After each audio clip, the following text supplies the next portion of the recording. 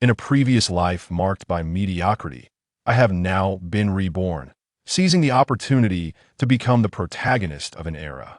In this life, I am the sovereign of the heavens in the realm of martial arts. I am a master, and in the art of alchemy, I am an ancestor. You wish to challenge me in the craft of weapon forging? Apologies, but the divine craftsman is merely my unrefined disciple. Having distanced himself from his family, Chun-Yi began to lavishly spend, purchasing homes and vehicles, acquiring high-end goods, only to swiftly deplete all his savings. His entrepreneurial vision was to leverage his strengths by illustrating Eastern mythological tales through Western painting techniques, aiming for a fusion of Eastern and Western artistry while promoting traditional Chinese culture, with a theme centered around the journey to the West. However, after months of tireless effort, none of Chun-Yi's works garner recognition. Not a single piece had been sold. The depiction of the monk Tang Sung in his paintings was an iconic image, frail and burdened with sorrow, his gaze hollow. A spark of inspiration illuminated Chun-Yi's mind, and he finally managed to smile, realizing he had misjudged the essence of Tang Sung. Ah, Tang Sung, these days you have consumed my thoughts, even my nightmares transform me into a monk. With no time for further musings, a blinding light enveloped the room, followed by an overwhelming force that propelled Chun-Yi forward. What was happening? Was he on the brink of a transcendental journey? With eyes shut, he spun through an endless void, countless thoughts swirling in his mind until he felt the ground beneath him again, only to find himself in a desert. The wind howled and yellow sand swirled around him. He found himself gripping a gaunt horse with one hand and leaning on a heavy cane with the other. Chun-Yi remained frozen in place for a good half hour before he finally mustered the courage to step forward. Everything around him felt strikingly real, like a dream, yet distinctly not, for he could direct his own actions. Taking a deep breath, Chun-Yi's astute mind quickly accepted a new reality. He had traversed into another realm.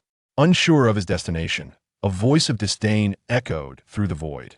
Chun-Yi, 9 journeys for scriptures have led to 9 deaths. Should you dare to die once more, your soul shall be cast into the 18 levels of hell, never to be reborn. Chun-Yi trembled involuntarily. Who spoke to him? He saw no one. Yet the sky roared as fierce winds swept the fine sand into towering walls that advanced ominously toward him, laden with a heavy pressure. Panic gripped him as he realized a sandstorm was approaching. He turned and fled, recalling the horse beside him, and without hesitation, he leaped onto its back, galloping away in a frenzy. To his surprise, he could ride. Yet, the emaciated horse, starved and dehydrated, moved sluggishly through the soft sands, its hooves sinking deeper with each stride until, with a few pitiful whinnies, it became ensnared in the yellow sands up to its knees. Chun-Yi was forced to dismount, pulling desperately on the reins. The wind and sand raged, burying the horse, rendering it immobile. Oh, dear horse, may fortune favor you as you journey towards the underworld. Do not wait faithfully for me, for your master shall not return. He patted the horse's head with pity and continued to run, but the sand wall loomed ever closer. In an instant, the sand wall was upon him, the swirling grains filling his mouth and ears, while the howling winds seemed to mock Chun-Yi's foolishness. Reluctantly, he pressed on, yet against the tempest, humanity felt as insignificant as dust, utterly inconsequential. Would dying once more truly mean descending into the depths of hell, being sliced and burned or fried to a crisp in boiling oil? His once promising life had barely begun, and Chun-Yi had no desire to descend into hell. Yet exhaustion overtook him, driven by instinct for survival. He raised the cane high, awaiting his fate. To his astonishment, a surge of energy coursed through him, instinctively transferring from his arm to the cane. The sand and dust swept away by a brilliant golden light. Only then did he realize it was a staff, approximately 2 meters long, shimmering silver in hue. The staff's head resembled a pagoda, adorned with 9 rings, and now infused with power, it gleamed majestically. With no time to ponder further, Chun-Yi hurled the staff toward the sand, while the rings chimed melodiously as they transformed into 9 sinuous golden dragons, racing from various directions to strike the wall, tearing a gash that revealed a glimmer of light. First and foremost, he confirmed he was still alive. Next, he needed to ascertain his identity. Turning to his right, he spotted a red robe embellished with a myriad of jewels neatly folded beside him, topped with a golden cap intricately woven with pearls, agate, and jade. In a corner lay a yellow pouch, next to a silver-white nine-ring staff. If memory served correctly, it was this very staff that had created an escape route through the sand curtain, although he vaguely recalled it being golden at that moment. As Chun-Yi stood up and looked down, he noticed a pair of exquisitely crafted dark blue monk shoes on his feet, pristine white satin monk trousers, and astonishingly, he wore a snow-white monk robe. A chill ran down his spine as he reached up and felt in surprisingly a completely bald head. How maddening it was to have transmigrated into a monk. While others might transmigrate as emperors or noble lords, wielding power and influence, or at the very least as queens or concubines, Chun-Yi would not have been overly concerned about his gender. Yet he never anticipated that, in his rebellion against his devout Buddhist parents, he would tragically transform into a monk. The object of some unknown curseware was the justice in this. Chun-Yi felt tears welling up in his eyes, discovering a gritty sensation in his mouth. Spitting onto the ground, he found sand mixed within, realizing that his escape from the sandstorm had indeed been real. Slapping his forehead, he closed his eyes, striving to feel his own existence as a cacophony of memories, both his own and those not belonging to him, flooded his mind, quickly filling his consciousness. Chun-Yi, an art college prodigy, unappreciated and tormented by nightmares, now bore the name Tang Sung. Originally Chun-Yi, also known as Jiang Luer, a renowned monk of the Tang dynasty, well-versed in Buddhist teachings, tasked with the mission to travel to the Western paradise for scriptures. Accompanying these memories were countless Buddhist texts, only Buddhist scriptures. As these recollections gradually crystallized, Chun-Yi remained dazed in his small tent for what felt like an eternity. This bewildering reality was too much to accept. He had become the very Tang Sung often criticized, the monk unable to best even a woman. Who could he possibly turn to for an explanation? Chapter 3 for companions. As an ambitious yet faithless youth of the new era, Chun-Yi could scarcely fathom the absurdity of the situation he found himself in. Despite his disbelief, the memories of Tang Sung continued to coalesce within his mind. Striving to seize his consciousness and dominate his body. It seemed unjust that many had mocked Tang Sung, yet fate had chosen to thrust him into this predicament. Previously, he had been reluctant to embrace a vegetarian lifestyle at home, relishing the prospect of indulgent feasts at restaurants, and now it appeared he might have to shun the fiery gazes of alluring women. But wait, Tang Sung was a fictional creation. The historical Xuanzang had ventured beyond the borders without the emperor's consent, journeying to the west. Thus, Tang Sung existed solely within the realm of myth. Contemplating these thoughts, Chun-Yi hastily rose to his feet and unwrapped the nearby yellow silk bundle. Two iconic items came into view: a golden alms bowl and a travel permit, accompanied by a bag filled with a remarkably heavy substance, pure gold of the highest purity. How could this be? Had he traversed into the narrative of Journey to the West, or had he entered another realm altogether? A fierce battle of consciousness raged within him, stemming from two disparate eras, yet ultimately, Chun-Yi emerged victorious. Though the memories of Tang Sung lingered still, is the elder not awake yet? A young man's voice echoed from outside. Indeed, it has been 3 days and nights, responded a middle-aged woman, her tone laced with concern. Furrowing his brow, Chun-Yi parted the curtain and stepped outside, revealing an endless expanse of wilderness, with the sun setting gracefully upon the horizon. Beside the tent stood 3 men and 1 woman, all adorned in the garb of ancient times. One burly figure was chopping firewood with an axe, swiftly accumulating a small pile sufficient for cooking. Engaged in conversation with the woman was a tall, lean man whose delicate features transformed into a mischievous squint when he smiled. Another, slightly older man, around 35, was meditating quietly, his demeanor stern and unsmiling. The sole woman among them possessed an average appearance, but was pleasantly plump, often gesticulating animatedly, revealing deep dimples on the backs of her hands. Not far away, a chestnut-red horse, disheveled and gaunt, struggled to chew on the dry hay strewn about, its movements painfully slow. "Elder, you have awakened." The woman, with keen eyes, was the first to notice, joyfully wiping away the tears from the corners of her eyes. "Blessed by the Buddha, you have finally awakened. I thought I would be frightened to death." "What has Buddha to do with this?" Chun-Yi frowned slightly, beginning to sift through his memories of this woman, a devoted maid named Furong from Tang Sang's earthly family, known for her unwavering loyalty and care for the young master. Sister Furong, why do you resemble a lotus root so much? Chun Yi inquired. Furong shook her head. After enduring days and nights of fierce winds, I was solely focused on survival. Who knows where we are? At that moment, Chun Yi recalled that Tang Sung had indeed expressed such sentiments, and he remembered the names of the other three companions. The fortuitous encounter with the Buddhist believer Shi Tuo, a linguistic prodigy who even understood the language of beasts, the woodcutter, the youngest son of Duke Liu, Cheng Yaojin, renowned for his immense strength, and the lean figure, Li Yuanbao, the youngest son of Duke Wei, known for his quick wit, agility, and skill with a silver spear. On a quest for scriptures, two powerful and affluent heirs offered their protection, accompanied by an exceptional diplomat and a professional maid. The value of their surviving offerings was considerable, indicating the immense influence of Tang Sung. Although celebrated across the land, his current identity as Tang Sung precluded him from marrying, a thought that left Chun Yi feeling suddenly devoid of appetite. I shall rest a while longer. You may proceed with your meal, he declared. Elder, at least have a few bites, Fu Rong implored. Chun Yi waved his hand dismissively and retreated into the tent. Sister Fu Rong, may I have the porridge? Came the playful voice of Li Yuanbao. Did you not just eat? No. Chun Yi reclined once more, closing his eyes in contemplation. That T.O. transmigrate as Tang Sung was undoubtedly a lamentable fate, pedantic and verbose, incapable of discerning good from evil, and woefully deficient in martial prowess, unable to contend with even the figures outside. The journey to the west would be fraught with countless demons and monsters. Although Tang Sung had not perished, his existence was far from pleasant, often captured and suspended by monsters, facing the grim prospect of being cleansed and prepared for disembowelment. The voice ceased abruptly, and after a pause, the Buddha continued, regardless of your origins, you are my 11th disciple, Jin Shanzi.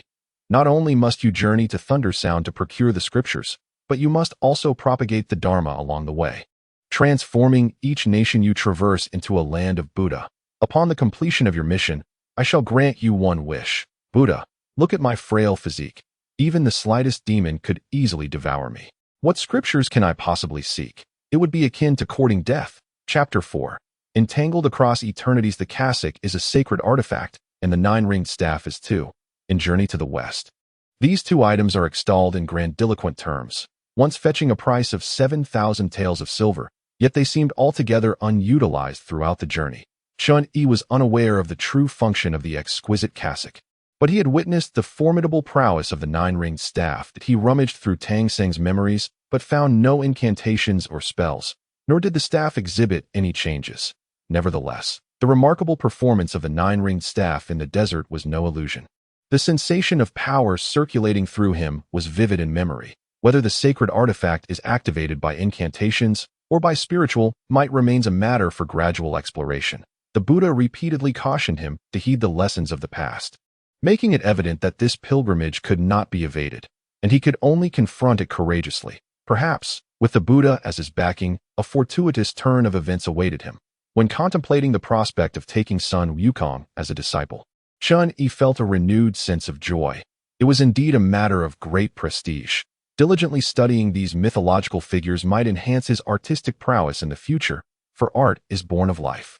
He had yet to ascertain Tang Seng's appearance, but speculated that he must possess an admirable visage, using his own looks as a reference.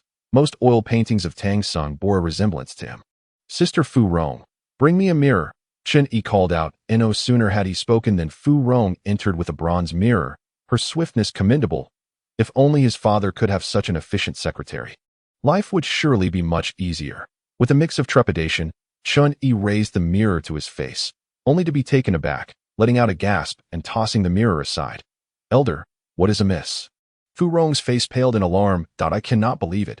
How did I become so handsome? Chun Yi's eyes widened in astonishment, his voice cracking with disbelief. Fu Rong, with a hint of affection and pride, responded with a playful laugh. Indeed, among the nobility and princes of Chang'an, none can rival your charm. Is it even conceivable that there exists a man more handsome than I? Chun Yi murmured to himself, picking up a mirror to examine his reflection once more. The features of the monk Tang Sung bore a striking resemblance to his own. Eyes like stars and lips as red as coral, they could be mistaken for brothers at first glance.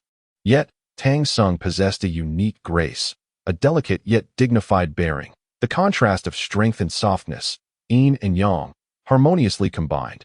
Even Chun-Yi could not help but steal a few extra glances. Truly a fine visage. No wonder so many enchanting female spirits are drawn to him.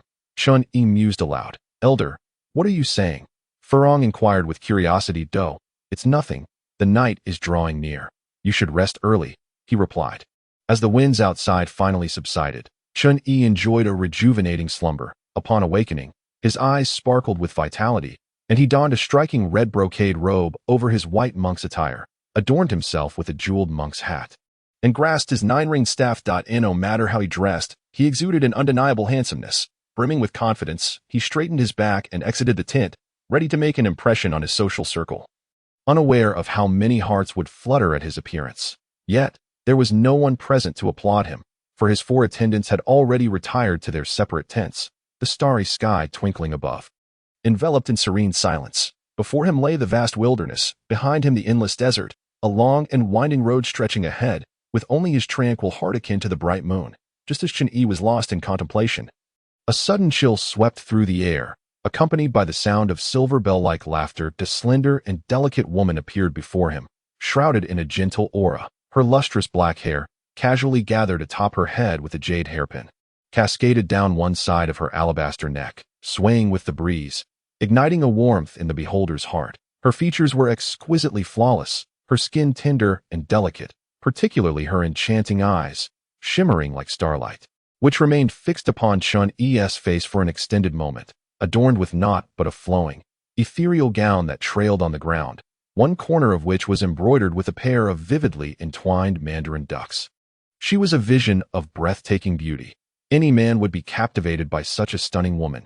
Yet Chun-Yi found himself instinctively stepping back in fright, not only because of his innate resemblance to Tang Song, but also because he recognized this face and the 2 mandarin ducks. It was the ethereal woman from his dreams who had caused him untold suffering. With urgency, Chun-Yi raised his 9-ring staff, his hands trembling slightly, and summoned his courage to exclaim, "You, spirit, are you human or ghost?" The woman paused in surprise, then broke into a fit of giggles, playfully covering her mouth as she chided. "Jean Shanzi, why bestow upon me 3 identities all at once? Then, who are you truly?" Chun-Yi stammered, feeling a touch of embarrassment. He had never been so flustered in the company of such enchanting beauty.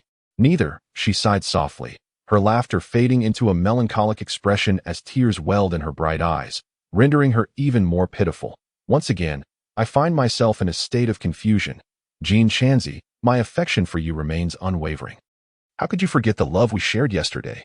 Chun-Yi adjusted his monk's hat and replied, "I am a man of the cloth, devoted to my vows, and I shun the allure of women. Begone, or I shall not hesitate to unleash my wrath." The young woman displayed a look of astonishment and disappointment, parting her lips as if to utter something, yet ultimately fell silent, drifting away with a lingering glance of melancholy directed at Chun-Yi, her phantom vanishing abruptly as if she had never been there. Chun-Yi exhaled deeply. Indeed, just as the books had described, a specter had appeared. Curiously, what was the origin of this female demon? Why did she repeatedly mention waiting for Tang Song, while simultaneously seeking to take his life?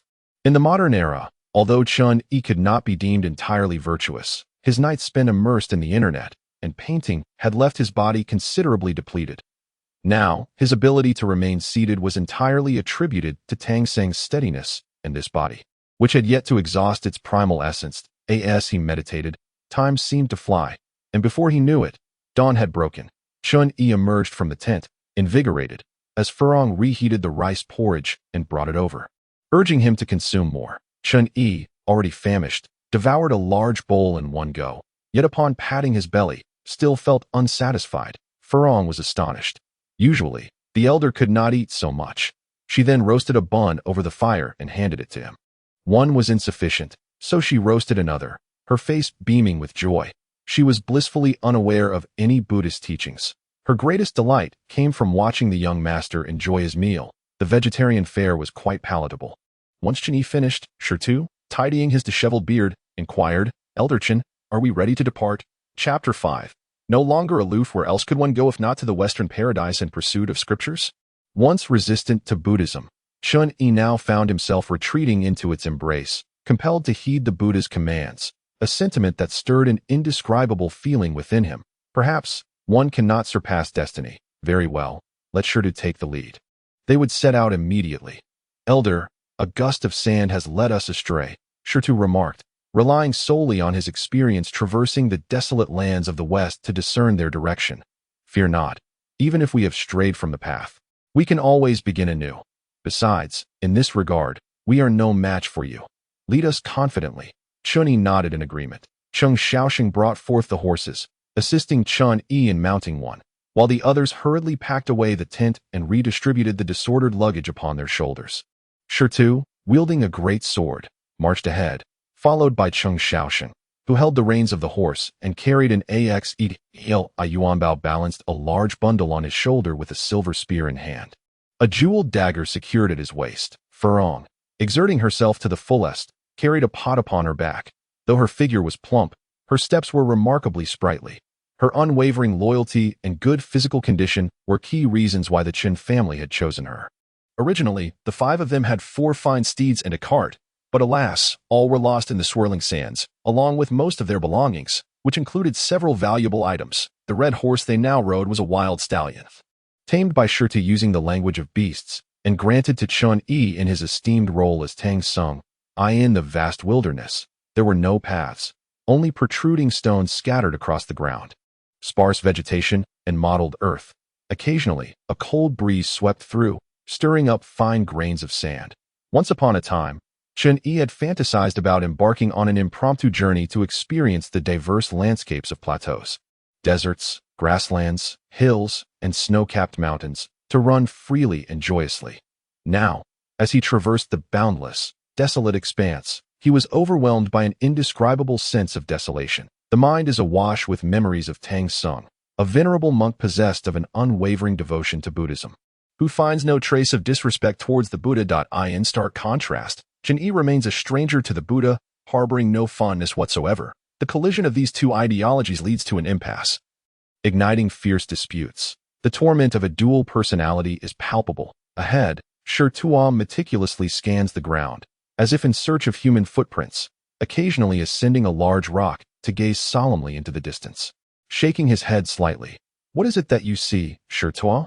inquired Li Yuanbao, intrigued. Having traveled so far, one would expect to encounter a beacon tower, Shirtuo lamented, for in the vast expanse of the western regions, a beacon tower serves as a landmark, a symbol of hope. Shirtuo, there will be no beacon tower here, Chun-Yi asserted. How does the elder know? Shirtuo responded. This place is not the western regions, but rather a different realm of time and space, Chun-Yi declared, convinced by the appearances of the Tathagata and the nocturnal demons that they were in the western Yohajo recorded in Buddhist scriptures. An alternate world, distinct from the western regions of the Tang dynasty. The others, unable to comprehend Chun-Yi's words, were about to inquire further when suddenly, dozens of whirlwinds appeared ahead, spinning rapidly, forming a neat line that obstructed their path. This bizarre spectacle caused the group to halt abruptly. The red horse beneath Chun-Yi fidgeted anxiously, pawing the ground and emitting low whinnies of fear. Chang Shaoxing tightened the reins, his gaze fixed intently. Li Yuanbao leapt forward, adopting a defensive stance, but to the astonishment of the 2 guards, Chun-Yi exhibited neither fear nor retreat. Instead, he brandished his 9-ringed metal staff with imposing authority. Furong stood dumbfounded, observing how the young master before her seemed increasingly distant from her memories. Yet she found herself admiring the current incarnation of Tang Sing. Just as Chun-Yi was about to step forward to inquire about the lurking demons, Shirtuo approached with cupped hands, stating, "I have heard that the whirlwinds in the desert signify the trapped souls of the deceased. I beseech the elder to show compassion and recite sutras for their salvation." I am astonished, Chun-Yi thought, to be tasked with such a noble endeavor. The gentle breeze slipped through his monk's hat, its refreshing touch compelling Chun-Yi to embrace his present identity as Xuanzang, the eminent monk of the Tang dynasty. Reciting sutras for the salvation of souls was indeed a trivial matter. Within Tang Seng's memories, he had orchestrated grand ceremonies with throngs of people, dismounting from his horse. Chun-Yi boldly approached the swirling whirlwinds and proclaimed, "Amitabha, are you here seeking salvation?" To his utter astonishment, the whirlwinds began to change, their massive tops drooping downward, forming an arc reminiscent of human bows of reverence. A scroll of the sutra for the salvation of the departed materialized in Chun-Yi's mind, and he found himself reciting it aloud without volition. Truly remarkable, His 4 attendants expressed their admiration, joining their palms in reverence. Shi Tuo and Furong bowed their heads in sincere humility, while Qing Shaoxing and Li Yuanbao feigned piety, barely absorbing a few words, their eyes remaining fixated on the eerie whirlwinds ahead. It was not until half an hour had passed that Chun Yi completed the recitation of the sutra. In a moment of daze, he glimpsed a group of figures standing before him, some clad in armor, others in tattered garments, all bowing deeply before him before vanishing from sight. Chun Yi blinked vigorously, yet nothing remained. Could there truly be spirits? Elder, you are truly remarkable. The whirlwinds have dissipated. Li Yuanbao exclaimed with a grin, giving a thumbs up. It is only natural that when it comes to Buddhism and the cultivation of the self, no one in the world can surpass my esteemed young master. Furong, with an air of pride, declared, the elder's virtues are boundless. Shi Tu, bowing respectfully while shouldering a large blade, continued forward with a countenance full of delight. After traversing 2 more miles, noticing that the sun had reached its zenith, Chun Yi called for everyone to halt and rest. The great Thunder Sound Temple in the west was still a great distance away, a staggering 80,000 miles, so there was no need to rush. Qing Shaoxing, ever diligent, scavenged nearby for some dried grass and branches, skillfully arranging them into the shape of a stove with stones, igniting a fire with ease. Furong deftly placed an iron pot atop, while Li Yuanbao retrieved a water pouch and poured water into the pot. Before long, steaming buns appeared in everyone's hands, each filled with a piece of pickled vegetable that in such arduous circumstances, merely filling one's belly was sufficient. No one would quibble over the flavor. Yet, Furong found it difficult to eat, for though Tang Sung had renounced worldly attachments since childhood, he possessed extraordinary intelligence and an unparalleled understanding of the world, with a discerning taste for food and attire. Alas, how he longed for the 100 Flowers Pavilion. Chapter 6. The 5 saints realized the elder surely attained the golden body of enlightenment, and Shi Tu vowed to remain steadfast and unwavering. Never regretting his choice, Shi Tu clasped his hands and seated himself in a meditative posture nearby. The 5 saints have been realized. These 4 words stirred a tempestuous wave within Chun Yi's heart, for he understood all too well that the 5 saints referred to none other than himself, Tang Sung, Sun Wukong, Zhu Beiji, Sha Monk, and the White Dragon Horse. However, Shi Tu's inquiry bore an additional layer of meaning. Perhaps seeking enlightenment was indeed the fundamental reason for his unwavering commitment to the pilgrimage. These 5 individuals were not the same as those of old. Yet, upon reflection, Tang Seng's soul had undergone transformation. And where were his beloved disciples, Sun Wukong, Zhu Beiji, Sha Monk, and the little white dragon? Even the Buddha had proclaimed the absence of the great sage equal to heaven. Yet here and now, Chun Yi, Qing Shaoxing, Li Yuanbao, Shi Tu, and Furong, 1, 2, 3, 4, 5, were indeed 5 individuals. But wait, how could Qing Shaoxing possibly resemble Zhu Beiji? Was Li Yuanbao a monkey? Did Shi Tu's temperament align with that of Sha Monk? And what of the remarkably agile Furong? Oh Buddha! Oh heavens! Chun Yi stared blankly at his 4 companions, a chill coursing through him, leaving him utterly disheartened. Could it be that the formidable disciples were merely figments of imagination, and that this motley crew was the one destined to journey westward for the scriptures? 2 dandy youths, a chance meeting with a self-serving Buddhist, and a plump middle-aged maid.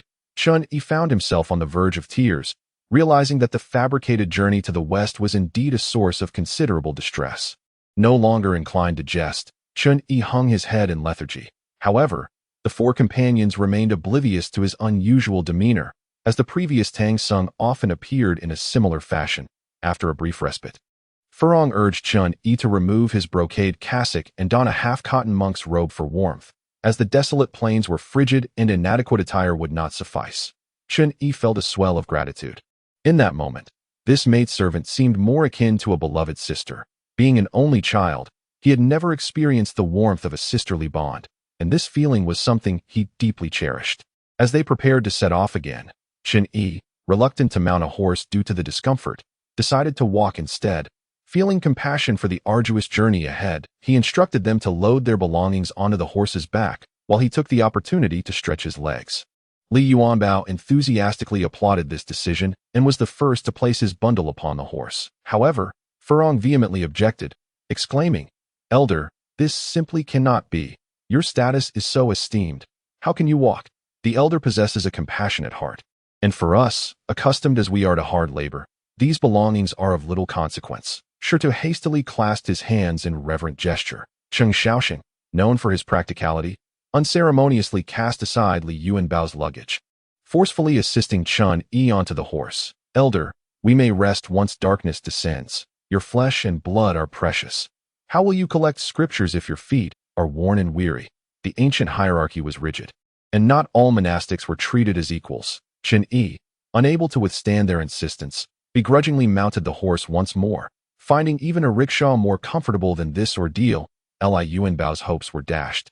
And with a sullen demeanor, he reluctantly lifted his bundle with a silver spear, muttering incessantly, "Had I known that pursuing scriptures was fraught with peril, I should never have followed.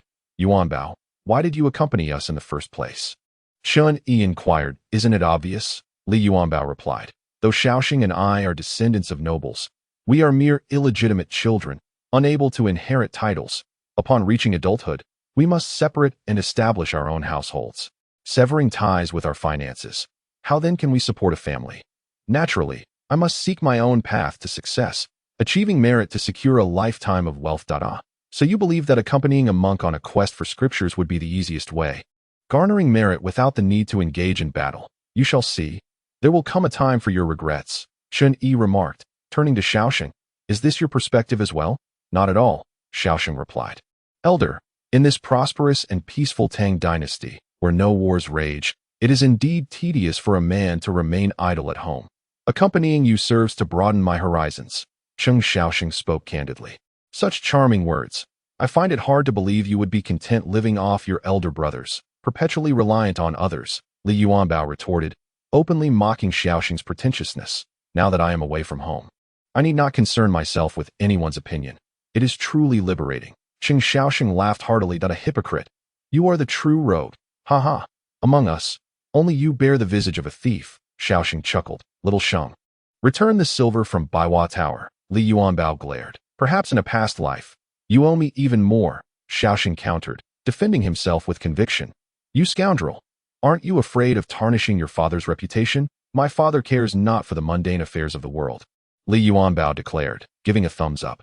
Cheng Xiaoxing paused momentarily, then broke into a broad grin, recalling how the elder had previously been aloof and proud, speaking only of Buddhist principles and sighing solemnly.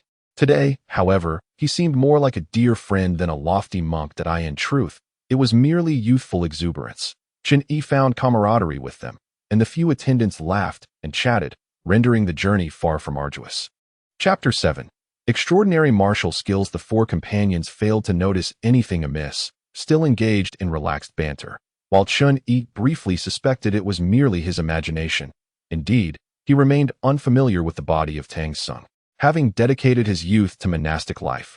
Immersed in the glow of ancient lamps and the chanting of scriptures, his senses of smell and hearing were remarkably acute. "Let us rest here," Chen Yi commanded. The group, already fatigued, promptly set down their belongings and busily began erecting tents. The hint of hesitation flickered across Furong's face. Monastics rely on the generosity of patrons for sustenance, and with the Buddha's protection, difficult circumstances often lead to fortuitous turns. Chen Yi spoke softly and without thought, realizing only after he had spoken that this was indeed the thought process of Tang Sung. In truth, Chen Yi's intention was that carrying such a considerable amount of grain was quite a burden. It would be wiser to consume it and devise a solution as they progressed, for there would always be a resolution. Heeding Chen Yi's directive, Furong painstakingly prepared double the usual amount of food, leaving everyone with rounded bellies. As spirits soared, Cheng Xiaoxing and Li Yuanbao commenced a martial arts contest in a nearby clearing. Their figures darted about with remarkable speed, each leap exceeding 2 meters, accompanied by the shouts of combat and the sharp clashing of weapons, sending sparks flying in a dazzling display. Cheng Xiaoxing wielded a massive axe, swirling it in a flurry of snowflakes, meeting each incoming attack with inexhaustible strength, while Li Yuanbao, the more technical fighter, unleashed a flurry of dazzling spear thrusts, skillfully using leverage to gain the upper hand. As close companions who had shared in revelry, their duels served as a means of physical training, stopping short of causing any serious harm, lest their martial prowess become rusty. Chen Yi watched the spectacle with keen interest, his admiration for the two young men growing, though they hailed from prominent families. Their demeanor was refreshingly unpretentious, and their evident skill revealed the considerable effort they had invested in honing their abilities during their youth. Chun-Yi clapped his hands in applause, with Furong echoing his cheers, further igniting the competitive spirit between the two. Meanwhile, Shi Tuo remained composed and silent, a subtle smile gracing his features. Proficient in oil painting, Chun-Yi possessed an astute understanding of human anatomy and muscular dynamics. Capable of deciphering the subtle nuances of micro-expressions, he surmised that Shi Tuo was perhaps the most skilled among them, concealed beneath a veneer of modesty. Observing Qing Shaoxing and Li Yuanbao's remarkable martial prowess, Chun-Yi felt a surge of confidence regarding their journey westward. While bandits could be dealt with, the supernatural beings posed a challenge beyond mere mortals. After Li Yuanbao spoke, Qing Shaoxing erupted into hearty laughter, prompting Furong to realize he was jesting at her expense. She playfully admonished, "Above our heads are spirits. Speaking recklessly may lead to misfortune. Elder, the night is long. Might you expound upon the Lotus Sutra?" Shi Tuo inquired. Chun-Yi searched his mind, recognizing the text's extensive nature, capable of spanning at least 3 days of discourse, and replied, "Let us focus on a portion for now. The journey westward is long, and there is no rush. To hear the teachings of a venerable monk can illuminate the path, whether in the morning or evening." Shi Tuo responded affirmatively. Chun-Yi selected a segment of the Lotus Sutra and began his exposition, articulating eloquently for over an hour, while Shi Tuo listened with rapt attention, nodding and chanting Buddha's name continuously. Li Yuanbao, however, succumbed to slumber, while Qing Shaoxing struggled to keep his eyes open, appearing as though he wished to speak yet hesitated. "Shaoxing, if you have any questions, feel free to voice them without reservation," Chun-Yi kindly encouraged. Qing Shaoxing, a martial enthusiast with little exposure to Buddhist scriptures, requested leniency for any errors he might make. The essence of Buddhism lies in compassion, and the foremost principle is the prohibition of taking life. Causing death incurs grave karmic repercussions, leading to entrapment across lifetimes. Chun-Yi assumed the demeanor of a wise monk. The dwellers of the mountains rely on hunting for sustenance. How can one survive without taking life? If one does not eliminate the ferocious beasts and venomous creatures, they will descend from the mountains to prey upon livestock and even harm humans. Livestock cultivates the fields, and human life is precious. How can we allow these creatures to wreak havoc without consequence? Qing Shaoxing queried. Did the hunters ever believe in Buddhism? Chun-Yi retorted no, they do not. Thus, they are free from the constraints of the Buddhist teachings. Qing Shaoxing chuckled, saying, "Fortunately, I have not yet entered the Buddhist fold. Otherwise, the myriad rules would surely be suffocating. The Buddhist doctrine states that one should not harm even the smallest of creatures, but rather seek to cleanse. During the hunt, one must not harbor malevolent thoughts, and reciting the sutras can spare these harmful beings from descending into evil paths and instead guide them towards benevolence. Adhering to this principle serves both to protect the people and to accumulate merit." Chun-Yi conveyed with subtlety that in that case, should I encounter venomous snakes or ferocious beasts along the way, I shall not show mercy, Qing Shaoxing declared, rolling up his sleeves. The moon hung high and the breeze was refreshing. Furong, fearing that the master might tire, urged everyone to rest, suggesting that any further discussions could continue tomorrow and that they ought not to stay up late. Thus, the group dispersed. However, Chun-Yi found himself restless within the confines of the tent. Devoid of a computer or a mobile phone, the hours felt monotonous and dreary.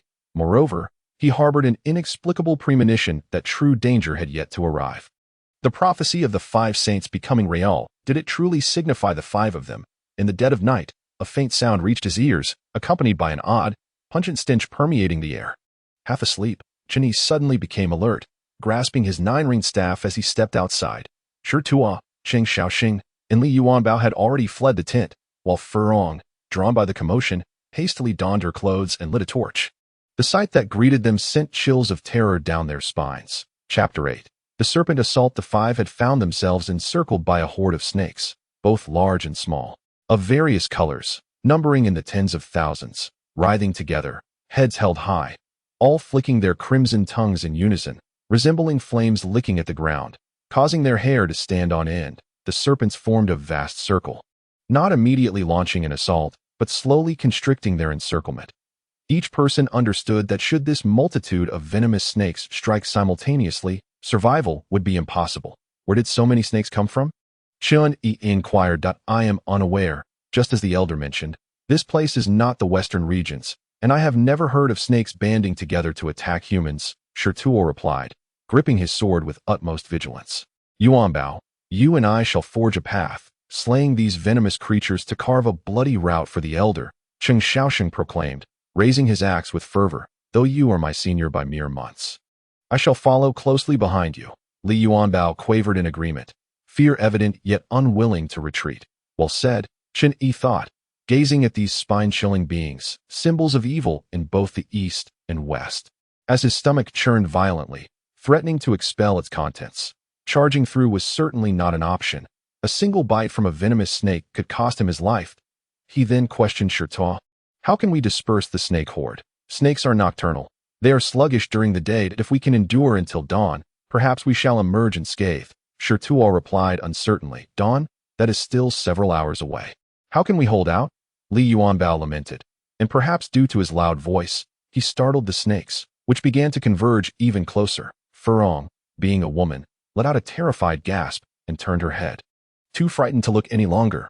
Elder, we must charge out at once. Cheng Xiaosheng urged anxiously. No, their numbers are too great. We cannot see the terrain clearly, and we might step on a snake at any moment. It is far too perilous, Chun Yi interjected, raising his hand to halt the urgency. The elder speaks wisely. Li Yuanbao immediately wiped his sweat and echoed, his face contorted in despair as he implored.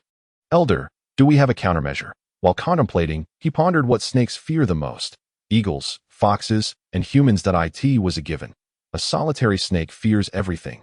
Yet when they gather into a formidable mass, they charge forward, indifferent to life and death. Chun Yi endeavored to regain his composure, and suddenly a flash of inspiration struck him. He promptly commanded, we cannot sit idly by. Sister Furong, hurry and ignite the bonfire. Shirtuo, Xiaosheng, gather the firewood left from cooking during the day and from the bonfire. And chop those large wooden stumps as well. Be cautious. Yuanbao, dismantle the tents and pile them together. Elder, what do you mean? The others looked on in confusion. Snakes are cold-blooded creatures. They should fear fire as long as we kindle the flames. They will surely hesitate to approach. If we can endure until dawn, the crisis will be averted. Chun Yi spoke calmly. How did we not think of this? The group's eyes brightened. This was a flicker of life, and it must be stoked into a roaring blaze. Chun Yi coolly surveyed the restless serpents ahead.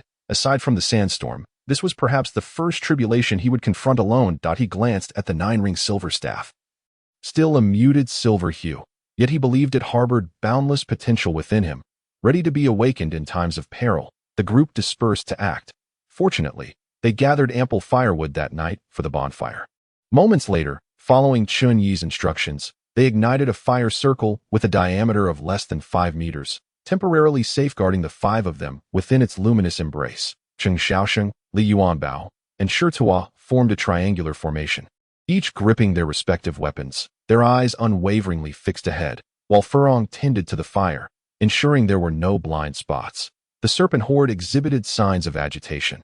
The flickering flames unsettled them greatly, and the smoke carried by the wind proved lethal. The serpents began to waver, with about 1,000 choosing to slink away silently, yet the majority were enraged, quickening their pace as they encircled the fire. Everyone, remain calm. As long as the fire burns bright, they will not dare to launch a large-scale assault. Obey my command. A piercing, terrified hiss echoed, followed by a flash of red light darting past the group. Toppling a section of the firewood, it was Chen Yi's steed, startled and fleeing. Cheng Xiaosheng swiftly placed his fingers to his lips and whistled, but the red horse, in its frenzy, galloped towards the east. The very path they had taken. Several snakes were trampled underfoot, while a few were flung by the horse's hooves. That frail red silhouette struggled toward the glimmer of hope. The others fell silent, awed by the bravery exhibited by the aged red horse. However, it could not escape the circle of death. Before long, the horse's speed dwindled, its forelegs ensnared by several snakes, while the rest surged forward, enveloping it in a matter of moments. A truly horrifying scene. Cheng Xiaosheng felt a chill of dread. The elder was right. Had they insisted on relying solely on brute force to break through the encirclement, they would have advanced no further than the red horse, with no better outcome in sight. That a frail old steed was evidently insufficient to satiate the hunger of the serpents, who, enticed by the delectable morsels, boldly launched a formal assault on the 5 prey within the fire circle. At all times, do not lose your composure. for that would provide the enemy with an opportunity to strike. Shirtua, Shaoxing, Yuanbao, and I. The four of us stand guard at the four corners, while Sister Furong occupies the center. Chun Yi composedly arranged the formation. No. Furong uttered a mournful cry. I shall guard the corner, and the elder must remain in the middle. Sister, she continued, all beings are equal, and besides, you are a woman. The four corners require commensurate strength. Any glaring flaw would render the formation ineffective. Should a breach occur, the formation would lose its potency. Chun Yi reassured her. Sister Furong, your duty in the center is of greater weight. If any side falters, you must serve as a substitute. Furong, filled with helplessness, could only nod through her tears, for it has always been the case that servants brave the flames for their masters. In times of peril, how could a master still think of themselves? Furong steeled her resolve, prepared to sacrifice her body to nourish the venomous serpent should any misfortune arise. 10 meters away from the fiery circle, the serpents remained halted, their skin and inner blood sizzling under the scorching flames, while the smoke repelled them, causing them to hesitate. However, an eerie spectacle unfolded, completely unforeseen by the onlookers. Chapter 9, Perilous Omens. Hundreds of vividly striped pythons, each exceeding 3 meters in length, slithered from the mass to the forefront, their upper bodies reared upright, while their abdomens flattened to an exaggerated degree, as thin as gossamer, more than 10 times the normal width of their bodies. This is bad, Shirtua exclaimed. These snakes possess sorcery. Chun Yi inquired with a furrowed brow, and no matter how skilled our team is, confronting monsters is futile. Not quite, Shirtua replied, if I am not mistaken. These are the flat-winged snakes often mentioned by the elders in my youth. They not only move swiftly on land, but can also fly. Upon hearing this, Li Yuanbao felt a wave of despair wash over him. Did this imply that the fire would have no effect on them? Indeed, Shirto responded gravely. A wave of dread swept over the group as they realized that such serpents could indeed take to the skies. What a vast and wondrous world we inhabit. Fortunately, the flat-winged snakes were few in number. We could eliminate them in one fell swoop. Cheng Shaoxing encouraged the others. Friends, the moment of trial has arrived. Chini declared solemnly. Sister Furong, stoke the fire even more. The flying snakes too fear the flames. If 100 of them come, we shall extinguish one. If 2 come, we shall vanquish a pair. Yes, the crowd roared. And in that moment, Chun Yi appeared to them not only as a holy monk on a quest, but also as a calm and astute leader. With their spirits ignited, the group momentarily forgot their terror. Furong busily gathered firewood, tending the flames to a fierce blaze that illuminated the faces of the 5, causing the serpents to retreat another 3 or 4 meters. The flat-winged snakes writhed slightly, but remained stationary, their crimson forms flicking in and out as they sought the prime target for their attack. These serpents, each over a century old, possessed a certain level of intelligence. With their acute senses, they discerned that within the fiery circle lay 5 unparalleled delicacies, one of which, possessing ancient wisdom, must be the most delectable. Under the lure of a sumptuous feast, one of the flat-winged snakes could no longer restrain itself, emitting a rapid hissing sound, rearing its upper body, coiling its lower half swiftly, and beginning to spin in place like a top. As anticipated, the serpent, as if sprouting wings, soared into the air, leaping over the flames with its sights set firmly on Li Yuanbao. Becoming the primary target of the assault, Li Yuanbao felt a surge of indignation. Did these foolish creatures truly believe him to be easily vanquished? Wretched beast, prepare to meet your end. With narrowed eyes, Li Yuanbao unleashed a silver spear that sliced through the air like a bolt of lightning, striking with sudden ferocity. Sensing the imminent danger, the winged serpent abruptly twisted its head, yet Li Yuanbao sneered, deftly rotating his wrist to ensnare it upon his silver spear. Excellent. Cheng Shaoxing laughed heartily. Yuanbao, let us see if it harbors any treasures within. Alas, it would tarnish my silver spear. With a mighty roar, Li Yuanbao thrust forward, sending the serpent hurtling away, its belly skimming precisely along the spear strip. By the time the serpent fell to the ground several meters away, it had been eviscerated, its grotesque entrails laid bare, utterly lifeless. Should any other serpents dare attack, we shall feed them to the horde. A twofold victory. Although Cheng Shaoxing celebrated their initial triumph, his spirits remained tempered, a forced smile gracing his lips. Chun Yi, too, bore a grim demeanor, his brow furrowed as he cautioned. Engaging one-on-one poses little threat, but should they converge en masse, we shall face grave peril. We must not allow ourselves to be distracted.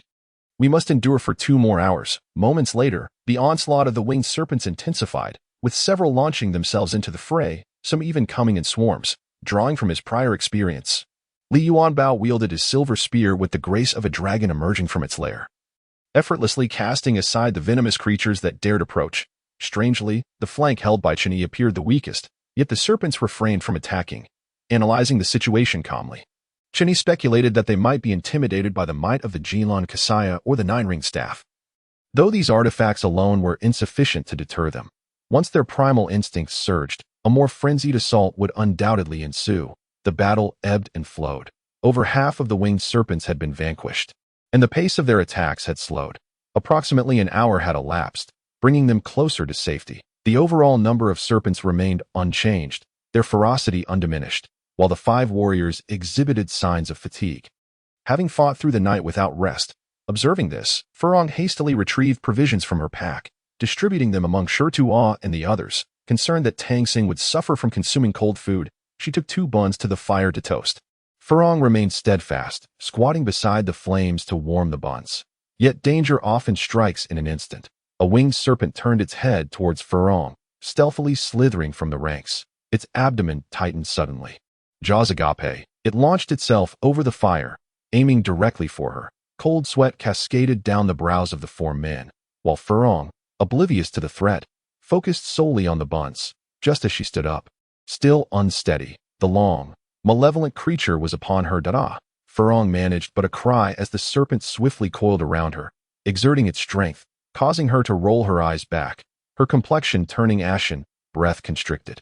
The serpent's tail lashed out with tremendous force, lifting Furong into the air and carrying her over the flames towards the periphery. Though this account may seem lengthy, all transpired in the blink of an eye, leaving the 4 men unable to react in time. Chapter 10. Bravely rescuing the maid. It was precisely this position that Chen Yi guarded, which was relatively the weakest. If any other party attempted to intervene, the formation would be thrown into disarray. Sister Furong. Chen Yi's fair complexion changed, his eyes becoming misty. Upon hearing the call, Furong's blurred consciousness regained a modicum of clarity. She struggled to wave her exposed hand a few times, signaling Chen Yi to disregard her. Beast, release her. Chen Yi roared in fury, a thunderous cry escaping his lips, regardless of whether it was the revered monk on a quest for scriptures or a high-achieving student from modern society. He would never permit a lowly creature to harm those dear to him under his very nose. Chen Yi raised his 9-ringed staff and dashed forward, taking several swift steps that led him out of the safety of the fire circle. Elders, Shi Tuo and the others cried out in despair, while Li Yuanbao and Cheng Xiaosheng were beside themselves with anxiety, pulling at their hair in their subconscious. A humble maid who could share laughter and camaraderie with them was already receiving special treatment. How could they risk their lives for her? As Chen Yi broke free from the fire circle, the entire serpent horde began to stir, vast numbers converging rapidly towards this spot. Chen Yi was well aware of the danger that lay before him.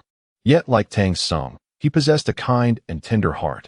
As long as there was even a sliver of hope, he could not bear to watch Furong, akin to family, perish before his eyes. There was no time to hesitate. Chen Yi swung his 9-ringed staff towards the upper half of the flat-winged serpent that had lunged at him, pouring every ounce of strength into the strike.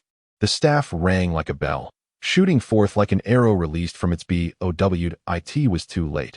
Although the flat-winged serpents feared the 9-ringed staff, they swiftly surrounded the 2, and the remaining serpents began to converge, growing ever more numerous. What are we to do? Li Yuanbao was dumbfounded, crouching on the ground with his head in his hands. Having evaded the sandstorm, yet unable to escape the venomous serpents, the elder was doomed. Cheng Xiaosheng was choked with emotion, unable to articulate a word, wiping away his tears incessantly. The elder was foolish. How could he forsake the attainment of his golden body and rightful fruit? Shi Tuo, in a state of panic, stomped his feet repeatedly, feeling that a monk of such high caliber, with boundless potential, ought to discern the gravity of the situation. Sacrificing life for a mere maid was utterly unworthy. At that moment, the situation had transformed into 2 encircling rings. After a brief silence, the serpents divided into 2 factions and resumed their assault. The 3 individuals by the fire remained relatively safe. Yet Chen Yi's side was fraught with peril. Retreating a single step would lead to an abyss. Elder, Furong, having followed a master like you, would have no regrets in death. Allow me to offer myself to these venomous creatures." Tears streamed down Furong's face, her sobs rendering her speechless. "Sister Furong, do not panic. Such behavior will only result in another sacrifice." Chen-Yi calmly replied as a flat-winged serpent leaped forward, eager to strike. Chen-Yi, steeling himself, swung the nine-ringed staff. Upon contact, the serpent disintegrated into a pool of blood. Instantly, Chen-Yi's confidence surged, his spine straightened. Another flat-winged serpent lunged at him, and Chen-Yi swung the staff once more with similar force. But this time it merely sent the serpent flying, not reducing it to blood. What is this? It seems the magical power of the nine-ringed staff remains unstable, fluctuating between strength and weakness, Chen-Yi pondered. Perhaps this was related to his own lack of cultivation. Regardless of the circumstances, the possession of the extinguishing staff ignites hope. Chen-Yi has resolutely decided to lead Sister Furong through the encirclement, even at the cost of his own life. Thus, 10 flat-winged snakes aligned in a neat row, sharing an unspoken connection, formed a terrifying wall of serpents and lunged towards Chen-Yi in unison. With a thunderous roar, Chen-Yi swung the nine-ringed staff with all his might, producing a melodious clang as it traced an arc through the air, vanquishing 3 of the flat-winged snakes and sending 4 others flying. However, 3 still succeeded in landing beside Chen-Yi, raising their heads in preparation to strike. Furong cried out in alarm, desperately trying to stomp on them. Though her efforts proved futile, one flat-winged snake opened its jaws, poised to bite her. As a mere drop of its venomous saliva was sufficient to spell death in this critical moment, Chen-Yi reacted with remarkable agility. The nine-ringed staff suddenly circled around him, and after the sound of impact, only 3 pools of blood remained on the ground, revealing once again the staff's magical prowess. Chen-Yi vaguely recalled that during the sandstorm, the nine-ringed staff had unleashed 9 golden dragons, and it now appeared that its power had not been fully realized. The snake swarm halted their assault momentarily, as beads of sweat the size of mung beans dripped from Chen-Yi's forehead. He struggled even against just 10 snakes, while those flat-winged snakes that had discerned the situation were gathering over 20 more, slowly forming a larger serpent wall, preparing for a final coordinated attack. "Elder, do snakes fear Realgar?" Furong inquired softly. "Indeed." Chen-Yi's eyes lit up as he quickly asked, "Do you have any on you?" "Yes," Furong nodded, reaching into her bosom to pull out a small cloth bag filled with items to ward off insects, containing a fair amount of Realgar. Chen-Yi urged, "Sister Furong, quickly give me some. Also, scatter some along the way to see if we can retreat to the fire circle using the Realgar." Furong nodded vigorously, handing him a small piece. Chen-Yi immediately crushed it and placed it atop the nine-ringed staff, then swung it towards the advancing snake wall. The noxious Realgar powder wafted towards the snake swarm, followed by a cacophony of anguished hisses, causing the wall of serpents to disperse in an instant. Although the 20-odd flat-winged snakes were not killed, they were left writhing in pain and fled into the distance. Becoming the first to escape, the 2 were overjoyed, scattering Realgar as they retreated and finally reached a safe zone, hastily sealing the breach within the fire circle. Chapter 11. The sun does not rise. Chen-Yi brought with him only his main soul, yet his physique resembled that of Tang Sung. The overwhelming fright and physical exhaustion rendered him unable to stand, and he collapsed onto the ground, his heart racing as he gasped for breath. He internally resolved to enhance his physical training and diligently cultivate his skills for the sake of survival. "Elder, please eat something," Furong urged, tears brimming in her eyes as she offered him a steamed bun. Unwilling to let go even in the face of life-threatening danger that moment, Chen-Yi had little appetite, yet he could not bear to disappoint Furong, so he nodded and accepted the bun, taking large bites. "Furong, it's all because of you that you nearly endangered the elder," Shi Tuo lamented, still haunted by the ordeal that if Tang Sung were lost, how could there be any talk of the 5 saints achieving truth? "Wouldn't that spell disaster, Elder? If anything were to happen this time, even if Furong were to descend to the 18th level of hell, she could hardly absolve herself of this sin." Furong was utterly distraught, tears streaming down her face. Chen-Yi wished to express a few words, but was momentarily choked by the provisions. Furong promptly handed him a water pouch. After taking several sips, Chen-Yi finally narrowed his eyes and swallowed. "Not only Furong, but any of you who encounter peril, I shall never stand idly by, for we are united as one, and not a single individual shall be left behind." With renewed determination, Chen-Yi once again rose, leaning upon his nine-ringed silver staff, his heart brimming with fervor. The eyes of the assembly immediately glistened with moisture. Such an admirable leader is hard to come by, and their resolve to protect Chun-Yi only grew stronger. The battle was far from over. The firewood was depleting rapidly, and the Xionghuang in hand might not last until dawn. Everyone, muster your spirits. Let us engage in a final confrontation with the venomous snakes. A final confrontation. The crowd raised their arms in a thunderous cheer, their voices echoing like thunder, gripping their weapons tightly as they returned to a state of readiness for combat. After a night of arduous struggle, the horizon began to lighten. Perhaps in a quarter of an hour, the sun would rise anew. Chun-Yi had witnessed countless sunrises and had painted many oil paintings depicting the dawn, yet never had he yearned for it as fervently as today. Although the serpents were fearsome, they lacked the insatiable greed of humanity. Those that had consumed the red horse and their kin, their bellies swollen, had already retreated. Some merely served to bolster their ranks, perhaps out of boredom or fatigue, and it remained uncertain when they would depart. At this moment, approximately 2,000 ordinary snakes lingered, while the flat-winged snakes had suffered heavy casualties, leaving no more than 100. Though the remaining wood was insufficient to sustain them for long, the sun was on the verge of rising. The crowd was nearly overcome with joy, their faces damp, not from tears, but from the misty vapor in the air.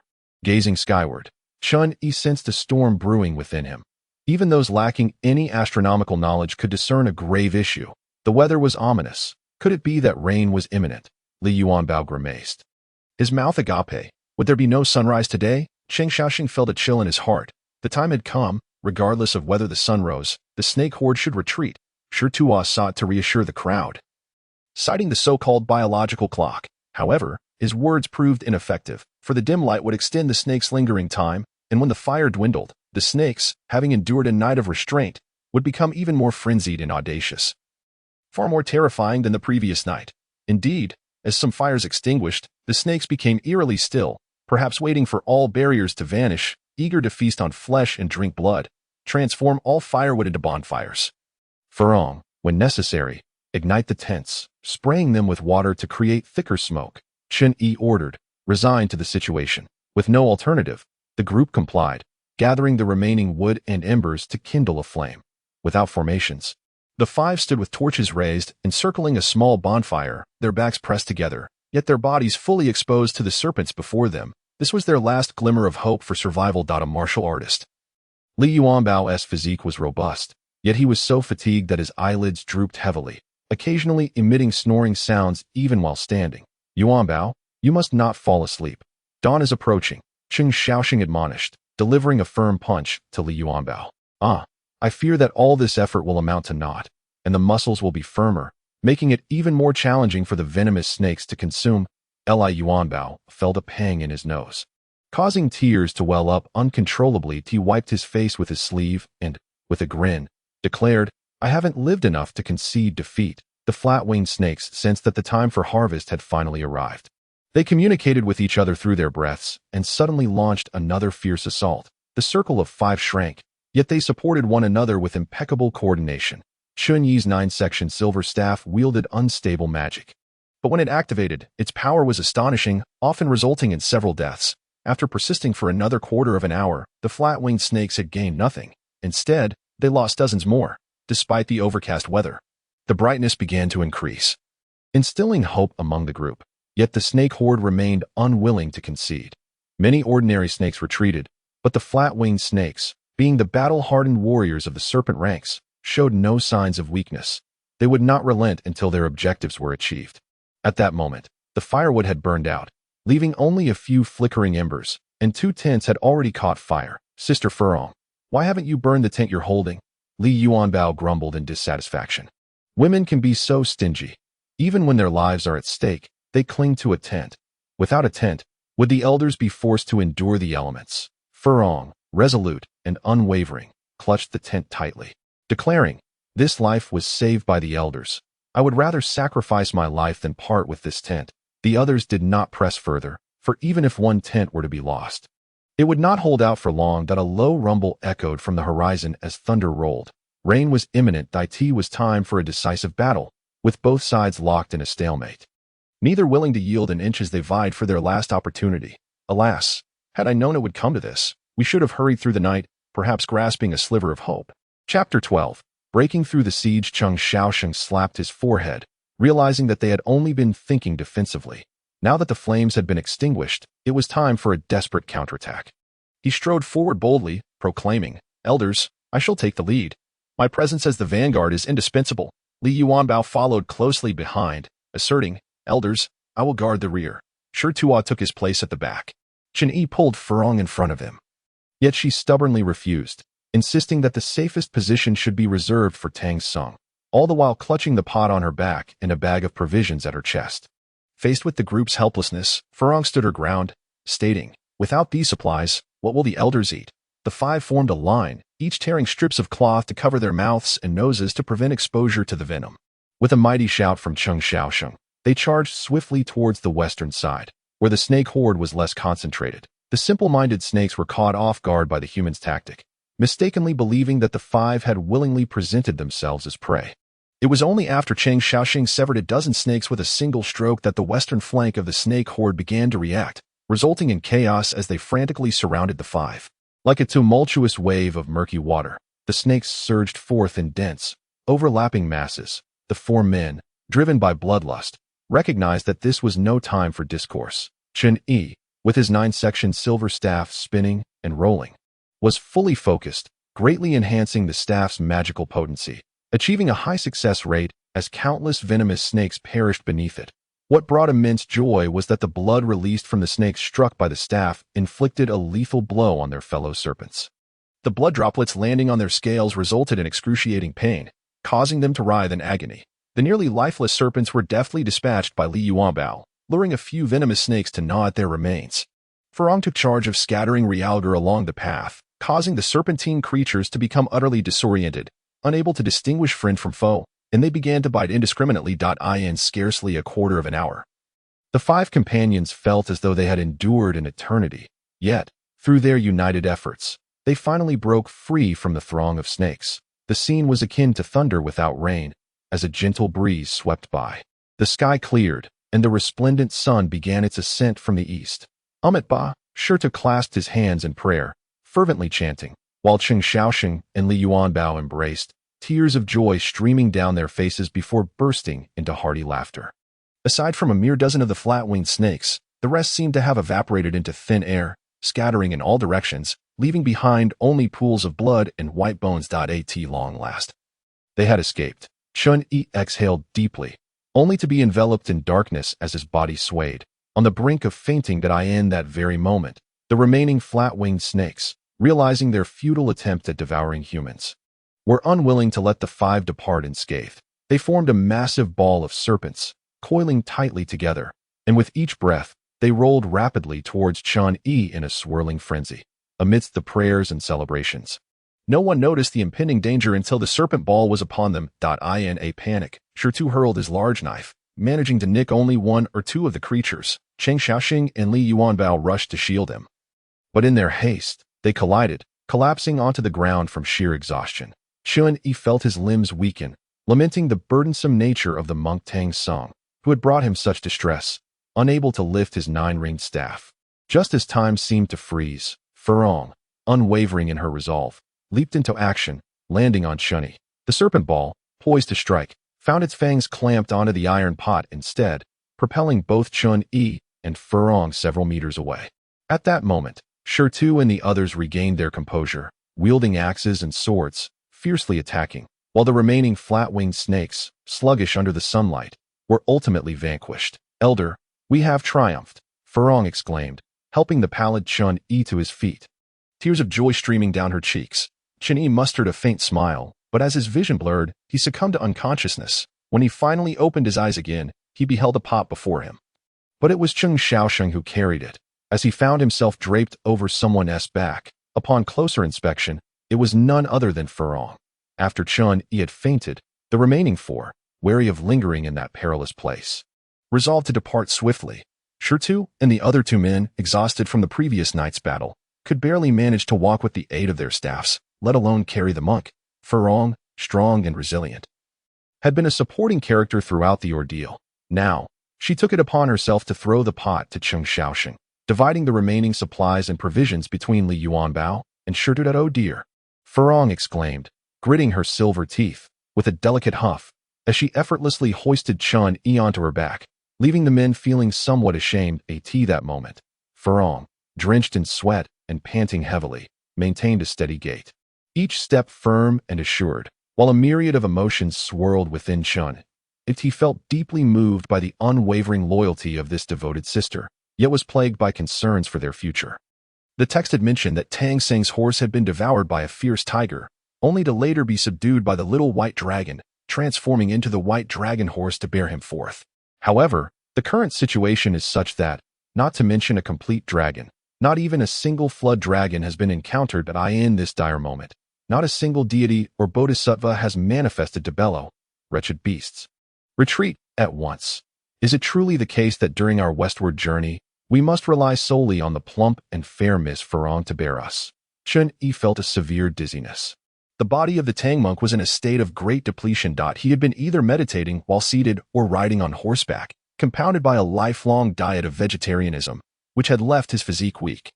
The battle last night had nearly drained all his energy, with his head feeling so heavy that he could scarcely lift it. Chun-Yi had no choice but to lean against Furong's shoulder and close his eyes to recuperate.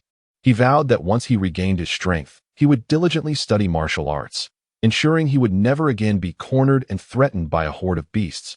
The sound of water grew increasingly louder as the five of them arrived at a spacious area, where a stream, resembling a white silk ribbon, flowed down from the heights of the mountains ahead, crystal clear to the bottom. Leaning against a large rock, Chun-Yi looked up in awe, marveling at the beauty of such majestic mountains. The foliage was lush, the birds chirped in the serene mountains, and the gentle murmur of the water was accompanied by vibrant, multicolored stones that sparkled like precious gems, as if they had fallen from the heavens. Embedded in the mountainside, alas, there was no opportunity for photographs, nor did he bring oil paints. This stream also possessed cleansing properties. Immersing both body and clothes in its waters rendered them spotless, as if clad in new garments. With colors that would not fade, they built a stove and set up an iron pot. Under Chun-Yi's guidance, Farong prepared the remaining provisions, and they all feasted heartily, their bellies swelling while the grain sacks emptied. The sun hung high in the sky, and the moisture on their clothes quickly evaporated. Farong set up a tent for Chun-Yi to rest in, while the others sought their own places to sleep. Li Yuanbao mumbled to himself, leaning against a large dark green rock, and soon drifted off, dreaming of lying on a soft bed at home, with a pillow in his arms, enjoying the sweetest of slumbers. Little did they know, having escaped from the serpent's den, an even greater crisis awaited them. Chapter 13. The calamity of the python. Chun-Yi awoke around noon, feeling quite refreshed and invigorated, his body in a state of ease. Exiting the tent, he stretched lazily, welcoming another day of bright sunshine. How wonderful it was to be alive. The four attendants were still fast asleep, while Furong leaned against a sheltered spot not far from the tent. Her eyes half closed, particularly sensitive to any movements from the Tang monk. Upon hearing the noise, she immediately opened her eyes, dusted herself off, and inquired, "Elder, did you rest well?" "Indeed, my limbs are not as sore as before," Chun-Yi replied, stretching his arms and legs, feeling invigorated. Furong nodded in satisfaction, praising him. The elder was frail and sickly at birth. A monk once said he would be difficult to raise at home and should be sent away for enlightenment. Sighing, she added, "Alas, the master easily believed this." Yet at that time, the lady's eyes were nearly blinded by tears. Chun-Yi mused, intrigued by the mundane origins of the Tang monk's background, noting that neither of his two memories contained this tale. It suggested that the monk's heart was solely devoted to Buddhism, indifferent to worldly ties. Driven by curiosity, he posed a question. Then why was my childhood named Jianglu?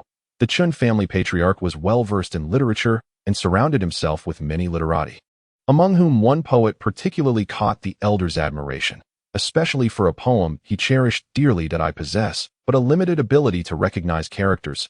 Yet one phrase lingers in my memory. The river flows for thousands of miles before it reaches the sea, and the hero sings triumphantly along the way. This was oft recited by my esteemed father. On that day, when the lady inquired about the young master's childhood name, my father casually chose the two characters of river flow.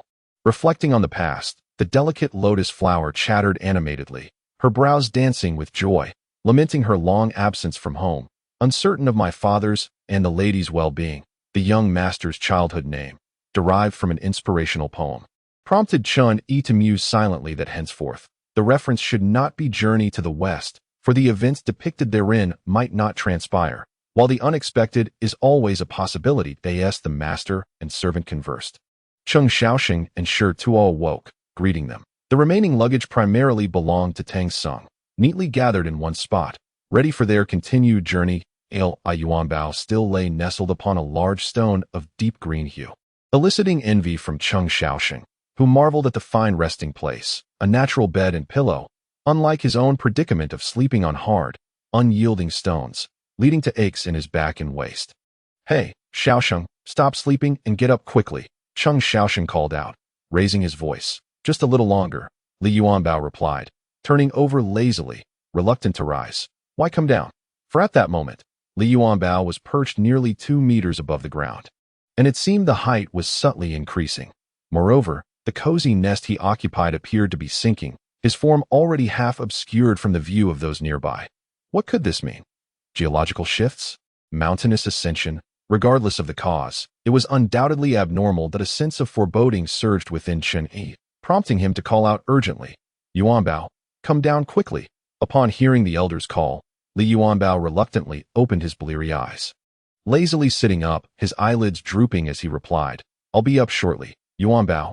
It's dangerous," Chen Yi exclaimed, urgency tinging his voice, while Cheng Xiaoxing's expression shifted, for he had noticed a protruding rock directly above Li Yuanbao, pressing ominously toward him. A moving stone. Finally, Li Yuanbao sensed the anomaly, abruptly awakening to the peril, and without hesitation, leapt downward. However, before he could touch the ground, an inexplicable object as thick as a waist came sweeping toward him. To the west, a towering mountain blocked their path. To the north lay a forest, fraught with uncertainty regarding hidden serpents. The only escape was southward. Out of the corner of his eye, he beheld continuous rockfalls from the mountain, revealing a somber-colored cliff, while the embedded gemstones appeared to be loosening, unfurling into what turned out to be massive pythons, their tongues extending several meters, resembling fluttering red silk. Truly a sight to instill terror. Li Yuanbao's legs weakened at the thought. Had he hesitated for even a moment, he would surely have been crushed into a mere pancake by the giant serpents. "Elder, this must be the lair of those snakes from last night," Shi Tuo exclaimed as he ran. "We are not blind," Li Yuanbao retorted angrily. "I was counting on you to lead the way, and now look, you stumbled upon the snake's den. Yuanbao, it's partly your fault. Had you not provoked them, perhaps we could have passed through unscathed. Now we must take a detour, which will cost us several days." Cheng Xiaoxing lamented incessantly. "All right, let us conserve our strength and run," Chen Yi urged, alternating his hands as he moved with remarkable speed, rivaling the 3 martial artists. "Indeed, as long as we do not display malice, perhaps they will retreat swiftly," Li Yuanbao hoped. Chen Yi harbored a flicker of hope, his calves aching and his heart pounding, yearning for the giant python to retreat. If only matters were as simple as they seemed in imagination. The giant python, infuriated by the indifference of these humans, reared its colossal body from the grass. Chapter 14. A reluctant retreat. The 5 individuals, with no other choice, leapt into the river, the frigid water invigorating them and sharpening their minds. Perhaps the pythons merely intended to frighten them. Upon witnessing the 5 flee once more, they lay back down, remaining motionless. These beasts, pursuing and pausing, do they seek to exhaust us? Li Yuanbao splashed about, cursing as he swam. Chen Yi, bewildered, reflected on their prolonged escape. The exertion was comparable to the previous night. Should the pythons intensify their chase, it would surely spell doom for them all. Yet now, these serpents toyed with them as if in mockery, among the swimming team of the Western expedition.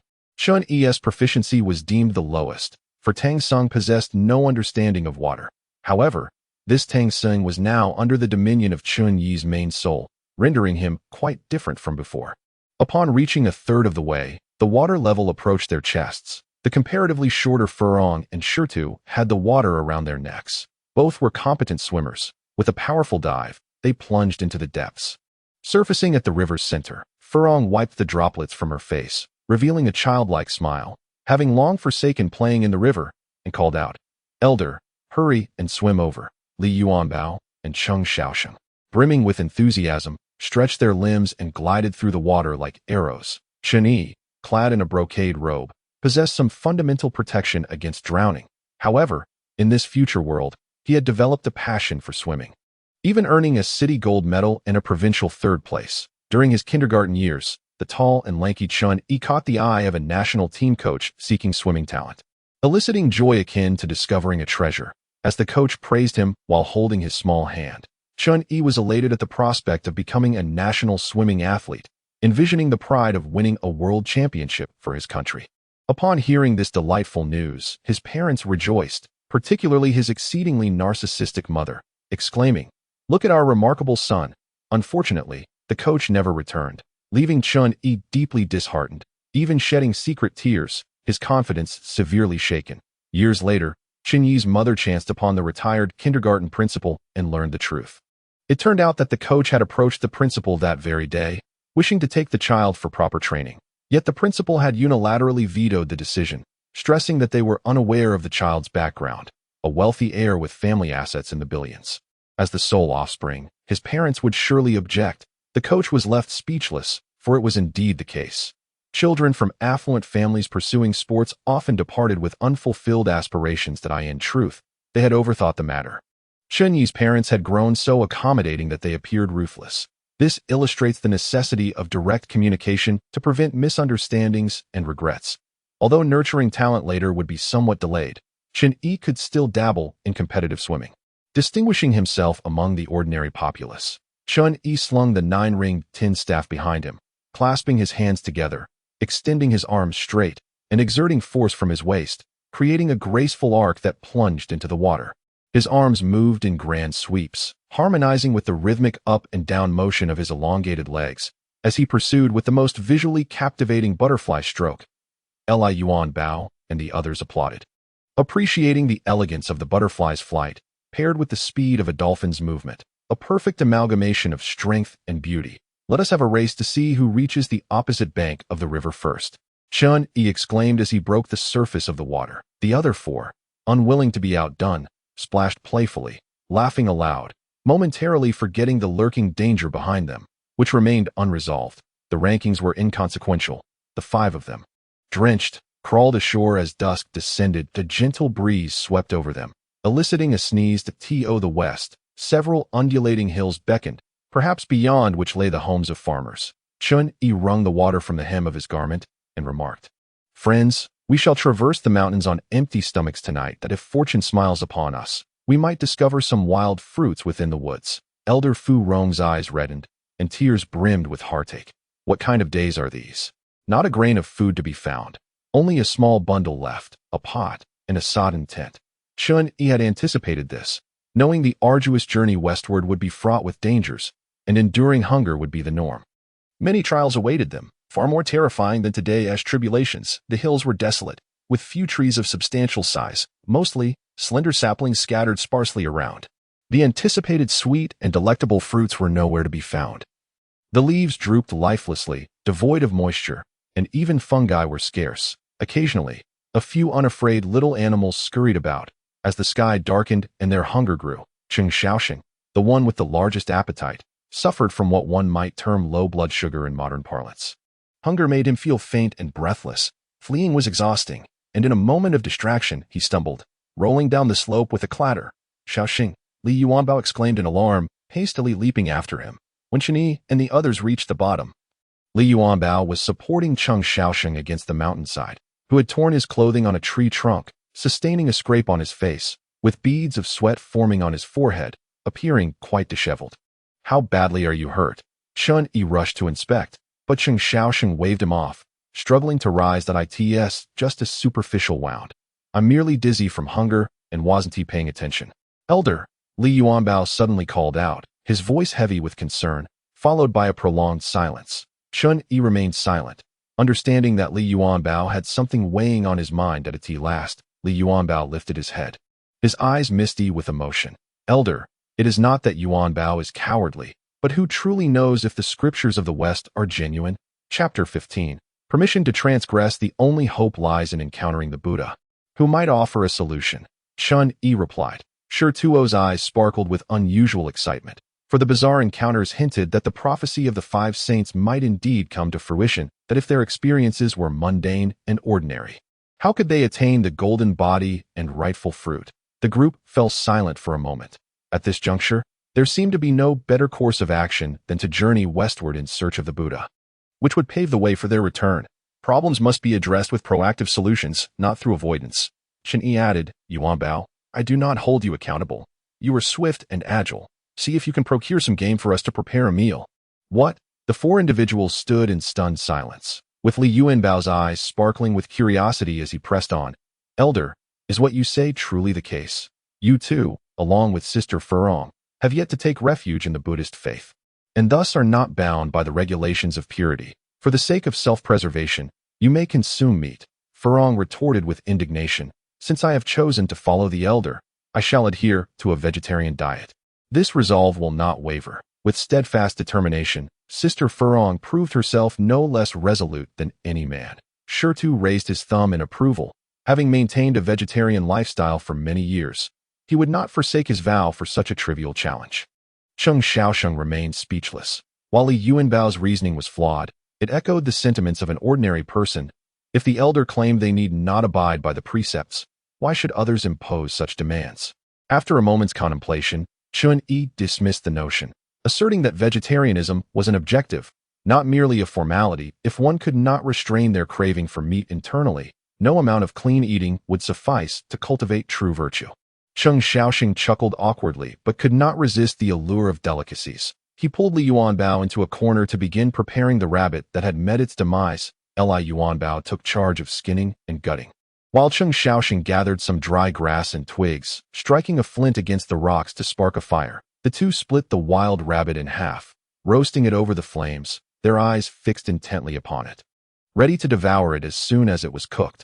Before long, a savory aroma enveloped the surroundings, leaving Shurtu unmoved. Furong, however, sniffed with fervor, swallowing hard as she struggled against temptation. Sister Furong, shall I reserve a leg for you? Li Yuanbao teased, his spirits high. I would rather starve than partake. Furong averted her gaze, yet the tantalizing scent only heightened her hunger. Unexpectedly, Chen Yi found that the irresistible aroma stirred his stomach into a tumult, causing him to retch before he felt any semblance of comfort, though he no longer felt hungry. Tang Song, having taken vows from a young age, found no temptation in culinary delights. Should he force himself to consume meat, Chen Yi was certain his digestive system would revolt, resulting in a bout of diarrhea. Li Yuanbao chuckled heartily. This is simple, Jin Chanzi. A few venomous insects would send you fleeing like a lost dog, leaving you bereft of provisions. Just wait and see how you will pursue the scriptures. Suddenly, the sound of melodious laughter reached Chen Yi's ears, and through a haze, he glimpsed a familiar figure. Two mandarin ducks adorned her skirt. It was the enchanting Demoness. This is never-ending. Chen Yi braced himself, instinctively grasping his 9-section staff and adopting a stern expression. Demoness, the pursuit of scriptures relies on one's legs. Having lost your belongings, you must be nimble and swift. Ha ha ha. The woman laughed unabashedly, seemingly unfazed by his defiance. Jin Chanzi, heed my advice. Abandon your westward journey. Come with me, reside in splendid pavilions, travel in luxurious chariots, indulge in sumptuous feasts, and live as long as the heavens.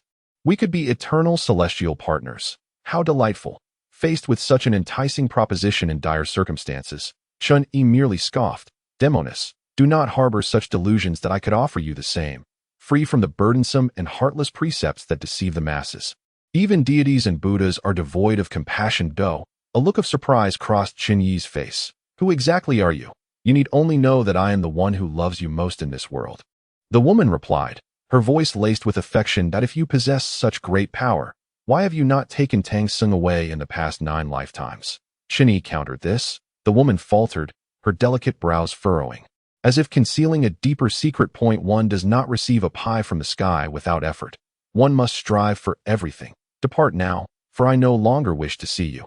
Jin Chanzi, I am determined to take you with me. The woman displayed a hint of impatience as she spread her arms and lunged forward, a gust of wind rushing towards her face. Chen Yi swiftly positioned his 9-ringed staff across his chest, as if the shimmering light of the brocade robe flickered upon it. Chapter 16. The Alms of Transformation. Elder, awaken, awaken. The voice of Furong echoed in his ears, and Chen Yi abruptly opened his eyes. The enchanting woman had vanished, Replaced by 4 familiar faces, as he surveyed his surroundings, he realized that dawn had arrived, and he had unknowingly slept through the night. Elder, did you have another nightmare? Furong assisted Chun-Yi in sitting up, to which he merely nodded slightly. Before his journey across realms, he often encountered this woman in his dreams, each time threatening the monk's life. After arriving in this foreign world, he had seen her twice. Once with his own eyes, and once in last night's dream. This woman possessed the remarkable ability to invade human consciousness. Her powers were formidable, yet her true identity remained a mystery. However, Chun-Yi was certain that the recent attacks by the snake swarm and the pursuit of the giant python were likely orchestrated by her. Furong shot a glance at Li Yuanbao and Cheng Xiaosheng. Heh, a single wild rabbit is hardly sufficient. Both Xiaosheng and I are only half satisfied and are already feeling famished. Li Yuanbao scratched his head. No matter. Once we have the alms from the transformation, I shall allow you two to fill your bellies. Chun-Yi jested. The group erupted in laughter, finding comfort in the newfound humor of the saintly monk. They followed Shirtu on foot towards the village, where the villagers had begun to kindle fires for cooking. Wisps of white smoke curled from the chimneys, evoking a sense of warmth and familiarity. At last, we behold the living. Chun-Yi exclaimed, quickening his pace. What did the elder just say? Cheng Xiaosheng scratched his head in confusion. Did we just see a deity? Shirtu pondered, bewildered. The village consisted of merely a few dozen households, with homes constructed from stacked stones, low and humble, merely shelters for the inhabitants that in the small courtyards. Animal hides, jerky, and fungi were laid out to dry, and the villagers donned simple attire, embodying a pure and unpretentious spirit. Having exhausted their own provisions, they were compelled to seek alms that in days of yore. The Buddha had established a rule that no monk should solicit from more than 7 households. If the first provided enough, the quest would cease, and if all 7 refused, the monk would stop, even if it meant enduring hunger. Chun-Yi clutched the important bag tightly, retrieving the golden alms bowl, which bore a substantial weight. Li Yuanbao received it with a broad grin, eager to please. Approaching the first household, Li Yuanbao knocked on the gate. We have arrived. An elderly voice responded, but it took a full 10 minutes for the gate to creak open. Revealing a silver-haired woman, her face etched with wrinkles, squinting, she inquired, Esteemed elders, what brings you here? Dear grandmother, we have come to seek alms for food. Li Yuanbao replied cheerfully. The old woman cupped her hands to her ears. I am hard of hearing. I cannot quite grasp your words. Do you have any food? Li Yuanbao shouted again, raising his voice. Impatiently, the elderly woman pushed Li Yuanbao aside, grumbling, You are taking advantage of an old woman. The louder you shout, the less I can hear. With a clang, the gate slammed shut, and no further replies came. She truly hard of hearing. How could she respond so promptly before? Clearly, she is miserly and disrespectful to the Buddha. Cheng Xiaosheng, vexed and embarrassed, raised his foot to kick the door, but was restrained by Chun-Yi. In the mountains, the common folk find it difficult to fill their stomachs with such a small courtyard. It is likely that their rations are scarce. Moving on to the next household, Li Yuanbao climbed the wall to take a glance inside, where he beheld a robust man, not an elderly figure. Prompting him to knock on the door, the burly man, upon seeing the group, furrowed his brow and inquired, What brings you here? Brother, we are merely passing through this blessed land, seeking a morsel to eat. Li Yuanbao replied with a contrite smile. There is none, the man retorted, beginning to shut the courtyard door. Quick on his feet, Li Yuanbao managed to thrust a leg inside and chuckled. Brother, you appear quite hardy and robust. It doesn't seem like you are enduring hardship. Have a heart. We have been starving for 3 days and nights. You have only been hungry for a few hours, murmured Furong. But Cheng Xiaosheng quickly hushed her. Understanding that they must feign weakness for the moment, the burly man cast a disdainful glance at the obstinate Li Yuanbao, and with a mischievous glint in his eyes, he said, I have no vegetarian fare. Only a few fish just caught. Young master, would you care for some? Ha! How could I refuse? Li Yuanbao exclaimed, slapping his thigh.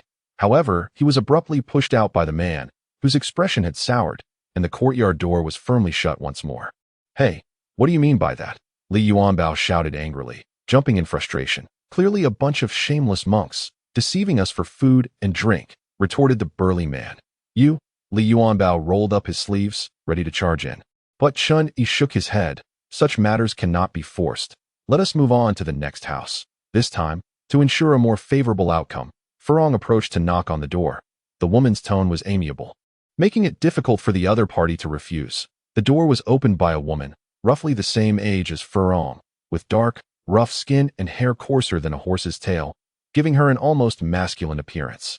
"Sister, we are merely passing through and humbly seek a meal. We hope for your charity," Furong implored, bowing gracefully and extending her golden bowl. The woman scrutinized Furong from head to toe, enviously remarking, "You look older than me. How can I be called your sister?" Taken aback, Furong quickly amended. It was a slip of the tongue. "Dear sister." "Who is your sister? Just look at you, as tender as a water lily. You hardly appear to be in need of food. Best you be on your way." The woman, filled with jealousy, cast one last disdainful glance at Furong before closing the door. Furong, with a look of helplessness, wondered why her delicate appearance was a fault. The men were equally bewildered. The complexities of a woman's heart are as unfathomable as the depths of the ocean. Upon reaching the fourth household, they overheard another woman's voice inside.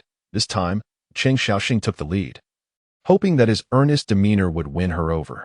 "Dear sister, kind benefactor, if I consume the little food you possess, what will you have left for yourself?" Chun Yi interjected with genuine emotion, having grown somewhat numb amidst the indulgences of his circle. And it had been long since he was touched by true sentiment. The woman smiled shyly. "I am but a humble woman, a harbinger of misfortune. I ought not to be alive, and I usually subsist on wild vegetables." "If the elder has commanded you to give, then give you must," she added. Furong pulled out a few pieces of silver and pressed them into the woman's hands. Overwhelmed with gratitude, the woman knelt, bowing repeatedly, tears streaming down her face. "Had I known the elder would manifest today, I would have saved every morsel of food this year, even if it meant starving.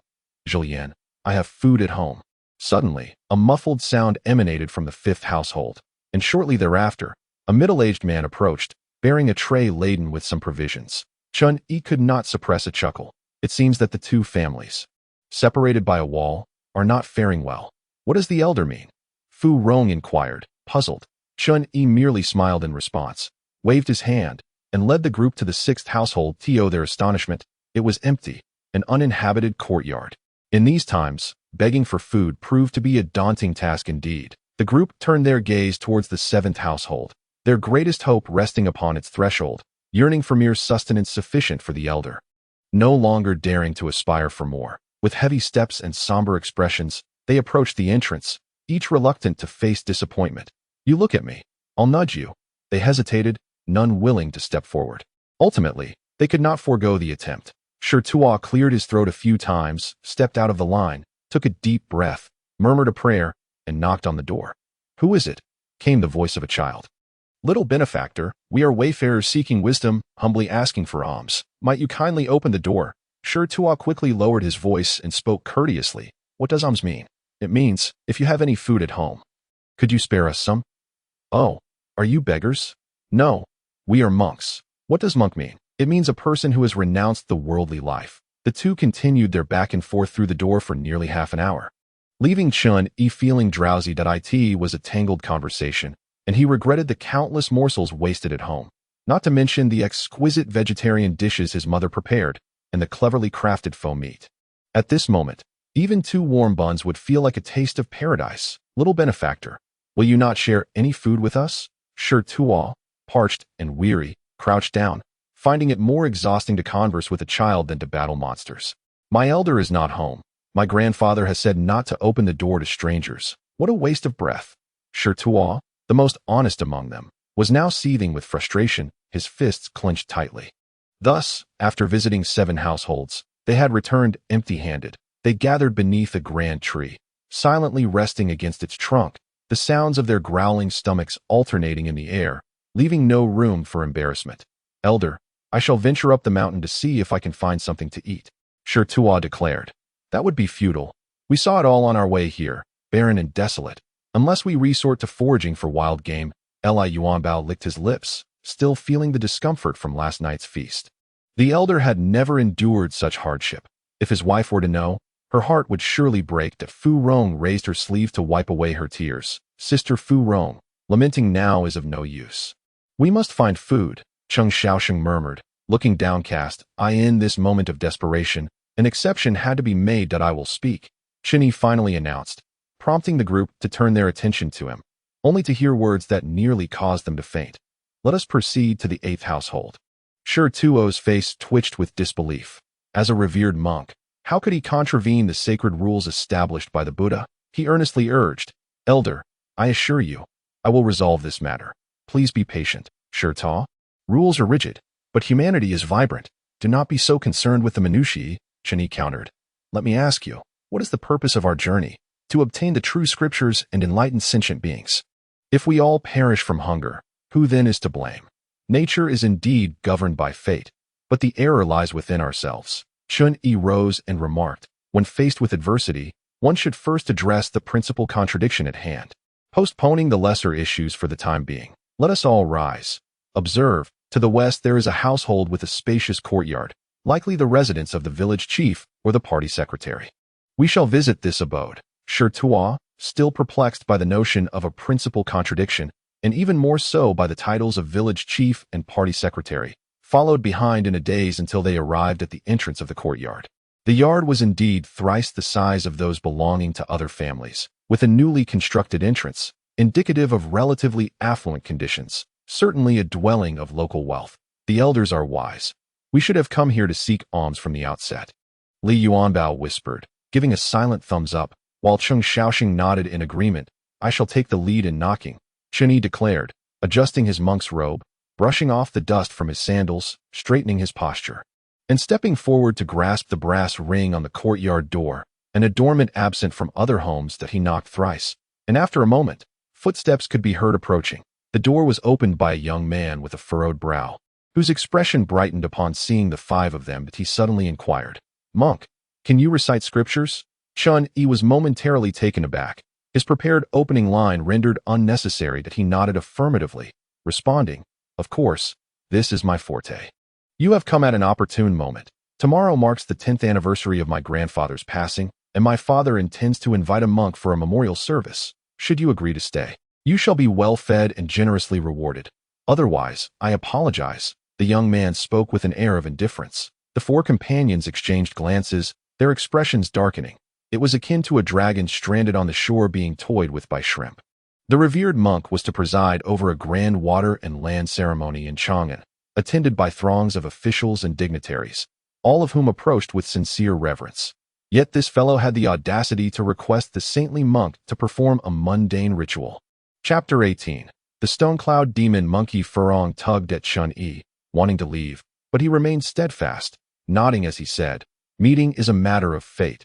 This humble monk shall oblige. The young man welcomed the 5 into the courtyard, which was spacious and immaculate, featuring a pavilion, a small garden, and stone tables and chairs. While such amenities might not be remarkable in a bustling city, they offered a unique charm in this desolate mountain village. The young man dashed to the large house directly opposite and soon returned with a middle-aged man, clad in local attire but with a cloth wrapped around his head. His face bore distinct features, and his gaze was resolute, exuding an air of authority. The middle-aged man approached slowly, offering a respectful gesture towards Chun-Yi and the others before instructing an elderly servant to escort them to a side room for a meal. As preparations were to be made for the memorial service the following day to atone for the departed souls, after the meal, they each retired to rest as Furong assisted the old servant in clearing the tableware. She overheard a piece of intriguing information that it turned out that this family was not originally from the area. The master, surnamed Bai, had fled here with his father 20 years prior, formerly holding an official position. Now, with the old patriarch deceased, the master was plagued by dreams of his father suffering in the underworld, prompting him to hold annual memorial services, yet nightmares continued unabated. Every household has its own burdens to bear. Chun-Yi, being a mere passing monk, paid little heed to these bygone tales, instead listening to Furong chattering away with Cheng Xiaoxing and Li Yuanbao. The following morning, the same young man returned to knock on the door, now dressed in plain attire, announcing, Elder Tang, my father requests your presence. Chun-Yi meticulously organized his belongings and stepped out of the door with a steady gait, only to discover that the altar, incense burner, and other sacrificial items had already been set up in the courtyard. That a middle-aged man with a pale complexion sat nearby on a chair, his brow furrowed in worry, his eyelids scarcely lifting. After cleansing his hands and paying homage to the Buddha, Chun-Yi slowly seated himself on the mat, deftly manipulating the prayer beads as he recited the duo Wang Jing, his words flowing effortlessly. Each syllable pronounced flawlessly. The young man refrained from rousing his father. Instead, he instructed the servants to prepare provisions and silver coins, dispatching a monk on his journey, expressing his gratitude. Chen Yi was about to set off when a sudden cry pierced the air. The middle-aged man tumbled from his chair, an expression of sheer terror etched across his face. "Father!" The young man panicked, rushing to support him, while others hurriedly gathered around. Yet, the middle-aged man pushed through the crowd, exclaiming, "Holy monk, please wait." Confused, Chen Yi paused, as the man stumbled a few steps forward and fell to his knees, unable to discern whether he was weeping or laughing, fervently bowing his head several times. "I, a mere wretch, have disrespected the holy monk. I implore your forgiveness." The middle-aged man ceaselessly expressed his remorse. "Please rise, benefactor Bai," Chen Yi replied, momentarily taken aback, responding with courtesy. "Just now, in a moment of daze, I beheld my deceased father, who spoke of being liberated by the elder's grace, receiving the Buddha's absolution, and thus escaping from suffering, on his way to be reborn into a wealthy family."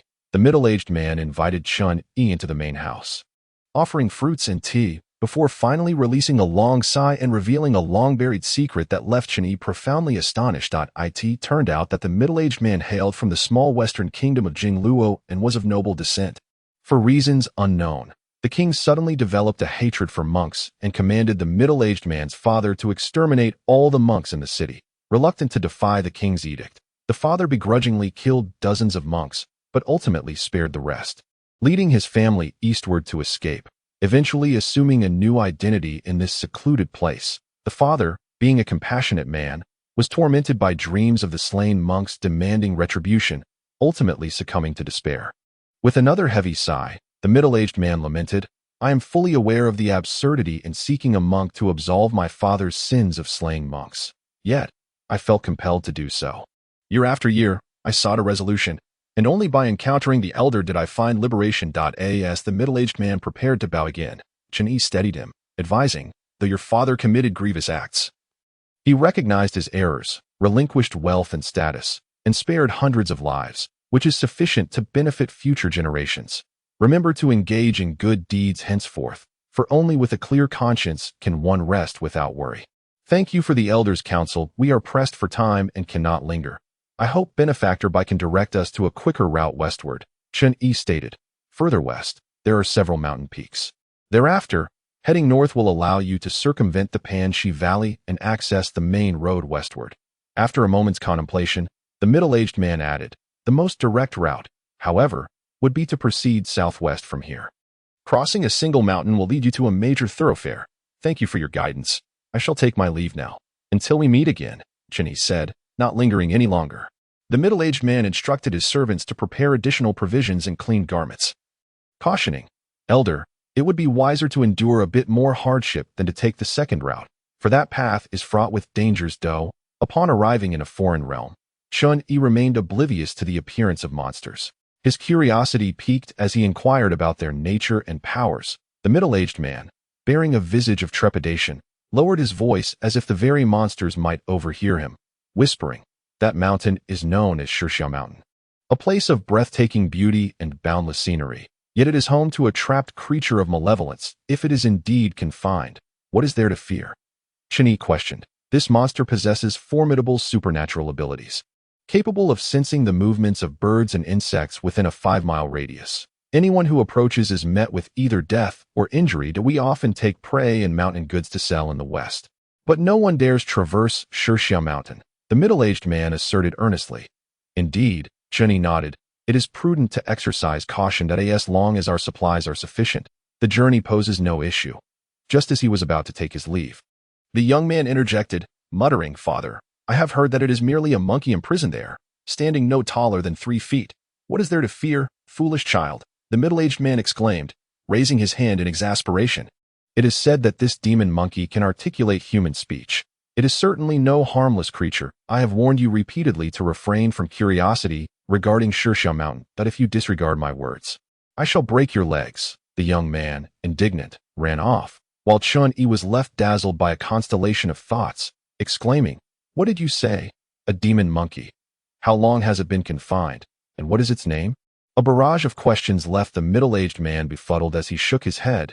No one has ever seen the true visage of the demon monkey. The oldest villagers, even in their youth, were aware of its existence, which has been rumored for nearly 500 years. Shirxiao Mountain.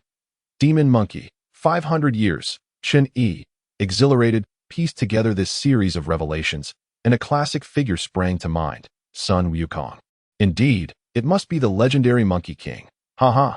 It appears that the great sage equal to heaven truly exists. Chapter 19. A dangerous gamble, esteemed elder. What brings you here? Chen Yi inquired. Holy monk. I have brought some dried vegetables and a few pounds of tofu for the journey. A humble token of respect, the elderly woman chuckled, passing the items to Furong, who graciously accepted them, acknowledging that the elder required nourishment. Thank you, venerable elder. Chen Yi bowed. Elder, I have a request. The elderly woman hesitated. Pray, do speak freely to my son, now in middle age, remains unmarried. He is the sole descendant of 5 generations. Our lineage cannot cease with him. She implored. Stone Tuo, dissatisfied, interjected. You are being rather inconsiderate, old woman. The elder is a revered monk of the Tang dynasty, entrusted with the monumental task of seeking scriptures and enlightening the world. How can he concern himself with trifles of marriage and funerals? The elderly woman, somewhat embarrassed, nevertheless retorted with conviction. Why can the holy monk perform rites for the bi-family patriarch, yet not assist me in securing a grandchild? The offerings provided by the bi-patriarch are all here. What can you offer in return? Li Yuanbao challenged. The elderly woman's face flushed crimson as she nervously twisted her garment, yet she remained, gazing expectantly at Chen Yi. With a gentle smile, Chen Yi remarked, Dear elder, I possess the ability to read faces. You appear to be a fortunate soul destined for many descendants, provided you possess sincerity. Overwhelmed with joy, the elderly woman knelt, tears streaming down her face, and pleaded, Holy monk, my child's father passed away early, and it has not been easy to raise my son alone. Now he has no wife, so where would grandchildren come from? I beseech you to enlighten me. I shall impart one truth to you. As long as you ponder earnestly and treat others with genuine sincerity, a favorable outcome shall surely follow.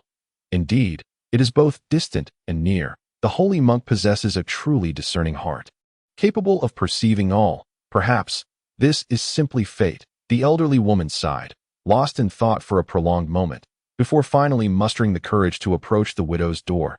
The widow, unable to ignore the knock, was met with her son emerging from behind, glaring fiercely at his mother. Should she dare to chastise the woman he adored, he would not stand idly by. He would elope with her if necessary. Did you not notice the affection the elderly woman's son harbors for the widow? Chen Yi retorted. The 4 shook their heads in unison, prompting Chen Yi to sigh, lamenting the simplicity of this era. He could assure them that in the future, even middle school students would grasp such matters with clarity. I see now. The widow possesses a kind heart, and the elder is indeed trying to forge a connection between the two. My friends, let us quicken our pace and bring forth our companion who lies beneath the mountain. Chen Yi appeared somewhat exhilarated, even impatient. How could he not be excited? On the journey to the west, vanquishing demons and monsters, the foremost hero is none other than Sun Wukong. This legendary figure, who once caused chaos in the heavens, instilled fear in the hearts of the gods. With Sun Wukong as our protector, no venomous snake or ferocious beast could pose a threat. Chen Yi, brimming with energy, marched ahead, while his companions bore expressions of trepidation. What folly possessed Tang Song to take such risks, detouring around towering mountains, prolonging their journey by several days? There was no need for such haste, was there? Elder, haste makes waste. Provisions are ample, and the mountain offers clear springs that we could reach our destination in 3 to 5 days, urged Furong gently. Allow me to share a truth with you. Beneath Shirxiao Mountain, there resides a divine monkey that sprang forth from stone. He is exceptionally skilled in martial arts and possesses great courage. Our journey to the west requires someone of his caliber. Chen Yi exclaimed with delight. Li Yuanbao scoffed. Elder, I and the little saint are the appointed guardians. How can we be inferior to a mere monkey? Haha, that is not my intent. Once you meet him, you will understand. It is a blessing, not a curse. Chen Yi strode lightly, humming an unfamiliar tune. Shirtu, deep in thought, furrowed his brow and asked, Elder, you do not intend for this monkey to accompany us, do you? Indeed, Shirtu's displeasure was evident. Tang Seng's judgment was seldom flawed, yet if the monkey were to join, their party would swell to 6, complicating the narrative of the 5 saints becoming true. Elder, that mischievous monkey remains ambiguous in allegiance. We have just escaped the jaws of danger and cannot afford to court death again. Let us proceed along this path, Shirto urged patiently. Chapter 20. Stars illuminate the road to the southwest lay desolate, devoid of any travelers. Neither those soaring above nor those crawling below graced the path, a testament to the local mountain dwellers' fear of Shixiao Mountain. After trekking for a considerable time, the sun hung high in the sky, signaling the customary moment to rest and dine. Yet, Chun Yi pressed on, urging his companions to hasten their steps as hunger set in. Furong retrieved provisions from their pack, and they nibbled while continuing their forward march. After approximately another hour of travel, an imposing mountain loomed before them. Towering into the clouds, lush vegetation thrives. Facing the vast expanse of plains, the mountains are adorned predominantly with evergreens, a sight one might assume to be desolate. Yet it is, in truth, a convergence of dragon veins from all directions, a sanctuary where immortal beings have attained enlightenment over the ages that it resembles a verdant jade stone rising from the ground. A vista so exquisite that it invigorates the spirit. Amit Ba, the Tang monk, residing within the depths of consciousness, recites the sacred mantra aloud, much to Chun Yi's astonishment. This place is undeniably breathtaking. Should it be developed into a tourist destination, he would certainly wish to visit. Master, this locale is characterized by its remarkable peaks and abundant spiritual energy, making it exceptionally suitable for Buddhist cultivation and enlightenment, Shirtuo remarked, stepping forward to express his admiration. Master, where exactly is that mischievous monkey you mentioned? Li Yuanbao inquired with keen interest. It is imprisoned beneath the mountain, Chun Yi asserted with unwavering conviction. The tale of Sun Wukong's confinement beneath the Five Fingers Mountain has long been a part of folklore. And this should not be an exception. Though it is not called Five Fingers Mountain, but rather Shixiao Mountain, the towering peaks might indeed resemble 5 fingers, he mused. The afterglow of the setting sun blanketed the mountaintop, casting a dazzling golden hue upon the verdant foliage. A gentle breeze wafted through. Weary birds sought to return to their nests, and the smoke of cooking fires beckoned wanderers homeward as travelers hurried along.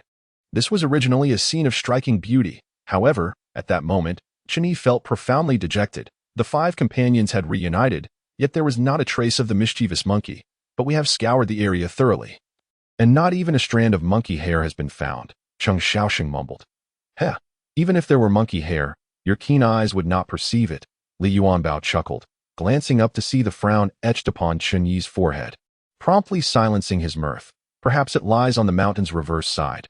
We shall continue our search tomorrow, Chun Yi resolved. The companions grew restless. Such a grand mountain could not be thoroughly explored in less than 3 days.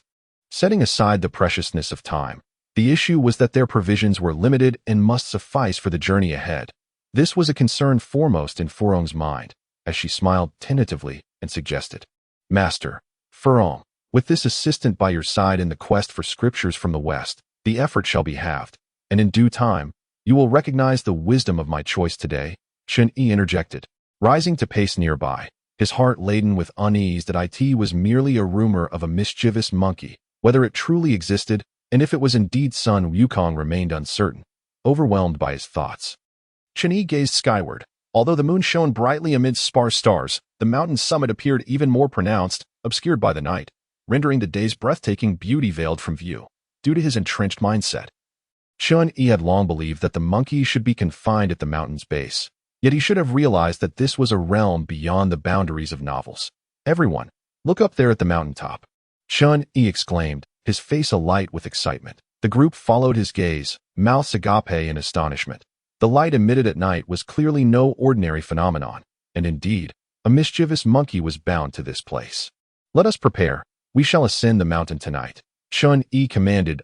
In pursuit of this monkey, Tang Sung exhibited an unprecedented assertiveness and determination. Even Furong found herself taken aback. Was this truly the same Tang Sung she had known since childhood? Moonlight flowed gently, illuminating the rugged path beneath their feet. Though it was steep and treacherous, it could not quell Chun Yi's eager steps filled with anticipation that a few wispy clouds obscured the moonlight in the sky, rendering everything indistinct and vague. Shirtuo and the others hesitated to offer counsel. instead whispering among themselves, hoping that Furong might persuade Tang Sung. Esteemed elder, the night has deepened, and everyone is weary. Perhaps we should rest for a few hours and resume our journey at dawn? In truth, Chun-Yi was also quite fatigued at that moment. He nodded in agreement, suggesting they find a flat area to rest properly. Li Yuanbao, overwhelmed with emotion, nearly shed tears. After a long day's toil, he was finally afforded the chance to sleep, yet his curiosity was piqued. What manner of monkey could compel Tang Sung to ascend the mountain despite his exhaustion? Cheng Xiaoxing, unable to ponder such matters, lay down and soon fell into a deep slumber, his snores echoing like thunder. Shi Tua, however, found himself tossing and turning, unable to sleep, wrestling with the conundrum of the 5 and 6 saints attaining true form. Yet 6 individuals, leaving insufficient merit to share. As dawn broke, the sun began to rise, and as the first rays of light touched Chun-Yi, he opened his eyes, only to be astonished by the sight before him. After their nighttime ascent, the group now found themselves halfway up the mountain, a stark contrast to the lush scenery visible from the base. Here, the trees stood resilient, exuding a color reminiscent of bronze and iron, their leaves thick and sharp, resembling blades. The others awoke, curiously surveying their surroundings. Li Yuanbao plucked a blade of grass, holding it in his hand. It was surprisingly weighty. When he brought it to his lips, it emitted a deep, resonant buzzing sound. Chun-Yi, witnessing this peculiar sight, couldn't help but chuckle. Such extraordinary occurrences only signified their proximity to Sun Wukong. After breakfast, Chun-Yi led the group in resuming their climb, unperturbed by the prospect of losing their way, as long as they followed the seemingly rusted path ahead. Chapter 21. A call across the void. The situation proved more complex than anticipated. The mountain path twisted and turned, appearing largely similar to the roads traversed before. However, with each step upward, a sense of suffocating pressure enveloped Chun-Yi, an indescribable weight repelling outsiders. He gasped for air, his sweat soaking through his monk's robe. Fortunately, the fabric of his brocade kasaya was exceptional, more advanced than contemporary nanomaterials. A mere shake rendered it free of moisture and dust.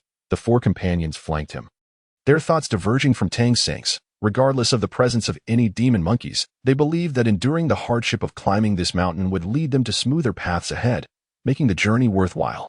As they neared the summit, the trees deepened in hue, shifting to a rusty red, and the leaves no longer rustled softly but emitted a metallic clinking sound.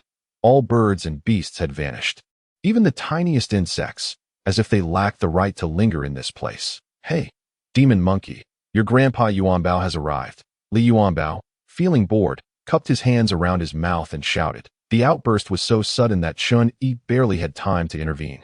A whirlwind sprang forth, swirling towards them with uncanny intent, accompanied by a cloud of dust. Typically, these individuals cared for Tang Sung, but why was it now that he required their protection in a moment of danger?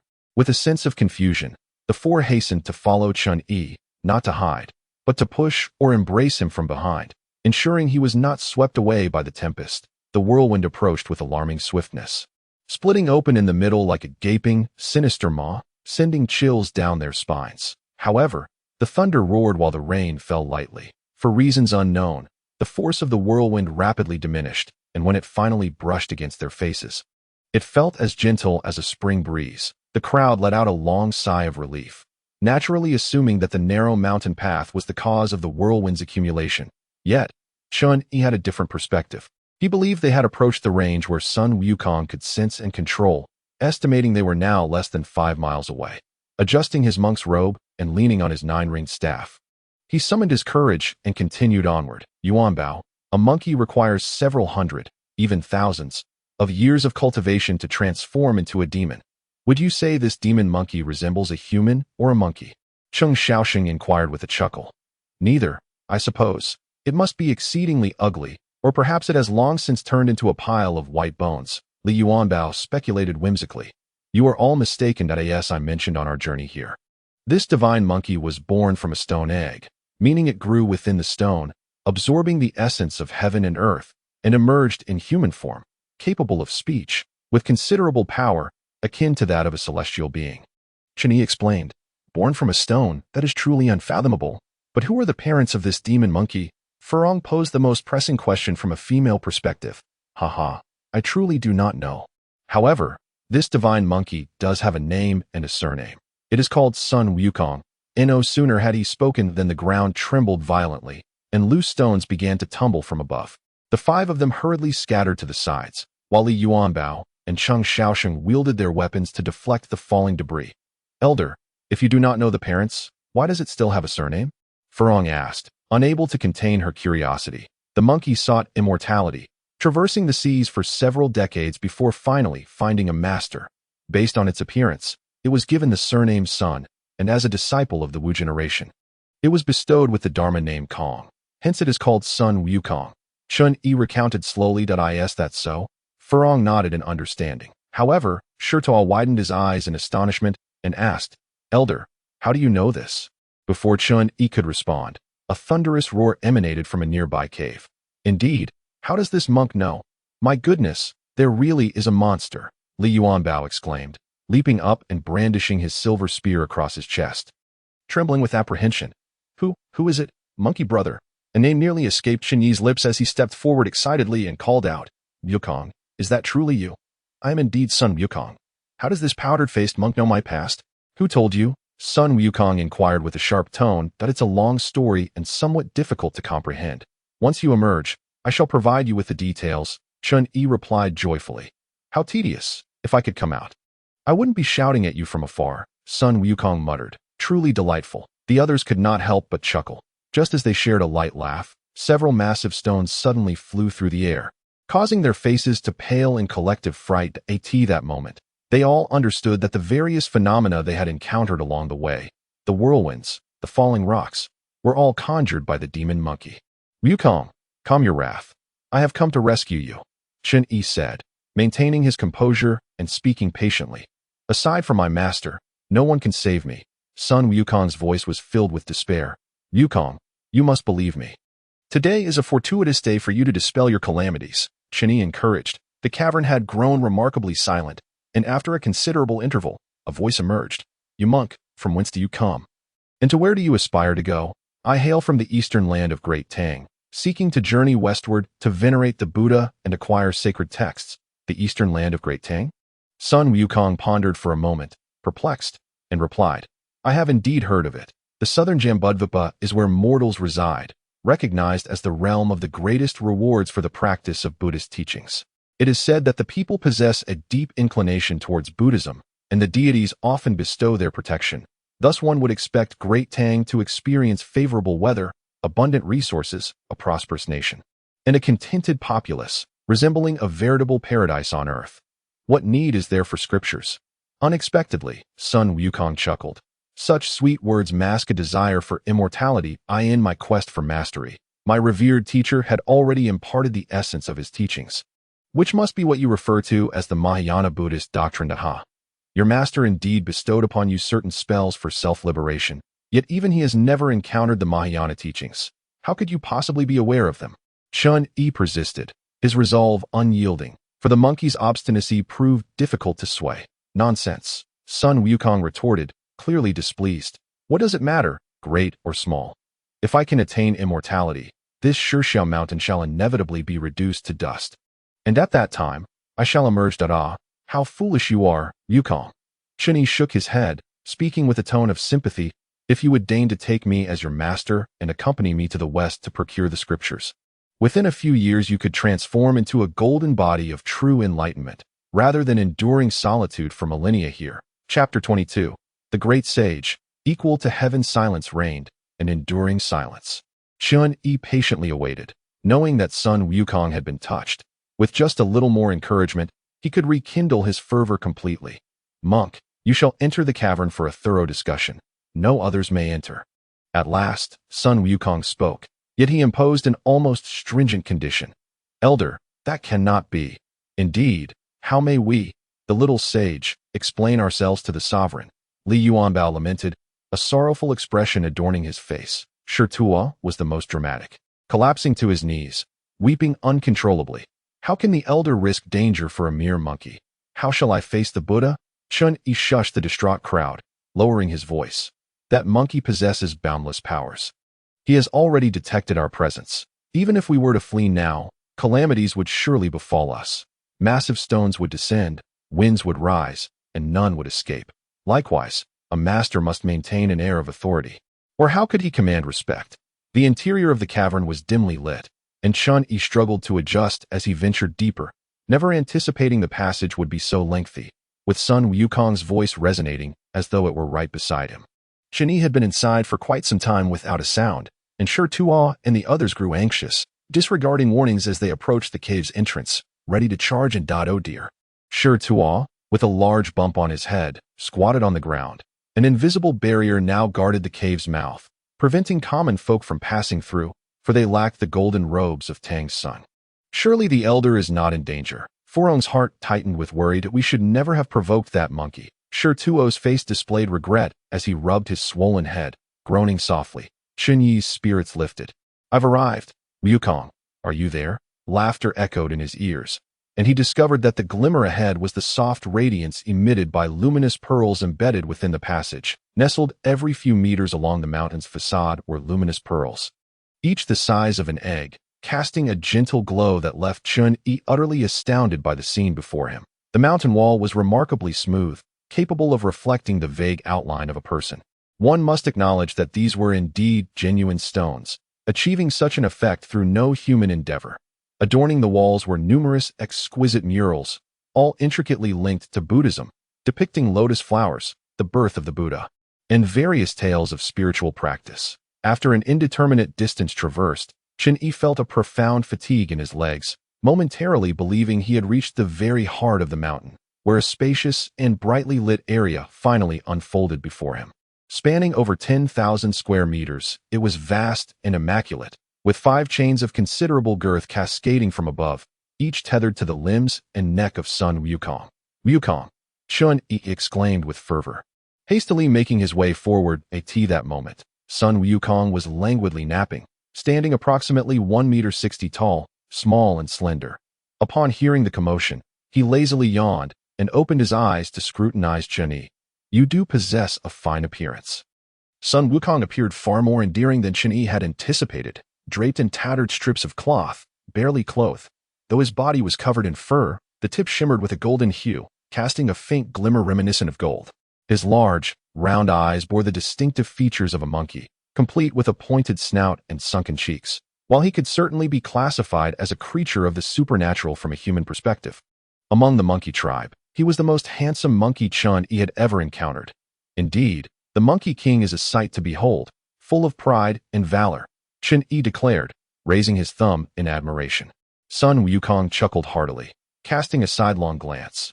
You, monk, certainly know how to flatter. You've come here to persuade me to accompany you to the Western Paradise. Haven to you, my allowing you entry merely serves to convey that I, the true deity, shall not be going. Ha, ha, ha. Sun Wukong's laughter echoed, the chains rattling in response. After centuries of silence, finally relishing the chance to amuse himself with a human, Chun-Yi's lips twitched, recognizing the monkey's stubbornness and obstinacy. There was, of course, another layer to this. Sun Wukong was honing his temperament here, having grown accustomed to tranquility, disinterested in the trivial matters of the mortal realm. Chun-Yi remained silent, sitting cross-legged on the ground, resting his chin in his hand while gazing at Sun Wukong. The monkey, taken aback by the unrelenting stare, grumbled in discontent. What do you mean by that? Have you laughed enough? Not yet. Very well, continue laughing. Ha, ha. Why should I heed your whims? I shall not laugh anymore. Suddenly realizing he had been tricked, Sun Wukong ceased his laughter and dropped his head in defeat. Wukong, perhaps you have spent the majority of these years in such a posture? Chun-Yi tilted his head, observing from below. Sun Wukong, displeased, turned his head away. I am here to cultivate my character and seize this opportunity to enhance my skills, which has proven immensely beneficial. They say the great sage equal to heaven has a tough exterior. I never expected your tongue to be equally resilient. Chun-Yi acknowledged with a thumbs up. Heh, back in the day. Wait, how do you know this title? Sun Wukong exclaimed, his eyes widening in surprise. The illustrious name of the beautiful Monkey King is known far and wide. Through storytelling, theatrical performances, and casual conversations, you are a household name. In our time, you were a star shining brighter than all. Chun-Yi proclaimed. Is that truly the case? Why would I deceive you? Alas, I must attribute the blame to my sworn brothers, who insisted on bestowing upon me a grand title, ultimately resulting in the moniker of Great Sage equal to heaven.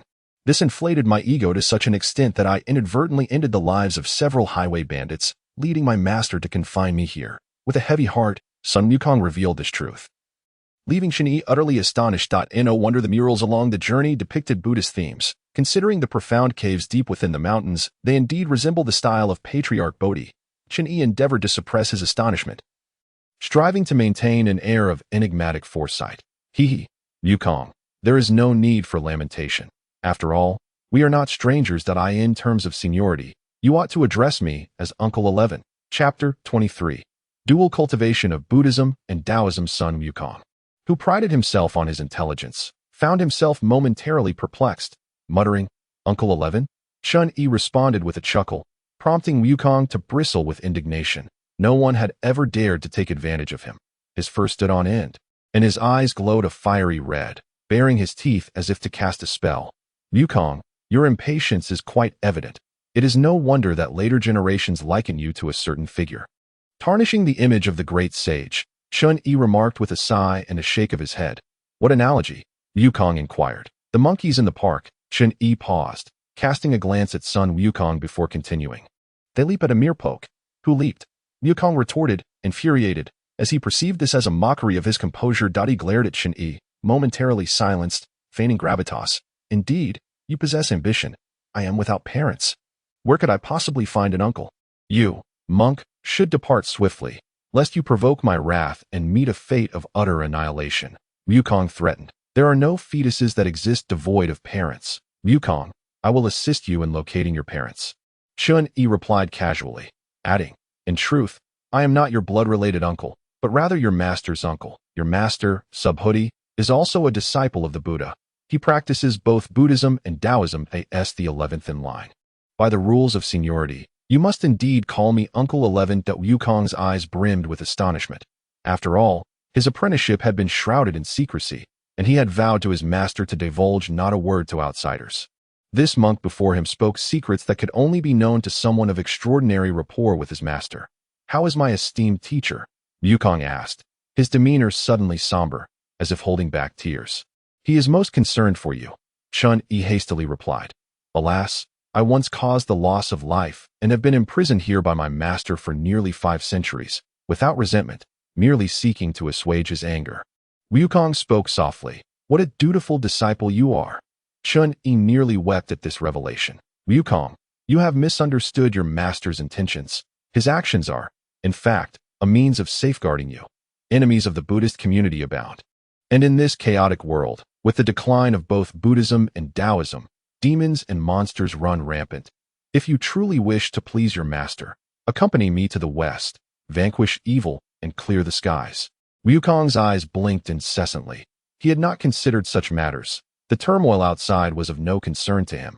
His greatest desire was to roam freely across the heavens, savoring celestial fruits and exquisite nectar, galloping through the cosmos in boundless joy. Have you ever sat in the Jade Emperor's position? Have you tasted the peaches personally plucked by the Queen Mother? Have you ever held the elixir of the Grand Supreme Elder? Wukong, it is not your uncle who seeks to belittle you. At best, you are but a ragtag band, out of your league, easily dismissed by any minor deity. What superiority does the Jade Emperor possess over you? His appearance or his character? Even the King of Hell can casually alter the book of life and death. It is only by cultivating one's own strength that a man can truly honor his existence in this world. Through diligence and ambition, one may aspire to forge a radiant future. With arms outstretched, Shen-Yi spoke with fervor, igniting a spark in Sun Wukong's heart, who, beaming with delight, immediately declared, "I am willing to assist you on your journey to the west for the scriptures. Let us depart. First, release me. I cannot sever these 5 chains. Who prompted you to bite? In fact, 500 years ago, my master foretold that a seeker of scriptures would pass this way, should he sincerely seek disciples. He may recite scriptures towards the direction of Qian, until the ground yields golden lotuses and the chains dissolve," Sun Wukong remarked.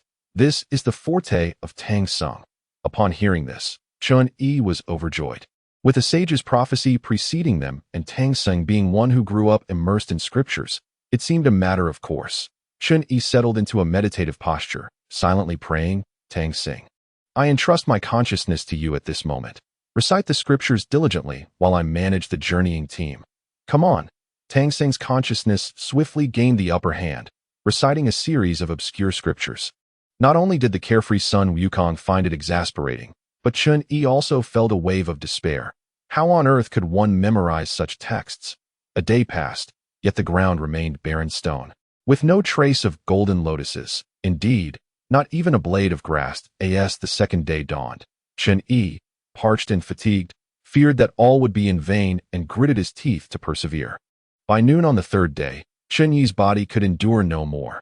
He lay on the ground, gasping, drenched in cold sweat, utterly exhausted and starved, reaching the pinnacle of distress.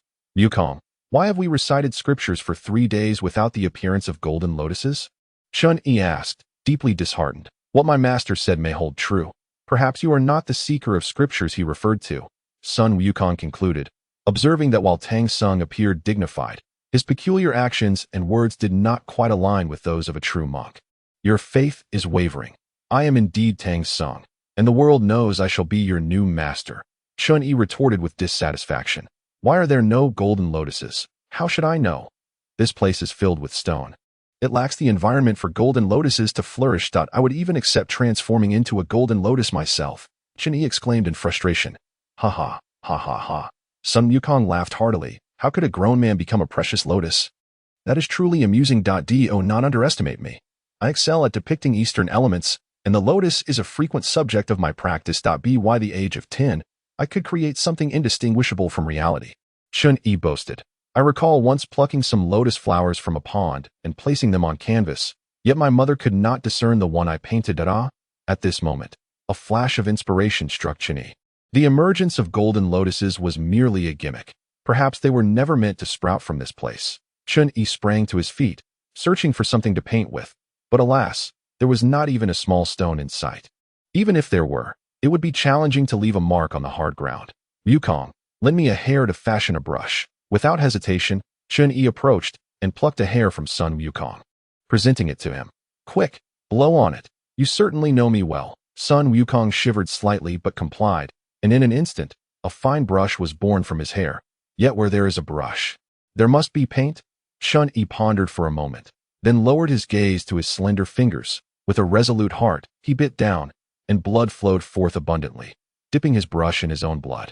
He began to paint upon the ground. Sun Wukong felt an inexplicable surge of emotion. This monk, in a foolish yet admirable act, had chanted scriptures for 3 days and nights to save him, and was now sacrificing his own blood to create art. At the very least, he was a good man. Soon, a vividly lifelike, blood-red lotus blossomed upon the earth. Remarkable, the painting is exquisite.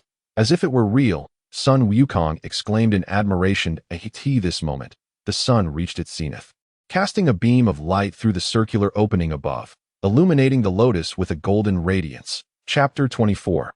The golden lotus emerges. The lotus appeared almost animated, its petals unfurling, glistening and translucent. From one arises two. From two arises three. From three arises all things. In the blink of an eye, the ground was adorned with shimmering golden lotuses, surpassing even the realms of paradise, leaving Chun Yi in a state of awe. Sun Wukong's eyes widened, his respect for Chun Yi deepening further. Suddenly, each petal emitted a dazzling golden light, intertwining and multiplying until they formed a colossal pillar of light, sweeping towards Sun Wukong. Enveloped by the golden glow, Sun Wukong could see nothing and hear no sound.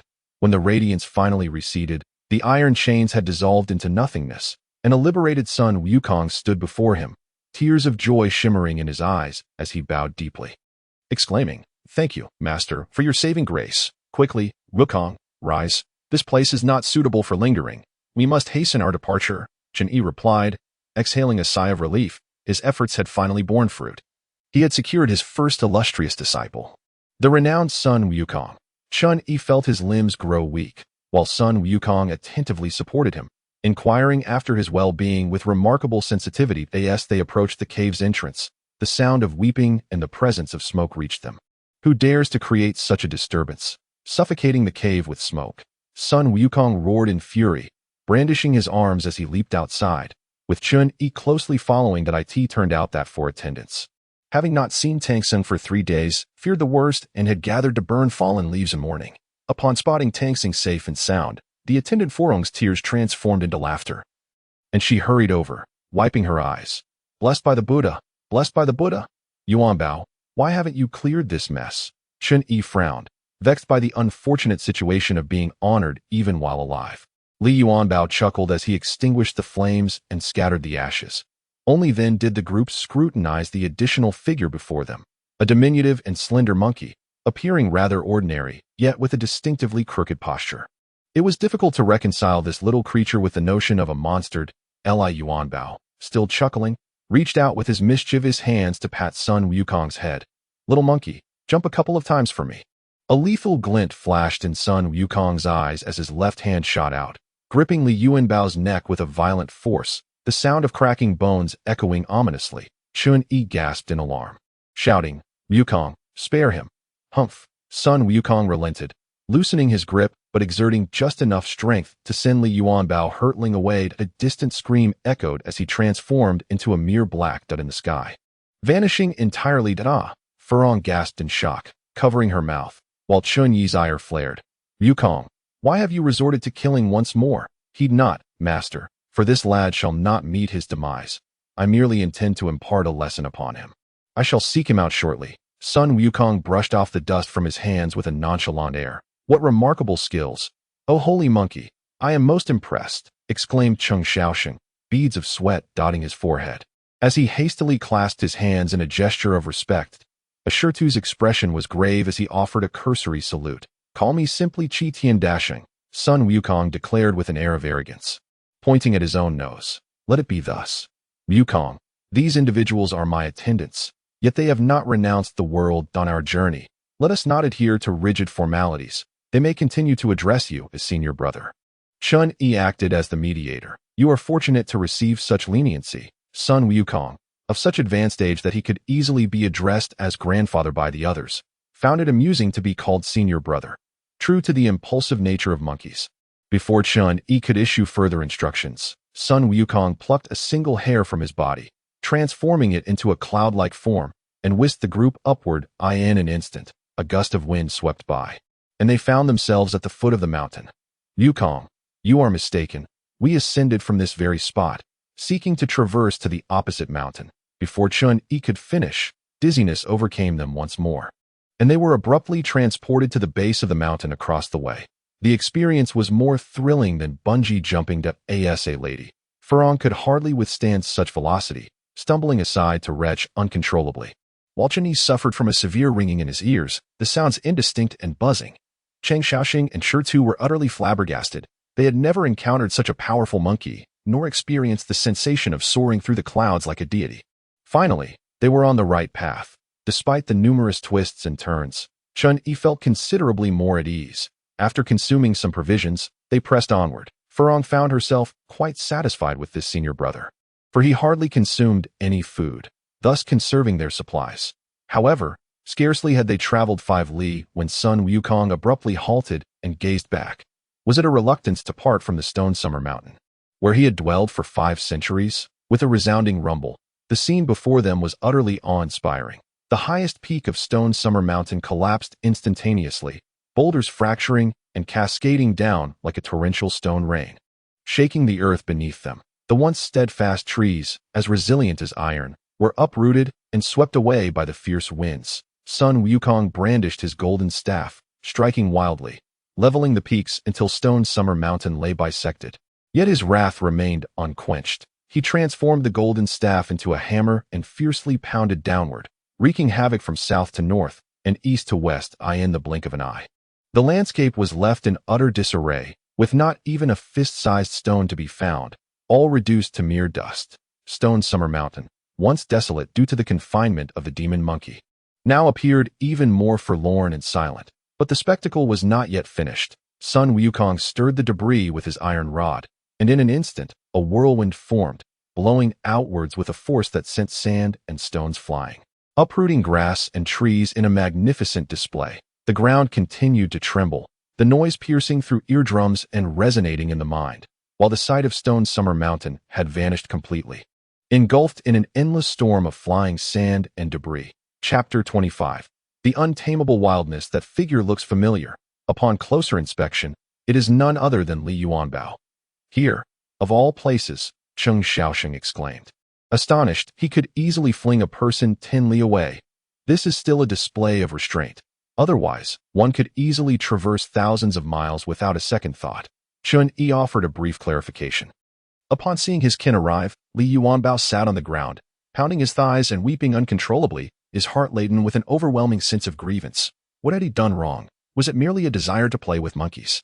Little did he anticipate being outwitted by one, leaving him with a tumultuous mix of emotions and profound psychological scars. Elder, that monkey has truly gone too far. Elder, you must stand up for me. How can I live on if I am mocked by a mere monkey? As Chun Yi approached, Li Yuanbao clung to his leg, sobbing inconsolably. I loathe that monkey. I despise that claw. Hush, keep your voice down, lest it hears you, Cheng Xiaosheng quickly advised. Yuanbao, everything has two sides. You only see how it bullies you. Have you not considered learning its skills? Chun Yi enlightened him. Li Yuanbao, being a clever lad, wiped his tears and chuckled, realizing that having such a mentor was indeed a stroke of fortune. Just then, as they conversed, Sun Wukong arrived. Riding on a cloud, Li Yuanbao swiftly changed his demeanor, greeting him with a grin. Master brother, how magnificent you are. We have all been eagerly awaiting your return. And who are you? Sun Wukong, having forgotten him in an instant, inquired. He, I am Yuanbao, master brother. I was just sitting here waiting for you. And the thunderous sound in my ears must undoubtedly be your magnificent display. Li Yuanbao thumbed up in flattery. Despite having been lamenting about the monkey just moments ago, having confined me for 500 years, I shall not rest until this mountain is leveled. Sun Wukong waved his hand dismissively. Chun Yi contemplated reprimanding him, but ultimately held his tongue. Wukong was in a fiery mood, and this was certainly not the opportune moment for a serious discussion. As they gathered their belongings, the atmosphere of the pilgrimage team grew lively with Sun Wukong's presence. Wukong, who is this person? Chun Yi inquired. The god of Shirxiao Mountain. Upon hearing this, Li Yuanbao and the others hastily knelt, marveling at the sight of a deity, a stroke of fortune perhaps accumulated over several lifetimes. Sun Wukong paused, waiting for the mountain god to arrive, and with a stern expression, inquired, Why are you not guarding your mountain, abandoning your post to pursue me? The mountain god nearly wept, pleading, Great sage, you have laid Shirxiao Mountain to waste with mere strokes of your staff, and sent winds to sweep away the remnants. What mountain remains for me to guard? I beseech you to take me before the ancestor, so I may find a place to belong. Old Sun cares not for such matters, Sun Wukong scoffed, his nostrils flaring. The mountain god, clutching the clouds, implored with downcast eyes, Great sage, I have endured countless tribulations to reach this day that I humbly asked for your compassion and understanding of my plight. Did you ever consider my difficulties while you reveled in your position as the god of Shirxiao Mountain? When I was unaware, you deliberately caused mischief, polluted rain, barren caves, and only the relentless noon sun providing light, forcing me to live in darkness without food or drink. If you do not move aside. Do not blame me if I disperse you with a single blow. Flames of fury ignited in Sun Wukong's eyes, his words laced with menace. Grandfather, please see the truth. In days of yore, the ancestor instructed me to provide you with copper pellets when hungry and molten iron juice when thirsty. I did this to protect you, and would never dare to harm you. The mountain god hurriedly prostrated, begging for mercy. I have adhered to the master's wishes, safeguarding the new master on his journey to the west to seek scriptures. For now, I am unable to meet with him. You should seek an alternative path for survival. The new master? Only then did the mountain spirit notice Chun Yi and hurriedly approach him with a respectful bow. Holy monk. The path of cultivation is fraught with hardships and tribulations. The trials I have endured to reach this day have involved traversing perilous mountains and blazing fires, navigating through thickets of thorns. Though I do not dare claim that my sincerity has brought me here, I have certainly faced countless challenges that I implore you, holy monk, to show mercy and offer guidance. The mountain spirit gazed at Chun Yi with a pitiful expression. If you do not consent, I am willing to kneel here for eternity. This left Chun Yi in a quandary, as he felt he had no authority to assign roles to deities. After a moment of contemplation, he replied, Mountain spirit of Shirxiao, I can only offer you a path. The rest you must navigate on your own. I am eager to hear the details. The spirit mused that if he could not be a mountain deity, he might as well serve as a land deity. It is certainly better than being unemployed, but how can this be? The mountain spirit was taken aback. This place is exceedingly desolate, and there is already a land deity in existence. The area surrounding Shirshia Mountain has long been a forbidden zone due to Wukong's influence. Moreover, this region is remote and sparsely populated. The previous land deity must have found it exceedingly dull. Good fortune comes in pairs. It would be perfect for the two of you to keep each other company, perhaps playing chess to pass the time. Chun-Yi chuckled. The mountain spirit stood frozen for a moment, pondering. Is that truly feasible? With a resigned sigh, he accepted that this would have to suffice. Though the position may be lesser, it is certainly preferable to unemployment. The mountain spirit nodded and withdrew, while Chun-Yi remained uncertain about where to find Sun Wukong. After traveling for another half-day, Chun-Yi finally set foot on the road westward. Gazing to the east, he beheld the vibrant colors of the Pan-Snake Valley, shimmering under the sunlight, revealing the massive serpents that coiled above. Chapter 26. The Dharma named traveler. Nothing can be concealed from the master. In days gone by, I had befriended several brothers, each a dominant demon king in their own right. Yet, after searching yesterday, I was unable to locate any of them, which left me quite disheartened. Sun Wukong recounted the truth. That is more like it, Chun-Yi remarked, feeling his dissatisfaction dissipate in the face of such forthrightness. Reflecting on the events of the previous day, he spoke earnestly. Wukong, your master has exerted great effort to guide you. The severity of your punishment stems from a desire for you to succeed. I am well aware of that. Sun Wukong scratched his cheek and replied with a grin that I have too much respect for my previous master to harbor resentment. That it is simply the place I detest. No land deity has ever shown me kindness, and the mountain spirit is one of power, treating even the smallest insect with disdain. Hence, my ire. That is good to hear. Chun-Yi nodded and inquired. What skills did you acquire previously? My master claimed I was a natural for martial arts, teaching me the 18 disciplines, along with the fundamental principles of the Tao, enabling me to comprehend transformations. Before descending the mountain, my master even imparted to me the art of flight, using the somersault cloud. Sun Wukong's face clouded with regret. Alas, upon my return, I possessed not a single suitable weapon.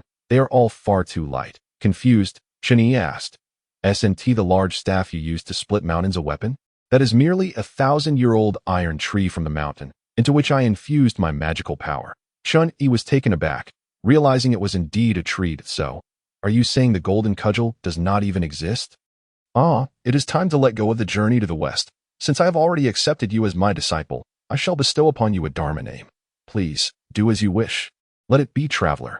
Thank you, master. Sun Wukong was rather indifferent to this title, considering it merely a formality. That moment, the monk's robe, hastily crafted by Furong overnight, was ready for him to try on. Although tailored to a smaller size, it still hung loosely on Sun Wukong. Appearing oversized, he secured it at the waist with a strip of cloth, creating a rather comical sight. Neither fully monk-like nor entirely secular if it's too large. I shall make some adjustments for you. Furong suggested that I believe it is just right. I appreciate your efforts, Sister Furong. Sun Wukong responded joyfully with a respectful gesture. Furong remained oblivious to the significance, yet Chun-Yi found it somewhat surprising that Sun Wukong would address her as sister, indicating a softness within him.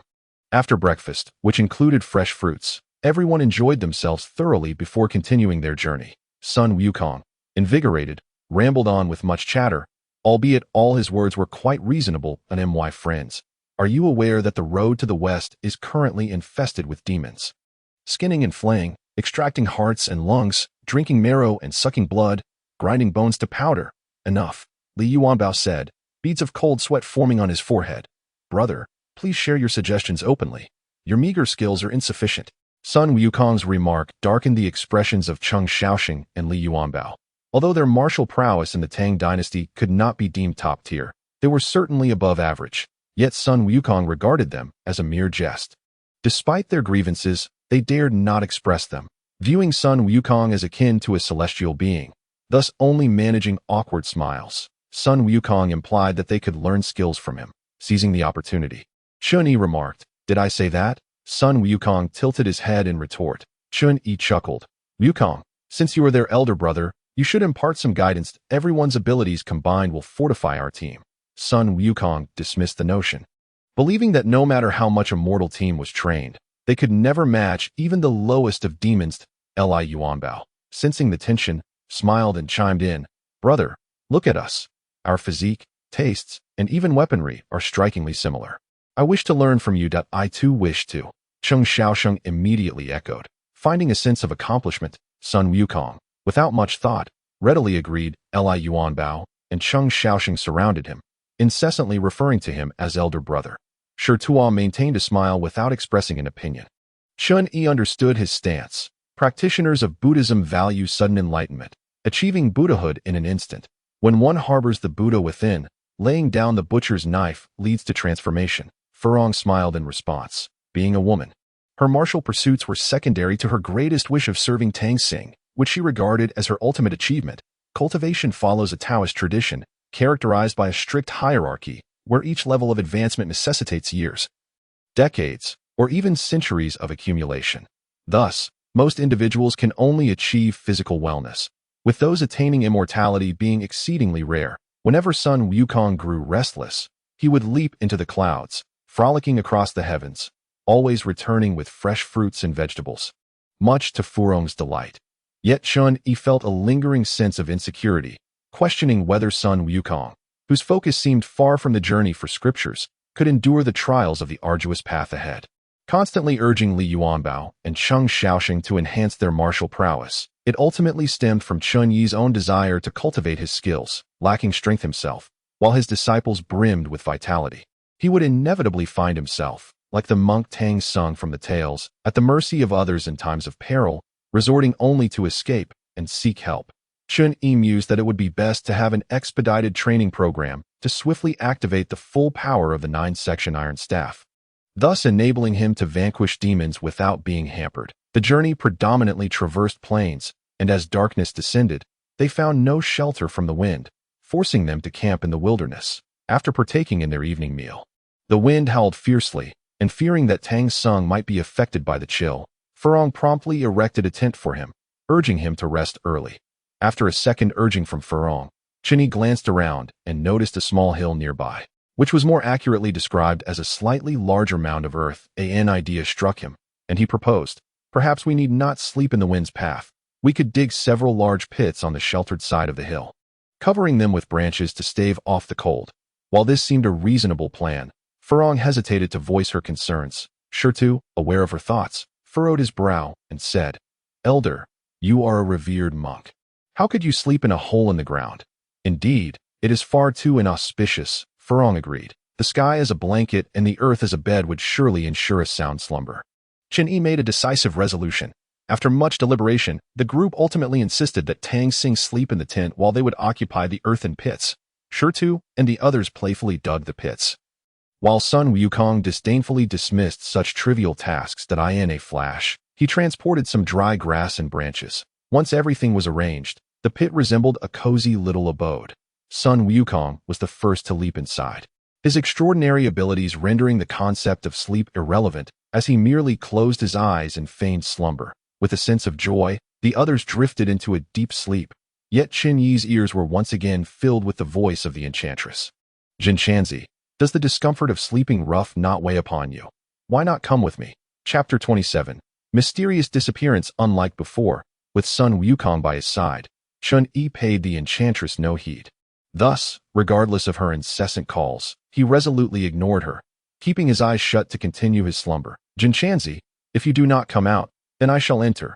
Chun Yi was jolted awake, suddenly realizing that the enchantress had indeed materialized within the tent, a smile gracing her face as she regarded him. Enraged and embarrassed, Chun Yi swiftly grasped his 9-section iron staff, admonishing her, "Do you possess no sense of decency? A young woman trespassing upon a man's slumber without invitation. What manner of conduct is this? We shall inevitably become husband and wife. Why cling to such conventions?" The enchantress replied, her eyes twinkling, "That I truly wonder how your parents raised you." Chun Yi retorted, his displeasure evident. "Parents?" The enchantress paused, her expression shifting to one of indignation as she huffed. "In their eyes, there is only a son. They see not their daughter." It appeared she was yet another tragic figure from a patriarchal household. Chun Yi, having no inclination to indulge her lamentations, earnestly advised, "My dear lady, I implore you to cease your pursuit of me. I have recently taken on a formidable disciple, the great sage equal to heaven, Sun Wukong." His prowess is extraordinary, capable of shaking the heavens and moving the spirits, eliminating demons effortlessly. He is not as accommodating as I. Provoke him, and with but a flick of his finger, he could easily crush you. It would be wise for you to depart swiftly, Sun Wukong. The enchanting woman suddenly erupted into laughter, breathless, as she flicked away the tears that had escaped from the corners of her eyes with a slender finger. What is this great sage equal to heaven? Is it not merely that seventh-level demon monkey, elevated to the status of a deity by your embellishments? The demon monkey, indeed, was only of the 7th rank. Chun-Yi felt a twinge of disappointment. In terms of rank, it hardly seemed formidable. Nevertheless, he steeled himself and said, "Since you are aware of his prowess, you should hasten away. I wish not to witness your harm." Oh, a look of delight spread across the demoness's face as she stepped closer, now less than a meter away from Chun-Yi. Up close, her beauty was even more striking, an intoxicating fragrance enveloping him. Habitually, Chun-Yi stole a few more glances, contemplating how he might capture such a beauty on canvas, certain it would fetch a handsome price. It's good that you understand fear. Now, do not linger. Chun-Yi crossed his 9-ringed staff over his chest. The demoness furrowed her brow slightly, parting her lips as if to speak, but ultimately refrained, turning away and vanishing without a trace. All transpired in an instant. Chun-Yi pinched his thigh, confirming he was not dreaming, and stepped out of the tent. The night wind howled, silence enveloping the surroundings as if no one had ever been there. Chun-Yi pondered in confusion why such a loud conversation had failed to rouse anyone, particularly Sun Wukong, who had not actually been asleep, but rather had been cultivating his energy. If the demoness had come and he had remained unaware, why did he now show no reaction upon Chun-Yi's exit from the tent? Unless there was one possibility. Sun Wukong had once again ventured into the vast skies, frolicking freely. The following morning, Furong awoke early, preparing breakfast. Noticing the tent was devoid of any movement and having refrained from waking the others, she busied herself. "Where are my clothes?" Suddenly, a thunderous shout emerged from the pit, followed by Sun Wukong leaping out, completely bare, his fur bristling with fury. "Keep it down. The elder is still asleep." Furong was exceedingly displeased, questioning why he made such a fuss. The clothes would not sprout legs and run away, nor would anyone else fit into them. But where are the clothes now? Sun Wukong dashed back into the pit, tossing aside branches and grass, along with Li Yuanbao and the others. "Big brother, are we not allowed to sleep?" Li Yuanbao grumbled, rubbing his sleepy eyes, having been abruptly thrown to the ground, landing painfully. "Has anyone seen my clothes?" Sun Wukong demanded loudly, and the crowd shook their heads, sure to express his discontent. There were no thieves among them, and none would covet such attire. Chun-Yi was roused by the commotion and emerged, yet could not explain why. Despite scouring the entire pit, he found not a single trace of clothing. Furrowing his brow slightly, he inquired, "Wukong, did you perhaps go for a swim last night and forget your clothes?" "Master, I have not left the pit even a step," Sun Wukong replied, vexed. Chun-Yi recalled something and urgently asked, "Wukong, did you hear any noises last night?" "I did not. Did you always sleep so soundly?" "How could that be? The slightest sound would awaken me. Besides, having dwelled in Shishao Mountain for 500 years, I am quite accustomed to it. The wind was too loud last night, initially disturbing my peace." And then as he trailed off, Sun Wukong's expression shifted abruptly. Something was amiss. Why did he have no recollection of the latter half of the night? Clearly, something had gone awry. Could it be her? Chun-Yi murmured to himself. "Master, who is the person you mentioned?" Sun Wukong inquired with great urgency. Scratching his head, "I am uncertain." Chun-Yi proceeded to recount the various encounters he had experienced with the enchanting female figure, emphasizing that he was quite lucid last night and that the had indeed visited, displaying a palpable disdain for Sun Wukong. Sun Wukong, perplexed, hurried into the tent for a thorough investigation, only to emerge with a dejected demeanor. "Wukong, do you know the origins of this?" Chun-Yi asked. "That I do not know, but master, I have a feeling she is not merely a." Sun Wukong analyzed. "If she were truly a, there would surely be some lingering trace of, which my keen senses could not overlook." However, within the tent, there was not only an absence of, but also an indescribable essence. More specific, it resembles, yet I cannot be entirely certain. It seems to carry traces of as well. Does that not imply a celestial being? Chun-Yi responded in astonishment. How is it possible for a celestial being to appear solely at night? It defies logic. How could there be? Are not deities and demons fundamentally opposed? I am unclear, but the ability to easily toy with me indicates that her powers far surpass my own, Sun Wukong stated, highlighting the crux of the matter. This morning, no one had partaken of breakfast. Sitting in a silent circle, Chun-Yi felt particularly despondent, haunted by a mysterious woman who schemed against him under the guise of love, yet he remained oblivious to her true identity and origins. Chapter 28. Seeking a Shortcut. Master, do not take offense. I merely spoke thoughtlessly. Sun Wukong, realizing his faux pas, quickly offered an apologetic smile and bowed. Point 1 is endowed with a mouth not solely for the purpose of eating and reasoning, but also to avoid speaking irresponsibly. Chun-Yi remained displeased, his complexion pale with frustration. Elder, excessive anger is detrimental to one's health. The senior brother's words were likely unintentional, Furong counseled. Humph, if it were merely an unintentional mistake, why did he not suggest taking us to the Western Heaven? Chun-Yi, frazzled, found himself speaking without thought. The others fell silent, their faces tense, afraid to speak out of turn. Sun Wukong, growing increasingly impatient, shifted restlessly and exclaimed, Master, why must you be so nagging? Alas, it is that lofty mindset of Tang Sung at play. Driving Sun Wukong away with no recourse to find him, Chun-Yi hastily corrected himself, saying, Wukong, the master only wishes for you not to abandon your path midway, thus forfeiting the opportunity to attain your golden body and true fruit. It is all due to that detestable woman. Once I capture her, I shall surely strip her of her garments. Sun Wukong redirected the conflict towards the Chun-Yi could not help but chuckle, reminding him, she is, after all, a woman. For the first time, an embarrassed expression crossed Sun Wukong's face, and he self-deprecatingly remarked, Humph, a good man does not engage in conflict with a woman. The group could not suppress their laughter, and Sun Wukong scratched his head, smiling as he stepped forward. The journey to the Western Heaven spans 80,000 miles. What a daunting endeavor. Who knows how many years it will take to arrive? Instead, let us do this. I shall carry you all on my cloud, and in just a moment, we shall reach our destination. What? Can that truly be done? Chun-Yi's eyes widened in disbelief, yet a flicker of hope ignited within him. Acquiring the true scriptures swiftly and being sent to the 21st century by the Buddha seemed rather ideal. Gazing into the expectant eyes of the crowd, Chun-Yi's heart raced with excitement. It turns out that the arduous journey for the scriptures could be so simple. Perhaps it was indeed fate. Very well, let us not delay any further, and prepare to set forth.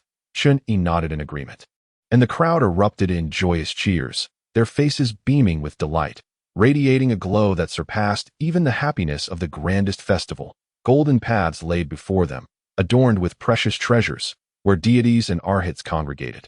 Enveloped in the resplendent light of the Buddha, a scene of unutterable opulence and indescribable brilliance. Master, I've misplaced your garments, and I have yet to craft you new ones, Fu Rong reminded. Fu Rong, your foresight is commendable. Yet, upon our arrival in the West, what exquisite robes shall we lack? We can acquire as many as we desire. With that, Sun Wukong recited an incantation, and a mist rose beneath their feet, swiftly coalescing into a vast white cloud. 5 meters in both length and width, lifting the eager group aloft. Initially, they felt a twinge of panic, but the cloud, soft as cotton, neither sank nor tilted, akin to reclining on a plush bed. Thus, they all settled in with great contentment. Standing atop the cloud, Sun Wukong, brimming with exuberance, offered a heartfelt caution to sit securely, then raised a finger and muttered an arcane incantation. Suddenly, a jolt coursed through their hearts as they found themselves soaring to an astonishing height. Li Yuanbao, mustering his courage, dared to glance down, his complexion paling instantly. The rivers and mountains shrank into a picturesque tableau. Though stunningly beautiful, a thought lingered in their minds: should they fall, their demise would be most dreadful. The cloud continued to ascend, reaching the summit of the mist, an infinite expanse of pristine white, bathed in the sacred golden light of the sun. In the western horizon, a rainbow appeared, astonishingly circular, reminiscent of the Buddha's radiant glow. Shurtua, overwhelmed with emotion, bowed deeply, tears welling in his eyes, longing to weep freely. However, Chun-Yi noticed something amiss with Sun Wukong. His already crimson face was now drenched in sweat, suggesting a possible overburdening of the cloud. Wukong, how do you fare? Chun-Yi inquired with concern. Fear not, Sun Wukong replied, wiping the sweat from his brow. He plucked several strands of his own fur, transforming them into stout ropes, which he twisted together and secured to the cloud's edge. Leaning forward, he gritted his teeth and pulled with all his might. Chun-Yi was drenched in sweat. Although Sun Wukong's prowess was undeniable, the reality fell short of expectations. Nevertheless, to Li Yuanbao and the others, Sun Wukong's abilities were nothing short of astonishing, an eye-opening spectacle that left them in awe. With Sun Wukong's vigorous effort, the cloud's velocity increased, and the scenery blurred into obscurity as they slowed. A brilliant expanse of golden light emerged ahead. Chun-Yi quickly rose to his feet, and through the cloud, a magnificent palace shimmered into view, accompanied by the ethereal sounds of Buddhist chants. The grand thunder sound temple of the West had arrived. Chapter 29 Beneath Wuzushina, Splendid. While you all attain Buddhahood, I shall gladly remain a humble servant to the elders, until the day I can no longer serve due to old age. Fu Rong beamed with a radiant smile. Fu Rong, this is true enlightenment, a lack of attachment, Shi Tuo exclaimed, his face alight with joy. With Fu Rong accounted for, 5 remained, rendering this journey truly worthwhile. The group laughed heartily, drawing nearer, unhurried in their approach. Sun Wukong, fatigued, welcomed the opportunity to ride the cloud and savor the breathtaking scenery of the Thunder Sound Temple. Suddenly, a gust of wind assailed them, causing the 6 atop the cloud to sway violently. Clinging to one another desperately to avoid tumbling from their perch. How could the pure land of the Buddha be so unruly? Sun Wukong rose to his feet, pointing downward amidst the clamor, his fury igniting. Yet, tranquility soon enveloped the scene once more, as the ethereal sound of the Buddha's voice resonated again, as if the tempest had merely passed by. The crowd finally exhaled a sigh of relief while Sun Wukong summoned his cloud. Propelling himself forward, suddenly, a colossal pillar emerged from the clouds, followed by another 3, then 5. In no time, 5 massive celestial pillars stood before the crowd, shimmering with an aura of spirituality. The pillars continued to ascend slowly, revealing a thick wall beneath, adorned with peculiar patterns, hues reminiscent of skin. What could this be? The onlookers buzzed with curiosity. Chun-Yi, fixated on the sight ahead, was suddenly struck by 3 words that sent shivers down his spine. Wuji Mountain. He urgently called out, Wukong, we must leave at once. Right away, Sun Wukong responded, guiding the crowd atop his cloud towards the highest peak. Chun-Yi, in a frenzy, urged, turn back quickly, do not proceed any further. Master, ahead lies the Western Paradise's great thunder sound. Why must we retreat? Sun Wukong questioned, bewildered. Chun-Yi, disregarding the need for explanation, shouted, if we do not flee, we shall be crushed beneath the mountain, bound for eternity. Realizing the imminent danger, Sun Wukong swiftly turned the cloud around, racing back along their original path, while the others remained bewildered, unable to fathom the elders' dread of the mountain. Soon, they would learn the reason. The mountain did not remain stationary, but followed closely behind the cloud, looming ominously as if poised to crush them. Chun-Yi lamented inwardly, never anticipating that Wuji Mountain was meant to suppress him, realizing the folly of his earlier assumptions in following Sun Wukong into the clouds. Sun Wukong, panting heavily, found his magical energy severely depleted, unable to summon even a single hair or weave a rope. Determined, he maneuvered to the back of the cloud, pushing forward with all his strength. Master, I truly cannot go on any longer. Perhaps there is some misunderstanding. We might clarify our intentions before the Buddha, Sun Wukong gasped. The Buddha is currently bringing down his mighty palm upon us. Wukong, I know you are weary, but if we do not strive, we shall be imprisoned for 5 centuries. Chun-Yi insisted, desperation in his voice. 5 centuries again. Sun Wukong shuddered, mustering every ounce of energy to propel the cloud. His vision blurring, obscuring all around him. Shi Tuo, unwilling to acquiesce, called out, could the elder have misinterpreted the Buddha's intent? Chun-Yi waved dismissively. Vexed, harbor no illusions.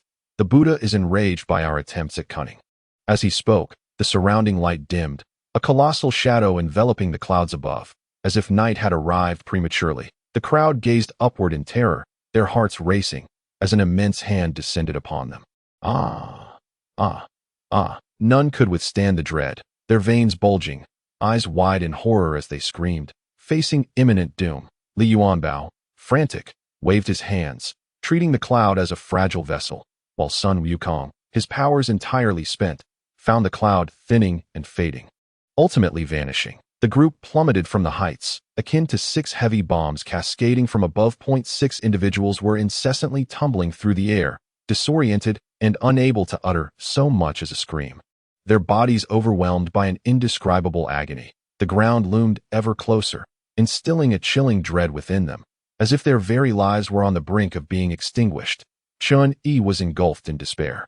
Inexplicably transported into the guise of a monk on a quest for scriptures, he pondered that even if he had rashly taken a shortcut to the West, the Buddha should prioritize enlightenment through wisdom, and at worst, offer a rebuke rather than resorting to violence.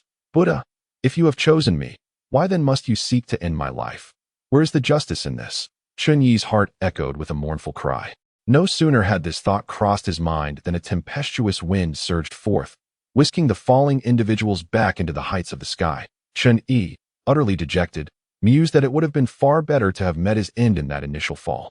Rather than endure this torment once more, as the wind's fury gradually abated, a colossal hand from above descended once more, bearing down upon the sixth. The cacophony of rumbling, crashing, and snapping filled Chun-Yi's head, drowning out his fear. Let it be, he thought. Perhaps this is merely a dream, and I shall awaken to find myself resting in my own deity. Last, silence enveloped the surroundings, leaving not a whisper. With the rhythmic beating of his heart resonating clearly, even the sound of his blood coursing through his veins audible. Where was he? The surface beneath him was unforgivingly rigid, unlike the comfort of a bed. Perhaps he had found himself in the netherworld. With his eyes closed, Chun-Yi's mind wandered until a familiar voice broke through the haze. Master, are you still alive? He opened his eyes abruptly. But darkness enveloped him, rendering everything invisible. His body immobilized. The slight movement of his fingers confirmed a grim reality. He was indeed trapped beneath the five-finger mountain. Tears unwept, Chun-Yi realized that not only Sun Wukong was suppressed under the mountain, but also he, Tang Seng. To be precise, it was Tang Seng who bore the brunt of this punishment. What a dismal script this was. Master, are you still there? Came Sun Wukong's voice again. Chun-Yi sighed, resignedly replying, I am still alive. Master, please bear with it for a moment. Allow me to dig my way out and rescue you. Sun Wukong felt for Chun-Yi's carotid artery, noting everything was normal, and advised him to rest momentarily as he delved into the excavated cavern to save the others. Fortunately, the Buddha did not truly intend to suppress these individuals. It was merely a lesson imparted. Yet, unbeknownst to Chun-Yi, the Buddha's swift strike had inadvertently stirred the realms, unleashing unimaginable consequences and exposing the scripture-seeking team's objective, rendering them targets of scrutiny. By the time Cheng Xiaosheng was the last to be rescued, Chun-Yi still lay on the ground, staring vacantly at the sky. Hopes dashed. The journey westward would entail enduring hardships under the stars, perpetually facing the peril of death, advancing step by step without any shortcuts. Chapter 30. Reluctance to accept disciples. It was truly an intolerable affront, yet what recourse did an ordinary soul like Chun-Yi possess? What choices remained for him? They say the Buddhist path is one of compassion. Yet in his eyes, it appeared that in the pursuit of vanquishing demons and propagating the Dharma, the Buddha could be merciless. Shi Tuo and the others took turns conversing with Chun-Yi, but he remained resolutely silent, leading them to believe that the elder had been traumatized, prompting them to pause and rest. The journey must continue, and Chun-Yi, burdened by despair, remained unbothered by their attempts at conversation. The group fashioned a makeshift stretcher from branches to carry him onward. Along the journey, an oppressive silence enveloped the group, their spirits weighed down to an unbearable extent.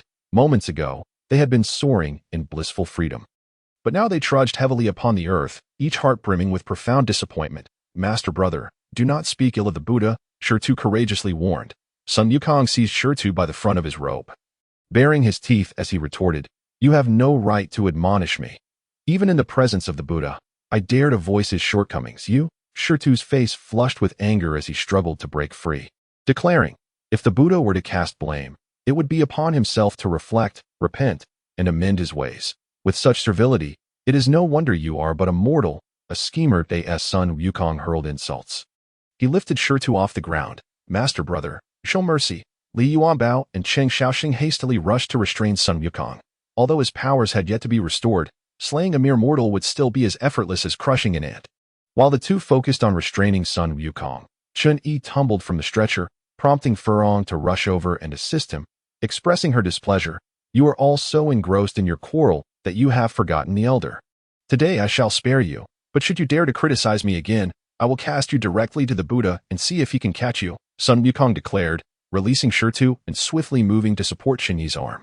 Shirtu stood rooted in place, silent for a long moment, his eyes betraying a profound unwillingness. Once Shinyi regained his balance and drank a few sips of the spring water Furong had brought, his mind cleared, and he spoke. Everyone, allow me to begin with a self-reflection. I should not have harbored the thought of going directly to the spirit mountain. Such a notion is both foolish and lowly, and it has burdened us all. What does this have to do with the elder? Shinyi concluded. The elder speaks truly. At the mention of Spirit Mountain, tears welled in Shirtu's eyes, and he suddenly knelt on the ground, exclaiming, as a disciple, I follow the elder and deeply cultivate my Buddhist connection, having once been but a step away from the sacred temple of Spirit Mountain, filled with Dharma joy, all thanks to the elder's blessings. I have long aspired to a heart devoted to the Buddha, and at this moment, I humbly request to take the elder as my master, to receive guidance and attain enlightenment. The others paused in surprise. The topic of taking a master had never crossed their minds, yet it indeed sounded appealing. Wouldn't addressing each other as master and disciple foster a deeper bond? Chen-Yi had already perceived that although Shirtu was devout in his Buddhist practices, he harbored considerable selfishness, unaware that an unrelenting pursuit of the right fruit was also a fixation that prevents liberation. Sun Wukong's recent actions had instilled in Shirtu a formidable sense of crisis. He yearned to stand on equal footing with Sun Wukong, believing that such a posture would ensure his safety and instill a sense of caution in Sun Wukong. You wish to share the same master as I? That is nothing short of a dream. Sun Wukong scoffed, immediately voicing his opposition. Chen-Yi also felt this matter was inappropriate. These individuals were merely followers, outside the established hierarchy. As the holy monk Jinkanzi on the journey to the west, he must exercise utmost caution regarding the question of discipleship. Shirtu, I acknowledge your hard work and contributions throughout this journey, but I must inform you that I cannot take you as my disciple. Chen-Yi stated resolutely. Why is it that master brother can be the elder's disciple? Shirtu, filled with disappointment, remained kneeling, unable to rise. You, a mere fool, how dare you compare yourself to me, the great Sun Wukong? In my time, I sought out renowned masters and penetrated the profound truths of life and death that I traversed the vast oceans on a simple bamboo raft, begging along the way and enduring countless hardships for decades. As Sun Wukong reminisced about the past, tears glistened in his eyes. Shida, resolute in spirit, could withstand myriad sufferings and face countless trials. Shida fell to the ground, tears streaming down like rain. Shida, rise. Chen-Yi urged him to his feet, sighing, if we were still in the Tang dynasty, I would certainly take you as my disciple without hesitation. However, the circumstances have changed. Ever since I entered this foreign realm, I have become the 11th disciple of the Buddha. Bearing the name Jinsi Hanzi. My acceptance of disciples occurs only in dreams. With the Buddha's permission, Sun Wukong could not help but burst into laughter. Realizing he was indeed the Buddha's chosen one. No wonder Tang Sung was liberated so swiftly upon his arrival. Do you think I, the great Sun, would easily take a master? Even in terms of seniority, he is my granduncle, the 11th disciple of the Buddha, Jinchanzi, addressing Sun Wukong's master as an equal. Such a resounding title left Shida and the other four utterly astonished, as if they were in the presence of a Buddha. Shida, feeling foolish, dared not mention the matter of apprenticeship again. To remain by the elder's side was already an unparalleled honor that a moment of enlightenment struck Shida, who now truly felt unworthy. Being a mere attendant was already a divine favor. The phrase 5 saints realized echoed in his mind, igniting a flicker of hope. All beings are equal, perhaps if he diligently supported and protected Tang Sung. Once the true scriptures were obtained, anything could be possible. Chapter 31. Where lies the path to lift the spirits? Chen-Yi proposed a small bonfire gathering, which was met with overwhelming enthusiasm, bringing smiles to everyone's faces. Sun Wukong volunteered to gather fresh fruits for merriment, while Li Yuanbao and Cheng Xiaoxing set out to collect dry branches. Furong busied herself with preparing dinner, fully absorbed in her tasks. As the bonfire blazed, casting a warm glow on each face, Sun Wukong, who had not experienced such revelry in ages, leaped with joy, his movement swift as a whirlwind, earning rounds of applause. Li Yuanbao and Cheng Xiaoxing joined in, engaging in mock wrestling, their laughter ringing out. Alas, I inexplicably lost my clothes. When we reach the next market, I'll make a set for my senior brother, Furong lamented. Sister Furong is the best. Sun Wukong, with keen ears, caught her sigh and gratefully responded. Senior brother, where will the silver for making clothes come from? Li Yuanbao teased. The great sun, care little for such trifles. Otherwise, I could easily have as much as I desired. Chun-Yi secretly admired Sun Wukong's words, recognizing their truth. With his abilities, no treasure trove could escape Sun Wukong's discerning gaze. Even a newly discovered gold mine would make him the wealthiest. It was rare to find such a heart that remained detached from wealth and luxury. The night breeze was gentle, and all was tranquil. It was already late. Furong, fearing the elder would tire, urged everyone to rest. Yet, the group was in high spirits and pretended not to hear. Elder, we must travel tomorrow. How can we proceed without good spirits? We can celebrate another day, Furong chuckled. Chun-Yi nodded, rising to adjust his monk's robe, pressing down his hands, and proclaimed, Everyone, heed Sister Furong's words, but before we sleep, I shall sing a song. Good. A few individuals perked up their ears, having only ever heard Tang Sung recite scriptures and chant Buddhist verses, never once witnessing him sing. It was certain that this would be an extraordinary Buddhist melody. You carried a burden on your shoulder while I led the horse, welcoming the dawn and bidding farewell to the twilight. Chun-Yi sang with abandon. Previously, during karaoke, he had focused solely on pitch and melody. Yet now he comprehended the profound meaning within the song, pouring his emotions into it, boldly questioning the path ahead. Indeed, the road lay beneath our feet. The crowd was spellbound, and as Chun-Yi concluded his performance, they erupted into thunderous applause, showering him with accolades. Such a melody was unheard of, even somewhat peculiar, yet it resonated so fluidly, striking each listener's soul directly. Shi Tuo, overwhelmed with emotion, knelt upon the ground, tears streaming down his face, murmuring, This melody must surely belong to the heavens. Truly, he is a holy monk. Alas, even such a woman could vanish before one's eyes, while the other demons could easily seek the life of Tang Sing. O Buddha, if you truly wish for me to attain the true scriptures, please bestow upon me the strength to contend against malevolent forces. Chun-Yi, rarely sitting cross-legged, merged his consciousness with Tang Sing's. Devoutly focusing on the chanting of Buddhist prayers with utmost sincerity, he devoted the entirety of the night to this meditation.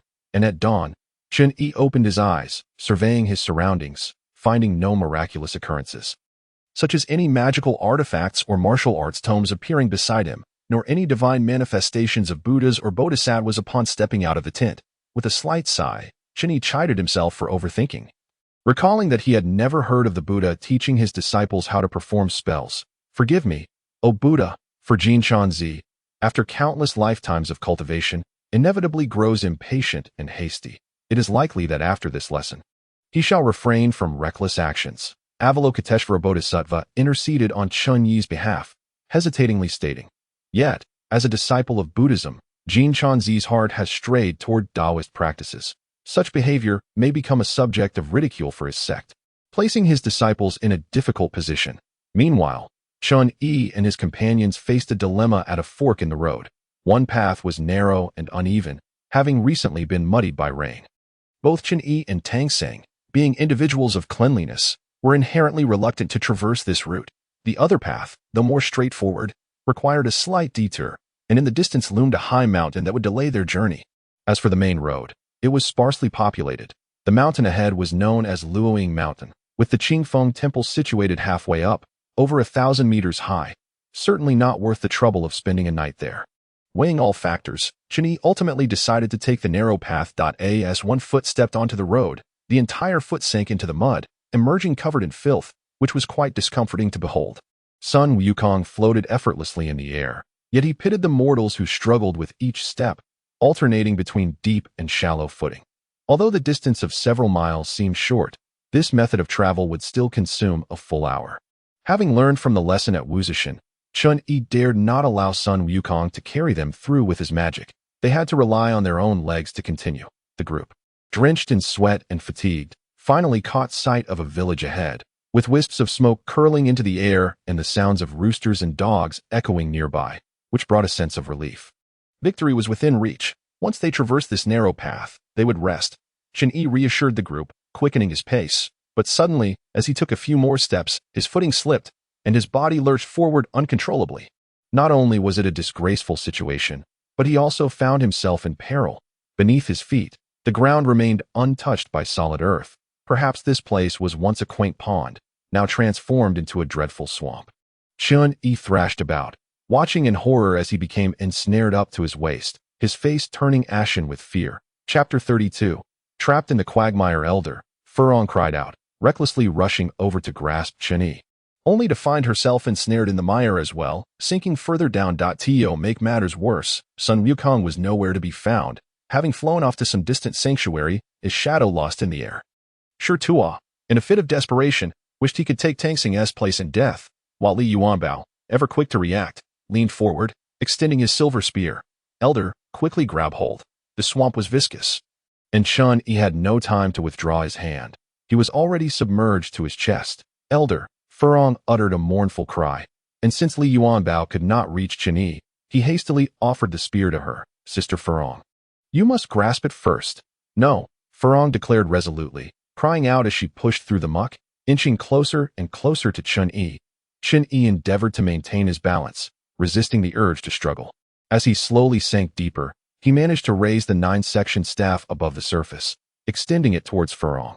Furong hastily seized it with one hand, while her other gripped Li Yuanbao's silver spear tightly. Cheng Xiaoxing and Shi Tuo rushed forward to assist, helping Li Yuanbao pull the two upward on solid ground. The three could easily lift them, but in the bog, they exerted every ounce of strength, moving only inch by painstaking inch. With Furong nearest to them, Cheng Xiaoxing finally grasped her arm. Upon seeing the state of Furong's right hand, he nearly wept, vociferously questioning Li Yuanbao. How could you hand the spear to Sister Furong? Look at her hand. It is a bloody mess. In such dire straits, is it not slippery? Li Yuanbao, taken aback and flustered, was at a loss. Furong released her right hand and grasped the 9-section staff with both hands, transforming their effort into a united force to pull Chen-Yi from the mire. Indeed, as Li Yuanbao had surmised, the long pole was slick, making it exceedingly difficult to hold securely under these circumstances. Chen-Yi's grip faltered, and the 9-section staff slipped from his grasp. The four fell together, but Chen-Yi had lost his last means of survival. Elder Furong cried out once more, ready to leap into the quagmire. Yet she was restrained by Cheng Xiaoxing, who held her tightly, struggling against her. Do not stop me. If anything happens to the elder, I shall not wish to live. The mire had risen to Chen-Yi's chin, and he felt an overwhelming sense of desolation. The sensation of being ensnared in a swamp was not unfamiliar to him. Having once experienced it in a dream, he never anticipated he would taste it again. Was this unforeseen calamity a rude awakening or a descent into the abyss of hell? Gazing at the weeping Furong and the panicked trio, Chen-Yi mustered a faint smile, inhaling deeply. He could hold his breath underwater for 2 minutes, and every second of life counted. At last, the mire engulfed Chen-Yi's head, and he realized he could scarcely endure for a minute longer, as the thick sludge was far from the clear water of a pool, leaving no room for him to exhale. Only the grim fate of suffocation awaited him. Furong fainted, and the three companions wailed in despair, revealing the frailty and helplessness of ordinary humans in the face of peril. Just as time seemed to stand still, a fleeting shadow passed overhead, followed by a furry arm extending into the mire. Chen-Yi felt an immense force surge through him, and in an instant, he was propelled from the swamp, landing on solid ground. Chen-Yi spat out the mud from his mouth, coughing violently, while Furong awoke from her stupor and embraced him, crying inconsolably. You reckless monkey, where were you just now? The elder almost faced a dire fate, Shi Tuo exclaimed, tugging at Sun Wukong's arm in a loud uproar. Sun Wukong simply shook him off with force, unusually refraining from losing his temper, feeling a deep sense of guilt within. Master, permit me to utter something you may not wish to hear. The tribulations that are destined must be endured. Though we have evaded this one, another shall surely come, Sun Wukong remarked to Chen-Yi. Meanwhile, the crowd curiously noticed that one after another, individuals were trudging through the mud along the narrow path. Furong intercepted one person, inquiring, Good sir, have you come from the nearby village? Indeed, came the reply. How did you arrive? Understanding that it was a matter of fate, Chen-Yi's anger dissipated significantly. Very well, let us take the main road. A longer route is of no consequence. Gathering their belongings, the group reluctantly altered their course, heading towards the main road. Reflecting, had we known this would be the case, we might have chosen differently from the start. As they walked intermittently, they finally reached the foot of Luoying Mountain by midday. Had Chen-Yi chosen this path in the morning, he would not have lingered here. A journey to Qingfeng Temple would require at least a day's delay, not to mention the considerable time needed to traverse Luoying Mountain. Yet at this moment, Chen Yi and Furong were both caked in mud, while Shitu, Li Yuanbao, and Cheng Xiaoxing were similarly soiled, all forced to seek lodging at a temple halfway up the mountain for the night to clean themselves. "Let us ascend the mountain," Chen Yi declared, acknowledging that despite their differing paths, their compassion remained a shared virtue. The mud clung to their bodies, making their progress exceedingly slow, and it was not until dusk that they finally beheld the temple, a structure with azure walls, towering ancient trees, and a plaque above the entrance inscribed with 3 gilded characters. Qingfeng Temple. What a splendid name, Chen Yi mused inwardly as the sun's rays cast a serene glow upon the temple, creating an ambience of tranquility. If only the people of the mundane world could find such a refuge to sojourn for a few days, it would indeed be a delight. Sun Wukong leapt forward, grasping the iron ring on the door and ringing it loudly. After a moment, a timid young acolyte opened the door. The sight of Sun Wukong did not frighten him. However, his gaze towards Chen Yi was filled with reverence. "Who approaches?" the young acolyte inquired, his voice youthful and tender. "Little master, I am but a humble monk from the eastern Tang, seeking shelter for the night in this sacred place, and I hope for your kind assistance." Chen Yi replied, mimicking the speech of Tang Sung from the television, smiling gently. "You may enter, along with this benevolent person," the young acolyte said, casting a favorable glance at the kind-faced Furong. He then eyed Sun Wukong and the others with a smirk, adding, "Let those fellows wait outside the courtyard." "Elder, how do you know the elder of this temple?" Shitu asked, puzzled. Chen Yi was momentarily taken aback, as he was unsure why he had instinctively blurted out the name of the Taoist. Perhaps it was because Tang Sung had corresponded with this individual? Yet, that did not seem right. They were in another realm that moment. The Taoist of Qingfeng Temple was still in seclusion, set to emerge in 3 months. However, hearing of an old friend, the temple steward extended every courtesy. They first prepared steaming hot water for several to bathe and refresh, then bandaged Furong's palm, and finally set about preparing a vegetarian meal. Noticing that Sun Wukong had no clothing yet was full of spirit, the young acolyte, being warm-hearted, secretly scurried away to retrieve a set of monk's robes as a gift. Chen Yi expressed his profound gratitude, instructing Furong to take great care in altering the monk's robe to a suitable size before donning it on Sun Wukong. The young Taoist's face displayed a look of difficulty, and after a prolonged silence, he finally whispered, "Please do not harbor disdain, Elder. In truth, this monk has long since perished in the swamp.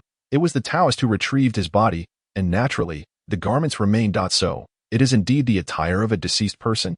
A practitioner of the monastic life partakes of sustenance from a multitude of households and wears garments from various sources, thus cannot afford to be choosy. It is merely a coincidence that this unfortunate monk shares a connection with him, having also suffered in the swamp. Alas, what has transpired to cast such a vast shadow of fear, reducing one's courage to such a diminutive state?"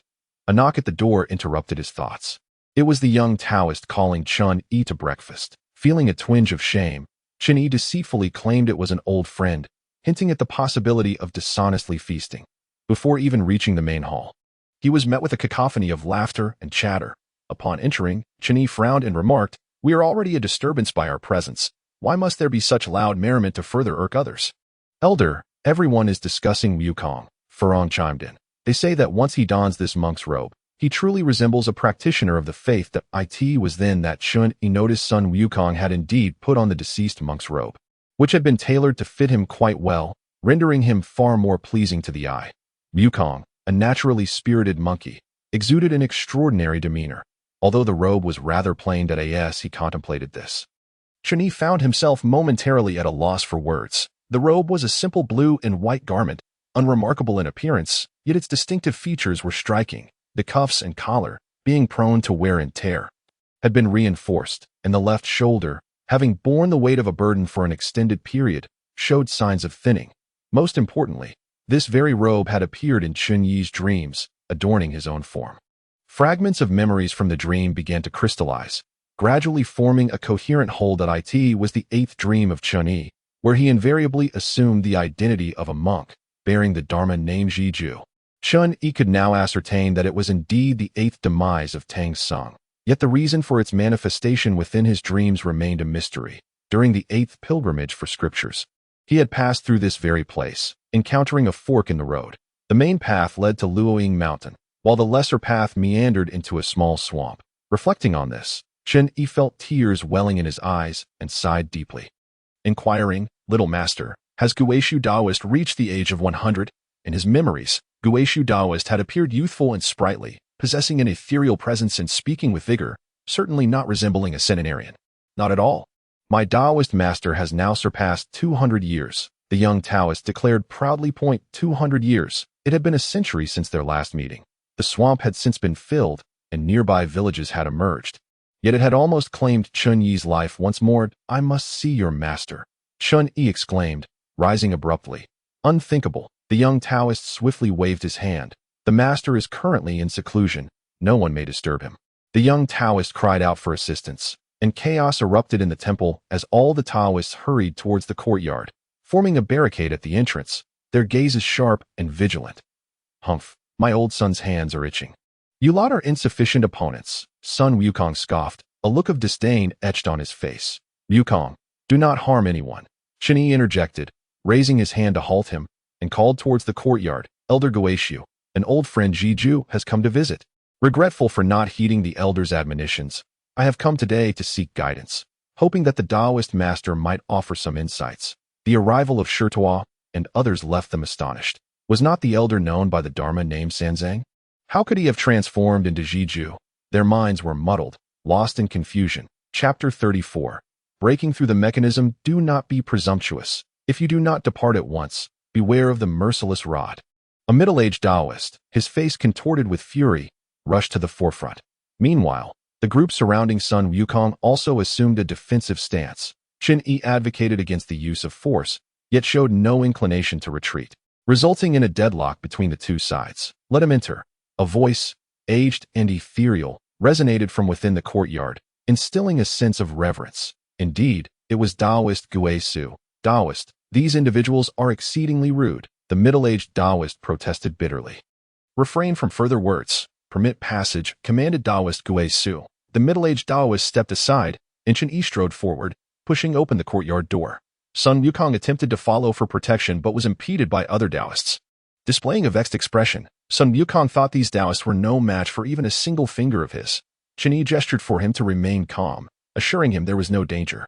Inside the courtyard lay a realm apart, spacious and pristine, extending over 300 square feet. The ground was paved with polished stone slabs, gleaming and smooth. At the center lay a Tai Chi diagram, with the yin and yang fish seemingly in a perpetual chase. Surrounding the Tai Chi diagram, the stone slabs varied in length, arranged according to the 8 trigrams. To reach the large hall on the opposite side, one must traverse the Tai Chi diagram. In a moment of reverie, a vision appeared in his mind, a monk frolicking alongside a Taoist, laughing and leaping through this very space. It became evident that concealed mechanisms lay beneath the surface. Although Taoist Guishu had allowed Chen Yi to enter, he had nonetheless retained restrictions on their meeting. Zhuke connects with Qi Long, and Goqing enters Xuanwu, the first 3 to the right and 4 to the left. Stepping on fish to return to unity. A peculiar incantation lodged itself in Chun Yi's memory, and simultaneously, the knowledge he had gleaned from the I Ching came into play. "Taoist Guishu, have you set up these mechanisms as a form of hospitality?" Chen Yi called out. In the language of Buddhism, those with affinity may meet, while those without shall disperse. "If you can pass through here, then we may meet," came Taoist Guishu's voice from within the hall. "I have been thinking of you.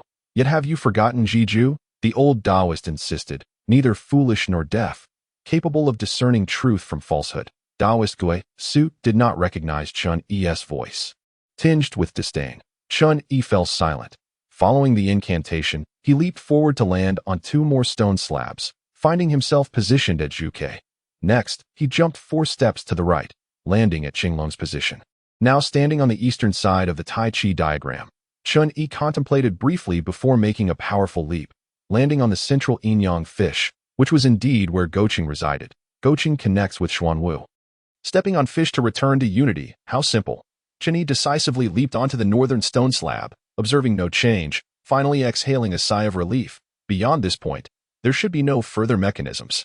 Adjusting his monk's robe, Chun Yi proceeded steadily towards the grand hall. The door to the hall opened of its own accord, revealing an empty space where an elderly man with long hair and beard sat upon a circular stone slab. His gaze was profound, his demeanor calm and composed. With a ruddy complexion, it was indeed Taoist Guishu. the very figure he had encountered in his dreams. To my astonishment, you have seen through my ruse. Indeed, you are exceptional. Guishu Daozhong appeared calm on the surface, yet tumultuous waves churned within. Chun Yi joined his palms in reverence, saying, Daozhong, I humbly pay my respects. Who might you be? Guishu Daozhong inquired. I am Tang Sanzang, hailing from the eastern land of the Great Tang. Tang Sanzang? Guishu Daozhong's eyes widened in surprise, sharp glints of insight piercing through, and before he could discern the figure clearly, a brisk wind swept across his face. And he stood before Chun Yi, coldly questioning, Why do you falsely claim to be Zhijue, disturbing my tranquility? The Daozhong concealed his intentions, striding with the grace of a tiger, arriving in an instant, revealing formidable cultivation. Chun Yi, maintaining his composure, offered a compliment. Insignificant. Guishu Daozhong continued to press. Who are you truly? Speak candidly. Daozhong, in truth. I am the reincarnation of Zhijue. I have returned to Qifeng Guan to reminisce about old friends. Hence my visit, Chun Yi replied. Reincarnation of Zhijue.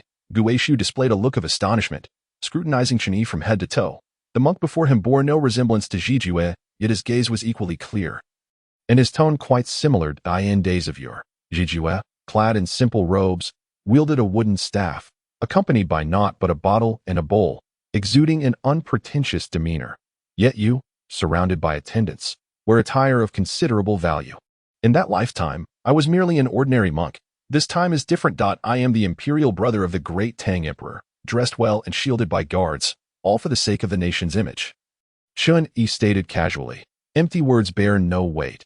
It appeared that without revealing pivotal truths, Guishu Daozhong would not easily be swayed. Chun Yi let out a soft sigh, reflecting, Daozhong once urged me to cultivate Taoist practices to enhance my inner strength. Yet I rejected it, claiming enlightenment through Buddhism to transcend life and death. In retrospect, how superficial that was. Zhijue of old had also been tempted, but bound by Buddhist precepts, he was eager to seek scriptures and did not wish to linger. A parting filled with regret ensued. Unbeknownst to him, Zhijue seemed to have been ensnared by delusion, perishing in the marshes below the mountain.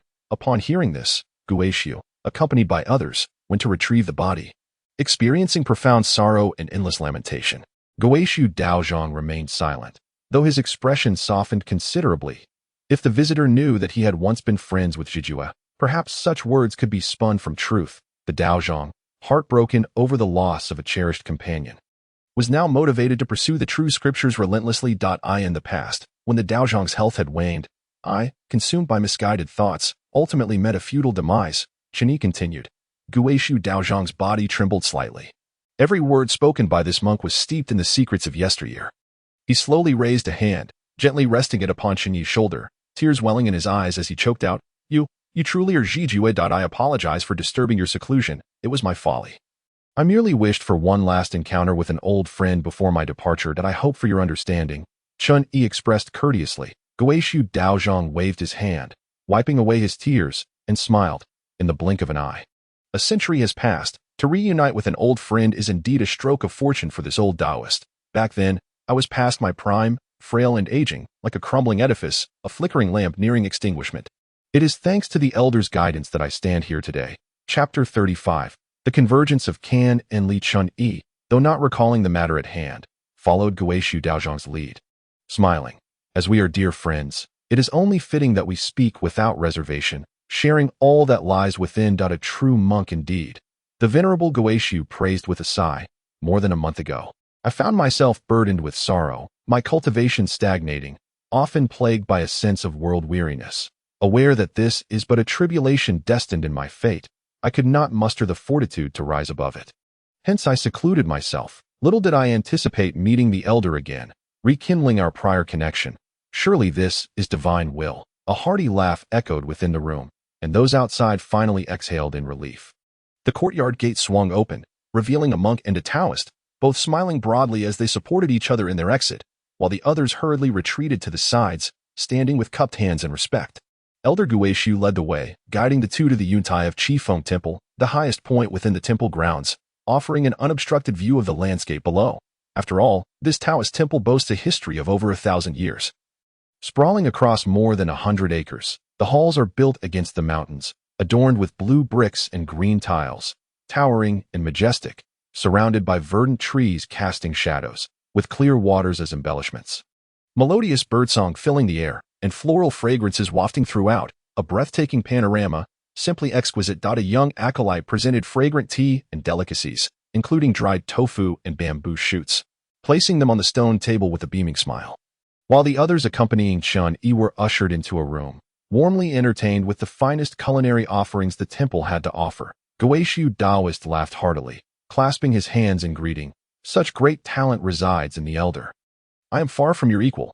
He spoke casually, without embellishment, inviting a chuckle from the Daoist. Chun-Yi waved his hand dismissively. However, Guishu Daoist, brimming with enthusiasm, requested Chun-Yi to lead by reciting the first 2 lines. After a moment of contemplation, Chun-Yi began. The Bodhi tree is devoid of substance. All methods ultimately converge into one. Guishu Daoist pondered briefly before responding with a smile. The affinity with the Buddha is preordained. Do not be alarmed by tribulations. What a profound sentiment. Do not be alarmed.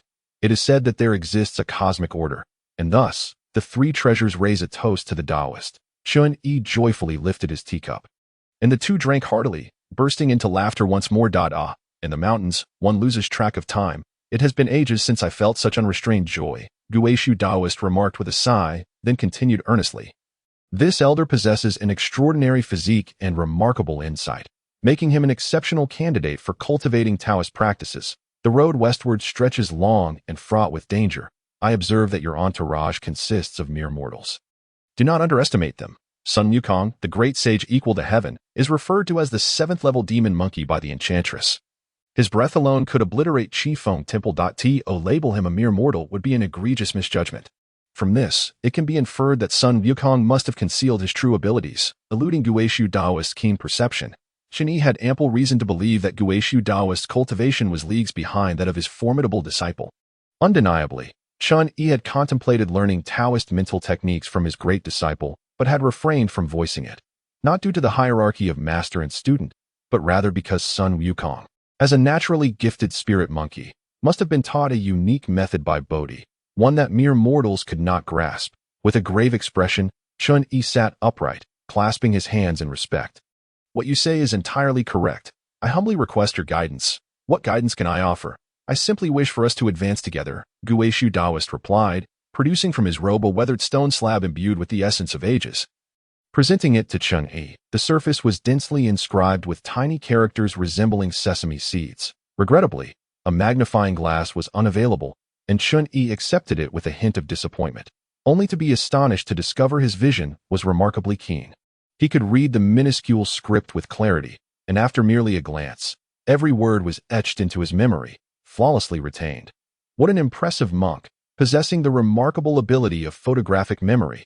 It is no wonder he was chosen as the unparalleled candidate for the journey to acquire the scriptures. The Hunyuan Gong, a creation of the primordial heavenly sovereign, is a unique system of cultivation divided into 9 distinct levels, each accompanied by detailed methods for practice. Should one attain the 8th level of attainment, they may transcend and ascend to the celestial realm. The Hunyuan Gong is indeed a remarkable tome, and the Taoist's extraordinary talent is truly commendable, Chun-Yi exclaimed with excitement. The fact that Chun-Yi could decipher the characters on the page astonished Taoist Guishu immensely. After all, upon acquiring this manual, he had spent 3 years studying it before grasping its contents. The elder's spiritual roots are indeed exceptional. I humbly seek your guidance, Taoist Guishu expressed with a respectful demeanor. May I inquire, venerable Taoist, to what level have you ascended? Chun-Yi inquired. The old Taoist, feeling rather foolish, replied, only to the 2nd level, where I practice refining essence into qi, yet I find it difficult to progress further. Taoist Guishu admitted with embarrassment that it is written quite clearly. By turning inward and reflecting, nurturing the breath within the 5 organs, one may break through. Chun-Yi remarked as he set down the stone tablet. Bewildered, I have pondered this phrase countless times, yet how to enact it remains a perplexing mystery. Taoist Guishu did not withhold his thoughts, adopting a fully open and eager attitude to learn. It is indeed a rare occurrence for a Taoist to seek counsel from a monk regarding Taoist practices. Chun-Yi understood well that since Taoist Guishu had revealed this secret manual, he intended to share it, truly considering him a friend. Venerable Taoist, my words may not be entirely accurate. They are offered merely for your consideration. The 4 characters, Kenli Jiao Hui, are especially significant that I believe can pertains to water, representing the kidneys, while Li pertains to fire, representing the heart. The true Qi must first nourish these two areas, achieving the union of water and fire as described in the I Ching. Chun Yi spoke eloquently. Taoist Gui Su's eyes brightened, and he joyfully gesticulated like a playful child. I never anticipated that the elder possesses such profound insights into the Taoist theories of yin, yang, and the five elements. Your recent words have dispelled the clouds of confusion, and I finally comprehend. Taoist Gui Su could hardly contain his excitement as he closed his eyes to circulate his energy, his exhilaration evident. After a considerable time, he managed to calm his fervent emotions, seated himself, and respectfully offered Chen Yi a cup of tea, saying, "This technique is hard won. I hope the elder will also relinquish attachments to the Buddhist path and commence your cultivation. With your innate understanding, you are sure to progress rapidly." As Taoist Gui Su spoke, he retrieved a small jade bottle from his robe, within which were discernibly greenish pills the size of mung beans. "Thank you, venerable Taoist." Chun Yi gratefully accepted, pondering that should he cultivate to Taoist Gui Su's level, he could at least live without such trepidation. Subsequently, Chun Yi returned the stone tablet inscribed with Hunyuan Gong to Taoist Gui Su, candidly stating that he had memorized its contents, which left the old Taoist in astonished admiration. Chapter 36. Taming the White Horse. Under the warm insistence of Taoist Gui Su, Chun Yi remained at Qingfeng Temple for a few more days, not only to reminisce, but also to delve into discussions on Taoist cultivation methods, listening intently and reaping immense benefits. Taoist Gui Su even took Chun Yi on a tour of his medicinal garden, a highly confidential area within the temple, accessible only to him. Within this space, various rare herbs were cultivated, meticulously tended by Taoist Gui Su himself, destined for alchemical concoctions once matured. "Elder, this patch of Salvia miltioriza was planted by us together long ago, and now it has flourished for a century, becoming a spiritual herb for nourishing yin and supplementing yang." The Taoist priest Guishu, with a smile that radiated warmth, gently sprinkled some mountain spring water. Showing utmost care, the Guanyuntai, a treasure trove of feng shui, gathers the ethereal energies of heaven and earth. Nurturing the water there for a day could yield remarkable results when used for irrigation. Chun Yi asserted with conviction. "Indeed, indeed," Guishu Taoist exclaimed joyfully, clapping his hands in delight. Just as they were conversing, the sound of neighing horses reached their ears. Following the sound, Chun Yi spotted a small garden not far away, where a slender white horse was kept. Its coat was as white as snow, its hooves pitch black, and it bore golden star-like spots on its forehead, exuding an air of grace and beauty. A young acolyte approached with fine feed to nourish it, yet dared not come close, tossing the feed from a distance before turning away. "What a magnificent steed!" Chun Yi exclaimed, his eyes sparkling with admiration. Guishu Taoist chuckled and led Chun Yi toward the horse. Upon their arrival, Guishu Taoist introduced. "This horse was gifted by a friend. It is full of wild spirit and difficult to tame, and thus no one can approach." Chun Yi nodded, understanding that those with exceptional abilities possess unique temperaments. Guishu continued, "This horse remains in the temple, not used by anyone, and wastes fodder daily that I intend to release it back into the mountains. Yet I fear it may fall prey to wolves or leopards and lose its life in vain. A requires a kindred spirit. As Chun Yi spoke, he picked up a handful of feed and cautiously extended it through the fence. After a moment's hesitation, the white horse approached slowly, demonstrating rare gentleness. It accepted the feed and let out soft whinnies, as if tears glistened in its eyes. Guishu Taoist was greatly astonished, and after a brief silence, he smiled, saying, "It seems this horse has been waiting for the elder. The old Taoist wishes to gift it to you, considering your strength." Chun Yi was overjoyed and expressed his gratitude profusely to As for taming this horse. He saw no difficulty. Shida understood the language of beasts, and Sun Wukong, known as Baimo I, was also an expert in this regard. Taming a creature was hardly a challenge. With a flash, Sun Wukong disappeared, and soon the white horse emerged, appearing exceedingly docile, while Sun Wukong performed acrobatics around its neck, beaming with delight. Shida gazed on with envy, realizing that there were indeed extraordinary individuals beyond the ordinary. And the elder's disciples were remarkable. On that clear morning, as the sun rose, illuminating the path to the west, Chun Yi reluctantly bid farewell to Guishu Taoist, mounted the white horse, and resumed his journey. "Go!" Sun Wukong shouted, and the white horse sprang forward, its hooves leaving the ground, leaping several paces in a single bound. Wukong, slow down a bit. Shida and the others can't keep up, Chun-Yi instructed, but as Wukong called for a halt, the horse came to an abrupt stop, nearly tossing Chun-Yi off due to inertia. Beast, walk slower, Sun Wukong remarked, and the white horse indeed steadied its pace, heading westward, until it vanished from sight. Goeishu Daoist continued to wave and glance after them. Daoist, the elder has gone far, a young acolyte reminded Da. Goeishu Daoist sighed deeply.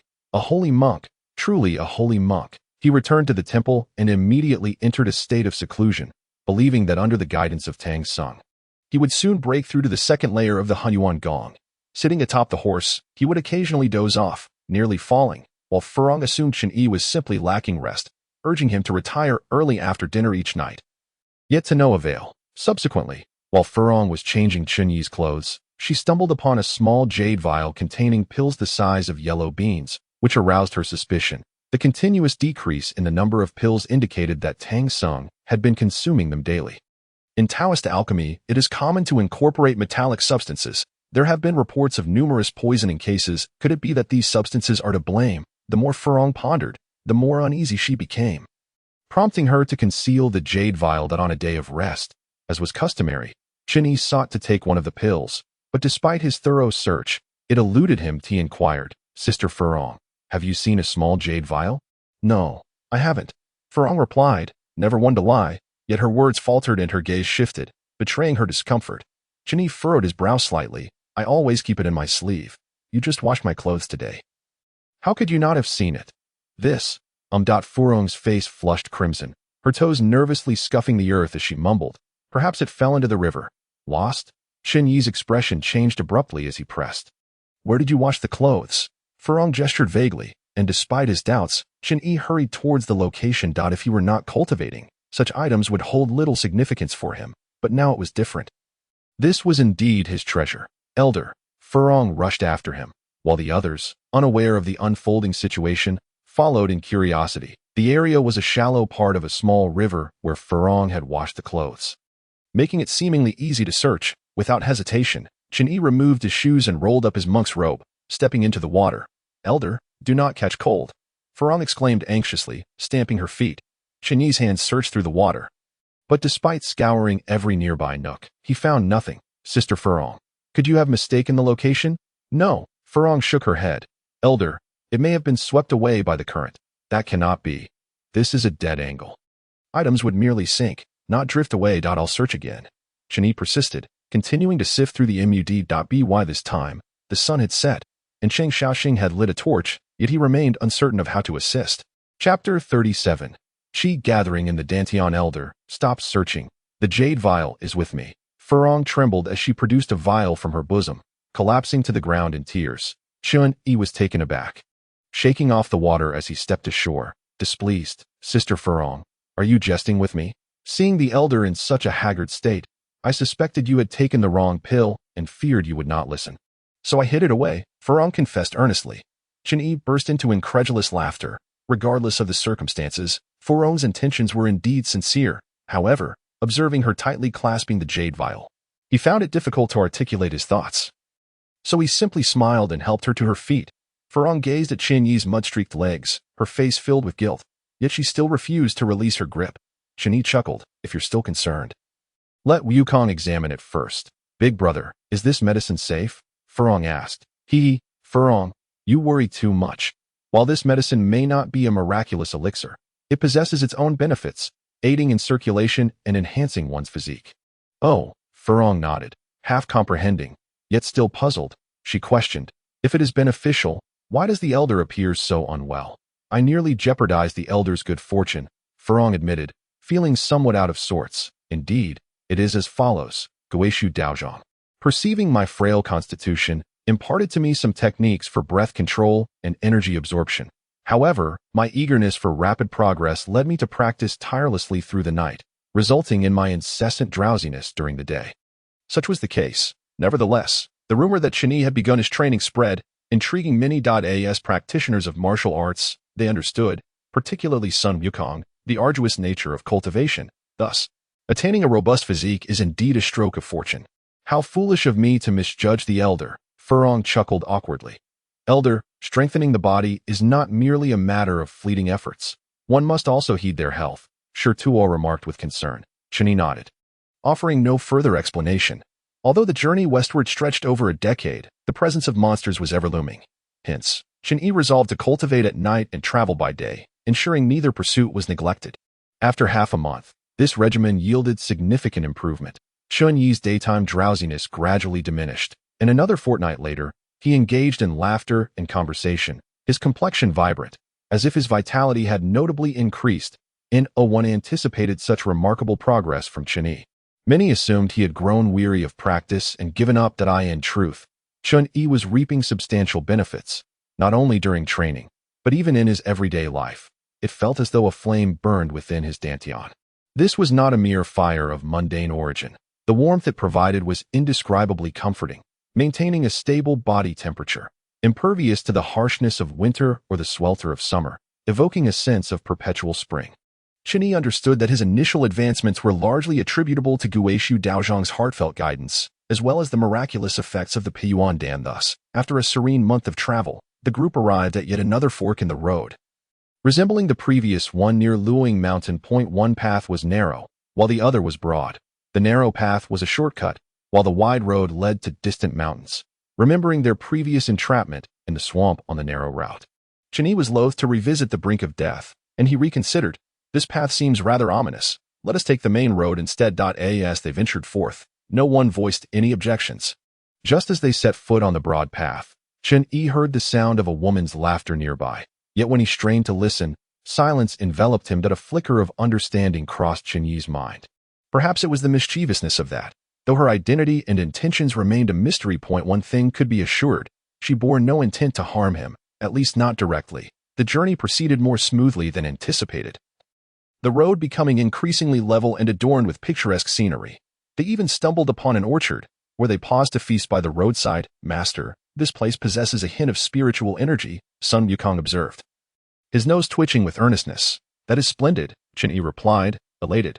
Though they had brought ample provisions from Qi Feng Guan, it would be impractical to carry supplies for over a decade. Thus, finding a resting place to replenish their resources was imperative. After a day of travel, they arrived at the foot of a towering mountain, where a stone tablet stood at the entrance, rising over 10 meters tall, inscribed with the words Tuafan Mountain.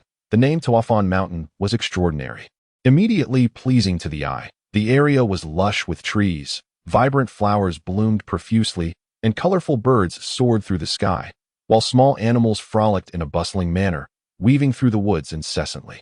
The mountain is not particularly lofty, and they find themselves seated at a relatively low elevation, less than 1,000 meters. The stones are remarkably smooth, as if meticulously carved by human hands. Chen Yi proposed that, since it is still early, they might as well muster their energies to ascend the peak and enjoy the scenic vistas along the way. Everyone readily agreed, bantering and laughing as they climbed the stone steps. The local fauna appeared remarkably gentle, seemingly oblivious to the notion of danger, observing the group from a distance of several meters with wide, curious eyes, endearing in their innocence. The climate within the forest was agreeable, infused with the fragrance of blooming flora, making their journey quite effortless. In less than 2 hours, they reached the summit. However, upon gazing downward, Chen Yi furrowed his brow. It turned out that Tuafan Mountain is composed of 2 mountain ranges, and they had merely traversed one. Below lay a flat expanse, where white stones could be glimpsed through the gaps in the trees, but opposite them loomed another towering mountain, making nighttime travel untenable. Chapter 38. The Divine Bone of the Jade Emperor. At this juncture, the only option was to descend into the valley and spend the night, continuing their ascent of the opposing mountain at dawn. Yet, as they approached the immense white stones, Chen Yi's confusion deepened. These stones were remarkably smooth, as white as snow, and their shapes seemed to follow a certain pattern. Moreover, from his vantage point, some of the forms appeared eerily familiar. Master, they are either sculpted or they resemble human bones, Sun Wukong exclaimed, leaving everyone in stunned silence. Chen Yi was even more baffled, having only heard of large animal bones from ancient times. These bones were evidently larger than those of dinosaurs. Noticing Chen Yi's incredulous expression, Sun Wukong, unable to articulate his thoughts, lifted him into the air to gaze below, amplifying their astonishment.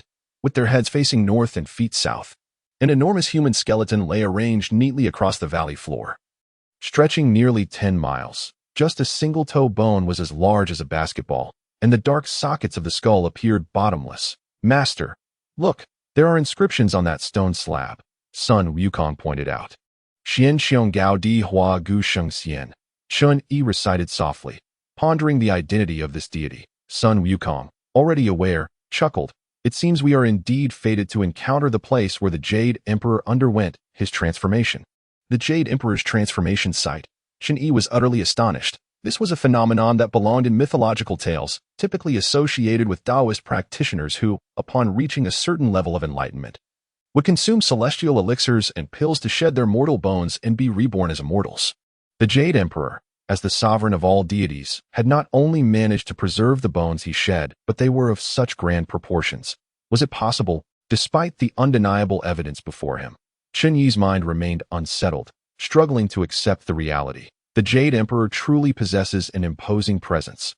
However, having endured countless tribulations and ascended multiple times, perhaps he has replaced more than just these bones. Chun Yi mused. The Journey to the West chronicles in detail that the Jade Emperor faced 1,750 tribulations at first glance. This may seem a modest number. Yet each trial spanned 129,600 years. That a simple calculation reveals that the Jade Emperor has enjoyed a lifespan of over 230 million years to ascend to the throne of the Heavenly Palace. Perhaps, akin to the relics revered in Buddhism, this too is a rare treasure of Taoism, seldom encountered. It is merely the skeletal remains of the Jade Emperor, a treasure so revered that none would dare to steal it lightly. This place is blessed by the heavens, and those without destiny shall not tread here. Sun Wukong displayed profound humility in light of this, for he knew well that he stood leagues apart from the Jade Emperor in terms of prowess. Chun Yi, filled with reverence, swiftly pressed his palms together in supplication, his expression solemn, allowing Tang Sung to recite the sacred scriptures in his thoughts, upon their descent to the ground and explanation of the situation. Shi Tuo and the others rose in respect, for the common folk hold a deep awe for deities, and to behold the skeletal remains of the illustrious Jade Emperor is an extraordinary fortune indeed. Wukong, given that this is the sacred ground of the Jade Emperor's bones, do you think our presence here is intrusive? Chun Yi pondered hesitantly. Not at all. This is, after all, a pathway to as long as we pass quietly through the gaps in the bones. The celestial beings shall not take offense, replied Sun Wukong dismissively. Chun Yi nodded in agreement, reasoning that the deities are often benevolent and would not be angered by the passage of a few mortals. With hearts filled with reverence, the group cautiously descended the mountain. Even the spirited white horse remained silent, fearful of disturbing the celestial beings above.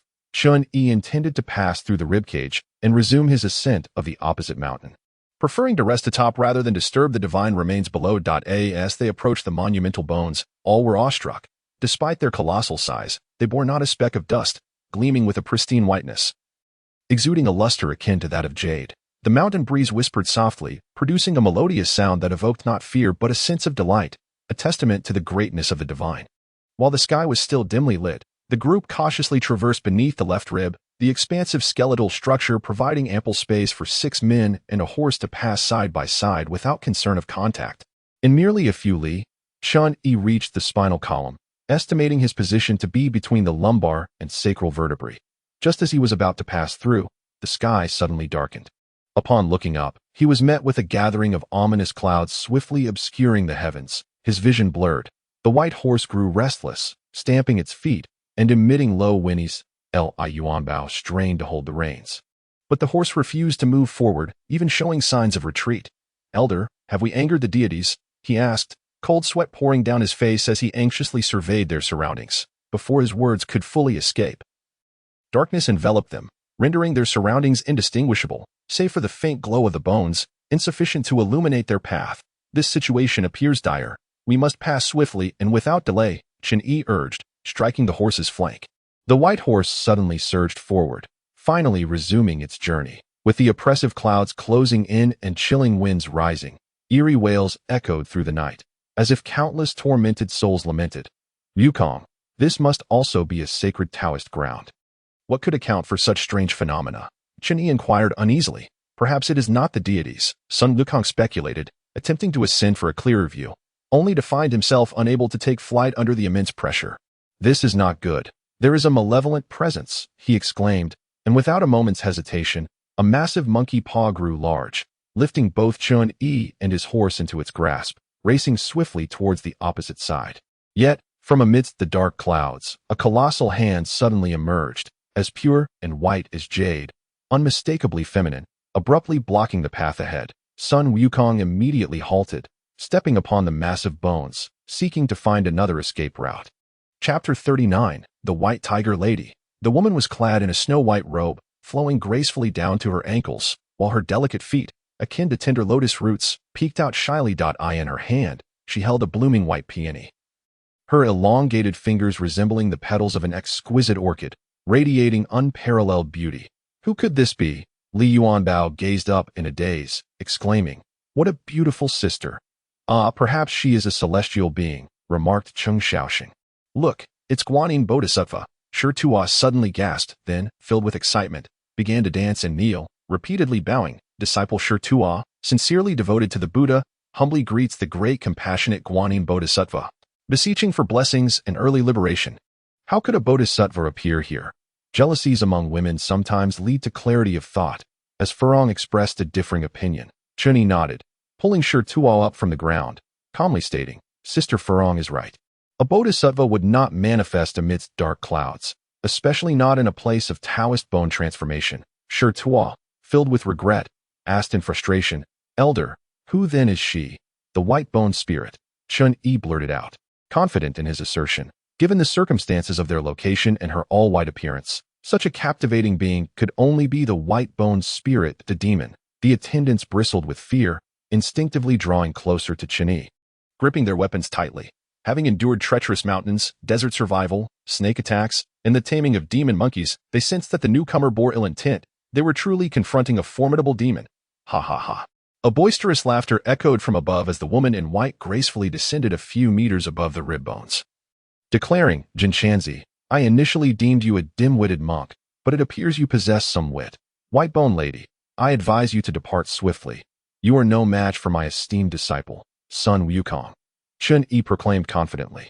Recalling how the white bone spirit had been vanquished by a single strike from Sun Wukong in the tails, deemed one of the weakest in terms of combat prowess. "Ha ha ha. You do not even know my identity.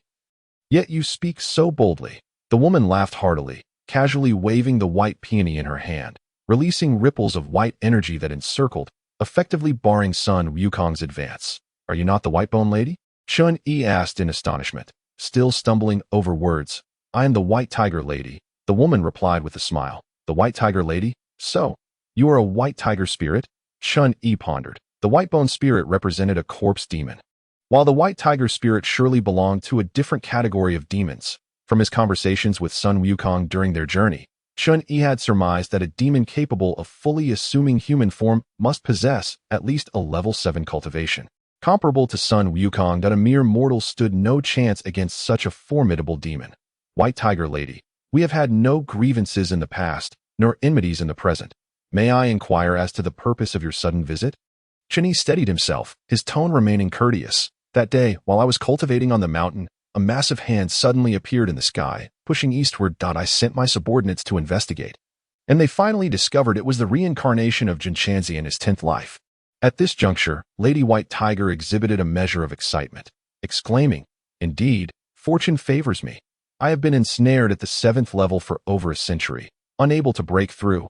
Yet should I consume you, the 8th level would be a mere formality, and perhaps even the 9th level is not beyond reach. You, wretched creature, the compassionate monk, devoted to the salvation of all beings, yet you, a mere beast, utter such arrogant proclamations. Utterly oblivious to your own limitations, with unwavering courage, Shi Tuo positioned himself before Tang Sung. Lady White Tiger did not deign to cast a glance in his direction. Such an insignificant mortal could hardly withstand even a breath from her. At that moment, Sun Wukong found himself beleaguered by the radiant beams of white light emitted by Lady White Tiger. By mutant, his movements becoming increasingly frantic. In stark contrast, Lady White Tiger maintained her composure, engaging in light-hearted banter, which dealt a significant blow to Sun Wukong's confidence. "White Tiger Spirit, prepare to meet your end." Sun Wukong, consumed by indignation, suddenly enlarged his monkey paws, enveloped in a golden radiance, and finally breached the barrier of the white rippling aura. Striking forcefully towards the White Tiger Spirit, with a disdainful smile, Lady White Tiger ascended into the air once more, her smile evaporating as she recognized the formidable nature of Sun Wukong, gently waving the white peony in her hand towards the heavens. She bellowed, "Let them all perish." Suddenly, countless white figures shot forth from the dark clouds, scattering throughout the valley, transforming into a multitude of formidable white tigers, each robust and powerful, their eyes gleaming with hunger as they began to encircle the 5 individuals and a horse in the valley. Chen was drenched in cold sweat. The sheer number of white tigers was exponentially more terrifying than the serpents with flattened wings. Sun Wukong could not afford to be entangled with Lady White Tiger any longer. He engaged in a fierce battle with the tigers, empty-handed. What a splendid monkey king he was! His form became a blur, and wherever he passed, the white tigers dissipated like smoke.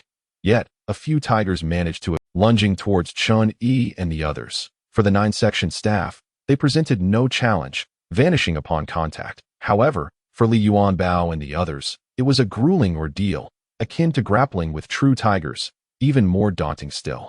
These white tigers, infused with the magical power of Lady White Tiger above, felt no pain or fear of death, moving with the swiftness of lightning. Some were severed at the limbs or had their heads obliterated. Yet they continued to charge forward relentlessly. At that moment, a tailless white tiger ambushed Qing Shaoxing from behind. Qin Yi, quick-witted and agile, swung the 9-section staff, causing the tiger to dissolve into a wisp of white smoke. Disappearing from sight, Lady White Tiger observed the scene below with great interest, unhurried in her approach. Among these individuals, the most formidable were undoubtedly Sun Wukong and the 9-section staff wielded by Jin Chanzi. Without a weapon, how long could Sun Wukong rely solely on his fists? Qin Yi's stamina was likewise limited. Aside from himself, no one else could wield the 9-section staff, making it an easy target for her when the time came. The white tigers were remarkably swift, surpassing the ferocity of earthly beasts. They harbored no fear of flames or light. One moment of negligence could lead to instant demise, leaving no room for error. Lady White Tiger incessantly waved the white peony, unleashing a continuous stream of white tigers from above, overwhelming Sun Wukong. Typically, a dozen would simultaneously launch themselves at Chen Yi. Within a mere quarter of an hour, Li Yuanbao began to exhibit signs of exhaustion. As a skill-based warrior, his endurance waned rapidly under the relentless onslaught of tigers, forcing him to crouch on the ground, gasping for breath. Qing Shaoxing fared somewhat better. Yet his face was flushed and veins bulging, all while ensuring the safety of his comrade, Li Yuanbao. Amidst the tumultuous battle against the white tigers, suddenly, a group of 5 or 6 white tigers lunged forth together. With a resounding roar, Chun Yi swept his 9-ringed silver staff in a wide arc, and without a sound, the white tigers were all vanquished. Every creature possesses a vulnerability, and the white tiger lady was no exception.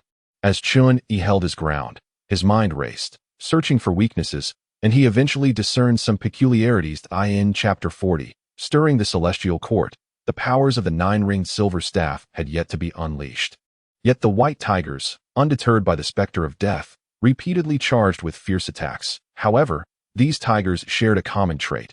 They consistently avoided the divine bones of the Jade Emperor, either soaring through the air or taking detours, ensuring there would be no contact. An idea sparked in Qin Yi's mind, and he called out loudly, "Wukong, select a rib to wield as a weapon. These white tigers fear those bones." For the first time, a look of panic appeared on the white tiger lady's face, while Sun Wukong chuckled knowingly, declaring a long exclamation as his form expanded hundreds of times. However, as he rummaged through the ribs, nothing seemed suitable. Each was curved, rendering them ineffective for attack. At that moment, in the Lingshao Hall of the Taiwei Yuqing Palace, the Jade Emperor was distractedly convening a meeting of the deities. After only a few words, an unsettling discomfort surged in his lower abdomen, causing his brow to furrow. Suddenly, the Jade Emperor uttered a low gasp, clutching his chest, leaving the assembly of celestial beings astonished, exchanging bewildered glances, unaware of what transgressed. "It must be that someone has tampered with the bones I last shed." The Jade Emperor waved his hand, and just as he began to regain composure, his form swayed violently, nearly toppling from his throne. The celestial beings, gripped by fear, rushed to his side. Enraged, the Jade Emperor commanded, "Quickly investigate the Fan Mountain. Who dares to act so recklessly?" Chaos ensued in the celestial realm while the mortal world was embroiled in a fierce battle.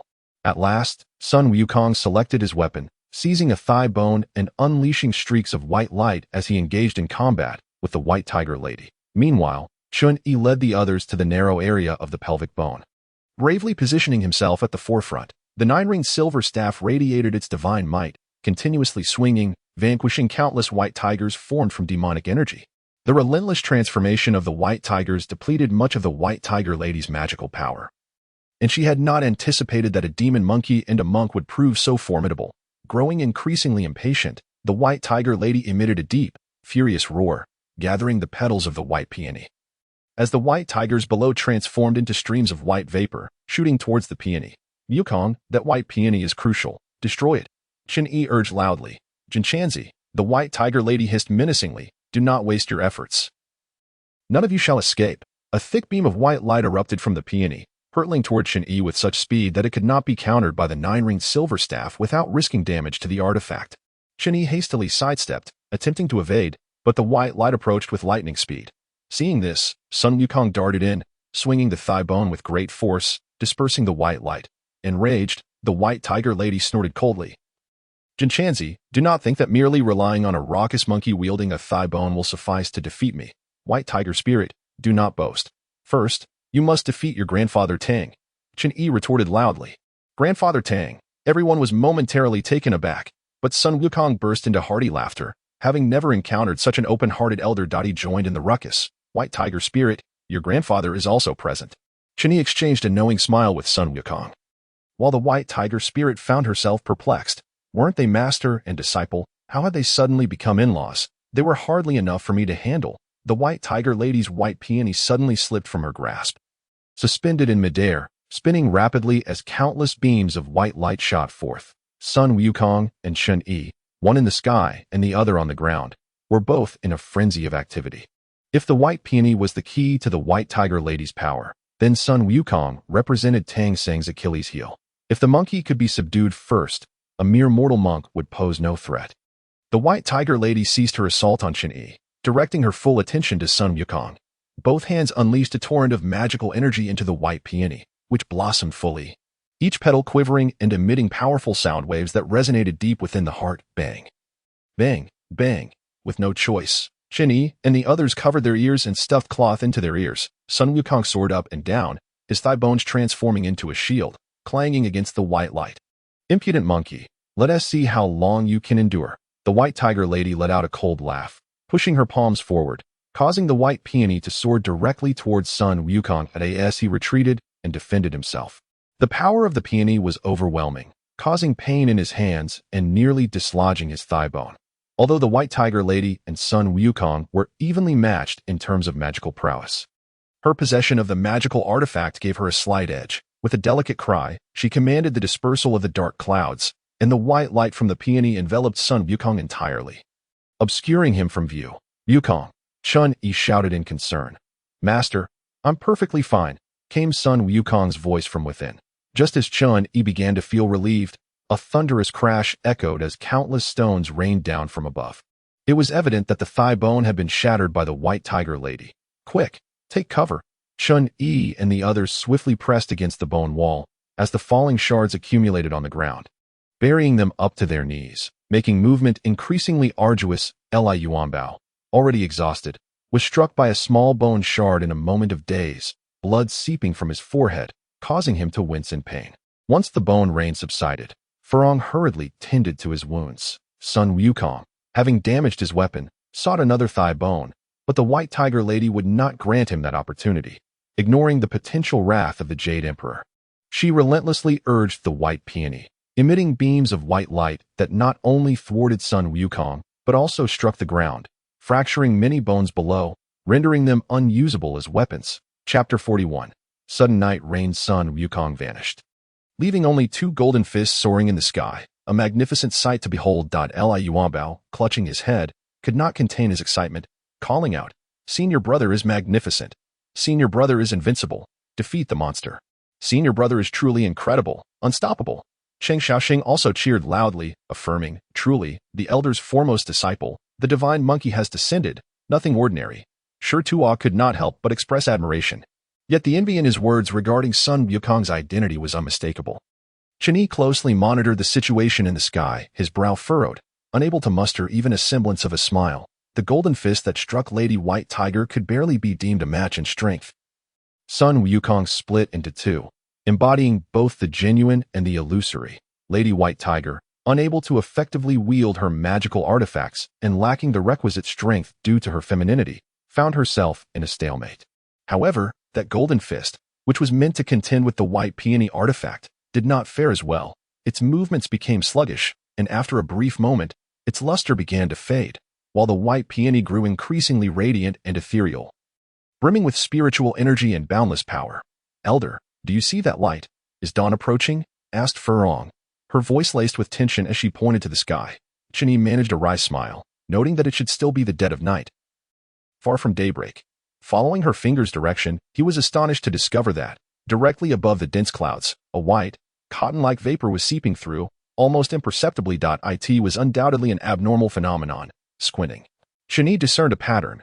This white vapor was continuously flowing into the white peony artifact.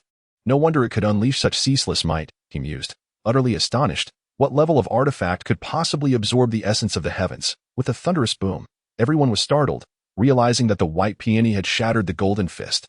Although it was merely a projected image, Sun Wukong was fully engrossed in his battle with Lady White Tiger, caught off guard by the sudden pain that surged through his chest as if it were fracturing. He let out a muffled groan and fell from the clouds, landing directly in front of Chun-Yi, reverting to his true form. "Wukong!" Chun-Yi rushed over, but Sun Wukong pushed him aside. "Master, it's dangerous. Don't worry about me. You must escape." "Escape where? We are surrounded by the illusions of the White Tiger. It's safer to remain within this basin." Sun Wukong leaped into the air, performing a somersault before charging skyward once more, swinging his fluffy iron fist and re-engaging Lady White Tiger in combat. The White Tiger's spirit wielded her hands, unleashing beams of white light to clash with Sun Wukong, while the white peony artifact hovered above, seemingly controlled by a will of its own, sprouting eyes and moving swiftly, stealthily approaching Sun Wukong's back, its brilliance intensifying to a blinding degree. "Tang Seng, you must implore the Buddha," Chen-Yi urged, sensing that Wukong was on the verge of collapse. "The next target is us." He attempted to communicate with Tang Seng, but all that returned was the recitation of sutras, incomprehensible to him. Growing desperate, he realized that relying solely on the Buddha would not resolve their immediate predicament. He had to take a desperate gamble that he sprinted upwards and hurled his 9-section staff at the airborne white peony. The staff shot forth like a golden lightning bolt, racing towards the white peony, intending to shatter it. However, in reality, it barely ascended 3 meters before plummeting back down, creating a sizable crater in the basin. Meanwhile, the Jade Emperor in the Lingxiao Palace suddenly felt an inexplicable pressure in his lower abdomen, startling him into a standing position at his level. He had long since transcended such corporeal sensations. From whence did this force originate? Sun Wukong sensed a threat from behind, a golden aura enveloping him as he attempted to counter the onslaught of the white peony artifact. However, no one could foresee the consequences of the white peony treasure strike. Just as Chun-Yi found herself engulfed in despair, a gentle drizzle began to fall from the heavens, cooling her face remarkably. With indignation, she exclaimed, "Sun Wukong, you have destroyed my treasure. I shall remember this grudge." As she spoke, a beam of white light shot forth, and with it vanished the myriad illusions of the White Tiger. Sun Wukong attempted to pursue, but was halted by Chun-Yi, who cautioned that if the White Bone Lady had allies, the repercussions could be dire. The ominous clouds soon dissipated, revealing the luminous moon and the vast starry sky. After a brief silence, the survivors collectively erupted into jubilant cheers. Li Yuanbao was the first to rush forward, meeting the weary visage of Sun Wukong, proclaiming, "Master brother, you are invincible, having driven away that white tiger spirit." Sun Wukong merely smiled and waved his hand, his expression somewhat haggard. Cheng Xiaosheng and Shi Tuo also approached, clasping their hands in genuine admiration, gazing at the scattered remnants of bones on the ground. Chun-Yi felt a chill. Although the white bone spirit had instigated the conflict, it was still their actions that had defiled the sacred site of the Jade Emperor's bone exchange. Without further ado, Chun-Yi led the group to press on through the night. Fortunately, the moonlight flowed like a river, illuminating their path. As dawn broke, they finally traversed the Tuo Fan Mountain without encountering further mishaps. The farther they distanced themselves from the mountain, the better. Bolstered by determination, the group persevered through fatigue and hunger, continuing for another hour until they could no longer bear it. Chun-Yi then decided it was time for them to eat and rest. After hastily consuming some provisions, Shirtua and the others fell into a deep slumber, utterly exhausted. Chun-Yi noticed Sun Wukong crouched to the side, lost in thought, and approached him, asking, "Wukong, I have seen you troubled throughout the journey. What weighs on your mind, master? Did you not notice the peculiarities of last night's events?" Sun Wukong countered. "Indeed, there were several anomalies, yet I cannot articulate them. What do you think, master? There are two types of monsters. One that practices body refinement, continually honing itself until it becomes impervious to weapons, and another that relies on magical artifacts to elevate their cultivation," Sun Wukong explained earnestly. "Are you suggesting that the white-bone lady possesses average strength and relies entirely on that white peony?" Chun-Yi surmised. In terms of physical prowess, the white tiger spirit is indeed inferior to me. However, that treasure is formidable, infused with abundant spiritual energy, unlike any artifacts from the demon realm, Sun Wukong replied. His demeanor serious. Chun-Yi grasped the gravity of the situation and furrowed her brow, stating, "Are you implying that the white peony is a divine artifact? I have harbored similar suspicions. Yet how could a treasure from the divine realm be wielded by a demon?" Chapter 42. Forces at play. This is also a source of my perplexity. Amidst the clouds last night, there was an unusual aura of demonic energy that is difficult to comprehend, Sun Wukong continued in a hushed tone. Moreover, the white peony was not destroyed by me. The manner in which that drizzle fell was peculiar. These were no ordinary raindrops, and there must be a reason behind it. This treasure may originate from the divine realm or the demonic realm. Yet now it is being manipulated by the demon realm. So, who exactly is the influential figure aiding us from the shadows, and to which faction do they belong? The situation grew increasingly complex. And as Chun-Yi pondered, she couldn't help but think of one individual, the elusive demoness who seemed to shadow them. Initially, Sun Wukong was oblivious to the malevolent aura. Instead, he perceived a celestial essence and caught a whiff of demonic energy. Could this calamity be connected to that enchantress? "Master, have you conceived of something?" Sun Wukong pressed. Chun-Yi shook his head, asserting that it was futile to speak of uncertainties, and moreover, the elusive demoness had only sought him out, leaving no means of contact. It was difficult to articulate, yet it was certain that the Lady White Tiger would not relent easily. "Wukong, it would be prudent for you to rest. Henceforth, one must exercise greater caution," Chun-Yi stated solemnly. "You speak wisely, master." Sun Wukong promptly set up a tent for Chun-Yi, then leaped into a tree, resting against a sturdy branch with his eyes closed. Chun-Yi did not feel particularly fatigued. However, after wielding the 9-section staff for half the night, his arms ached. Having gone a day and night without consuming any P1 pills, he decided to take 2 at once, swallowing them down. Unexpectedly, the side effects manifested, causing his abdomen to feel as if it were ablaze. Inducing a sense of restlessness, he endeavored to regulate his breath, clearing his mind to focus solely on his respiration. After nearly 2 hours, and expelling a copious amount of sweat, he felt somewhat relieved and gradually lay down. Time serves as the foundation of cultivation. To miss a single day necessitates the expenditure of even more time to compensate. Thus, every individual with any degree of cultivation, including demons, cherishes the hard-won fruits of their practice. It is precisely due to their breakthroughs and level that they yearn for even higher realms. The previous night's events had been too exhilarating. Chun-Yi tossed and turned, unable to sleep, replaying the occurrences in his mind. Suddenly, he sat up, struck by a significant realization that he retrieved the 9-section staff beside him, inspecting it carefully in his haste the previous night. He had carelessly tossed it, allowing it to fall from a great height. He hoped it had not been damaged. Fortunately, everything appeared to be in order. Chun-Yi let out a long sigh. The road ahead was long, and he would need to rely on the 9-section staff for his life, so it must remain unscathed. He had always been quite protective of his belongings, and he took out a cloth to wipe it down meticulously. It gleamed much brighter than before, perhaps due to his daily handling. After thoroughly polishing it, fatigue overtook him. He stretched and placed the 9-section staff down, finally succumbing to a deep slumber. Humans and demons? The Jade Emperor was somewhat taken aback. What abilities did that monk from the Tang dynasty possess to contend with the demon generals? According to reports, Tang Sun had taken in a demon monkey named Sun Wukong on Shirxia Mountain. It was unknown from whom he had learned his formidable skills. The white tiger spirit held a Yao Qi peony capable of transforming into countless white tigers, which should have ensured victory, but was thwarted by a rain of magic.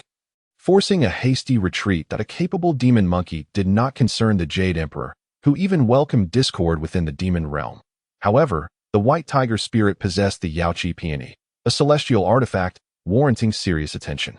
Has anyone discerned who unleashed the magical rain that obliterated the Yaoqi peony? The Jade Emperor inquired solemnly. Your Majesty, I am powerless. I could not ascertain the identity of the deity responsible for the rain. As not a trace of their aura remained, the Eye of Heaven reported anxiously. Such formidable prowess. The Jade Emperor's brow furrowed tightly. How could a mere monk be entangled with such vast forces? Destroying the Yaoqi peony and brazenly dismantling his divine bones, Your Majesty, the old minister believes that this matter is fraught with uncertainties and must be investigated meticulously, one by one. Tai Bai Jinxing spoke. Speak. Venus, when did the peony of the Yaoqi fall? How could it be tamed by the demon general? Furthermore, that monk must possess an extraordinary background. Not only has he subdued the demon monkey, but he also has unseen protectors. Tai Bai Jinxing said. The Jade Emperor nodded, instructing Qianlian, keep a close watch on that monk. If there are any developments, report immediately. Qianlian acknowledged and withdrew, while the Jade Emperor turned to Tai Bai Jinxing, saying, Elder Jinxing, I am aware of your extensive connections. Please assist me in discreetly investigating these matters, and provide a confidential report when the time comes. The old minister complied. Within the pilgrimage team, Sun Wukong closed his eyes to recuperate his energy, while the others slumbered soundly to restore their strength, not waking until the following dawn. As if emerging from a dream, Li Yuanbao and Cheng Xiaoxing did not falter in fear at the appearance of the white tiger spirit. Their admiration for their idol, Sun Wukong, was profound, and they were even more eager to learn from him. Chen Yi, of course, actively encouraged this endeavor, knowing that the greater the team's overall strength, the better their chances of survival in perilous situations. Hoping that Sun Wukong would impart his teachings with dedication, Sun Wukong, open-minded and responsive to requests, could only impart some combat techniques due to the limitations of the two mortals. Overall, Li Yuanbao demonstrated greater progress, as he bore similarities to Sun Wukong in being slender and more technique-oriented. In contrast, Cheng Xiaoxing focused on the fundamentals, steadily honing his skills, but found himself limited in his choices of martial arts taught by Sun Wukong. Sun Wukong's patience waned. When Cheng Xiaoxing struggled to keep up, he would raise his voice in reprimand, and the more anxious Cheng Xiaoxing became, the harder it was for him to grasp the essence of the teachings, ultimately dampening his enthusiasm for learning. Meanwhile, Li Yuanbao diligently followed closely behind Sun Wukong, addressing him with deference as master brother, demonstrating great eagerness. Chen Yi engaged Cheng Xiaoxing in conversation, explaining that each person's physical constitution and interests vary greatly, and that forcing oneself into something unpleasurable is futile and should not weigh heavily on the heart. Cheng Xiaoxing confided in Chen Yi, expressing his discontent at having fallen behind Li Yuanbao in martial prowess. Chen Yi, brimming with confidence, reassured him that opportunities would arise in the future, urging him to be patient. Speaking of Shi Tuo, he was truly commendable.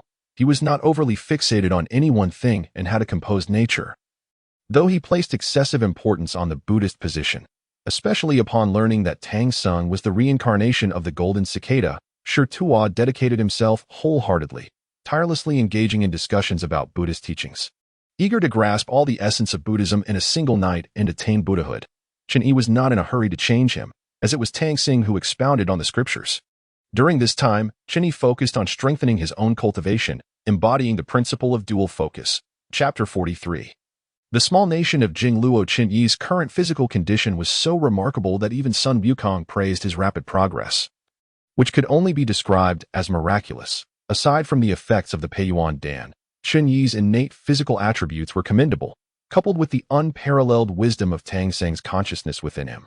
Such a unique combination made it difficult not to advance. Although Sun Wukong possessed the highest martial prowess within the pilgrimage team, he faced a particularly challenging issue when combating higher-level demons: the lack of weaponry. Much like the White Tiger Lady, who possesses the magical white peony, thereby amplifying her strength manifold, it is imperative to procure a fitting and formidable weapon for Sun Wukong. This matter has long been etched in Chen Yi's mind, and whenever the opportune moment arises, he will prioritize resolving Sun Wukong's predicament. The naturally swift and agile Furong also felt the weight of pressure. The elder, robust and vigorous, was someone she had always anticipated. However, she harbored concerns that if the elder could manage all affairs independently, what purpose would her role as a maidservant serve? Perhaps she would merely be left behind, awaiting their triumphant return. No, she must accompany the elder. A man's thoughts, after all, lacked the subtlety of a woman's, and he would undoubtedly not receive proper care on the journey. Thus, Furong secretly sought out Sun Wukong, imploring him to teach her a skill that would enable her to stand on her own. Furong, I possess a fair share of abilities, yet you are of mortal constitution, and I fear the magical arts may prove quite challenging for you to master. Sun Wukong chuckled, harboring a fondness for Furong, not of romantic nature, but rather a sense of gratitude for her kindness in crafting garments for him. Hee, I am but a woman, unversed in combat. I possess no interest in violence. I merely require good physical stamina for the journey, as well as strong legs. Furong gestured, demonstrating her intent. Sun Wukong erupted in laughter. Women generally aspire for delicate frames, frail and slender. Why then do you seek to enhance your strength? Is there no technique for such? Furong's countenance fell, revealing her disappointment. Sun Wukong, suppressing his laughter, inquired, do you truly wish to learn? I would never deceive you. I do possess such a method, yet while men become robust, it may result in women developing coarse bones, adversely affecting their gracefulness. I see. Furong sighed in relief, dismissing such concerns. At my age, what do I have to do with beauty? As long as I can serve the elder and assist him in fulfilling his grand aspiration of seeking the scriptures, I would willingly sacrifice my life if need be. Sun Wukong was deeply moved. You regard the elder as your own kin, do you not? Indeed, I have been without parents since childhood, sold as a maid to numerous households, enduring great hardships. However, upon arriving at the Qin family, my fortunes turned. Both the master and mistress are kind-hearted individuals. The elder, having renounced the world from a young age, has always shown me affection, frequently reminding the mistress that all beings are equal and that I should be treated as family. As she spoke, tears brimmed in Furong's eyes. She wiped them away with her sleeve, glancing toward Chun Yi's tent, and softly remarked, if I may speak without decorum, in my heart, the elder is akin to a brother, even flesh of my flesh.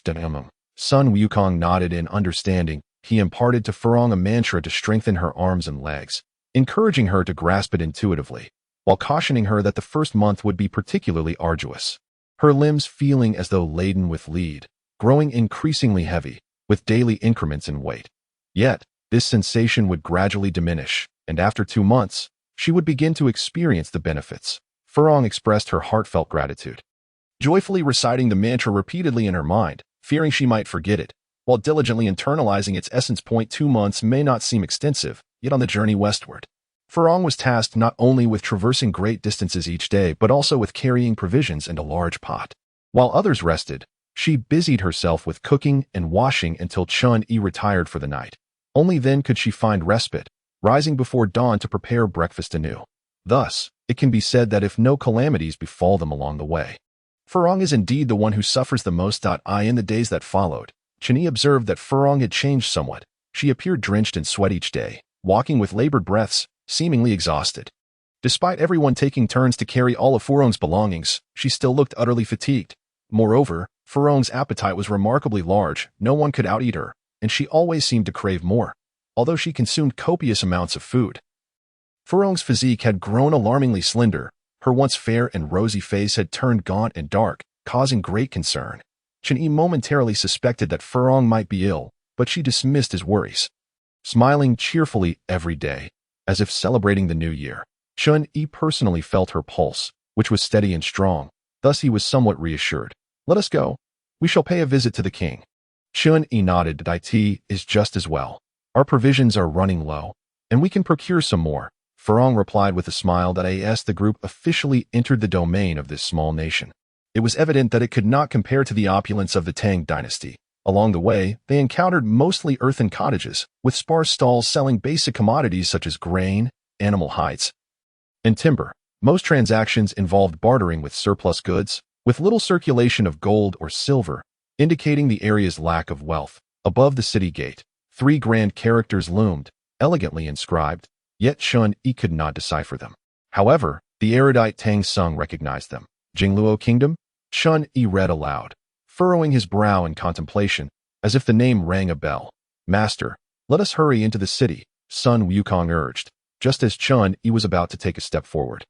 Shirtu exclaimed in alarm, Elder, we cannot go here. Why? Sun Wukong asked in confusion. What my senior brother does not know is that the king of this nation has a peculiar obsession. He specifically hunts down monks. Shirtu replied urgently. Chun Yi was taken aback, Finally recalling the tale, a sense of unease swelling within him. Before rescuing Sun Wukong, they had passed through a village where a family of the Bai surname had once performed a ritual. Their ancestors had fled from Jingluo Kingdom. As Chen Yi pondered this, Sun Wukong remarked, "Master, this is merely a small nation, of no consequence. With me leading the charge, we shall march straight to the Emperor's throne. While a mere mortal body may indeed be no match for you, what if a conflict arises and lives are lost? How would we answer to the Buddha?" Chen Yi posed a practical question. "Elder, your compassion is commendable. Your words ring true." Shirtu concurred. Ha. This is no challenge. I shall simply cast a spell that compels them to head east and forbids them from turning west, rendering them unable to lie down. Master, rest assured and stride forward boldly. I promise no lives will be harmed. Sun Wukong vowed earnestly. In truth, Chen Yi's concerns were unwarranted, having been imprisoned for 5 centuries on Shixiao Mountain for his reckless killing. Sun Wukong, now free, would not unleash violence upon mortals without cause. Chen Yi nodded. Indeed, there was little to fear, for the demons had all been driven away, let alone the common folk. A group of individuals strode purposefully towards the city gates. The guards atop the ramparts, noticing their approach, hastily sounded the alarm. Before the gates could be knocked upon, the massive iron door was abruptly pulled open, and a battalion of soldiers, numbering over 500, surged forth, encircling them with swords raised high, aimed directly at their throats. "Seize these individuals," bellowed a burly man, resembling a general, as he waved his hand, prompting dozens of soldiers to charge forward. Chen Yi's expression darkened immediately. He advanced a few steps and coldly inquired, "We, from the Eastern Tang, have journeyed to the West to pay homage and seek scriptures. Passing through your esteemed nation, we merely seek to obtain the necessary passage documents. Is this truly how you treat your guests? Any monk, regardless of stature, is to be apprehended without exception. Kill without mercy."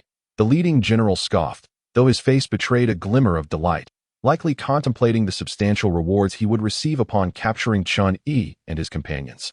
"Let us see if your silver spear can withstand this." Li Yuanbao, incensed, had learned numerous skills from Sun Wukong and was eager to test them.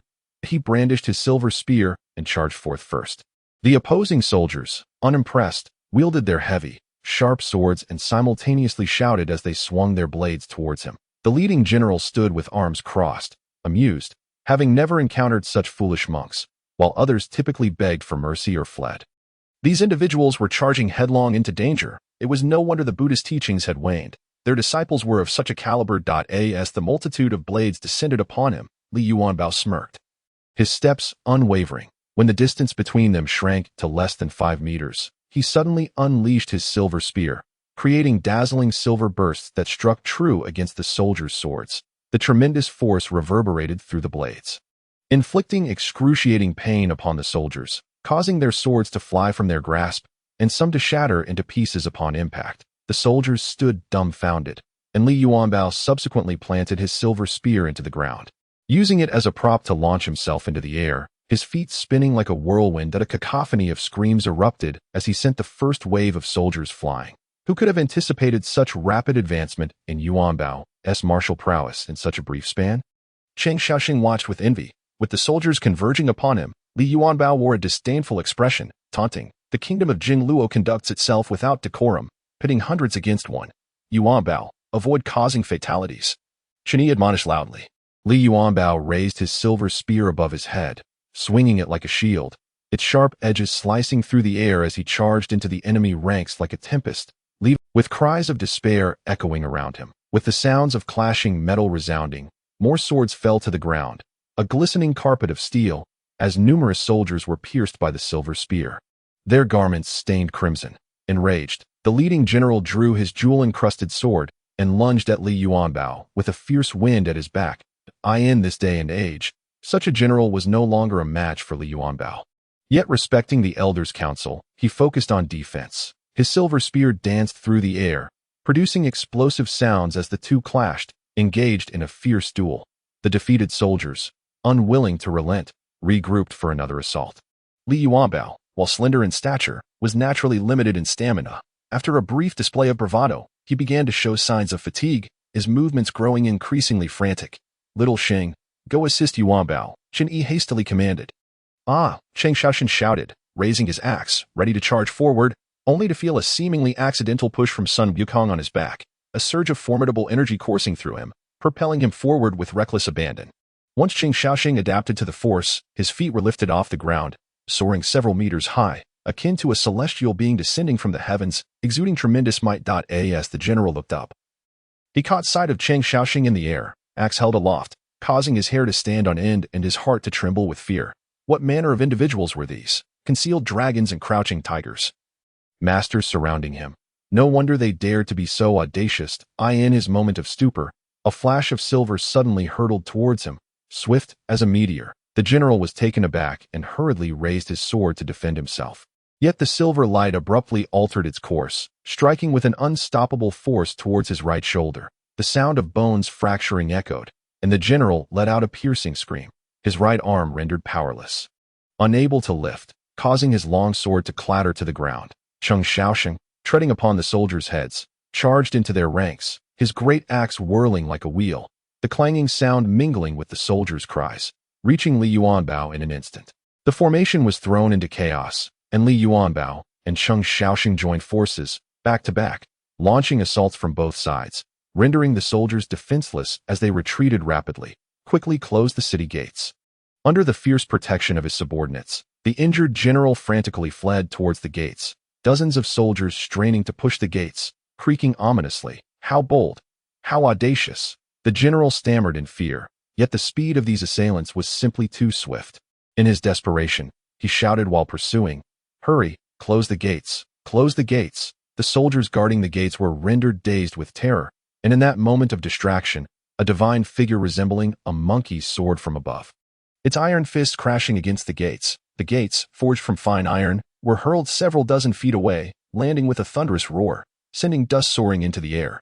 Chen Yi hastily reined in his horse, and Sun Wukong nodded, waving his hand. The airborne soldiers either landed in haystacks or got entangled in trees, causing many to faint from fear. The general was blown outside the city into a small river by the tempestuous winds expelled by Sun Wukong, gulping down a considerable amount of water before he awkwardly resurfaced, coughing incessantly. Once he regained some composure, he urgently blew the whistle concealed within his bosom, the sound sharp and resonant, evidently signaling an alarm. Shortly thereafter, thick smoke billowed from the city walls, and a dozen soldiers waved bright red banners, shouting loudly. The banners adorned with a golden threaded likeness of a figure indiscernible to the eye. Without pause, Chen Yi galloped towards the palace within the city, with the others following closely behind. Anyone daring to obstruct them met a swift and brutal end. Along the way, several temples stood tall, each housing colossal statues, all dedicated to the same deity, robust and imposing.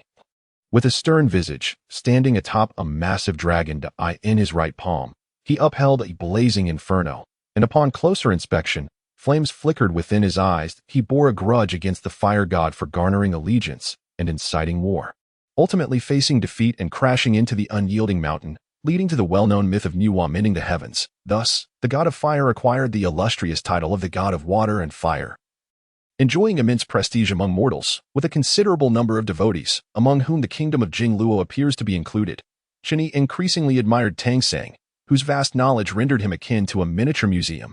Perhaps due to years of vegetarianism and meditation, he remained unperturbed in demeanor, though he occasionally exhibited a certain timidity in the face of adversity. "The monk has come for revenge," a voice boomed, heralding the news. Suddenly, a formidable cavalry of 5,000 emerged from the front, led by a towering figure adorned in golden armor and a golden helmet, wielding a sword nearly 2 meters long, its hilt embedded with a conspicuous ruby the size of an egg. This individual rode a chestnut steed, its sleek coat glistening, limbs long and elegant, fully equipped with a golden bridle, breastplate, and armor, resembling a moving flame as it galloped, indicative of the rider's extraordinary status. The soldiers behind him donned exquisite armor and rode stout horses, yet curiously, they bore no weapons in hand, instead carrying longbows and quivers filled with robust arrows upon their backs. Before long, Chen Yi and his companions found themselves encircled once more, while Sun Wukong alighted beside the white horse, gently stroking its head as if engaged in conversation. The leader's cold gaze scrutinized Chen Yi through the visor of his helmet, and the soldiers arriving thereafter knelt on one knee before him, clasping their hands in reverence, addressing him as Your Majesty. It turned out to be the king of Jingluo, who had personally rushed forth upon receiving the alarm. Truly a warlike figure. "Who are you? came the voice, not loud yet resonant, as if echoing right by Chan Yi's ear from a distance of several meters. Can you not discern?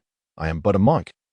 Chen Yi replied with a subtle smile, unhurried and composed. The king of Jingluo clenched his fist tightly, a glint of malice flashing in his eyes, and inquired further, from whence do you come, and to where do you go? I come from where I ought to come, and I go to where I ought to go. Why do you not bow upon seeing me? Chen Yi proclaimed with pride, I bow to heaven.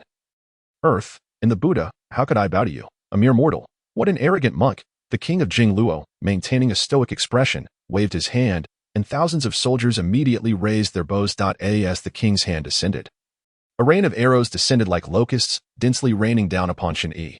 Strangely, the arrows emitted a buzzing sound as they sliced through the air and spontaneously ignited, indicating that the king of Jingluo intended not only to slay Chen Yi but also to reduce him to ashes. A trivial skill, Sun Wukong remarked nonchalantly, continuing to groom the white horse, casually blowing away a stray strand of hair. In an instant, countless images of Sun Wukong materialized in the sky, frolicking and gathering the arrows into a massive fireball. The king of Jingluo broke into a cold sweat, his steed growing restless, snorting and pawing the ground. Only with great difficulty was it restrained. Sun Wukong lazily stretched, and the illusionary monkeys in the sky vanished, leaving only the remnants of arrows falling to the ground, while the fireball continued to burn fiercely. Master, since fighting is out of the question, this is terribly dull, Sun Wukong lamented, since the entire kingdom of Jingluo venerates the god of fire. Let them have an intimate encounter with their idol, and then we shall discuss their sentiments. Chen Yi lowered his head and blinked, then pointed at the fireball. Sun Wukong was momentarily taken aback. He certainly understood his master's intent, yet he was surprised that the holy monk could be so mischievous as well. Chapter 46. Compassion at heart. Sun Wukong burst into a hearty laugh, raising his hand to send the blazing orb flying away, a torrent of flames surging forth towards the king. In an instant, the air was filled with anguished cries as thousands of soldiers found themselves engulfed in fire, hastily dismounting their steeds, rolling and slapping at the flames, yet unable to extinguish them. Fortunately, the fire conjured by Sun Wukong was not of searing heat, causing no harm to their skin. However, it did burn through their garments and the ropes binding their armor, leaving the soldiers utterly exposed, bending their backs in utter shame, lamenting incessantly. The king of Jingluo was consumed with rage and humiliation, chanting obscure incantations, raising his arm in a fervent plea. Fire god Zhu Rong, eternal and unchanging, please bestow strength upon your subjects, that I may vanquish these miscreants. Yet the incantation bore no fruit. Tears of laughter streamed down Sun Wukong's cheeks as he applauded, exclaiming, at this juncture, invoking the divine is futile. Only the holy monk can save you. Humph! The king of Jingluo scoffed coldly, pointing an accusatory finger at Chen Yi. The Jingluo kingdom has been under the protection of the fire god for generations. How could we beseech a mere monk? Come, do you dare to engage me in a fight to the death? Sun Wukong shook his head with a sigh. In his eyes, the stubbornness of mortals was trifling. The flames consumed the garments of all soldiers, swiftly encircling the king. The king of Jingluo was filled with terror, wildly slashing with his sword, only fanning the flames higher, choking on the smoke that brought tears to his eyes and provoked violent coughing fits. The flames danced into his helmet, and in an instant, the acrid scent of charred metal wafted through the air. The king, filled with embarrassment and fury, could not bear to be toyed with by an outsider, especially a monk, and discarded his helmet, fleeing in haste. The flames seemed to possess a will of their own, swirling around him like a shadow, the smoke billowing towards the heavens. The warhorse, unable to withstand the fright, bolted wildly, throwing the king from its back, galloping away from the inferno, yet emerging with its once glorious coat singed and stripped bare, resembling a monstrous creature, aimlessly fleeing. Your Majesty, the soldiers on the periphery were in a state of desperation. Yet they could not approach the king ensnared within the fiery circle. Many wept openly, while others fervently called upon the fire god, hoping for a divine intervention to rescue their sovereign. As flames singed the hem of the king's trousers, he was left in a state of despair, contemplating that the only way to preserve his dignity was through death. In this moment of anguish, the king drew his sword across his neck, gazing skyward with tears streaming down his face. Omnipotent fire god, I am willing to serve as your servant in the next life. Hold on. Chen Yi called out loudly, advancing on horseback, for the king did not truly wish for death. He was merely caught in a moment of panic. Tell me, Why do you wish to die? To suffer such humiliation? I would rather break than bend. And how have I insulted you? Chen Yi inquired. Humph, you rampage through our lands, igniting fires and burning clothing, disregarding the majesty of the throne, and you dare claim otherwise? And what has brought you to this predicament? Chen Yi asked once more. This, the king of the kingdom of Jingluo, found himself at a loss for words. At that moment, Shi Tuo and others had also pursued him. Chen Yi pointed at them and declared, Behold, these are my attendants and disciples, who have journeyed thousands of miles to the west in search of the true scriptures. They could have taken a detour, but it is only with the last flicker of hope that we chose to pass through here. However, you have truly disappointed me. You are incapable of distinguishing right from wrong, committing heinous acts, yet I, as a Buddhist, embody compassion and regard all sentient beings as equals. Only by eradicating heretics can we preserve orthodoxy. It is utterly foolish if you slaughter all who do not worship the fire god. What remains but a host of sycophants to live with? Might I inquire what you meant by your last flicker of hope? The king of Jingluo, unwilling to relent, pressed on with his questioning.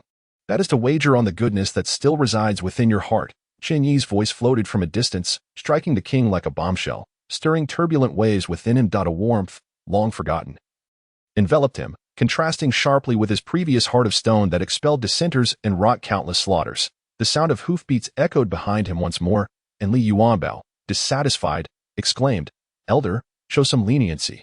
This foolish king is relentless. I doubt this is a mere brawl, Chen Yi chuckled.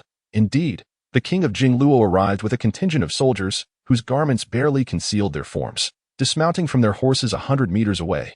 They approached on foot. After a moment's hesitation, the king suddenly knelt, exclaiming, Holy monk, please accept my bow. I am Li Jiadi. Naturally, Luo Jiadi was the name of the king of Jingluo, in light of his humility.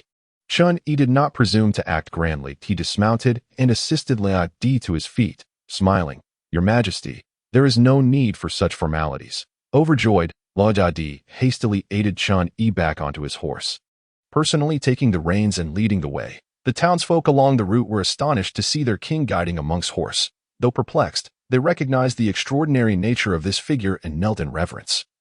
Calling out to the holy monk. Li Yuanbao and Cheng Xiaoxing were filled with joy, realizing this was indeed the treatment befitting a holy monk. Within the city lay an inner fortress, modest in scale, with low walls topped by a sign proclaiming it as the city of fire worship. As the name suggests, it was dedicated to the worship of the fire god. The gate swung wide open, revealing a pile of weapons at the entrance. As a gesture of sincerity, the soldiers bowed their heads and clasped their hands, expressing heartfelt respect to the holy monk from the east. As Luo Jiadi walked, tears streamed down his face, overwhelmed by an indescribable joy. Since childhood, he had been indoctrinated with the belief that all dissenters deserved death, especially monks, and had witnessed not new life, but various forms of death. His heart, once frigid, found nothing to his liking, yet the arrival of the Tang dynasty's holy monk seemed to usher in spring, causing the impenetrable ice within him to melt, filling him with an indescribable joy. Chapter 47. Governance and Strategy. Chen Yi entered the palace of the city of fire worship with measured steps, increasingly astonished by the stark contrast to his expectations of a grand court. It appeared to have been neglected for at least 2 decades. The walls were adorned with faded murals, and many gem-encrusted areas had fallen away, revealing dark, gaping holes. The drapes were only half new, and the maids stood in simple attire with unadorned faces. The utensils were heirlooms, showing severe wear, with carvings that were barely recognizable.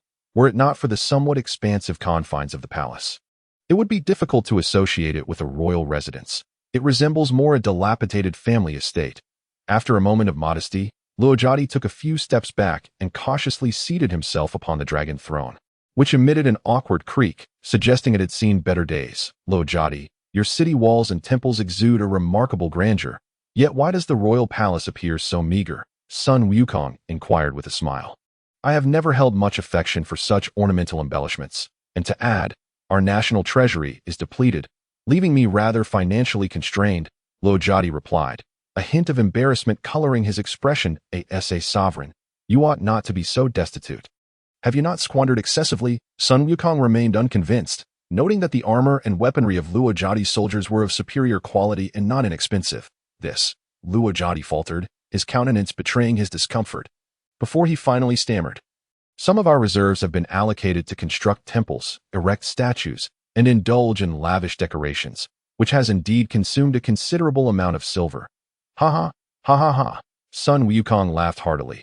To reside in this pitiful place, yet squander wealth on a mere stone to erect grand edifices, is truly laughable. Luojia, however, disagreed, crossing his arms reverently over his chest as he declared, "Blessed by the fire god, I would willingly sacrifice my life." Luojia, does the entire nation worship the fire god? Chen Yi interjected. Over 90% do. Those who do not dare to speak frivolously, Luojia replied, pride illuminating his features. In Jingluo Kingdom, the subjects harbor a greater fear of the fire god, and consequently, they possess an even deeper reverence for your majesty? Chen Yi probed further. Luojia, somewhat perplexed, hesitated before responding. As a servant of the fire god, I naturally abide by the will of the divine. Chen Yi continued to question him, causing Luojia to break into a sweat as he met Chen Yi's unwavering gaze. Finally, he nodded and admitted, it is indeed the labor of the common people. Then how does it make sense to utilize the hard-earned money of the populace to construct countless temples for a deity who has never manifested? Chen Yi persisted. The fire god blesses the land. Much like the Buddha protects the holy monks on their journey westward. Such devotion must not be discarded. Luojia defended himself. While that is not untrue, the journey westward was charted by my master and his disciples through their own endeavors. Chen Yi responded gently. The Buddha teaches that all beings possess the nature of the Tathagata. Even a stubborn stone has the potential for enlightenment. Devoid of distinctions of status, rather than squander vast sums of wealth, it would be more prudent to engage in endeavors that benefit the nation and its people, thereby garnering the support of the populace, which is the true path to national prosperity and, in turn, a boon to the citizenry. Luojia nodded in agreement, yet he feared that such sentiments might invite divine retribution. The deities do not reside within these temples. They should embody compassion that if they harbor resentment towards their own devotees, fostering a mindset of subservience. What distinguishes such deities from demons? I believe that Zhu Ron would not wish to see the nation he protects in a state of ruin. Saint Monk, Luojia's eyes shimmered with tears of emotion. Since his inception, he had heard his mother's prayers, and throughout his life, he had been steeped in such devotion from his parents. Most of the wealth had been devoted to the worship of deities. A practice Luojia found intolerable, leading to numerous conflicts with his father, nearly costing him his position as the crown prince as a youth of the new era. He had long felt stifled, unable to implement many of his ideas. Luojia, filled with fervor, descended from the throne and once again knelt upon the ground, expressing heartfelt gratitude. The kingdom of Jingluo was once prosperous, with a populace exceeding 300,000 yet, for a century. Due to excessive offerings, the common folk have either migrated or dared not to procreate, leaving only a mere 100,000 in existence. Luojia was consumed by anxiety, yet the ancestral laws were difficult to alter, resulting in a series of missteps. Were it not for the holy monk awakening those lost in slumber, the kingdom of Jingluo would be on the brink of annihilation. Your Majesty, please rise quickly. Chen Yi assisted Luojia to his feet, who sincerely continued, now, amidst the incessant turmoil within Jingluo, the people's grievances echo like withered leaves in the wind, fragile as eggs beneath a stone, teetering on the edge of despair. I beseech the holy monk for guidance, to save the multitude from the flames of calamity. Your Majesty speaks too highly of me, replied the humble monk. Though I lack talent, I am willing to offer my utmost sincerity. The two resumed their seats, and Chen Yi articulated, agriculture is the maternal industry of a nation. For the populace, food is paramount. This is of utmost importance that it would be prudent to dismantle the temples occupying fertile land and restore it for cultivation. Moreover, during times of peace, let those soldiers who guard the realm engage in farming, for they are the primary labor force for production. Education is indispensable. Only by elevating the cultural level of the populace can the nation undergo a qualitative transformation. Chen Yi spoke eloquently, leaving not only Luojia astounded, but also Sun Wukong and Li Yuanbao, who were taken aback by the profound governance insights of the monk who had spent years in seclusion. No wonder the esteemed emperor of the Tang dynasty, Li Shimin, had repeatedly urged the monk to serve in the court. Furong's eyes brimmed with tears of pride. Though the young master had taken on the robes of a monk, he remained a pillar of the nation. The evening banquet was particularly lavish, predominantly featuring vegetarian dishes to accommodate Li Yuanbao and Cheng Xiaoshen's preferences, alongside a variety of meat delicacies, with fruit juices replacing wine. As the gathering unfolded, cups were raised and toasts exchanged, with Chen Yi radiating joy, engaging in light-hearted banter. Shida watched in bewilderment, increasingly perplexed by the monk's demeanor. "Holy monk, it is a pity we met so late. Please accept this cup of vegetarian wine. If you truly forgive Luigiotti's transgressions, I implore you to drink it to the dregs." Luigiotti approached Chun-Yi once more, kneeling in reverence, prompting the attending ministers to follow suit, raising their cups in unison. "Excellent," Chun-Yi responded with delight, accepting the cup and drinking deeply. Luigiotti, elated, effusively praised Chun-Yi's forthrightness, then raised his cup before Sun Wukong, saying, "O immortal, endowed with great powers, I hold you in utmost esteem. Please partake in this drink." Sun Wukong remained silent, accepting and drinking the offering. Luigiotti's joy intensified as he moved to encourage Li Yuanbao, Cheng Xiaoxing, and Furong to drink, and they all complied without hesitation. Shida, a strict vegetarian, resolutely refrained even from the vegetarian wine, politely declining, which Luigiotti did not insist upon. Following the banquet, the evening unfolded into song and dance. However, after a brief while, Chun-Yi felt dizzy, overwhelmed by drowsiness, his vision blurring, and his mind becoming hazy, sensing something amiss. Elder Furong noticed the unusual state and hurried forward, only to be halted by Luigiotti. "Madam, do not fret. The elder has merely succumbed to the effects of alcohol and is somewhat inebriated. I shall ensure he is attended to. Is 1 cup of vegetarian wine truly enough to intoxicate him?" Furong pondered, yet did not dwell on it. Recognizing the elder's lifelong adherence to a vegetarian diet rendered him sensitive to alcohol. "I appreciate your assistance, Your Majesty." Furong's words trailed off as she collapsed to the ground, unconscious. Shortly thereafter, Li Yuanbao and Cheng Xiaoxing also slumped over the table, oblivious to their surroundings. Chapter 48. The inescapable inner demon Shirtua sensed something amiss and abruptly rose to his feet, only to find that his large blade had been seized, its whereabouts unknown. With a subtle glance from Luigiotti, dozens of guards surged forward, swiftly subduing Shirtua, stuffing rags into his mouth to stifle his cries. Sun Wukong remained unfazed, his eyelids not even fluttering as he continued to consume fruit, the remnants and seeds carelessly ejected from his mouth, utterly indifferent to the commotion around him, aware of Sun Wukong's formidable nature.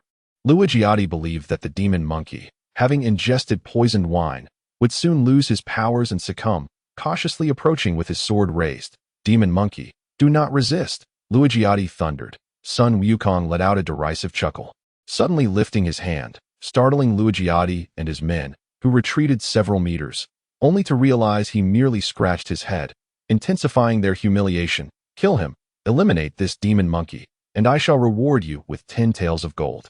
Luigiotti commanded vehemently, knowing that great rewards would inspire bravery, as the guards charged fearlessly towards Sun Wukong. However, an unexpected turn of events occurred. Sun Wukong leaned back and fell to the ground as if lifeless. The crowd was momentarily stunned. Seizing the opportunity, numerous ropes were immediately thrown, binding him tightly like a rice dumpling and dragging him aside. Only then did Luigiotti exhale in relief, as a general who had nearly drowned entered the hall, obsequiously exclaiming, "Congratulations, Your Majesty, for effortlessly capturing this band of demon monks." "Begone!" Luigiotti snapped coldly, causing the general to startle, hastily signaling the guards to retreat. Moments ago, they had been congenial, sharing laughter and camaraderie, yet now betrayal loomed in the air. Luigiotti, frustrated, ran his fingers through his hair, his heart a tumult of emotions, muttering, "I know you are a holy monk, yet one must not defy fate. Do not hold it against me." When Chun-Yi awoke once more, his eyes burned with agony. The prolonged slumber and the harsh sun made it difficult to open them. Once his vision cleared, he discovered he could not move at all, for he was bound to a stout stone pillar. Turning his head, he saw that Sun Wukong and the others were similarly restrained, though they had yet to regain consciousness. Shirtua, having not consumed the sacred wine, remained lucid, his eyes wide with fury. Muffled whimpers escaping from the rags stuffed in his mouth. Here stood a statue of the fire god, imposing and majestic, adorned with gold leaf, its flames sculpted from red gemstones, likely the grandest in the royal city. Opposite him stood a figure as frigid as frost, wielding a long sword. It was Luigiotti, the king of the Jingluo kingdom. Chun-Yi's expression darkened instantly as he coldly inquired, "Luigiotti, I regarded you as a close friend. Why do you treat me thus? What is your true intention?" Luigiotti bowed deeply, sighing, "Holy monk, the Jingluo kingdom has long revered the fire god and resisted Buddhism, in my father's lifetime.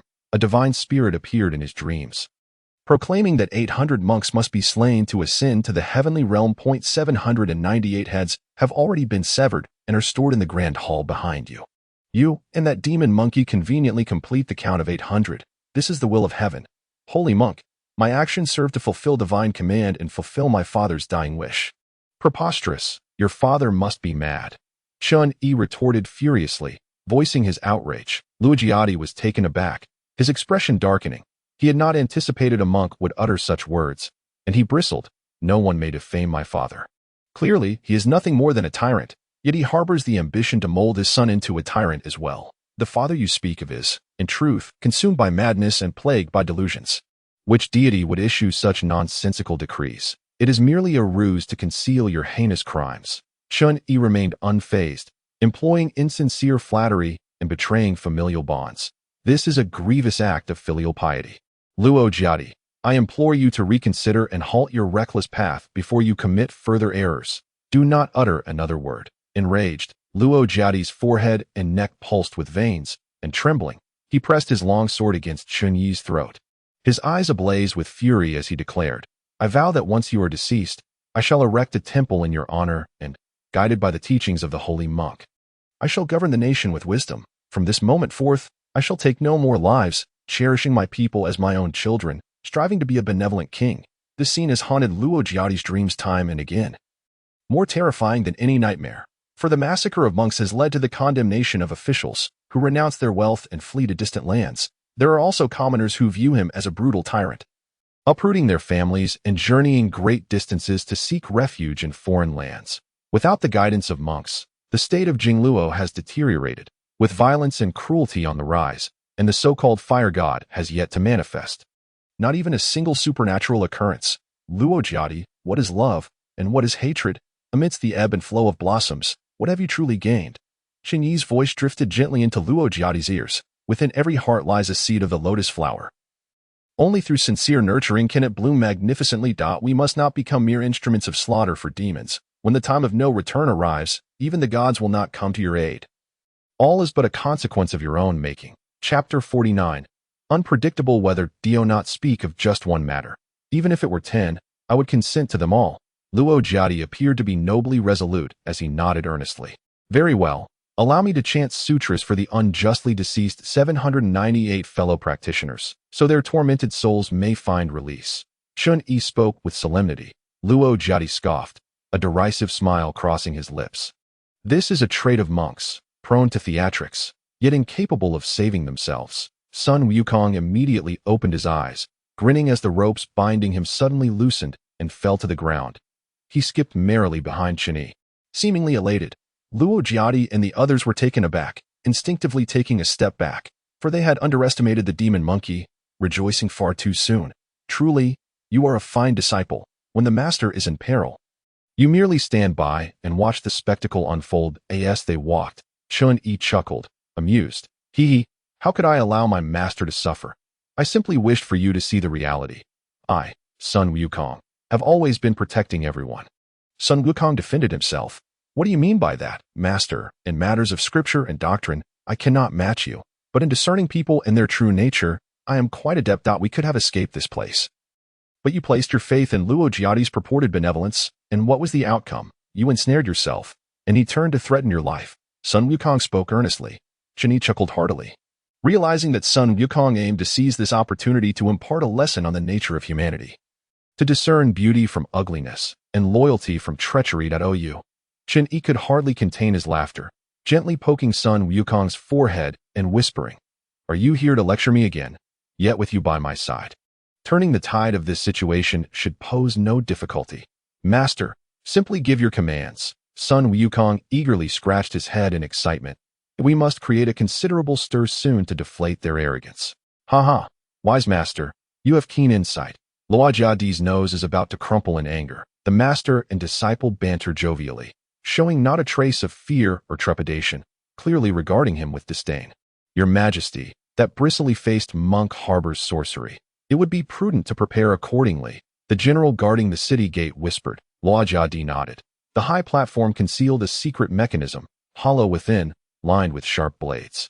intended to punish those who dare offend the deities. Look to my gesture, raise your hand as a signal, and activate the mechanism without mercy. Yes, as the sovereign and his minister conversed, a sudden chorus of gasps erupted around them. They beheld Tang Sung standing upon a cloud of 7 colors, soaring into the sky, with Sun Wukong flying by his side. The towering platform was but a mere step for them, truly a holy monk. Luo Jiadi murmured, his heart increasingly perplexed, pondering whether it was right or wrong to slay him. Your Majesty, having already slain over 700 monks, you have incurred the Buddha's wrath. You must not show leniency. The general cautioned.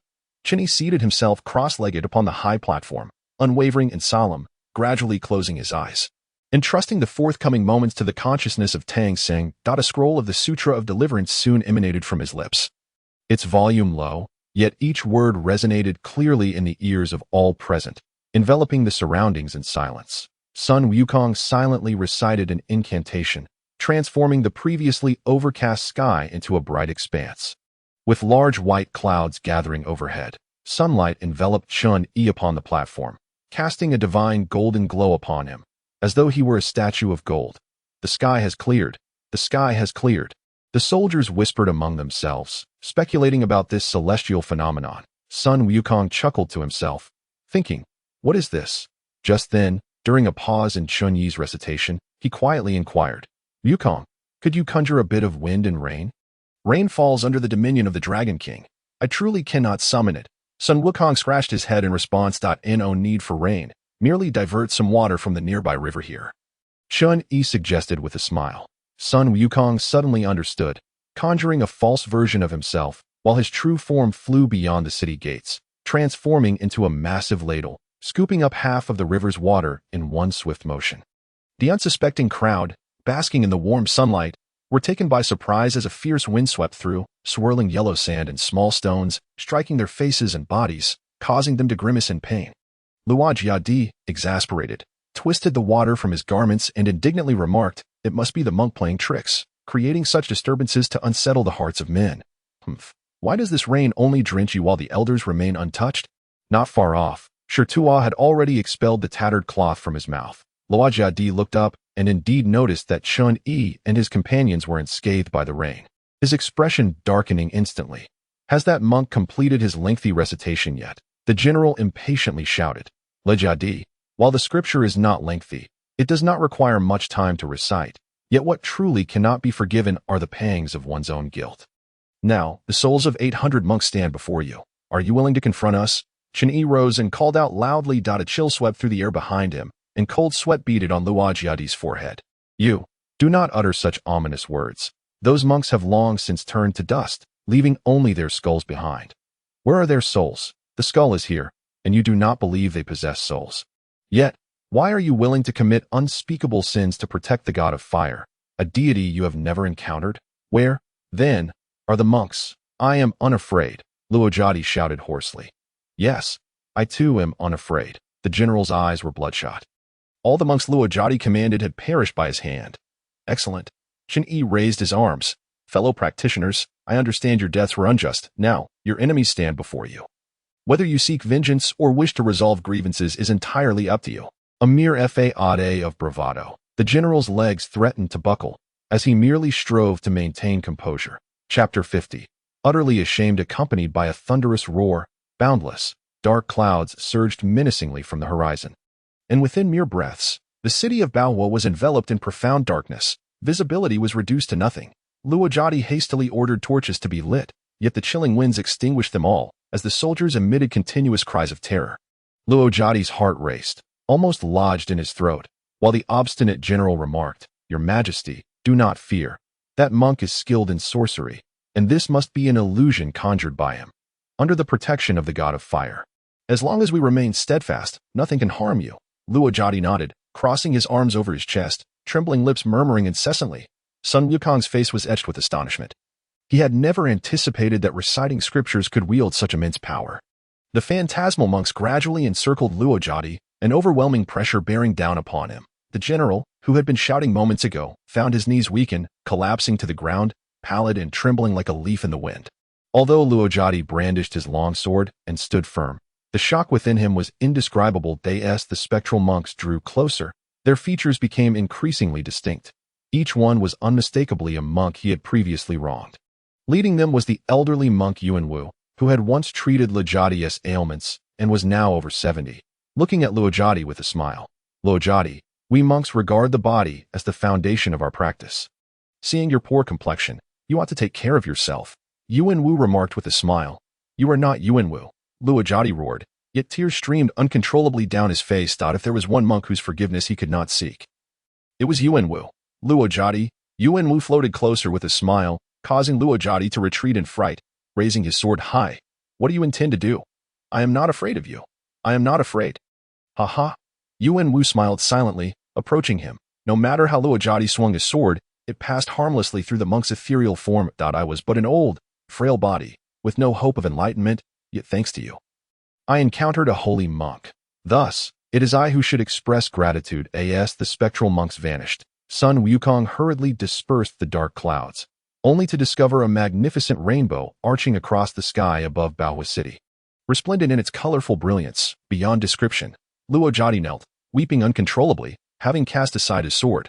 "Amitabha, congratulations to all esteemed monks for attaining liberation." Chen Yi felt deeply moved, chanting the Buddha's name, palms pressed together in reverence. With a hearty laugh, Sun Wukong reveled in the sight of Luojadi and the general, both now gleaming bald, resembling two portly monks. Clapping his hands, he exclaimed, "Marvelous! Luojadi, you often lament the absence of two monks to complete the number of 800. And little did I expect that you were referring to the two of you." Luojadi felt a chill on his scalp. Upon touching it, he was immediately struck dumb, tears streaming down his face as he prostrated himself on the ground. Choking back his sobs, he pleaded, "Holy monk, I am deeply sinful, bringing calamity upon the innocent. I never imagined that none of these venerable monks harbored true hatred towards me. I am willing to die as atonement. Please, holy monk, grant me this. I am prepared to sacrifice my life for His Majesty." The general, equally bereft of composure, what bitterly. At that moment, he fully accepted the truth, realizing that the faces of those present were far beyond the recognition of Tang Xing and these outsiders. Unless he was indeed a true holy monk, the general's once cold and cruel heart began to thaw under the weight of forgiveness, and the shock within him was beyond words. Chen Yi descended gracefully from the high platform.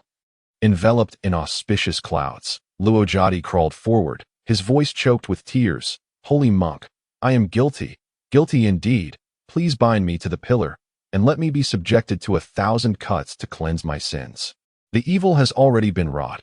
How can it be easily washed away?" Chen Yi replied nonchalantly, "The cycle of vengeance knows no end, since my fellow practitioners have all chosen to forgive you. Luojadi, you need not torment yourself further. Halt at the precipice and strive to make amends. Thank you, holy monk." Luojadi repeatedly bowed, blood streaming from his forehead as he touched his bald head, reflecting, in a moment of folly, "It is not just those high monks who have met untimely ends, but also many good and loyal subjects who defended them. Holy monk, I, Luojadi, swear to the heavens that from this day forth, I shall live a life of vegetarianism, reciting scriptures and chanting Buddha's name to atone for my sins." "Well said, well said." This voice undoubtedly emerged from Tang Xing, prompting Chen Yi to bend down and assist Luojadi to his feet. It was precisely because he opposed his parents' vegetarianism that he had left home, never expecting that in this foreign realm, he would engage in the work of liberating sentient beings. Stone Tua, also with tears streaming down his face, once again witnessed the holy monk's miraculous powers, giving him reason to believe that with unwavering faith, regardless of life or death, one could ultimately attain great freedom and liberation. Chapter 51. The Dark Struggles of the Four Directions. Haha. "Nothing escapes the discerning gaze of Master," Sun Wukong remarked, "let alone drugging the cup. Even with just my nose, I could scent the deceit. Just observing Luojadi and the maid's furtive glances reveals their guilty hearts. Heh. Thus they clandestinely swapped my cup for Yuan Bao's, allowing him to indulge at my expense." Sun Wukong whispered, "Such ungratefulness. I had treated you as a master." Chen Yi retorted with a disdainful glance. "Master, please refrain from lecturing. In the future, I shall impart more skills to him. But regarding this matter, I ask you to keep it confidential, depending on my mood," came the playful reply. Sun Wukong chuckled, scratching his head, filled with admiration for Tang Xing's magnanimity and wisdom.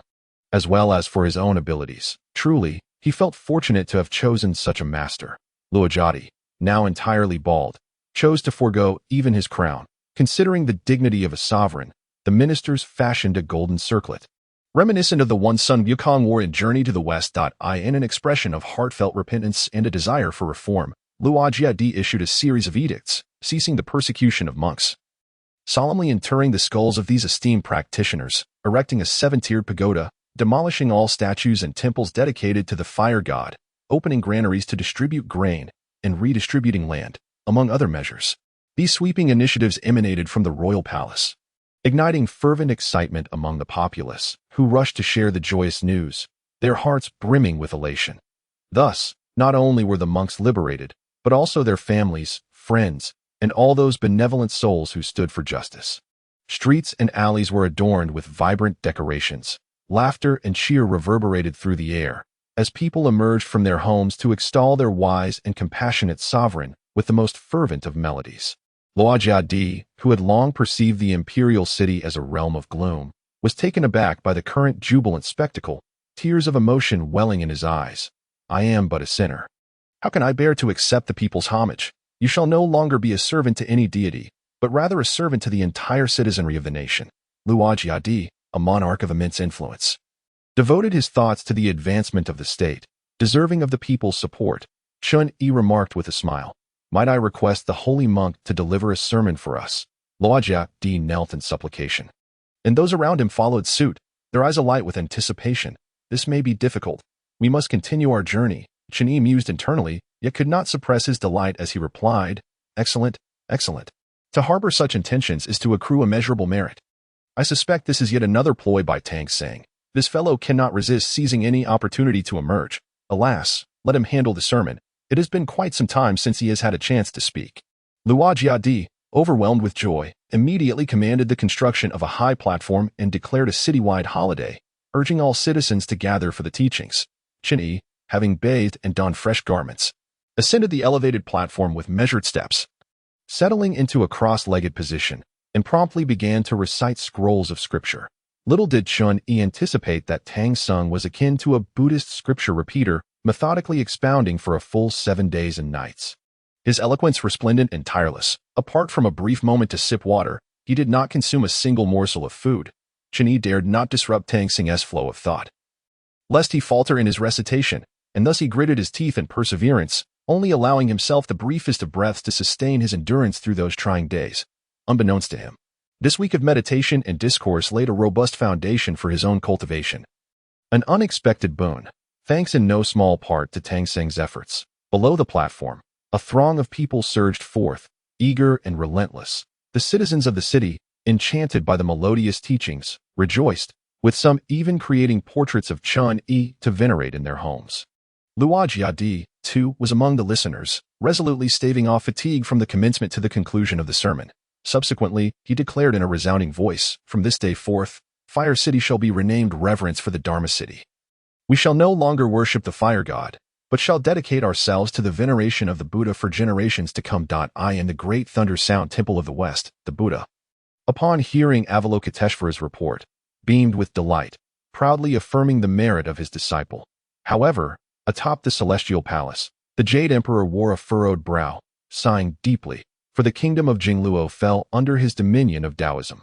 "Your Majesty, the fire god has arrived. Let him come before me," the Jade Emperor commanded, rubbing his aching forehead, as the fire god Zhu Rong entered, prostrating himself in reverence, embodying the very image the people had imagined, tall and robust, exuding an aura of searing heat with each stride he took. "Zhurong, the city of fire worship was originally under your jurisdiction. Why, within just a few days, has it been renamed Lifan City, with the populace converting to Buddhism and casting us aside? What reason lies behind this?" the Jade Emperor inquired coldly. The fire god hastily explained, "The rulers of the city of fire worship have always been devout, and I have treated them with utmost respect. The weather has been favorable, and harvests plentiful, with no significant calamities. Humph, you have brought this upon yourself. How dare you claim to honor the rulers?" The Jade Emperor's expression darkened with anger. The fire god, startled, lowered his head and said, "Though I have been remiss, I would never dare deceive your Majesty. It is indeed the case. Yet why did you allow several generations of monarchs to slaughter 800 monks? The grievances of the rulers and common folk of the city of fire worship cannot be overlooked. Now, the king of the pure Luo kingdom has allied with that monk seeking scriptures. How am I to swallow this bitter pill? The Jade Emperor retorted angrily. Your Majesty, you are unaware that this command did not originate from me, but rather from those monarchs who, seduced by the demon king, misused my name. I only learned of this today, Zhurong lamented. The Jade Emperor fell into deep contemplation. The situation had grown complex. The conflict between the demon king and Buddhism dates back to ancient times, and it was indeed reasonable for him to use Zhurong's name to justify the slaughter of monks. On the day your Majesty's divine essence was shattered, I dispatched my subordinates to investigate. All this stemmed from the actions of a seventh-tier demon tiger under the demon emperor, who wielded treasures of the heavenly realm to obstruct the monks on their journey westward. In the ensuing battle, a grave mistake occurred. Zhurong further elaborated on the events at the Transcendence Mountain, as it also transpired within his domain. The Jade Emperor waved his hand, signaling Zhurong to cease, for he was already aware of the matter. The discord with the Demon Emperor had persisted for quite some time, with constant obstructions and difficulties. That it was likely that the peony of Yaoqi had been taken away by the Demon Emperor's schemes. The Buddha of the Western Paradise has always been known for his laughter, refraining from engaging in worldly matters, and appearing aloof and detached. Yet, the situation in the city of fire worship clearly indicates that he has not relaxed his grasp on territorial disputes, and has even exerted considerable effort for the sake of the monk seeking scriptures. If the Buddha holds such significance for the monk, why not simply bestow the scriptures directly, instead of sending him on a long, arduous journey? Chapter 52. The long journey. The Jade Emperor was plagued with a headache, while Chen Yi, on the other hand, was filled with elation and reverence. In the pure Luo kingdom, wherever Chen Yi traveled, the roads were paved with golden grains, accompanied by blooming flowers, and the adoring gazes of the people seemed capable of melting hearts, a moment of unparalleled glory. In the eyes of the citizens of the pure Luo kingdom, the only deity in existence was Tang Song, and they wished for him to remain as their king. I regard her as an elder sister, akin to family. I implore you, Elder, I am not ill. I cannot stay here. Before Chen Yi could finish her words, Furong leapt to her feet in excitement. Sister Furong, after 10 years of journeying west, I genuinely fear for your safety on the road. Chen Yi explained. I asked the elder, expressing disdain for me. Tears welled in Furong's eyes. How can these rough men serve the elder? How could I possibly part from you? Do they know how much the elder consumes? When to rise and when to sleep? Elder, if you do not permit me to accompany you, I would rather perish at once. As Furong spoke, tears began to stream down her cheeks. Li Yuanbao, nonchalantly picking at his teeth, remarked, Sister Furong, in my humble opinion, it is quite feasible. Over the past month, your pace has been excruciatingly slow, a fact evident to all. Why persist? Furong retorted indignantly. The reason for my slow progress is to ultimately move faster. Elder, to speak candidly, I have recently practiced some techniques with the senior brother, and this was how it commenced. I am much swifter now. Just observe. As she recited her incantation, her legs transformed into a whirlwind, dashing forth to Li Yuanbao with astonishing speed, akin to a fleeting shadow, leaving the onlookers bewildered.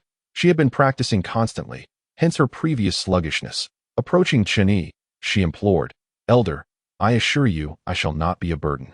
So please allow me to accompany you on this journey. Sister Furong has endured much. Chen Yi nodded, and only then did Furong retreat, brimming with joy. Little did they know, even a mere maid in the presence of the holy monk possessed innate strength.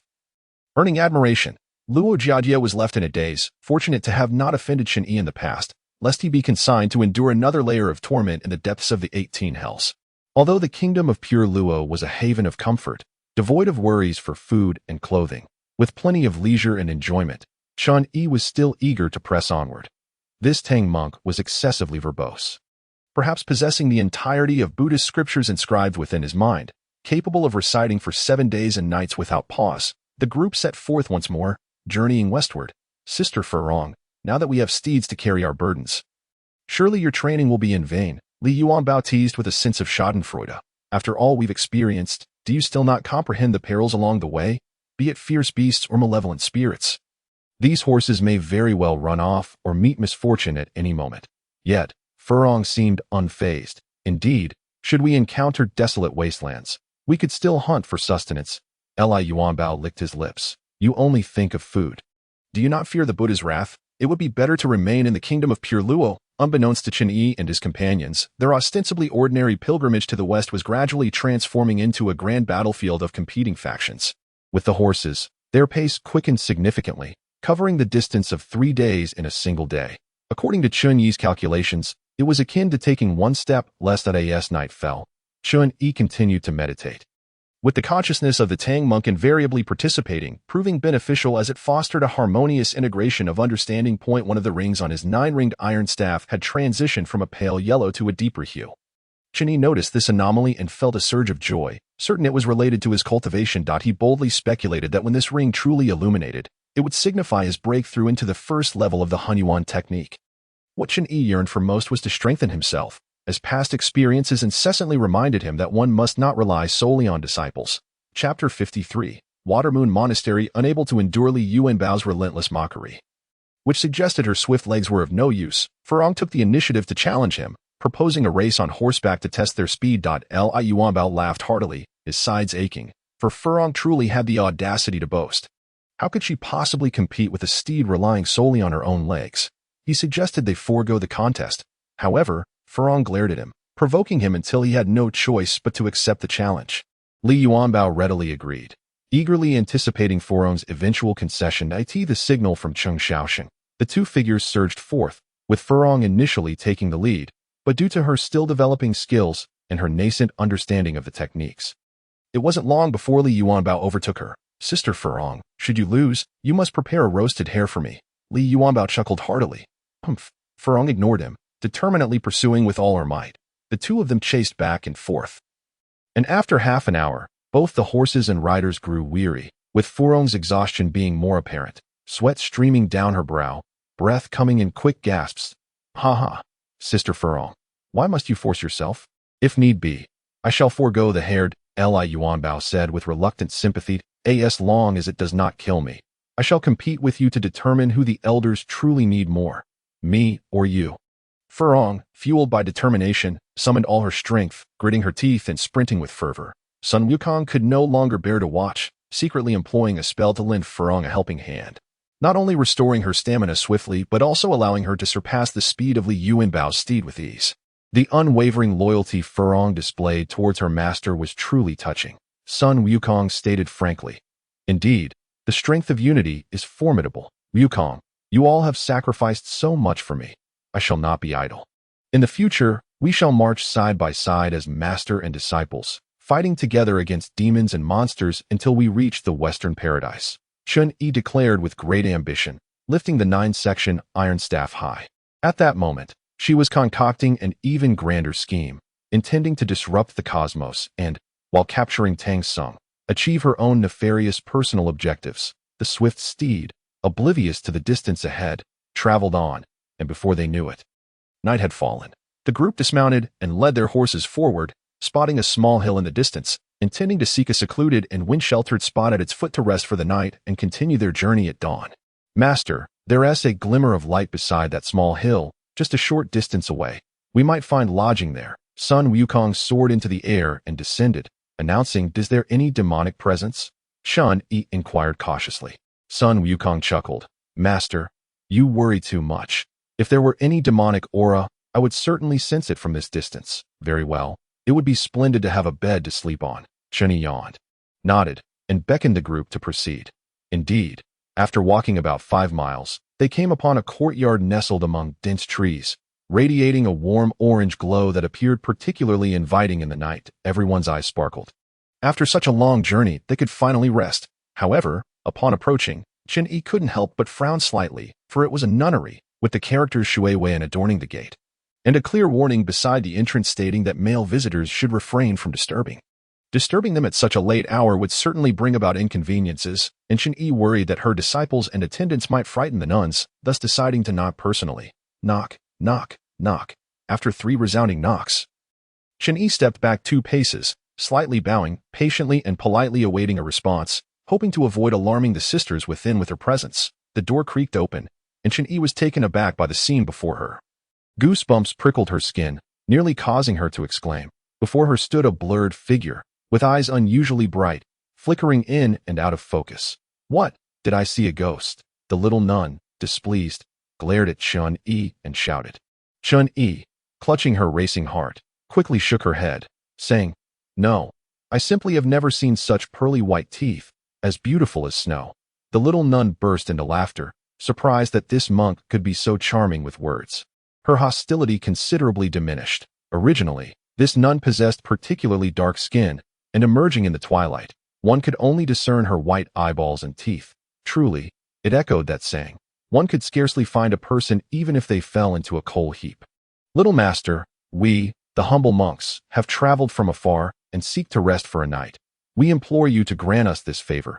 Chun-Yi said politely, "It is not convenient." The young nun stood immobile at the door. Chun-Yi exchanged a glance, and Furong stepped forward with some silver coins, smiling ingratiatingly. "Little master, my elder is weary from the journey and merely wishes to rest for a night before departing. We beseech your benevolence." The young nun weighed the silver in her hand, her gaze fixed jealously upon Furong, pondering how there could exist such a fair-skinned maiden, surpassing even their queen in beauty.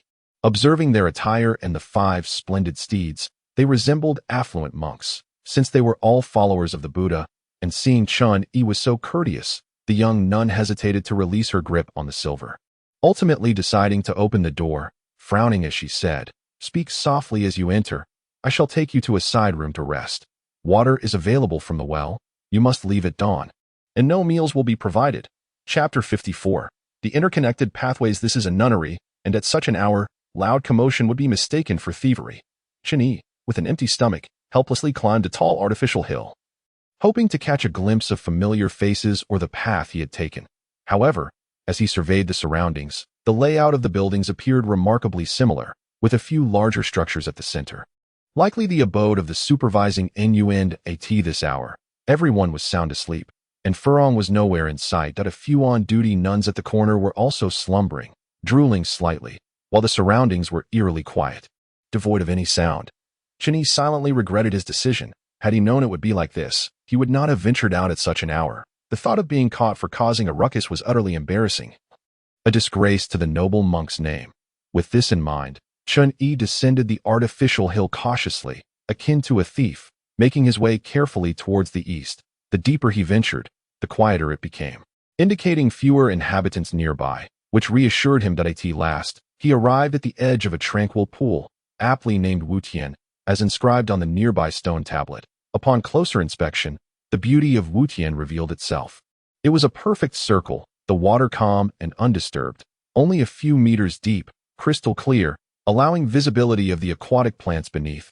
Even in this dim light, the surface reflected Chun-Yi's handsome visage, prompting him to sit down and gently stir the water with his hand. That a refreshing coolness enveloped him, invigorating his spirit and banishing all fatigue. His entire being pulsed with energy, making it difficult for Chun-Yi to maintain his composure. And despite his efforts to control it, he could not find peace, feeling an overwhelming sense of distress. His mind settled on the 3 jewels, while the 3 wholesome deeds of body, speech, and thought remained tranquil. And the 3 methods of stillness ensued. The voice of Tang Sung chanting scriptures echoed in his heart. Typically, Chun-Yi felt some aversion to such recitations, yet now, it was different. Listening to the sutras, he found himself quickly calming down. After a while, through careful introspection, he discerned that the fluctuating energies within him were of varying strength and significance, all emanating from the lower abdomen's dantian. With this realization, the energies throughout his body swiftly converged like rivers flowing into the sea. Focusing on his abdomen, in a state of haziness, Chun-Yi felt as though he were carrying a child, with a sensation of swelling and pain in his lower abdomen. As if a fire were igniting within his dantian. It seemed that in the next moment, his body would explode and the energy would surge forth. Chun-Yi desperately attempted to control his mind, striving to guide that surge of heat, hoping to find clarity soon. His body fluctuated between chills and warmth, a sensation more unbearable than a severe cold, akin to a myriad of threads, endlessly entwined. Through Chun-Yi's relentless efforts, he managed to untangle a strand of energy, which began to ascend from his dantian. He suppressed the overwhelming joy within, feeling a comforting warmth spread through his abdomen, alleviating the earlier discomfort. The energy then flowed to his navel, causing him to worry about its frailty, fearing a disastrous outcome. Fortunately, no tragedy ensued. Though his eyes were closed, he could sense the gentle rise of the sun outside, and the sounds of chanting from the nunnery's morning prayers reached his ears. Unmoved, he continued to channel the energy upward, and by the time it reached his chest, the discomfort had significantly diminished. The energy did not cease its ascent, continuing to flow upward until it converged at the crown of his head, only to reverse direction and settle between his eyebrows. All sensations of discomfort vanished. And Chun-Yi let out a long sigh, finally opening his eyes. "Master, so you are here." Sun Wukong leapt over, only to find Chun-Yi's complexion flushed and a sheen of sweat on his forehead, prompting him to ask with concern, "Master, are you unwell?" Chun-Yi waved his hand, feeling the energy in his throat still lingering, rendering him momentarily speechless. Uneasy, Sun Wukong took Chun-Yi's wrist to check his pulse, exclaiming in astonishment, "Master, why, after just one night, have you already opened your central meridian?" "What is the central meridian?" Searching the repository of knowledge in his mind, Chun-Yi quickly found the answer. It is also known in Buddhism as the Tao Meridian, a shortcut to enlightenment that countless aspire to but few can attain. Excellent. Sun Wukong furrowed his brow, but readily agreed. Chun-Yi, feeling somewhat deflated, sensed the impatience of Tang Sung, who yearned to further cultivate for 3 days and nights. Did he not realize how starving one could feel after a meal was missed? The desire for enlightenment was strong in Tang Sung, and despite Chun-Yi's hunger, he could not contest it. Weakly stating, "Tell Furong not to be stingy. These 3 days are crucial. Please send more silver to get through this time." That moment, Furong was busy packing, preparing to leave after the elder had finished breakfast. This place was indeed peculiar. Every nun possessed an extraordinarily dark complexion. Last night it seemed tolerable, but by day, regardless of their beauty or stature, all appeared with pitch-black faces, glistening under the sun like pieces of iron. While she found them strange, the nuns were even more perplexed by Furong, marveling at her fair skin. Amidst their mockery, envy and jealousy inevitably arose, prompting many to come and steal glances at her, gathering at the doorway to whisper and point, making Furong feel utterly uncomfortable. Despite her attempts to maintain composure, the young nun's curiosity was insatiable, determined to peer through the doorframe. Furong felt as if she were sitting on pins and needles, relieved that they would soon depart. Chapter 55. Sitting in silence at Wu Tan after Sun Wukong conveyed Chun-Yi's instructions, he vanished from sight, leaving Furong bewildered, understanding only that they could not leave just yet. Observing the group of giggling and chattering little nuns at the entrance, Furong felt an unbearable annoyance. However, the elder's command was of utmost importance, so she produced a small ingot of gold and pointed towards the little nun who had opened the door last night. The nun's eyes gleamed with greed, and she hurriedly trotted over. Yet, Furong retracted her hand and stated solemnly, "We intend to stay for several more days and must be served with the finest food and drink. Upon our departure, there shall be rewards as well. If any aspect of our hospitality is lacking, do not expect to claim the remaining portion." The female bodhisattva interjected, "We are all one family, both monks and nuns." The little nun, grinning widely, approached even more eagerly, and only then did Furong reluctantly hand over the gold, feeling a significant pang of regret. The nun, having collected such a substantial amount of offerings for the Shuiwei monastery, felt a sense of accomplishment and spoke with newfound authority, directing the other nuns to serve tea, pour water, and provide snacks. She even arranged for the pilgrimage team to be moved to a larger and better room, reasoning that since the space was vacant, it would be wiser to cultivate goodwill. Most importantly, the moonlit spot that Chun-Yi coveted served but one purpose for the nuns of Shuiwei monastery: to bathe and cleanse their bodies. Even though no matter how much they washed, they remained unclean. The nuns arrived in groups, vociferously condemning the shameless monks, their voices raised in continuous tirades. However, upon laying eyes on Tang Sung himself, they all stood frozen in awe, with some nearly drooling due to their lack of composure. Who was Tang Sung but the most handsome man in the capital, his bald head only enhancing his ethereal and unattainable aura. The scene was starkly different from when they encountered Furong, as not a single voice was raised. Everyone stood quietly to the side, fearful that even a whisper would draw the ire of the crowd and disturb the saintly monk's meditation. Chun-Yi was acutely aware of the external environment, for the sublime experience within him, coupled with Tang Sung's extraordinary composure, rendered the phrase unwavering in meditation a fitting description of his state. The temple's abbot, Hui Ming, soon arrived in haste and indeed witnessed a bald monk sitting undisturbed by the bathing pool of the nuns, engrossed in his meditation. Hui Ming, around 40 years of age, slender and handsome, with clear eyes, frowned slightly at this sight and made his way through the throng towards Chun-Yi. Suddenly, a bearded monk leapt down from above, startling the nuns, who instinctively took a few steps back. Huiming's expression shifted slightly, but he quickly regained his composure. "Old nun, my master is in deep meditation. He must not be disturbed," Sun Wukong said bluntly. "Humph," Huiming scoffed coldly, furrowing his brow. "This is the bathing area for the nuns of Shuiwe Monastery. As a man and a monk, how can you desecrate it?" "Ha! Sun Wukong does not concern himself with such matters," he replied, leaping to a nearby tree and hanging upside down, calling out, "There are no signs indicating its purpose." "How are we to know? Since it was unintentional, I kindly request the esteemed monk to relocate and meditate elsewhere," Huiming replied coldly. "You old nun are quite tedious, whether it be a mere puddle or your Shuiwe Monastery. You ought to be grateful and willingly yield. How can you dare to speak of expulsion?" Sun Wukong retorted, eyes closed, arms crossed, swaying back and forth. Huiming, gazing upward, felt the strain in his neck. "If you do not comply, do not blame me for being rude." As soon as the words were spoken, over a dozen robust female monks rushed forward, brandishing their clubs and glaring at Sun Wukong like a menacing assembly of towering ebony statues. "Who dares to harm the elder?" A thunderous voice echoed, prompting Shirtao, Cheng Xiaosheng, and others to charge forward wielding their respective weapons. "Jingxin, did you permit this unruly group to enter?" Huiming's face flushed with indignation. On her own turf, how dare these outsiders act with such impunity? The young nun who had accepted a bribe trembled with fear, kneeling before her and weeping. "Master, I saw how arduous their journey was last night. They originally planned to depart this morning, yet that monk insisted on extending their stay for another 3 days." The nuns gasped in alarm, their faces darkening, tinged with a purplish hue. Sun Wukong declared, "Should there be any further provocations, let it be known that I, Sun Wukong, will not hesitate to act." Huiming, seething with fury, recognized this as a blatant threat. Ascetics typically disregard life and death. Just as she was about to confront him, the ever-smiling Furong stepped in to intervene. Furong first offered a graceful bow and then spoke. "Respected abbot, we hail from the eastern Tang and are on a pilgrimage to the west to seek the Buddhist scriptures. We have endured countless hardships along the way. Last night, in our haste, we lost track of time and found ourselves without shelter. Thankfully, Jingxin took us in, or we would have been forced to sleep outdoors. The elder, possessing great wisdom, must be meditating here, drawn by the convergence of celestial energies, that we humbly request a few days' respite before we depart." It be why extending a gesture of goodwill, Furong provided Huiming with an opportunity to save face.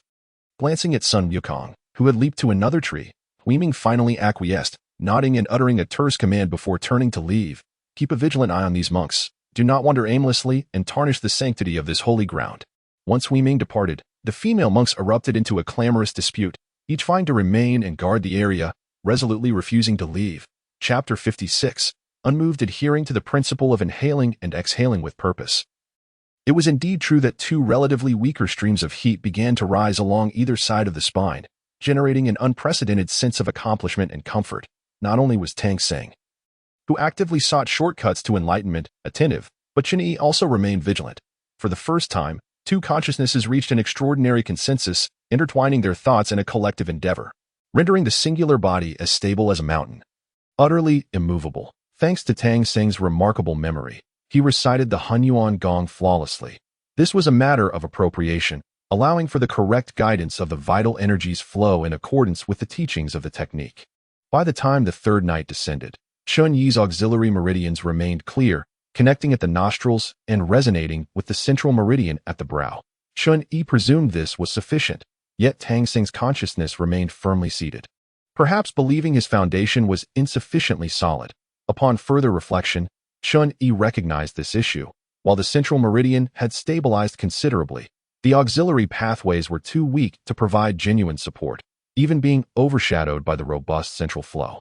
If left unutilized, they showed signs of dimming, even threatening to vanish entirely. As the night grew cool and the darkness deepened, the clamor gradually subsided. With Sun Wukong's protection, Chun Yi boldly immersed himself in deep meditation.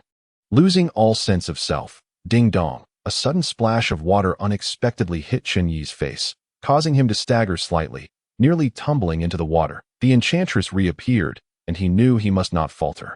Success was imminent, and he resolutely could not succumb to her seduction again.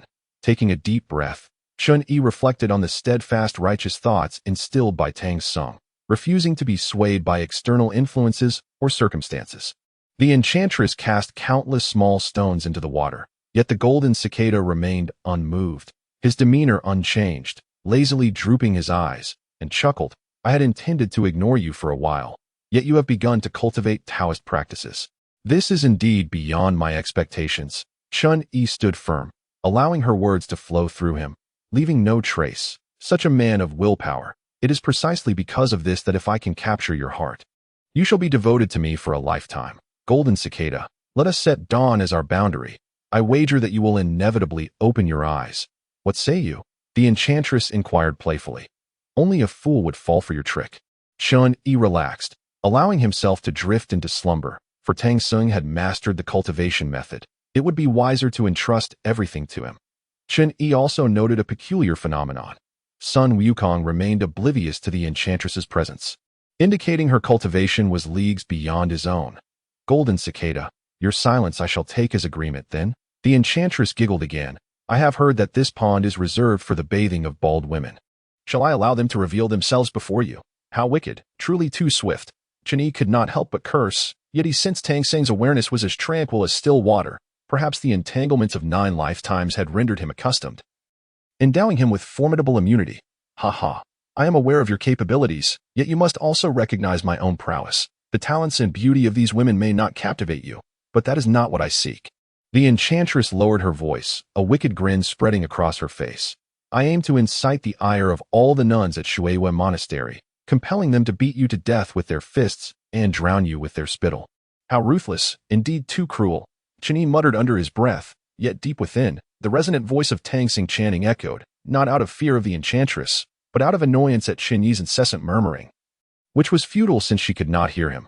Chun Yi chuckled, realizing that Tang Sung possessed a personality of his own.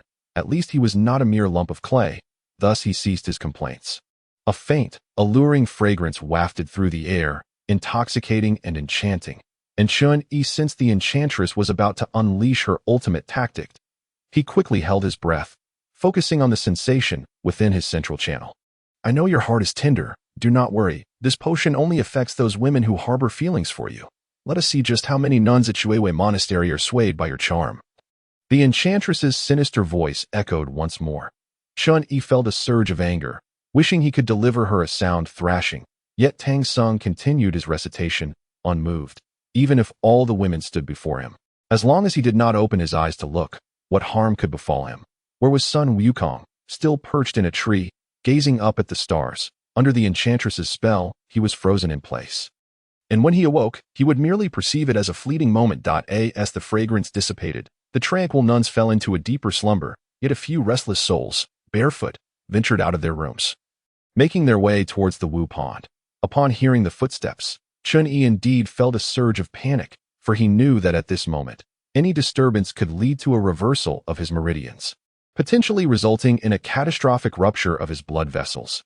Avalokiteshvara Bodhisattva, while deeply immersed in the profound Prajnaparamita, perceives the emptiness of the 5 aggregates, with a heart free from attachments, devoid of fear, and distant from inverted dreams. Chun Yi found himself reciting the Heart Sutra, a text not lengthy, comprising a little over 200 characters, which he had long since memorized from his parents' daily recitations.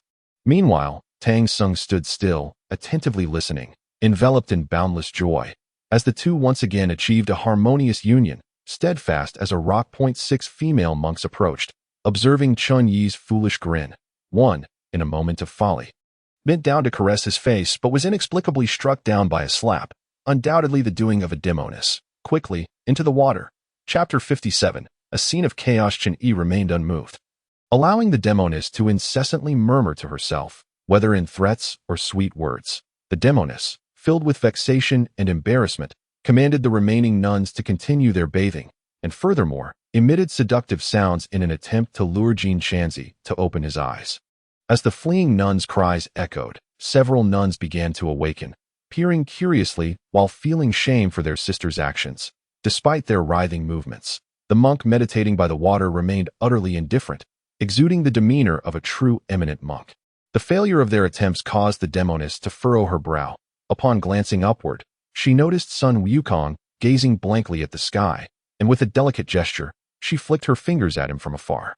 Sun Wukong was jolted awake to find the horizon already lightening, and upon hearing the playful sounds below, he hurriedly looked down, only to discover several unclad nuns casting flirtatious glances and splashing water at Tang Xing.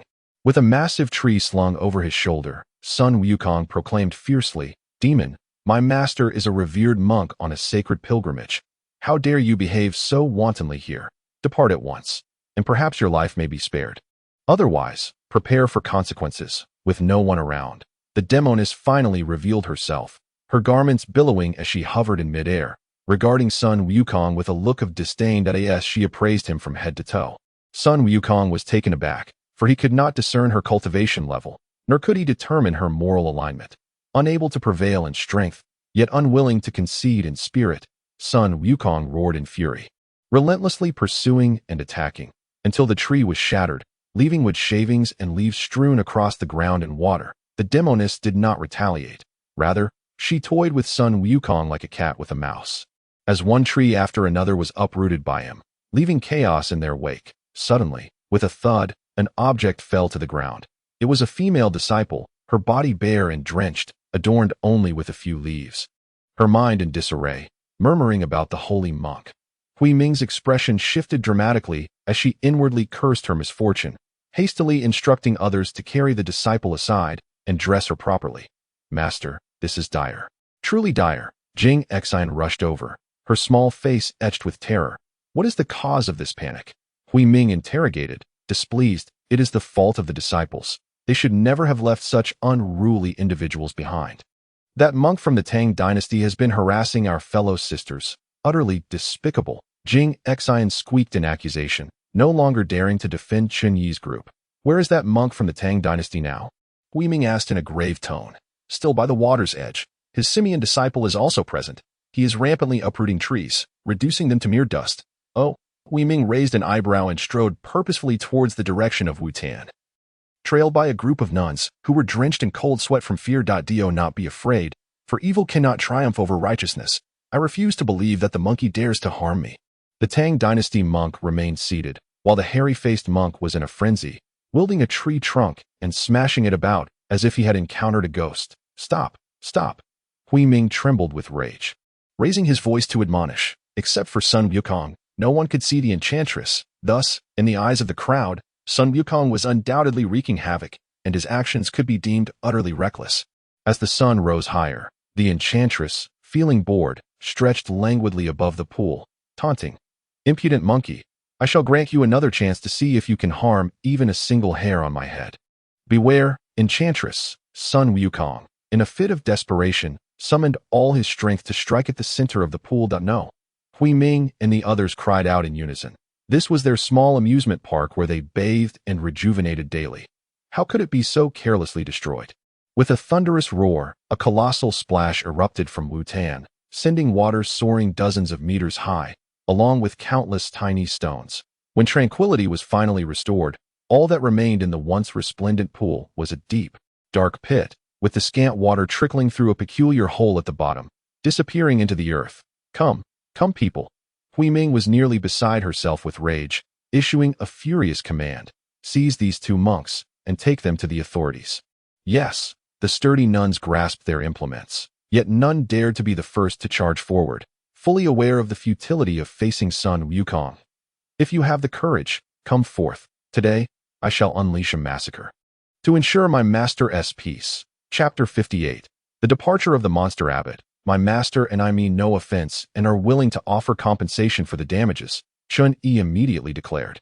"Humph, a monk relies on alms. How much silver do you have to offer?" Hui Ming retorted with a cold laugh. "Whatever the amount, it is a gesture of goodwill, not acceptable, unless you can restore this place." "What use have I for your silver?" Hui Ming persisted obstinately. Women are indeed troublesome, even as a monk. One cannot escape their wrath. Just as Chun Yi sighed in exasperation, Fu Rong and the others arrived. Observing the situation, Fu Rong proudly declared, "My elder is a brother of the Tang Emperor, who bestowed upon us generous provisions before our departure, in the kingdom of Jing Luo. We have been treated with honor and have been offered untold riches. 10 Wu Tans could be compensated for." Truly a demon monk. A monk travels with luxury carriages and is served by maidens, living in opulence. Such greed is evident. Hui Ming's words left Fu Rong blushing. Yet Chun Yi secretly admired the abbot's apparent sincerity in his devotion to the Buddha, viewing wealth as mere refuse. Certainly, with enough funds, one could reconstruct this Wu Tan, now utterly transformed. Not only the nuns of Shui Temple, but even Chun Yi felt a profound sense of regret. Humph, do not attempt to change the subject. Hui Ming continued to argue fervently. Yukong, quickly shield the others, as Chun Yi raised the 9-ringed iron staff high above. Positioning it in front of the crowd, Sun Yukong ascended into the air, his demeanor vigilant, all bluster. Hui Ming was just about to command everyone to advance and apprehend Chun Yi when she noticed the yellow smoke billowing from the bottom of the pool, growing ever more dense, causing her complexion to shift drastically. Step back, retreat, Chun Yi urged anxiously, his eyes closely monitoring the ominous yellow mist. A mournful sound emanated from beneath, resembling the sly laughter of a malevolent beast. The nuns, being women, were overwhelmed with fright, and several young ones burst into tears that could not be quelled. The yellow wind surged skyward, coalescing into shifting clouds, ultimately taking the form of a gigantic rat. Its slender tail suddenly sweeping toward the crowd below, a nauseating stench assaulting the senses. After listening to the disciples' account, Hui Ming grasped the sequence of events. These individuals had already disrobed to rest, but were drawn by an inexplicable fragrance. Their minds disturbed and unsettled. They were entirely out of control, following the scent to the edge of Wu Tan Pool, and subsequently, for reasons unknown, they had unwittingly shed their garments. The few of them swore before the Buddha that they had been entranced. Their bodies and actions not of their own volition.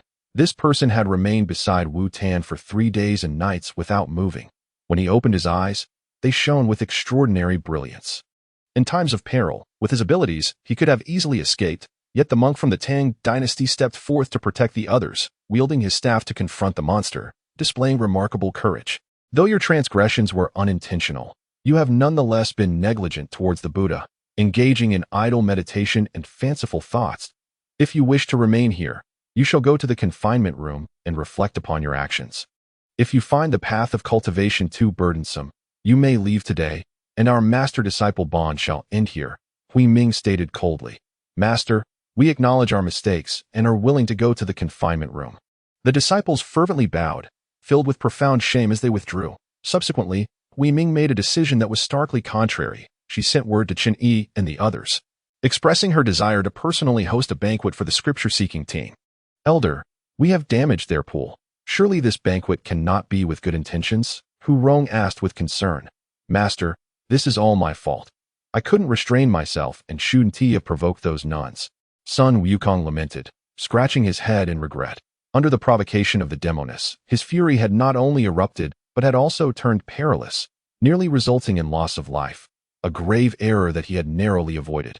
After all, he had been imprisoned beneath Shirxia Mountain for injuring someone in the past. What is destined to happen will come. Wukong, you are not to blame. That demoness is simply too formidable. Chun Yi pondered the perennial issue. Sun Wukong's consistent disadvantage stemmed from a lack of suitable weaponry. It was his possession of the Jinlong Kasaya and the 9-ringed staff that allowed him to stand alone against foes. Come, let us pay a visit to this abbess. Chun Yi beckoned Sun Wukong to join him. Sun Wukong felt profoundly moved, tears welling in his eyes as he hurriedly assisted his master towards Hui Ming's meditation room. Chapter 59. A grand reception upon arriving at the central large hall of Shui Temple. The abbot Hui Ming, clad in immaculate monk robes, was leading the other disciples in waiting at the entrance. Upon seeing Chun Yi approach with measured steps, they all joined their hands in greeting. The holy monk graces Shui Temple. We have failed to recognize the golden inlaid jade and have committed many offenses, for which we seek your forgiveness. Hui Ming began with an array of courteous remarks, and the other nuns chanted Buddhist incantations in unison. Chun Yi smiled and replied, It was we who intruded and disturbed the tranquility of Shui Temple. It is we who are at fault. We apologize. The esteemed monk possesses remarkable talent and virtue, and your diligence and wisdom command great respect. There is no need for such humility. Hui Ming spoke, bending slightly and extending a hand in an inviting gesture. Setting aside past grievances, Chun Yi stepped slowly into the room. In the spacious hall of over 100 square meters, a long table with bamboo chairs had been meticulously arranged, and Hui Ming encouraged everyone to take their seats. The banquet was exceedingly lavish, featuring honey-glazed yam, fragrant orange water chestnuts, cherry-flavored vegetarian meat, and deep-fried vegetable pastries. In the center, a jade bowl held a soup of finely shredded tofu and greens, while nearby were honey and fruit juices. A feast for both the eyes and palate, leaving one utterly dazzled. Yet, was it not to one's taste? Hui Ming inquired. The abbot, with heartfelt concern, expressed that the delicacies were simply too exquisite. After a long journey filled with hardships, his throat found it difficult to endure such culinary delights at once. Chen Yi gave a thumbs up in praise. Hui Ming chuckled, raising an amber cup, and continued, "Instead of wine, I offer honey. I toast to the saintly monk's pure heart and steadfast mindfulness." The abbot humbly replied, "Such words are too flattering. If one were truly free from confusion, one would not traverse such a long distance to the west. Let us encourage each other." Chen Yi waved his hand and drank the honey, which was as sweet as Hui Ming's words, somewhat overwhelming. The monk recalled tales from his youth about a demon imprisoned in the Water Moon Temple centuries ago, which many had dismissed as mere folklore. Yet he had unwittingly coexisted with the creature for many years. Today, thanks to the saintly monk's divine powers, the demon was banished. Otherwise, it would have inevitably become a calamity for the temple. Though he spoke thus, Sun Wukong's thoughts were different. The demon's powers were formidable, and he sensed no fear in it, as if it were hastily rushing to report back somewhere. Hui Ming's candid demeanor was touching. Contemplating the beautiful Wu Tan, Chen Yi proclaimed, "As the saying goes, it is impolite not to reciprocate. We, as master and disciple, will not partake in your hospitality without giving back." Sun Wukong, renowned for his vast powers, capable of traversing heaven and earth, and famously known as the Monkey King, could easily chant a spell or perform a small magic trick to restore your Wu Tan. "Oh," Hui Ming exclaimed with delight. Women have an affinity for cleanliness, and of course, they would appreciate a public bath being restored. She expressed her gratitude profusely and offered a few more toasts to Sun Wukong, with a smile on his face. Sun Wukong downplayed it as a small matter, yet secretly scratched his head. It is said that drinking can lead to intoxication, and after several cups of honey, Tang Sung began to feel a bit lightheaded, responding somewhat incoherently. "Elder son, is it a challenging task?" Hui Ming, noticing Sun Wukong's unusual demeanor, inquired with concern. "No problem." Sun Wukong internally lamented, yet being competitive by nature, he knew he had to devise a solution after being lauded by his master. A stagnant pool is easy to manage, but clear, flowing water poses a challenge. Nonetheless, Chen Yi maintained control and informed Tang Sing to refrain from excessive chatter, setting a time limit of 1 hour. Hui Ming was exceedingly joyful, instructing the removal of the dining table and the setting up of an incense altar. Chen Yi purified his hands, lit incense, sat upright, and gently struck a wooden fish.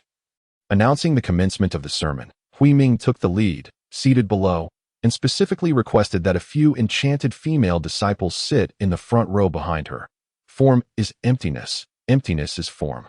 Form is not different from emptiness.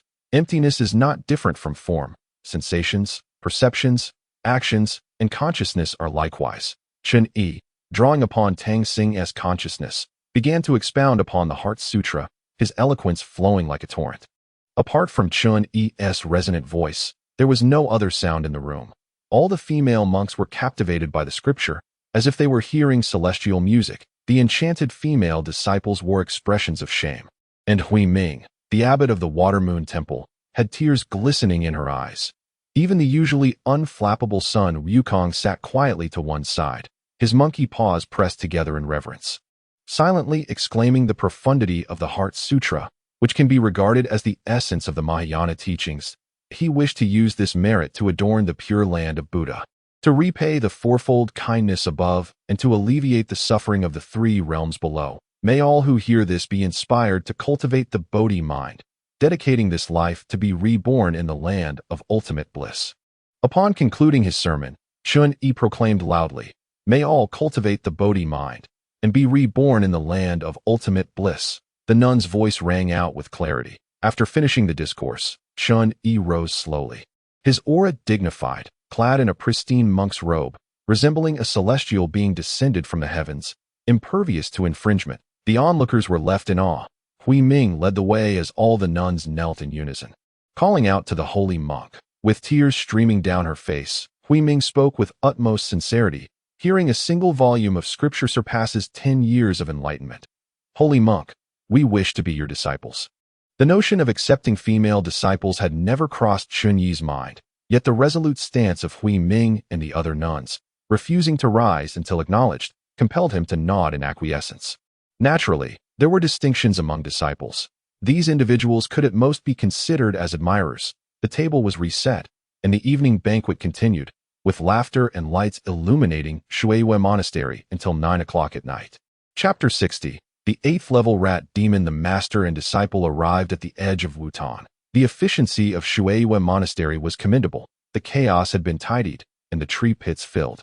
The night sky was heavily clouded, the moonlight obscured, which rendered the depths of Wutan's black hole even more eerie. If we truly cannot cultivate this, let us settle with some monetary compensation. After all, they regard me as their master, and we are all family. No one will pursue the matter, Chunyi said, shrugging his shoulders. Indeed, it is challenging to cultivate living water. Master, do you observe anything unusual at the cave's entrance? Sun Wukong inquired in a hushed tone. No. Chunyi replied with a definitive shake of his head, adding that it was too dark to discern anything clearly. Master, take a look from this position. Sun Wukong gently pulled Chunyi aside, and from this slanted angle, Chunyi's eyes widened in astonishment. The faint light seemed to emanate from within the cave. Had the positioning or brightness been different, it would have gone unnoticed. Could there be demons inside? Chunyi asked cautiously. There is no demonic aura. However, I suspect that the rat demon, in its haste to escape, may have scattered some treasures, Sun Wukong speculated. Demons possess treasures. Chunyi was puzzled, having heard that demons often kept their demon cores within their bellies. In pursuit of the truth, he decided that while the others slept soundly, he would have Sun Wukong carefully enlarge the cave entrance so they could explore together. Even after confirming the absence of danger, Sun Wukong was the first to leap into the cave. After a few steps, he assisted Chunyi in entering as well. Curiously, while one would expect the ground here to be damp from the pond's waters, it was actually quite dry, with only some moisture at the entrance, possibly indicating another water outlet. The passage was exceedingly narrow yet smooth as a mirror, just wide enough for one person to pass. There were no excessive twists and turns, and the further they ventured in, the brighter the light became. After traversing less than 100 meters, they arrived at a spacious area. Spacious was relative, as the space measured several meters across. With a blanket in one corner and several luminous pearls embedded in the walls, illuminating the interior, as if it were daylight, it is likely that those lights emanate from luminous pearls. A truly remarkable treasure, especially in this era devoid of flashlights and lacking illuminating devices. This unfortunate rodent seems to have enjoyed some fortune, being confined here and leaving behind treasures such as the luminous pearl. Unlike me, Sun Wukong, who is bound by chains, Sun Wukong remarked with a tinge of bitterness. What of it? We shall take it all upon our departure. Chunyi replied nonchalantly, beginning to stroll around the room. Sun Wukong meticulously searched the area, naturally hoping to uncover magical artifacts, though he understood that genuine treasures would certainly have been taken away by the rodent demon, not left carelessly behind. Master, there isn't much to be gained. Aside from the luminous pearl, all we have are these rodent hairs. Sun Wukong pointed to the corner of the room, expressing a hint of regret. Chunyi approached the corner and realized that what he had initially perceived as a mat was, in fact, years of fur shed by the rodent demon. It felt smooth and soft to the touch, glimmering subtly with a golden hue, exuding a metallic quality. Heh, it seems that the rodent demon must have been imprisoned for several centuries. Sun Wukong chuckled with schadenfreude. Well then, let us take these rodent hairs along. They could serve as warm padding for a vest or scarf in the future, Chunyi casually suggested. Yet, Sun Wukong burst into laughter, clapping his hands. Master, if you were to use the fur of an 8th level rodent demon for warmth, that would be a gross underutilization. This is excellent material for refining magical artifacts. 8th level rodent demon? Chunyi gasped, his jaw dropping. It surpassed even Sun Wukong's own cultivation. Fortunately, the demon had fled. If it had become enraged, no one would have been able to match its strength. It is merely at the initial stage of the 8th level, while I am at the tail end of the 7th level. Just a slight difference, Sun Wukong boasted, eager to embellish his own prowess, adding, this demon possesses average combat abilities, most likely harboring unique powers. Wukong, should the opportunity arise, I will certainly assist you in enhancing your cultivation, Chunyi stated gravely. Thank you, Master. Sun Wukong bowed respectfully, then inquired, this demon is undoubtedly inferior to that demoness. Master, why did you provoke her? Upon mentioning the demoness, Chun-Yi felt a wave of frustration. It was evident that she was aware of the rodent demon's presence and had deliberately teased Sun Wukong into releasing it. Her intentions nefarious. To be honest, I am also unclear about her identity. She has been pursuing me for 10 lifetimes, with the previous 9 resulting in my demise because of her. I see, Master, you have unwittingly stumbled into matters of the heart. Sun Wukong, ever astute, remarked instantly. Fallen blossoms have intentions, while flowing waters remain indifferent. This lament was voiced by Tang Xing through Qin-Yi's words. To this day, that demoness has not truly wished you harm. Otherwise, my disciple would not have survived. Let us observe her subsequent actions. Sun Wukong offered a comforting statement. Let us not dwell on this any longer. Wukong, gather all these rodent hairs, Chun-Yi instructed. Sun Wukong exerted force in his palm, akin to a magnet, causing the hairs to adhere to his hand, proving to be a remarkable cleaning tool. He then clenched his fist, compressing the fluffy rodent fur into a small, pill-sized object, which gleamed resplendently. Appearing exquisitely crafted as they prepared to leave, Wukong swept all the luminous pearls from the wall into his embrace, and the master and disciple joyfully exited the lair of the rodent demon. Just as they were about to ascend through the cave's opening, Chun-Yi stepped on a peculiar object. Bending down to retrieve it, he discovered a square piece of earth, marked with cracks. On the front, there is the 6-character mantra of Buddhism, Om Mani Padme Hum. At the very bottom, the 3 characters read Huang Feng Sh, which presumably refers to the name of a demon. This might be what is referred to as a seal. Wukong is trapped in Shixia Mountain, without the seal described in the texts. Yet this mouse demon possesses one, revealing its inherently mischievous nature. Flipping it over, there are 2 lines of small text, sealed when submerged. Released upon encountering a monkey. With a chuckle, Chen-Yao expressed her thoughts. The situation began to clarify. This mouse must be a spiritual rodent from the Buddhist realm, known by name as Huang Feng Sh. Sealed beneath what end for its transgressions, and upon the arrival of Sun Wukong, the seal was broken, allowing it to escape for its life. What is your master laughing about? Sun Wukong inquired curiously. It's nothing, merely the name of the mouse demon is inscribed above. Chen-Yao replied vaguely. Sun Wukong, being a proud individual, understood that in the eyes of the Buddha, he was merely a monkey. Should his pride, he might abandon his quest, leaving no one to protect him on his journey westward. Just then, the seal shattered into several pieces, leaving no trace behind. Chen-Yao clapped her hands and stepped out of the cave. Sun Wukong scratched his head, stating, "There's no helping it.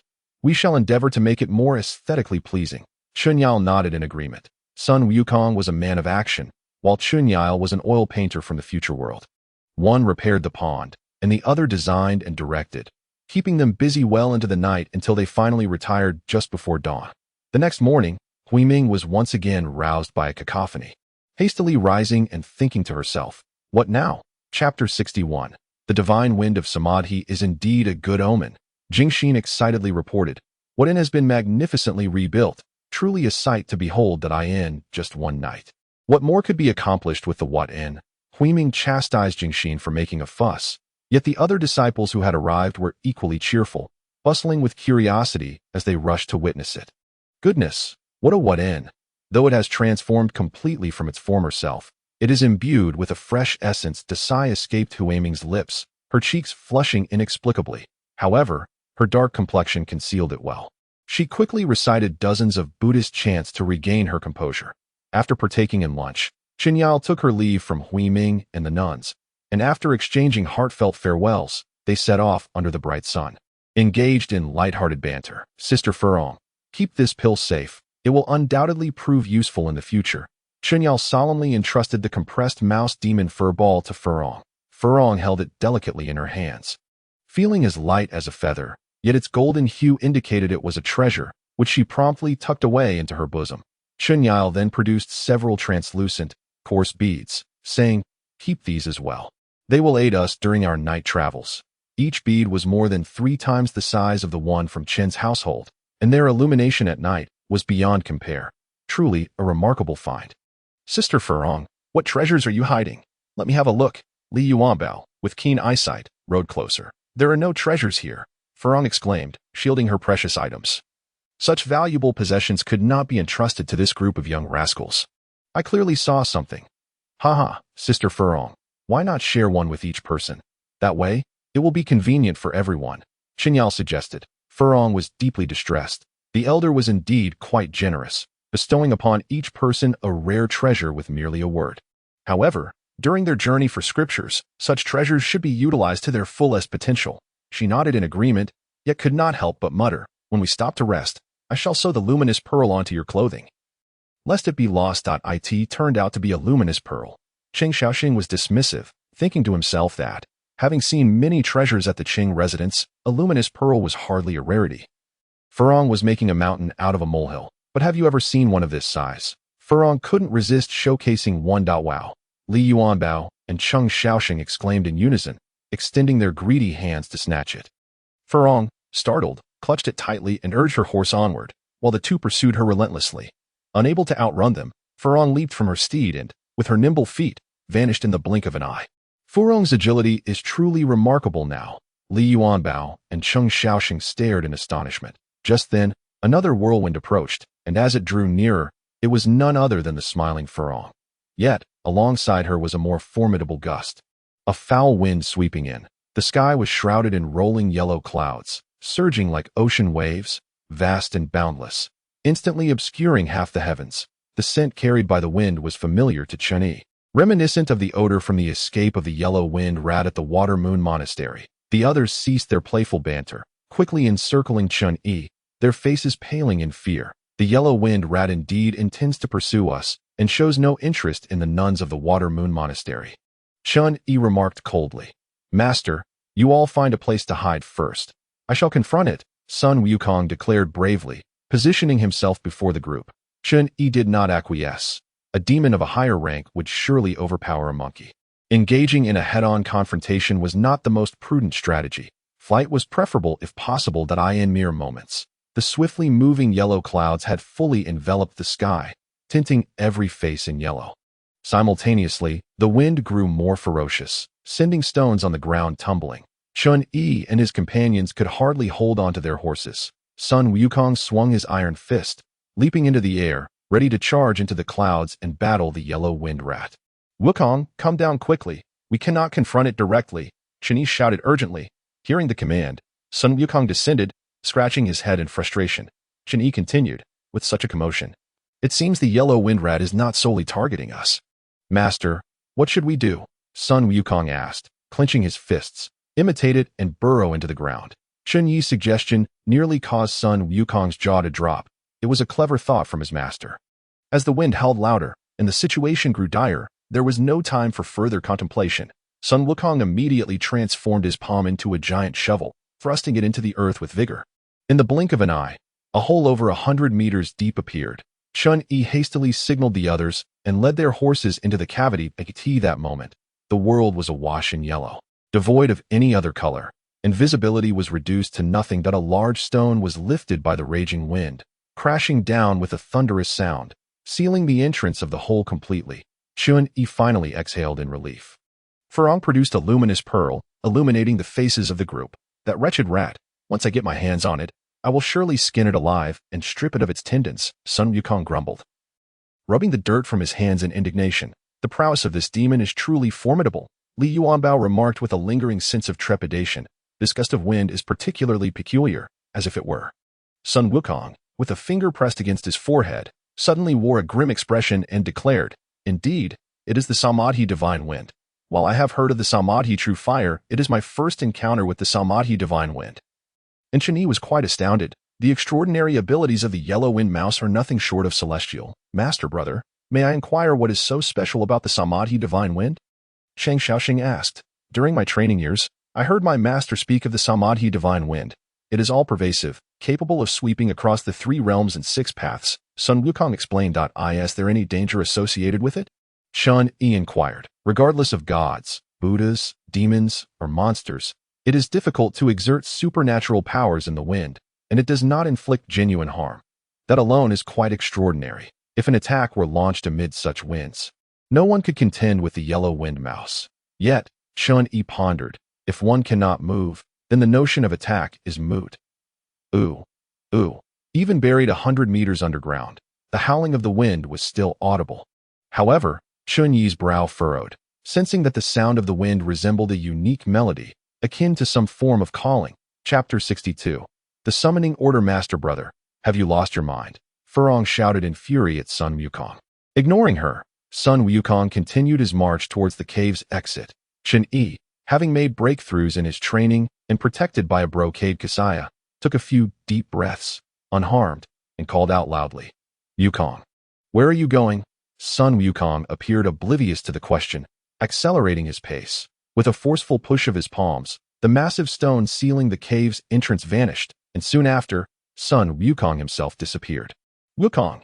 Chen Yi exclaimed anxiously, disregarding the other's attempts to stop him, as he mounted his white horse and galloped out of the cave. Hurry to protect the elder. Shi Tuo shouted, scrambling to his feet. Yes, quickly protect the elder. Furong, unable to mount her horse, dashed after him. The group hastily exited the cave, only to be struck dumb once more by the scene before them. The tempest had transformed into a gentle breeze. Yet the mournful sounds persisted, seemingly echoing in every corner, stirring a sense of unease. Looking up, the yellow clouds had vanished, but the sky was now tainted a dusty yellow, devoid of sun or clouds. As if they were ensnared in a yellow prison. The sounds and sights were exceedingly eerie, and Chen Yi, unmindful of the potential repercussions, scanned the surroundings, but found no sign of Sun Wukong. Enough chatter, let us act swiftly. I trust in Wukong's character. Something must have gone awry, Chen Yi asserted. Shi Tuo ceased his words, and the group split up to commence their search. Chen Yi remained rooted in place, his heart incessantly calling out, Wukong, where have you gone? Sun Wukong was behaving unusually, even resorting to violence against his master, as though under some form of control. Reflecting on this, Chen Yi felt that Sun Wukong's innate spirit had not been extinguished. It seemed he was struggling valiantly, for with his abilities, annihilating the group would be effortless. Taha. Without a disciple, let us see how you procure the scriptures. That a triumphant laughter resonated from the void. Demonis, it is indeed you who orchestrates this mischief. Demonis, I fail to comprehend why you seek to thwart me. Is it not your own fragile resolve that leads to this? The one who seeks your demise is not I, but the Demon King, Yu Yao retorted, flustered and indignant. Yet that bears relevance to you. Indeed, it was I who lured you. Yet each time the moment arrives, you retract your agreement, clearly toying with me that I can only watch in heartache and tears as you perish, hoping for your transformation in the next life. Jin Shanzi, regardless of the circumstances, I shall possess you. Yu Yao exhibits a certain degree of hysteria. This time, I shall not acquiesce. Come forth. End my life, but spare my disciples. It has been no small feat for Wukong to endure 500 years of confinement. Chen Yi, in a moment of impulsiveness, began to unravel the brocade robe, losing this layer of protection, fully believing that the Demonis could easily take his life. There is spirit in you. I admire that. The silhouette of Yu Yao finally materialized, casting a tender glance at Chen Yi before soaring into the sky. The Demonis vanished from sight, yet inexplicably, a sense of melancholy enveloped Chen Yi's heart. He hastily inhaled several deep breaths to steady his mind. That moment, a dark shadow suddenly plummeted from the heavens, landing with a thud not far from Chen Yi, stirring up a cloud of dust. Before the dust could settle, a diminutive figure emerged, clad in monk's robes, covered in dirt, struggling to crawl forward. Wukong. Chen Yi's tears cascaded down as he leapt from his white steed and rushed forward. Master, do not approach me, Sun Wukong exclaimed, his voice hoarse as he looked up at Chen Yi. Wukong, what has happened to you? Chen Yi inquired, the Demon King's summoning decree, caught within the Samadhi true wind. Sun Wukong uttered before losing consciousness. The summoning decree. Chen Yi seemed to comprehend.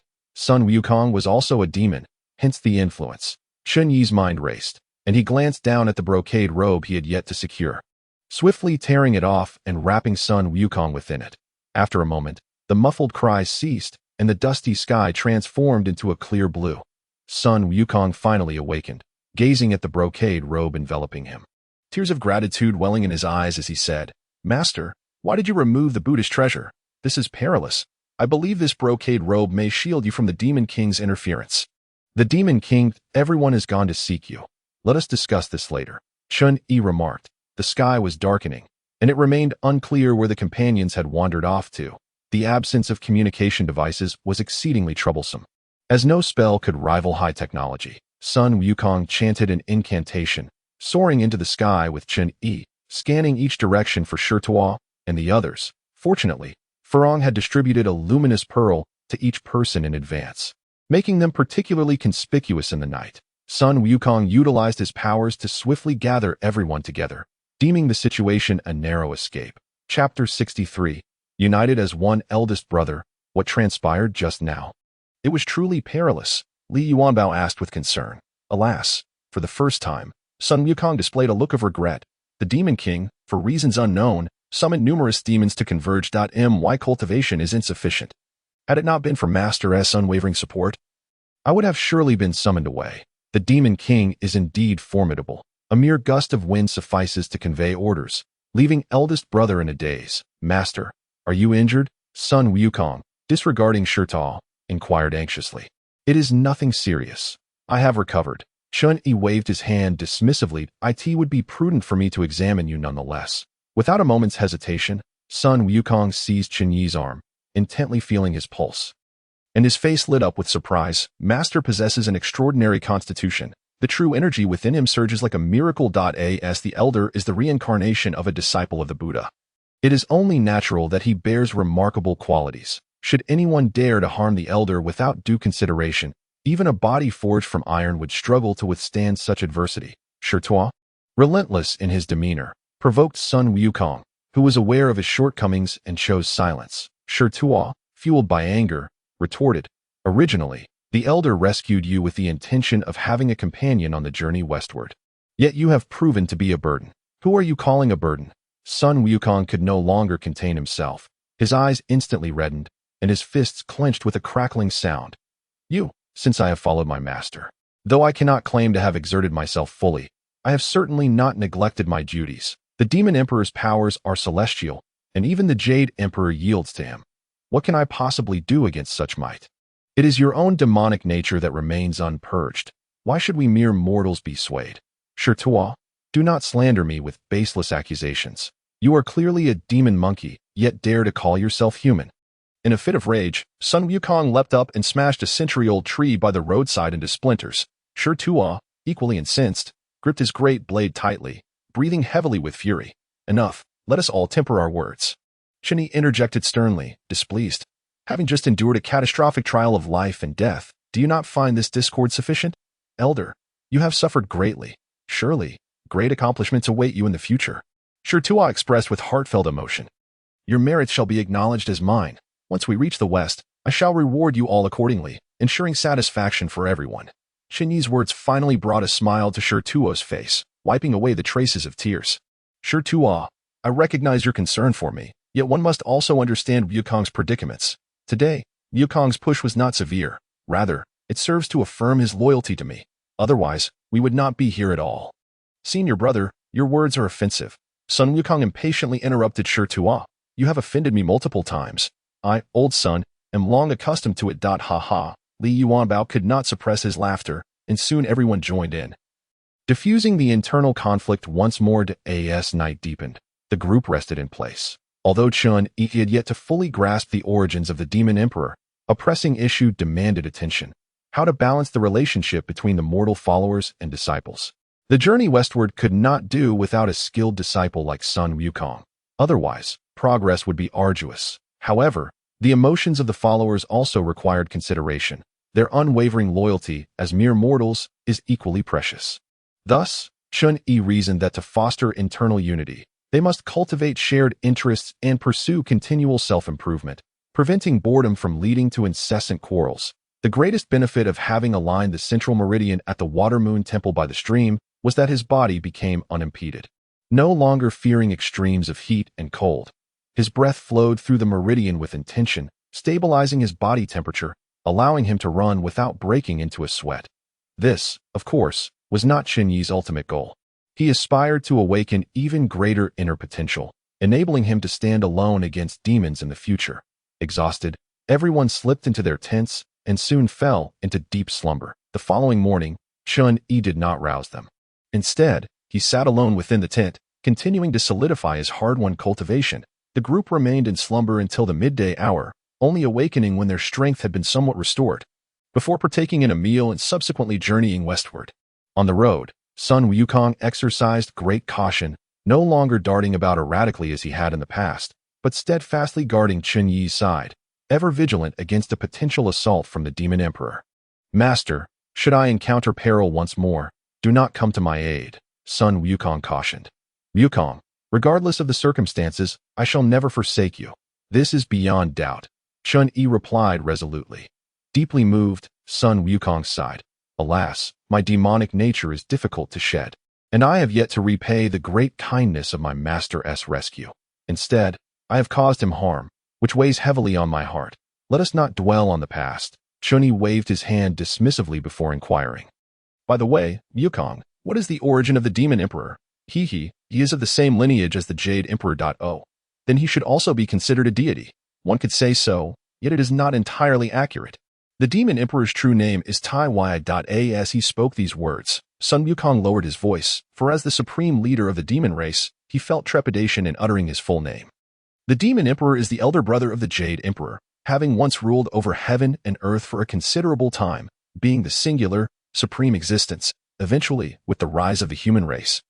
The Jade Emperor, having undergone countless tribulations and gaining immense prestige, gradually supplanted his brother to become the ruler of the realms. While the power of the Demon Emperor remains formidable, all beast cultivators of the demon race are subject to his dominion. Myself included, Sun Wukong elaborated. Chapter 64. Arriving at the coast, what is the nature of the relationship between the Jade Emperor and the Demon Emperor? Chun Yi posed a pivotal question, pondering whether their rapport might be amicable enough to ensure that the Demon Emperor would not trouble him. A humble monk. However, Sun Wukong's response was disheartening. After years of conflict, their relationship is akin to fire and water, he declared. Though they are blood brothers, they meet only to fight.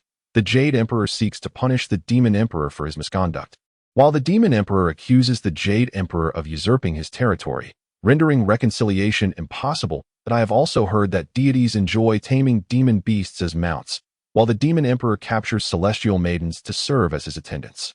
So that is the case, Chun Yi nodded, acknowledging the complexity of their discord, which differed greatly from the straightforward dealings typically expected between brothers.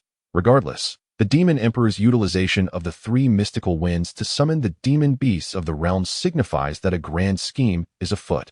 Such matters are beyond the concerns of mere mortals, Chun Yi mused, feeling fortunate that the Demon Emperor's current actions involved a widespread net rather than being solely directed at Sun Wukong. Unbeknownst to Chun Yi and his companions, chaos had already erupted in the realms of gods and Buddhas. The three mystical winds swept through all realms, disseminating the Demon Emperor's summons to the demon beasts. The fierce winds rendered the deities and Buddhas unable to open their eyes, compelling them to firmly shut their doors. Yet, when the winds ceased and tranquility returned, the deities and Buddhas suddenly discovered that their mounts had broken free from their restraints. The Demon Emperor's long-conceived plot had come to fruition, prompting the Jade Emperor and Tathagata to reach a unanimous consensus, urgently deliberating and strategizing their next counteroffensive. The king of heavenly demons erupted in laughter upon hearing the news, then raised a cup of lotus tea to a woman beside him. The air was laced with the faint brine of the sea breeze, and after traversing a verdant hillock, the vast expanse of the ocean finally unfolded before them, its waves undulating endlessly, stretching beyond the horizon. The setting sun bathed the waves in a crimson hue, the relentless surf crashing against the rocky shore, sending forth splashes of varying heights. With careful discernment, Chun Yi realized that the so-called West Sea was actually to the north. The coastline stretched westward for only a short distance before veering back northward. Chang Xiaoxing laughed so heartily that he could hardly catch his breath.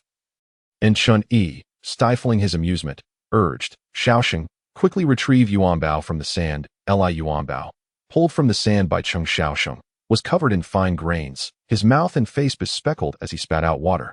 Grimacing, such clear seawater, yet it is salty, impossible to drink. Furong stepped forward to scoop a mouthful of seawater, only to immediately spit it out, furrowing her brow.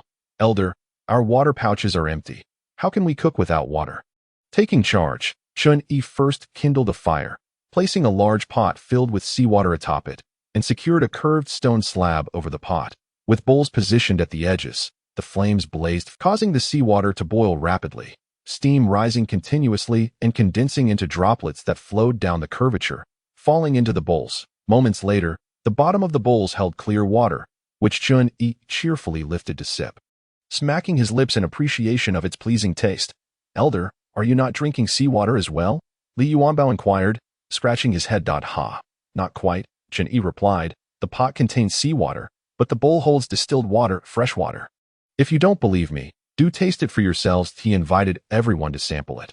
After trying, astonished expressions lit up their faces. Indeed, it was fresh water, purer in flavor and soft on the palate, bringing them great comfort, and they extolled the elders' vast knowledge. Once they had quenched their thirst, Chen Yi instructed, "Let us fill our remaining water pouches. We should accumulate more." With a smile. For dinner, they added seaweed. And Sun Wukong caught several fish, which they roasted over the fire, enjoying their meal with hearty laughter. After dining, Furong continued to distill more water, expressing her desire to produce some salt to take along. Chen Yi chuckled silently. Salt was hardly worth much, but Furong had found a way to alleviate the tedium of their journey. As a bright moon hung high in the sky, the group reclined on a sand dune, engaged in conversation when suddenly an unusual sound pierced the night. Sun Wukong, alert, sprang to his feet, squinting into the distance. It was a bird, a large, glossy black seabird, its beak and claws a striking crimson, particularly vivid under the moonlight. Given their proximity to the sea, the presence of seabirds was not surprising. Yet in this otherworldly realm, the appearance of such an oddly proportioned bird was curious. As the seabird approached, they collectively noticed it gripping something elongated in its beak. What kind of messenger has the seabird been sent by? Chen Yi pondered, as the bird soared overhead, circling gracefully while emitting a humming sound from its closed beak. Was it not merely a sound produced by its throat? A monster, a word flashed in Chen Yi's mind as he raised his 9-section staff, but Sun Wukong relaxed, grinning. Master, there is no need for alarm. This firefoot bird is merely of second rank. It cannot even assume human form, and is hardly a match for a single finger of mine. Li Yuanbao, heartened by this, thought to seize the opportunity and demonstrate his prowess. He leapt onto a massive rock, brandishing his arms in a display of intimidation. Foolish bird, do you dare descend and meet your demise? The firefoot bird, ignoring him, suddenly spread its talons wide, and 2 blazing fireballs swiftly descended, striking the colossal rock beneath Li Yuanbao's feet, causing it to shatter instantly. With a piercing scream, Li Yuanbao fell into a heap of sharp stones, his body marred by numerous abrasions. How dare a mere bird bully me? Just wait and see if I don't roast you. Struggling to rise, Li Yuanbao brandished his silver spear, intending to hurl it, but was halted by Chen Yi's gesture. The firefoot bird's might surpassed that of any mortal. Even 10 Li Yuanbaos would prove no match for it. It seemed to harbor no ill intent, merely disapproving of Li Yuanbao's boisterousness. As Chen Yi had anticipated, the firefoot bird did not dive down but instead opened its beak, releasing the object it carried, which floated down gracefully. Sun Wukong caught it midair and presented it to Chen Yi, revealing it to be a letter. Chapter 65. An invitation from the Dragon King. Chen Yi was taken aback.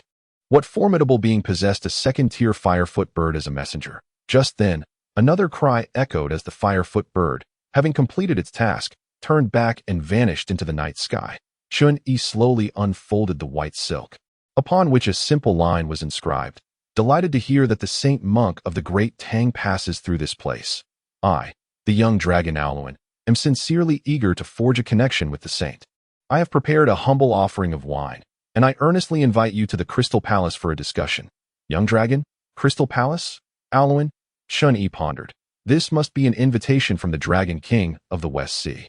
Yet, it raised puzzlement. How did Alwyn come to know of his arrival? Wukong, do you have any prior acquaintance with the Dragon King of the West Sea? Chen Yi inquired, handing the letter to Sun Wukong for his perusal.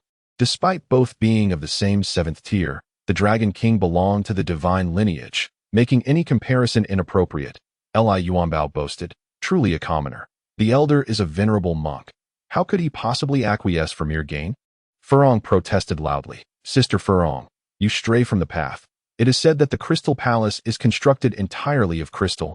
How many treasures must the old Dragon King possess? Li Yuanbao mused, counting on his fingers. Upon hearing this, Chen Yi felt a stirring within. The Dragon King of the West Sea was immensely wealthy, possessing countless treasures, for no reason other than that. Even if it meant finding Sun Wukong a decent weapon, it would be worthwhile. At that moment, Chen Yi also realized that as a mere mortal, he could hardly assist a celestial being. The true target of the Dragon King's invitation was Sun Wukong, and he was merely taking a roundabout route. Moreover, how could a mortal reach the ocean depths without the aid of his immensely capable disciple? Yuan Bao is right. Wukong, prepare yourself. We shall make our way to the Crystal Palace to meet that old Dragon King. Chun-Yi rose with a smile. Master, do you truly wish to seek treasures? Sun Wukong exclaimed in disbelief. Wealth is not difficult to acquire. I, old son, can roam far and wide to find you grand houses. No need to concern ourselves with the Dragon King. Sun Wukong stood resolutely, unwilling to budge, feeling somewhat inferior. The disparity between the inner and outer realms was still significant, with equal ranks yielding vastly different treatment. Wukong, I have my own plans for this matter. Simply guide me there. Besides, my standing is not low. The Buddha is my master, Chun-Yi replied. Sun Wukong scratched his head and chuckled. Master is right. If we were to compare the realms of gods and demons, Jin Chanzi should indeed rank above the Dragon King, albeit not in administrative hierarchy. Very well.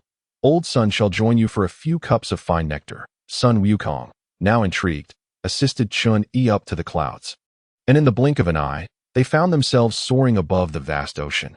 Cheng Shaoxing gazed in astonishment at the deep blue night sky, where two small black dots gradually faded away.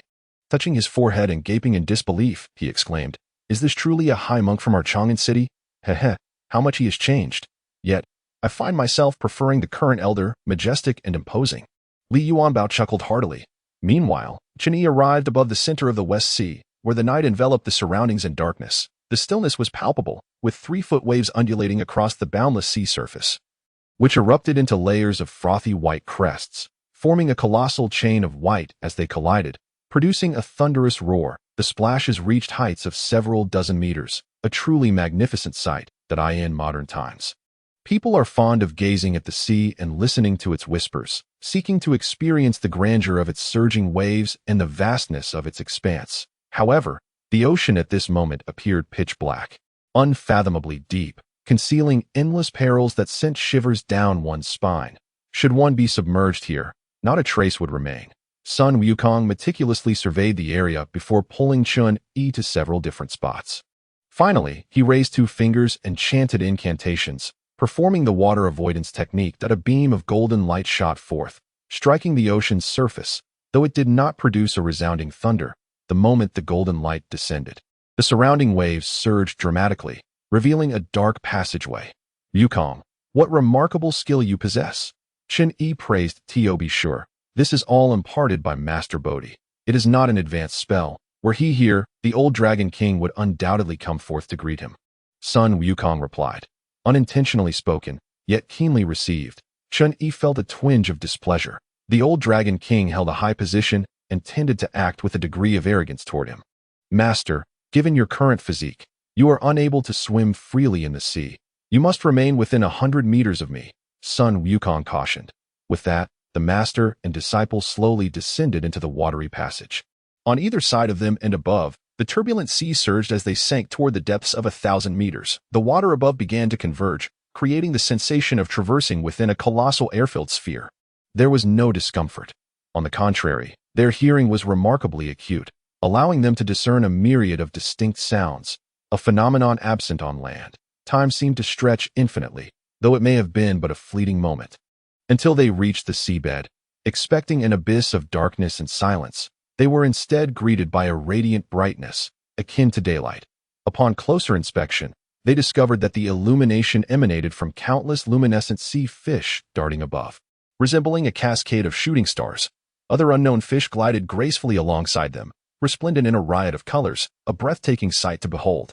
The seabed was composed of soft, fine sand. Walking upon it felt as if their feet were being gently massaged by the delicate grains, alleviating their fatigue from the journey. Who goes there? State your name. They had not ventured far when a gruff voice echoed. Suddenly, a grotesque creature appeared before them. At a first glance, it resembled a human figure.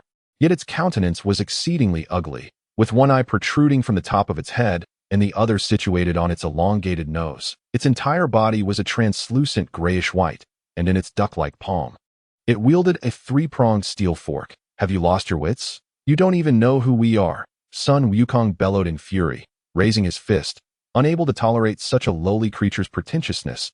Am I a dog? The creature scratched its head in confusion, pondering the absurdity of the hairy-faced figure before it. The distinction between itself and a dog was vast indeed. Having encountered numerous monsters, Chen-Yi was not intimidated. He tugged at Sun Wukong and stepped forward, courteously stating, "I am a guest summoned by your Dragon King, named Tang Sanzang, and this is my foremost disciple, the great sage equal to heaven, Sun Wukong." Great sage equal to heaven, the creature pondered, finding the title rather grand yet unfamiliar. Although its intellect was somewhat sluggish, it understood that guests summoned by its master were of high status, and thus dared not be remiss.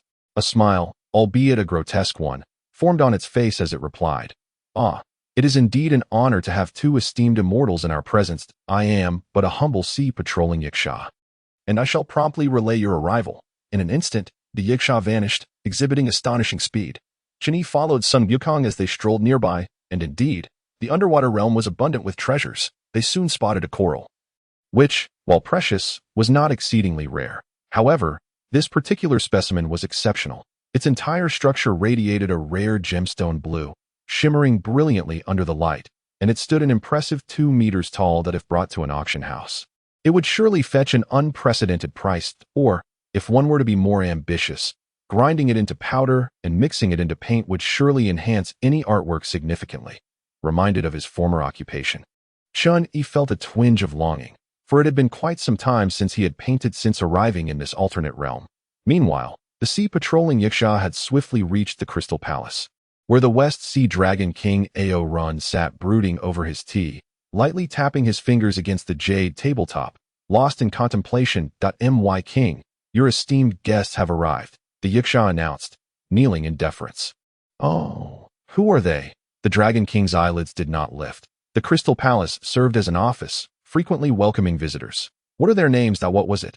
Chi-Chi, the Yiksha, having rushed too quickly, had momentarily forgotten Tang Sanzang's name. Names are titles bestowed upon individuals, and possessing a simple yet memorable name often signifies a significant step toward success. "What is the full name?" the Dragon King inquired, his irritation mounting. I cannot recall precisely, but I believe it is the Great Sage Chi." The Yiksha scratched its head uncertainly. "It certainly contains the title Great Sage," he added. "Great Sage?" The Dragon King frowned in displeasure. In his recollection, there was no such rank among the immortals. Most who arrived were either arrogant demons or those seeking to barter for treasures. "I in no mood for visitors." The Dragon King waved his hand dismissively, stating, "I have no desire to meet with guests. Simply offer them some reward and send them on their way. They may return on another occasion." "Understood." The Yiksha turned to leave, clutching a small assortment of colorful seashells, the currency of the underwater realm, which in ancient times served as a unit of value for land-dwelling humans. However, with the passage of time, including Ao Run, many were unaware of the changes that had occurred on land, where humans no longer used seashells as currency but relied primarily on gold, silver, and copper coins. Nonetheless, these seashells retained considerable value in the underwater world, capable of purchasing rare items. With a loud slap, the Yiksha tossed the string of seashells toward them, scoffing, "Our king has no interest in meeting guests. Take these seashells and be gone." Chen Yi was taken aback, never having anticipated such an attitude from the Dragon King. With a stern expression, he inquired, "Did you not mention that I had come personally?" I did," the Yiksha retorted defiantly. Sun Wukong, having restrained himself for quite some time, could no longer tolerate the Dragon King's mockery of his esteemed mentor. Enraged, he bellowed, "What an audacious and foolish West Sea Dragon King! He summoned us here only to dismiss us with this wretched contraption. What could possibly be the reasoning behind such actions? I urge them to leave promptly, for the patrol of the seas must continue, lest individuals like yourselves, oblivious to the vastness of the heavens and the depths of the ocean, disturb the tranquility of the king." The Yiksha, growing impatient, waved his hand dismissively. Sun Wukong let out a thunderous roar. Raising his fist to strike at the Yiksha, a burst of golden light surged forth, imbued with immense power. With a resounding crash, the seabed was left with a massive crater, and the Yiksha was sent flying, landing 1,000 meters away. Terrified, the Yiksha fled at remarkable speed, disappearing in an instant. As I spoke, Sun Wukong pressed onward, and Chen Yi dared not stray too far behind, hastening to keep pace. Before long, a grand palace came into view. The Crystal Palace, as its name suggests, was indeed constructed entirely of crystal. Upon arriving at the palace entrance, Chen Yi felt a profound sense of awe. The craftsmanship was nothing short of divine. The Crystal Palace shimmered with radiant brilliance, dazzling the eyes. The gates and walls were formed from colossal crystals, seamlessly unified, with no visible seams. Astonishingly, vibrant crystal flowers bloomed atop the walls. High above, inscribed in 3 golden characters upon a jade plaque, were the words, Crystal Palace. In a fit of anger, Sun Wukong unceremoniously swung his arm, his mighty fist aimed directly at the palace doors. Halt! Came a deep and thunderous call. At that moment, a swarm of shrimp soldiers and crab generals surged forth from either side, each clad in gleaming armor and wielding peculiar weapons, blocking Sun Wukong's path. To his astonishment, at the forefront stood a colossal turtle, ancient as the hills, its shell hard and gleaming with golden patterns. The voice emanated from this turtle general, who appeared to be at least a third-tier demon beast. Chun Yi's expression darkened. This was no way to conduct affairs. Instead of the Dragon King welcoming us, his subordinates had formed ranks to confront us. Had the Dragon King's mind been muddled?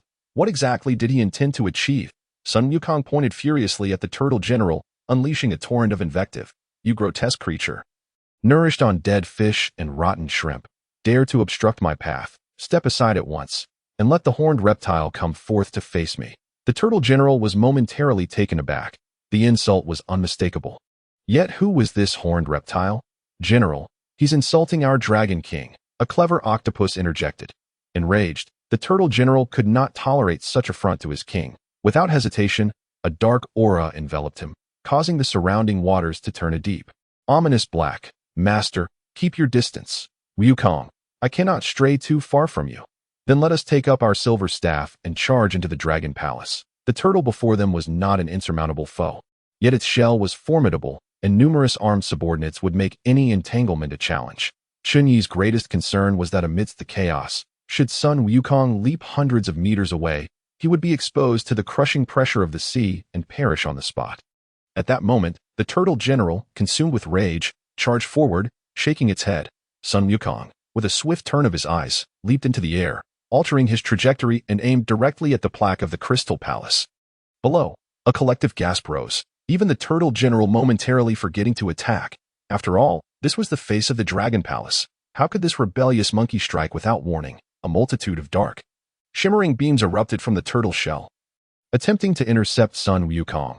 But it was too late. With a sharp crack, the plaque of the Crystal Palace fell, shattering into countless fragments. General Turtle trembled with rage, leaping up and crashing down, causing the entire seabed to tremble, which nearly unsteadied Chun Yi, who lamented his insufficient cultivation. Come forth, swiftly eliminate these two. At the command of General Turtle, the shrimp soldiers and crab generals surged forward like a tidal wave, swiftly encircling the pair. Sun Wukong tore a handful of monkey hairs from his leg, and with a flick of his wrist, transformed them into numerous little monkey figures, each brandishing various weapons, forming a protective barrier around the two. Chapter 67.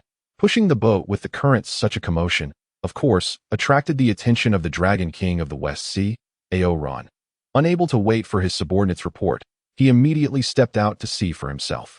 Upon discerning the identities of the troublemakers, he was taken aback. One was a dignified monk, who radiated an air of solemnity despite lacking discernible cultivation and was adorned with treasures of the Buddhist sect.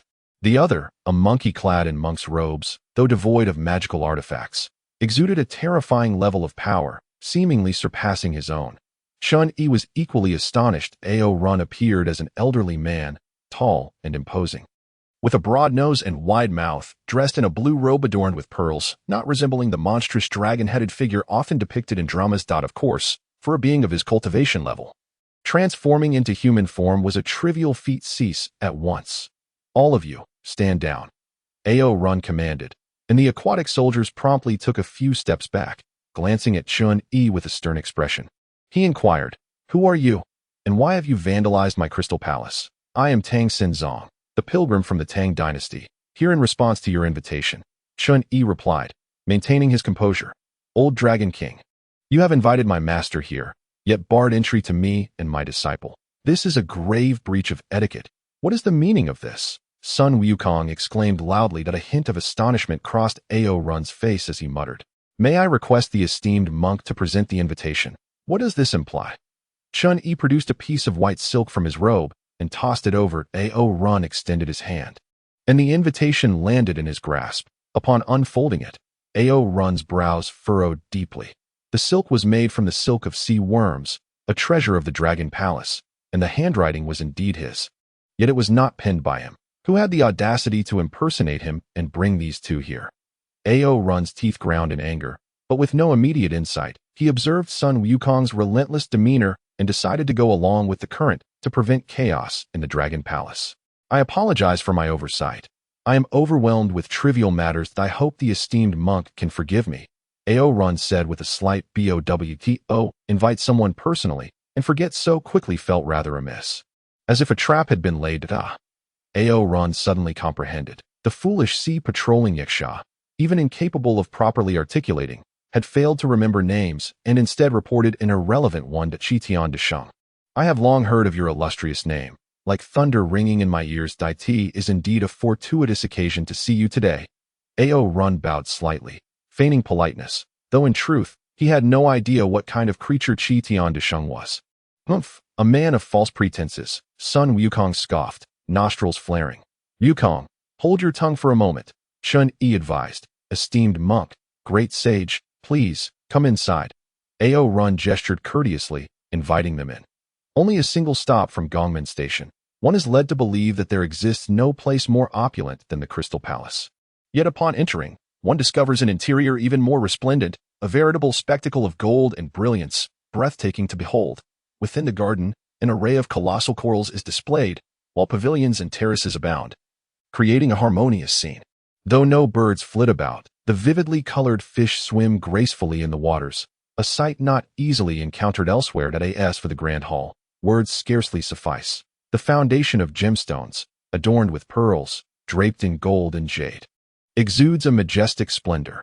Even the floor is paved with polished conch, immaculate and unblemished, surpassing all marble. The mineral wealth found on land is mirrored beneath the sea, where gold, silver, and copper embellishments abound, so plentiful that one might mistakenly perceive them as lacking value. As Chun Yi walked, he pondered, if a dragon palace could be so lavish, what marvels must reside within the palace of the Jade Emperor? After the guests were seated, the Dragon King commanded, "Shall we serve tea to our esteemed visitor?" Delicate maidens, swaying gracefully, presented cups crafted from agate, enhancing the hue of the tea, which offered a unique flavor upon tasting. However, mere tea was insufficient as a gesture of hospitality. Thus, the request for fine liquor was made. Sun Wukong, unwilling to relent, put forth his demand. One could observe the Dragon King's chest heaving, betraying some dissatisfaction. Yet being of divine lineage, he possessed a measure of restraint and instructed the maidens to bring forth the juice of the sea's mysterious fruits. Sun Wukong drank 3 cups in succession, which finally soothed his spirit and brought forth a smile. Yet, Chun Yi sensed a discord in the Dragon King's demeanor, a lack of the expected warmth. At that moment, he wished earnestly to depart to avoid any undue complications, and thus he inquired, "Dragon King, you summoned me here for what purpose?" Your letter was quite explicit, mentioning a revered monk passing through, seeking to forge a connection. Is this truly the sole matter at hand? What more could there be? Setting down his teacup, he rose and joined his palms together. Since we have met, I must continue my journey to the west to pay homage to the Buddha and seek the true scriptures. I cannot impose further. Until we meet again, may fortune favor our paths. However, Ao Run made no effort to detain him, further affirming Chun Yi's suspicions of some misunderstanding. How fares your esteemed son? Chun Yi took a few steps before suddenly turning to inquire. Ao Run's countenance darkened immediately as he responded. This prince has many heirs. Which one does the revered monk refer to? Little White Dragon. Holy monk, please stay your steps. Ao Run interjected, replacing the title with one of greater reverence, finally displaying a posture of utmost respect. Having seen the old Dragon King and sipped the tea, what further purpose is there to remain?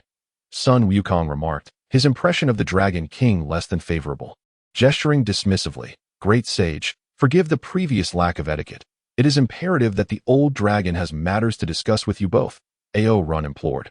"Wukong, let us linger for a moment," Chun Yi suggested. Once reseated, Ao Run let out a heavy sigh, waving his sleeve to dismiss the bystanders, and ordered new tea and fine liquor to be served. Then he spoke. "Holy monk, your insight is as piercing as a torch. Nothing escapes your discerning gaze that I indeed harbor unspoken troubles, and the fortunate arrival of the holy monk and the great sage is like rain in a drought, a fire in the snow, igniting hope within my heart." As he spoke, 2 streams of tears fell, revealing his deep sorrow. Chen tasted the tea and softly asked, "Dragon King, please elaborate. Whatever small assistance I can provide, I shall not decline." Indeed, indeed. Once, Alwyn had a son, named the Little White Dragon. 3 years ago, the Little White Dragon departed from the Dragon Palace to undergo trials, but along the way, he encountered a sorceress who beguiled him, ensnaring him in the myriad formations set by the Demon King at Eagle's Sorrow Gorge, from which he has yet to extricate himself. Chapter 68. Difficult to enter the eyes of the law, it is said that a day in heaven equates to a year on earth. Thus, Alwyn's 3 years in heaven amount merely to 3 days. According to the modern bureaucratic efficiency, resolving matters within a week is considered remarkably swift. Alwyn's account once again subverted Chun Yi's understanding of Journey to the West. The readers clamored in outrage, decrying the Dragon King of the West Sea as unworthy of fatherhood, cold-hearted and unfeeling, sending his son to the gallows over a single luminous pearl. However, the reality diverges significantly from the narrative within the text. It is evident that the Dragon King Alwyn holds deep affection for his son, that Alwyn's insistence on retaining Chun Yi and son Wukong stems from Chun Yi's forthright mention of the Little White Dragon's name. The predicament of his son, a family disgrace, being known to this distant monk, indicates he is no ordinary individual. That at this moment, Alwyn speculated that the fraudulent letter bearing his name might be the work of some deity, deliberately bringing Chun Yi and son Wukong forth solely to rescue his son, the Little White Dragon. A 7th-level demon dragon, a myriad formation. What formidable power! This thought instilled a sense of even with son Wukong's intervention, success was far from guaranteed. Dragon King, this matter is of great significance. I have heard that you 4 brothers each govern different maritime domains. Why not seek their assistance?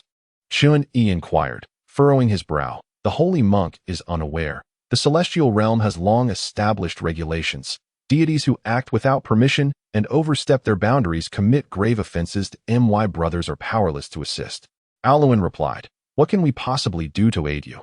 Chun Yi asked, "The great sage possesses immense powers, unbound by the celestial realm. If we join forces with the old dragon, we may yet triumph over that demon dragon." Alwyn declared, his confidence rekindled as he gestured respectfully towards son Wukong. "Heh, old Dragon King, it is quite improper to solicit assistance without offering something in return," son Wukong chuckled. "Holy monk, great sage, although the treasures within this palace may not be divinely crafted, they are rare in the world. Any item that catches your discerning eye may be taken at will." Alwyn insisted, unwilling to forfeit this opportunity. "My master is a monk, and I, son Wukong, was once a ruler in my own right. The Flower Fruit Mountain and Water Curtain Cave boast thousands of descendants. What need have I for such wealth? Let the great sage examine the treasures before making a decision." Alwyn promptly summoned his attendants and commanded them to fetch the treasures. Soon, a dozen large chests were brought in and placed upon the ground, opened with great fanfare. The jewels within dazzled the eyes: pearls, agates, emeralds, and southern red jade. It is no exaggeration to say that any single piece among them could ensure a lifetime of comfort and ease in the future world. "Not worth my attention.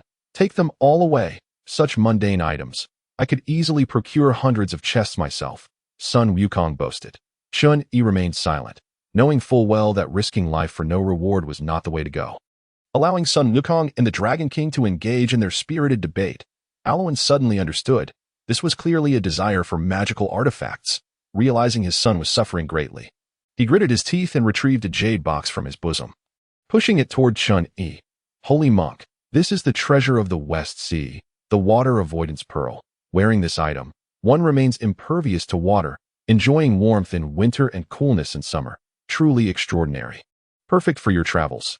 Heh, this is quite commendable. Consider it a small token of my sincerity." With a chuckle, son Wukong confidently accepted on behalf of Chun Yi.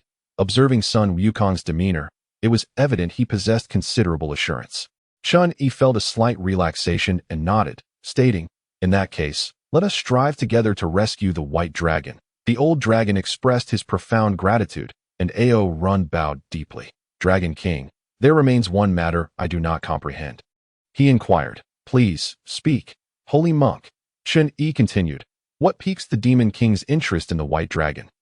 Ao Run elucidated. "Among all dragon clans, only the true dragon bloodline is of utmost rarity. That it is likely that the demoness seeks to ally with the child through marriage, thereby augmenting the strength of her kind. given the passage of time, may it not already be too late? Chen Yi further queried. Ao Run shook his head, asserting, it cannot be so. Dragons differ from humans. It takes a decade for essence to accumulate. However, if we do not act now, in 2 years' time, it may indeed be perilous. One last thing. Should the white dragon have erred, how would that be addressed? Chen Yi asked. According to the celestial laws, intermarriage with foreign races results in banishment to the netherworld, with progeny pursued relentlessly, Ao Run replied, his voice trembling at the thought of such an outcome, which he dreaded most. How ruthless! Chen Yi felt a chill within, yet maintained a calm demeanor, remarking, it is rare to witness a father's heartfelt intentions. Surely the white dragon would be deeply moved upon learning of this. The child is indeed filial. The white dragon must endure this tribulation. When the calamity is fully realized, he shall undoubtedly possess extraordinary fate and become a source of pride for you, Chen Yi added.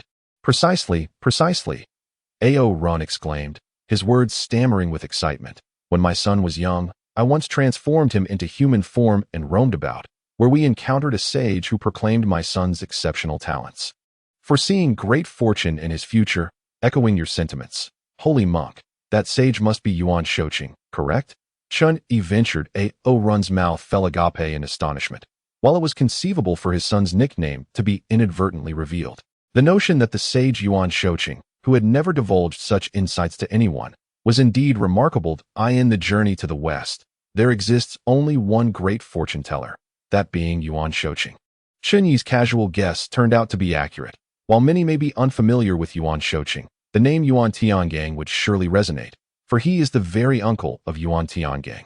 All these dialogues drifted unerringly into Sun Wukong's ears, though he remained oblivious to the specifics. To claim that his master was merely an ordinary mortal would be incredulous, with the holy monk present. My son is surely saved. Ao Run, filled with excitement, suddenly recalled an important matter and inquired earnestly, may I ask, holy monk, from whom did you learn? My master is the reincarnation of Jin Chanzi, a direct disciple of the Tathagata. Sun Wukong interjected swiftly. How disrespectful of me. No wonder the holy monk carries the treasures of the Buddhist realm and possesses such remarkable demeanor. Ao Run lamented, regretting not having shown the utmost courtesy earlier, while simultaneously feeling bolstered in confidence. Chapter 69. The Calming Rod of the CO. Ao Run promptly sat up straight, generously declaring, not just one, but even 10 or 100, as long as I can procure them. I shall present them with both hands. That is splendid. Chen Yi cleared his throat and stated solemnly, my disciple, the great sage equal to heaven, possesses unparalleled magical abilities, feared by all. Yet, to breach the layers of guardians and rescue the white dragon, we require one more weapon. How difficult can that be? The Dragon Palace boasts a multitude of warriors, and the one thing in abundance is weaponry. Longbows, swords, spears, halberds, axes, tridents, whips, maces, forks, scythes, and claws, truly a complete arsenal. The holy monk and the great sage may take whatever they desire. Aruan, however, dismissed it with indifference, pondering the triviality of the matter. Upon concluding his thoughts, the Dragon King commanded his subordinates to bring forth a vast array of gleaming weapons and laid them upon the ground for Sun Wukong to choose from. Yet, without proper forging, these weapons would soon become battered and marred, and one would hardly encounter so many blacksmiths along the way to effect repairs. Chen Yi once again objected, suggesting that the dragon-beard hook was somewhat more dexterous. Sun Wukong picked up a delicate grappling hook, idly toying with it, but Chen Yi remained dissatisfied. To be frank, this contraption can only be deemed a hidden weapon, useful for ambushes, yet otherwise merely a showpiece. Were it not for the pressing need to rescue his son, Aruan would have been incensed enough to issue an eviction order, but he managed to force a smile and inquired, may I ask, holy monk, what type of weapon does your esteemed disciple prefer? Chen Yi replied with a smile, my disciple possesses immense strength. While these weapons are indeed commendable, they lack sufficient weight and durability. After a few uses, they would break, rendering repair efforts futile. Indeed, with the great sage's illustrious reputation, one cannot afford to appear too shabby. After some contemplation, Aruan resolutely declared, by chance, last year my fourth brother sent me a red satin lasso, crafted from fine bronze, that is both flexible and robust. I believe it would suit the great sage perfectly, so I shall present it to him. Sun Wukong's eyes sparkled with delight, yet Chen Yi shook his head, stating that such claws and hooks, while suitable for self-defense, would prove insufficient in vanquishing demons. Of course, the Dragon King's gift would also serve to enhance my own standing. In the future, it would be said that the great sage's weapon was a gift from the Dragon King, which would surely bring me honor. Though couched in flattering terms, Arwen sensed the underlying discontent. Taking a deep breath, he forced a smile. Holy monk, do not hesitate to speak candidly. What manner of weapon do you desire? We can forge it immediately if necessary. Chun-Yi paused briefly, glanced at Sun Wukong, and stated plainly, there is no need for forging. A ready-made weapon exists, though it is not here. It resides in the Eastern Sea Dragon Palace. The Eastern Sea, my elder brother's domain. Arwen began to grasp the implications, realizing that the monk had indeed come prepared. Furrowing his brow, he inquired, might I ask which weapon you refer to? The sea-calming rod. Ah, Arwen was taken aback, his facial muscles twitching, his teeth grinding audibly. He thought to himself, indeed, the disciple of the Buddha is audacious, not only cognizant of everything but also demanding a grand price before even rescuing anyone. No wonder the Buddhist and Taoist paths are faltering.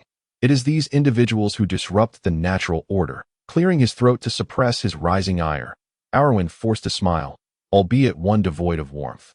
I have heard tell of such an item. Yet it weighs an astonishing 13,500 pounds. What sort of strength is required to wield it? Sun Wukong, brimming with excitement, finally understood his master's intentions, realizing that he was to select a weapon of divine caliber. Ecstatic, he exclaimed, weight is of no concern. Simply bring it forth. I, Sun Wukong, can wield it. Arwen scoffed. If it is an item from the Western Sea Dragon Palace, then presenting it to the great sage would pose no issue. However, it would not be proper to disturb my elder brother regarding personal matters. This, Sun Wukong's expression fell, only for Chun-Yi to interject. The Dragon King's words are misguided. That I must ask you. If the 4 Sea Dragon Kings were to unite, would the 7-level demon dragon guarding the white dragon be a match for them? Certainly not. Do not speak excessively. It is but a mere fact that any alliance between myself and one of my brothers would suffice to bring that demonic dragon to its knees. Begging for mercy. Arwen appeared somewhat impatient, for among the 4 Seas Dragon Kings, his martial prowess was the weakest and his experience the most limited. Perhaps any one of the other 3 brothers could easily defeat the dragon. I have previously mentioned that the Jade Emperor forbids us from forming private alliances. Otherwise, the Celestial Court would hold us accountable and the consequences would be quite severe. Therefore, in consideration of my nephew, would it be permissible to offer a magical iron staff, and can it be explained to the Jade Emperor? Chun-Yi continued to inquire. This is no ordinary iron staff. It is crafted from divine iron. A rarity in all the world, Arwen replied, somewhat gloomily. Rest assured, Dragon King, I share a profound connection with your son, Aou, and you shall soon come to understand. As for the sea stabilizing needle, it is likely laid dormant for many years. Now merely a relic in the East Sea, of little practical use. Apart from my primary disciple, there exists no one else in the world capable of wielding it. Chun-Yi spoke with unwavering conviction, leaving no room for doubt, which momentarily startled Arwen, causing his thoughts to stir. Perhaps the monk intends to exert pressure upon the Demon King through this method. He inquired once more. If my elder brother were to bestow upon me the sea-stabilizing needle, would it not merely signify the alliance between the 2 of us, rather than the 4 Seas Dragon Kings? It is but a formality. The Dragon Kings of the North and South can also provide symbolic support, perhaps by bestowing some attire upon the great sage equal to heaven. Chun-Yi casually sipped his tea, for, after all, the monk's robes worn by Sun Wukong were merely antiquated garments, relics from over a century ago that should have long been discarded. Arwen inhaled sharply. Could it be that this monk possesses the cunning of a merchant? He is indeed adept at calculating and has laid a trap for him here. His son is ensnared, and in 2 years he shall commit a grave error. Time is of the essence. Given the circumstances, there is no choice but to give it a try. Arwen declared that it appears to be a communication device from the sea. As the shells can transmit sound waves across the 3 seas of the southeast and northeast, employing the principles of the butterfly effect, quite an advanced concept, indeed. Chun-Yi remained unhurried, sipping his tea with an air of confidence. However, Arwen's thoughts were quite different. After years of estrangement, to openly request weapons and fineries from his 3 elder brothers was not guaranteed to elicit a favorable response, thus providing the monk with an. As for his son, the young white dragon, if these 2 monks were unwilling to assist, he could only await the response from the heavenly court. Chapter 70. The The beautiful Monkey King having concluded his work, Arwen personally selected 100 generals and dispatched them at once to the East Sea to retrieve the sea-stabilizing needle. He also sent 2 individuals to the South and North Seas to procure garments to present to Sun Wukong. The treasures from the southern and northern seas were soon gathered. The Dragon King of the South, Ao Qin, presented a phoenix-crowned purple-gold tiara, which Sun Wukong joyfully adorned upon his head. The Dragon King of the North, Ao Xuan, gifted a pair of lotus silk cloud-walking shoes, which, serendipitously, fit Sun Wukong perfectly, causing him to perform flips in delight. Dressed in this manner, the great sage radiated splendor and heroic grace. Arwen gave a thumbs-up in approval. Thank you. Thank you. Sun Wukong repeatedly clasped his hands in gratitude. A desire for beauty is a universal trait, and this attire was simply stunning, befitting the title of Beautiful Monkey King. With a crown upon his head and shoes upon his feet. Alas, the only unfortunate detail remained the outdated monk's robe in between, which seemed rather incongruous. Chun-Yi remarked seemingly without intent. Ahem. Arwen coughed a few times and recalled that he had once custom-made a suit of golden chainmail for the young by long upon his coming of age. As the years passed, his son grew, and the golden armor became ill-fitting and was left unused. It would be better to do a kind favor. Come here, bring forth my cherished golden chainmail, and help the great sage don it properly. When they arrived at the Dragon Palace, the weary soldiers, panting heavily, could no longer maintain their strength. As they relaxed, the ruler of the sea staff fell to the ground with a thunderous crash, shattering into fragments, leaving countless fine cracks on the once pristine crystal floor, necessitating a complete renovation. Chun-Yi hurried forward to inspect the iconic weapon of Sun Wukong. The ruler of the sea staff was entirely black, enveloped in a thin veil of spiritual energy, truly extraordinary. Upon touching it, an icy chill penetrated to the bone, perhaps due to years of absorbing the cold from the ocean depths. What a remarkable item! Sun Wukong was elated, lifting it effortlessly above his head, itching to wield it, but was halted by Chun-Yi, who chuckled and tossed it to the ground. Arwen broke out in a cold sweat, inwardly lamenting the benevolence of Tang Xing. If such a staff were to be wielded, it would surely stir chaos in the West Sea. Just moments ago, my elder brother had informed me of a spell that could unite the wielder with the divine iron. Arwen remarked, wishing to test whether Sun Wukong truly was the master of this divine iron. Dio share. Sun Wukong exclaimed with great enthusiasm, and Arwen proceeded to teach him a cryptic incantation. Sun Wukong closed his eyes, diligently committing it to memory. What does it mean to unite as one? Chun-Yi inquired. Arwen displayed a wry smile. I do not know, but my elder brother conveyed it thus. Perhaps the great sage can grasp its meaning. Sun Wukong was still immersed in understanding the incantation, and as if destined, upon first seeing the divine iron, he felt an immense joy within, akin to a long-lost friend reuniting. The only drawback was its unwieldy size. Suddenly, Sun Wukong sensed something unusual.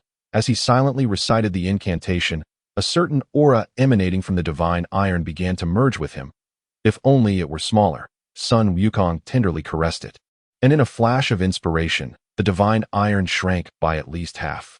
Arwen stared in astonishment, while Chun-Yi couldn't help but laugh. Sun Wukong, brimming with joy, performed somersaults, realizing that to unite as one meant he could control the divine iron at will. Let it shrink further. With his command, the divine iron continued to diminish until it transformed into a slender iron rod, perfectly sized for his grasp. It is fate. It is fate. Arwen exclaimed repeatedly. Sun Wukong, gleefully leaning on the iron rod, executed a few more flips, unable to contain his overwhelming exhilaration. Such a weighty iron rod could inflict injury upon mere contact and could be morphed at his whim. There could be no better weapon. Yet, Chun-Yi's brow furrowed once more. The divine iron was not as visually appealing as he had anticipated, being rather dull and mismatched with Sun Wukong's ensemble. Holy monk, is there anything amiss? Arwen cautiously inquired, sensing Chun-Yi's discontent. Master, I truly adore this weapon. There is no need for a replacement. Sun Wukong hastily interjected, fearing Chun-Yi would disapprove again. The weapon is indeed splendid, yet one must consider the aesthetics of all things. Otherwise, even the finest item may be dismissed as mere scrap metal. What of the blacksmith? Inquired Sun Wukong. The heart's desire gold is beyond the grasp of ordinary mortals. It is best left to the old dragon to handle, replied Ao Ron, as he exhaled a billowing cloud of white mist that enveloped the golden piece.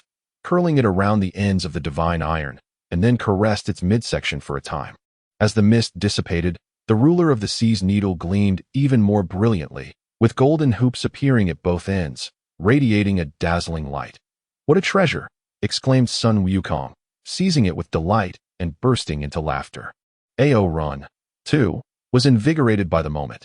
Since this object is fated to be with the esteemed monk's illustrious disciple, why not invite the monk to bestow a name upon it? "Please, master, grant a name," echoed Sun Wukong in agreement. Chapter 71. Cultivating fortune and wisdom in tandem. This was a matter that could be conjured with ease, yet Chun-Yi feigned contemplation, responding slowly.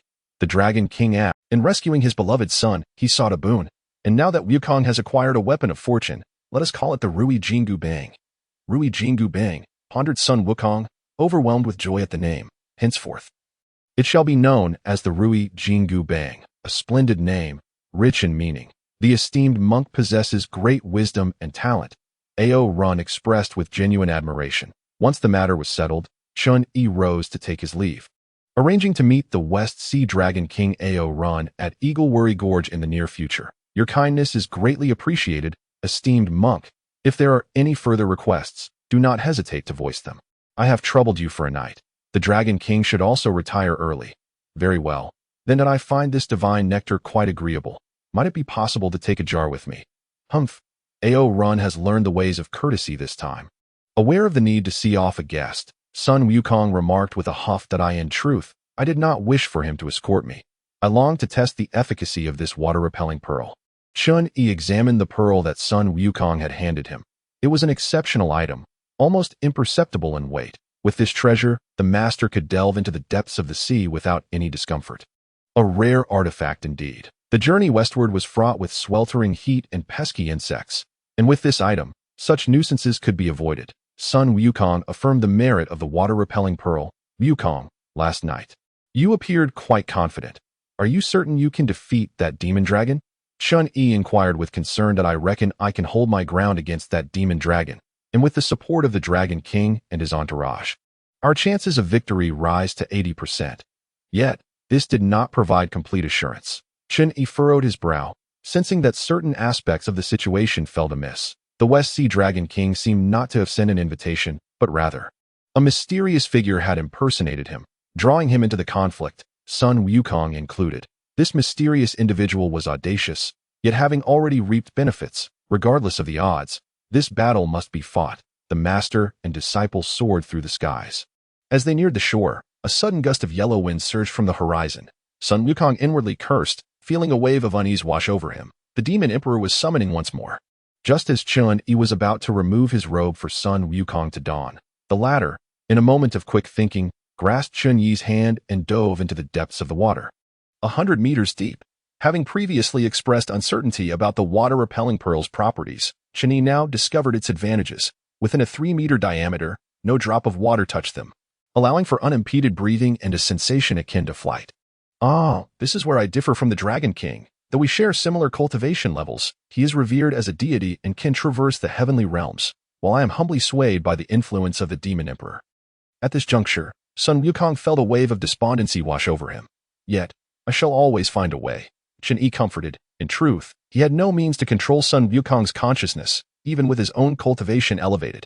He chuckled. "The Dragon King seeks my aid, and I shall graciously oblige," Sun Wukong boasted unabashedly, to which Chun-Yi responded with a subtle smile of acquiescence. The attire was rather commendable, yet the weapon was merely an iron staff.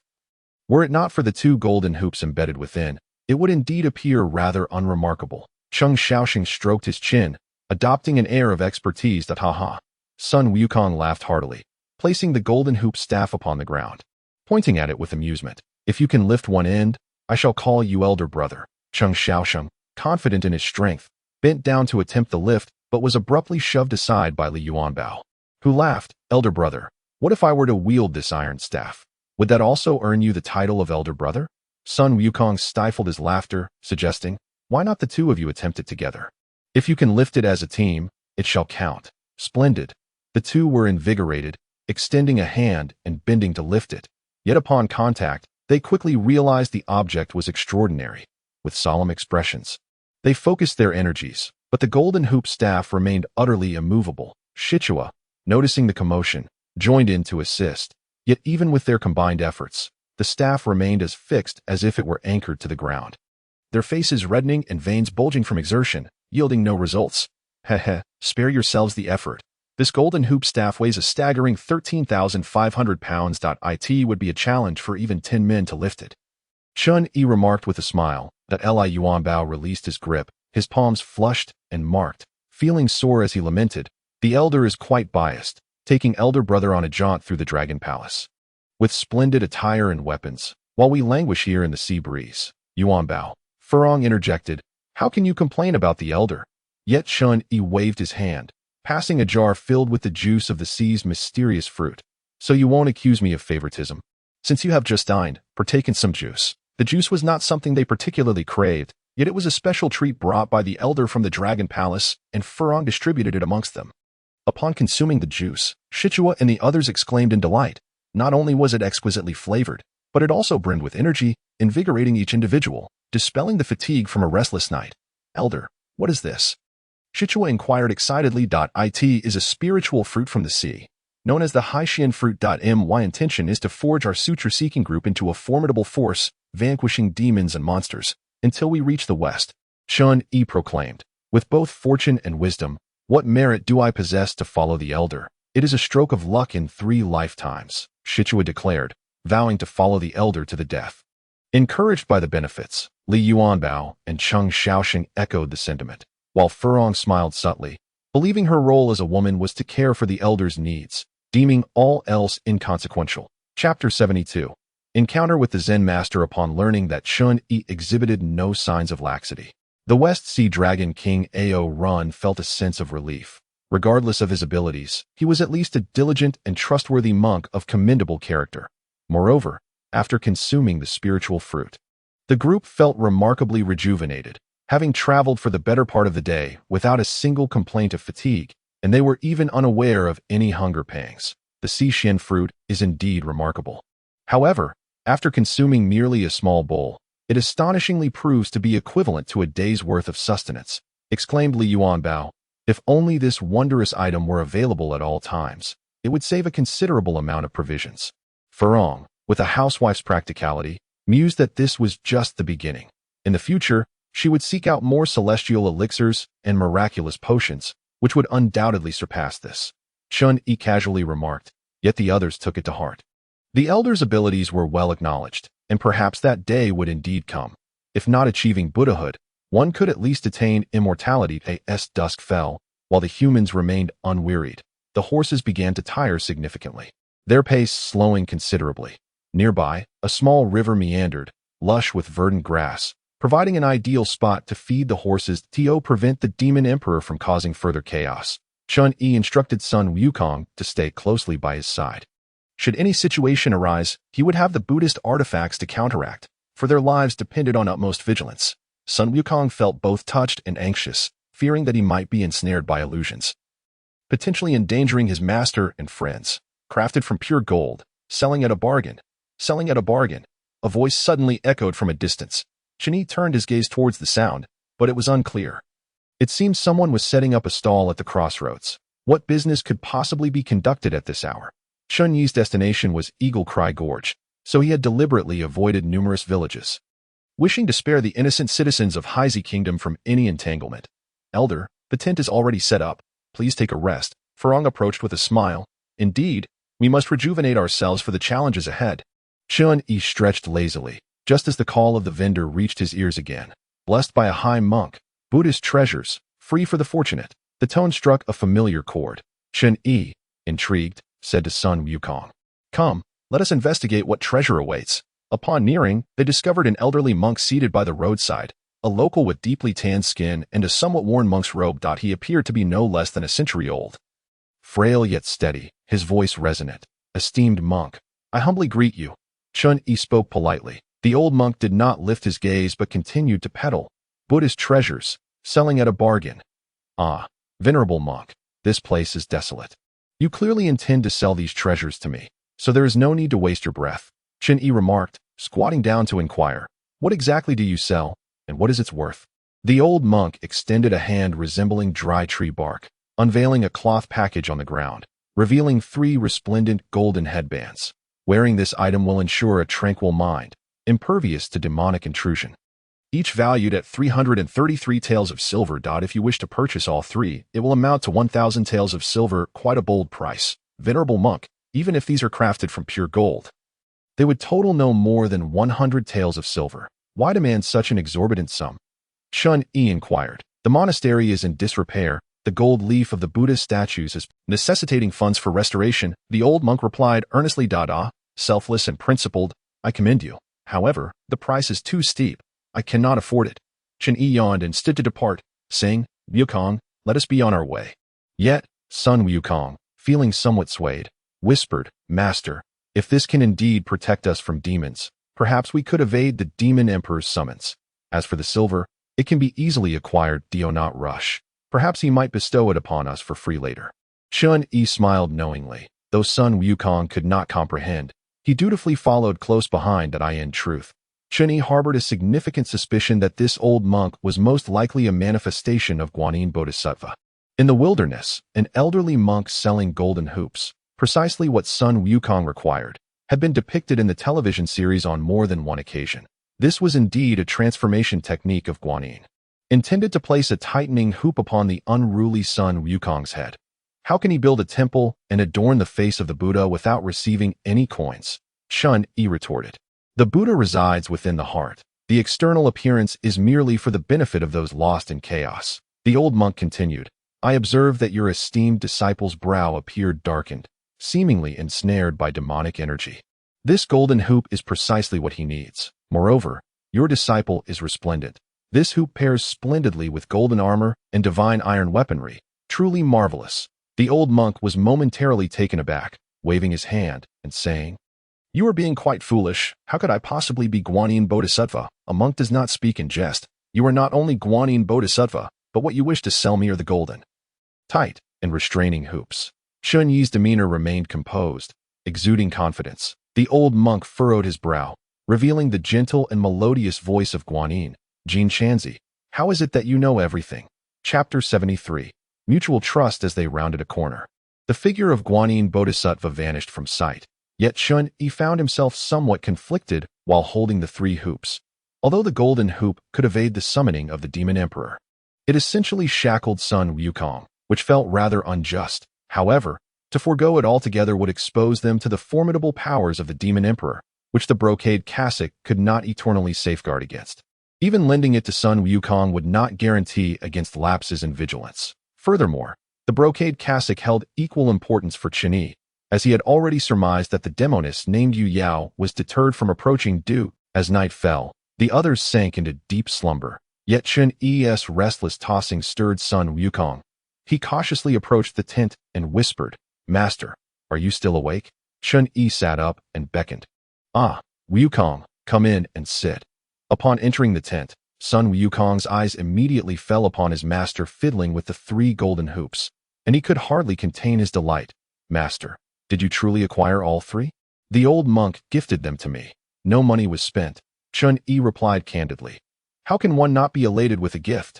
Son Wukong did not inquire further, settling quietly beside him, aware that his master had more to impart.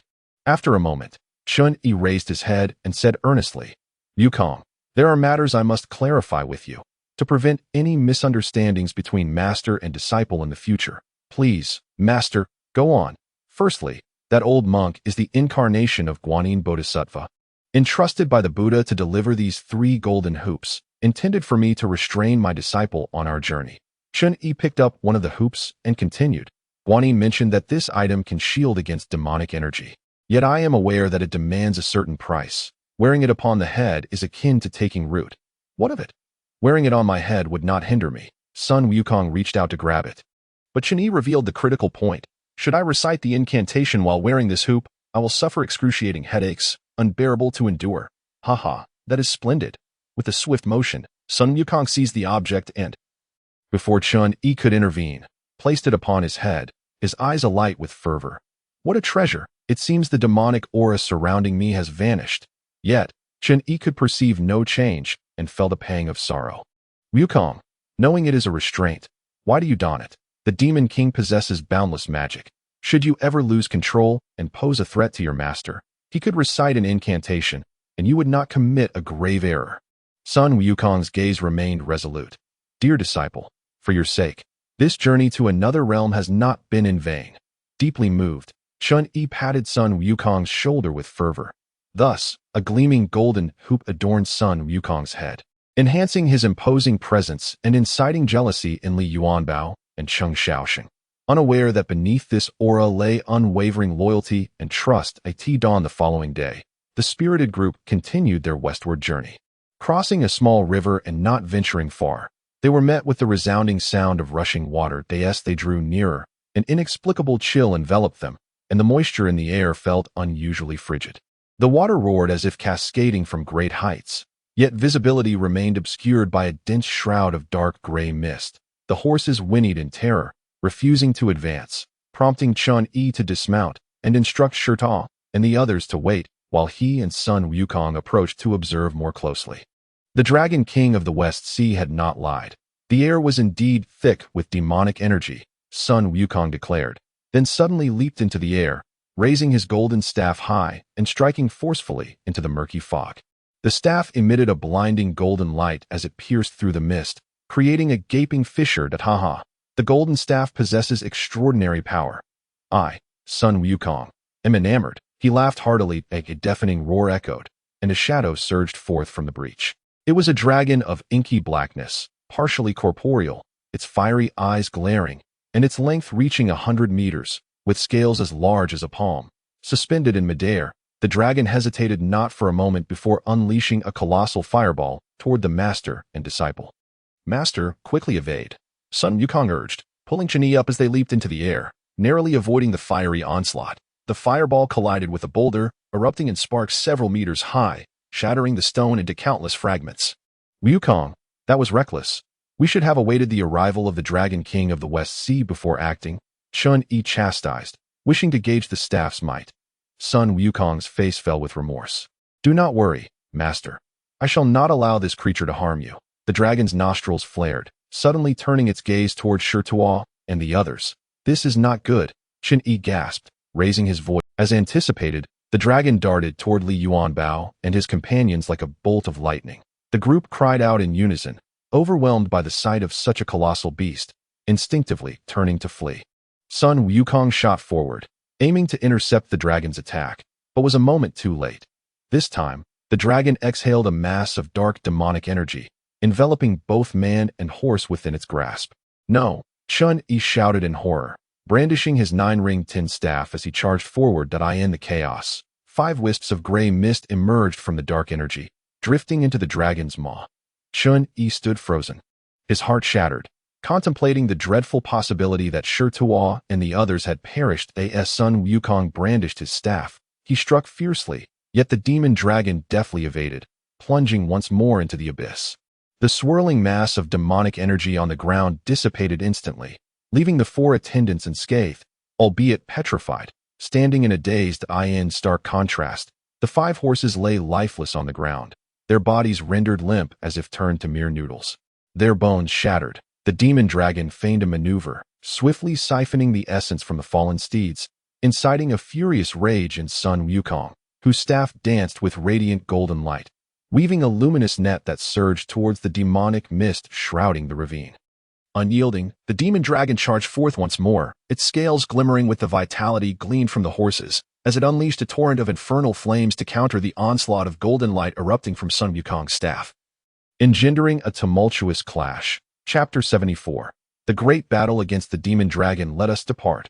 Remaining here only burdens the elder to Chun Yi's surprise. It was Furong who first urged everyone to hasten their escape. Smiling at her in acknowledgement, Furong's words came from a place of deep resignation. Minimizing the elder's troubles was their solemn duty.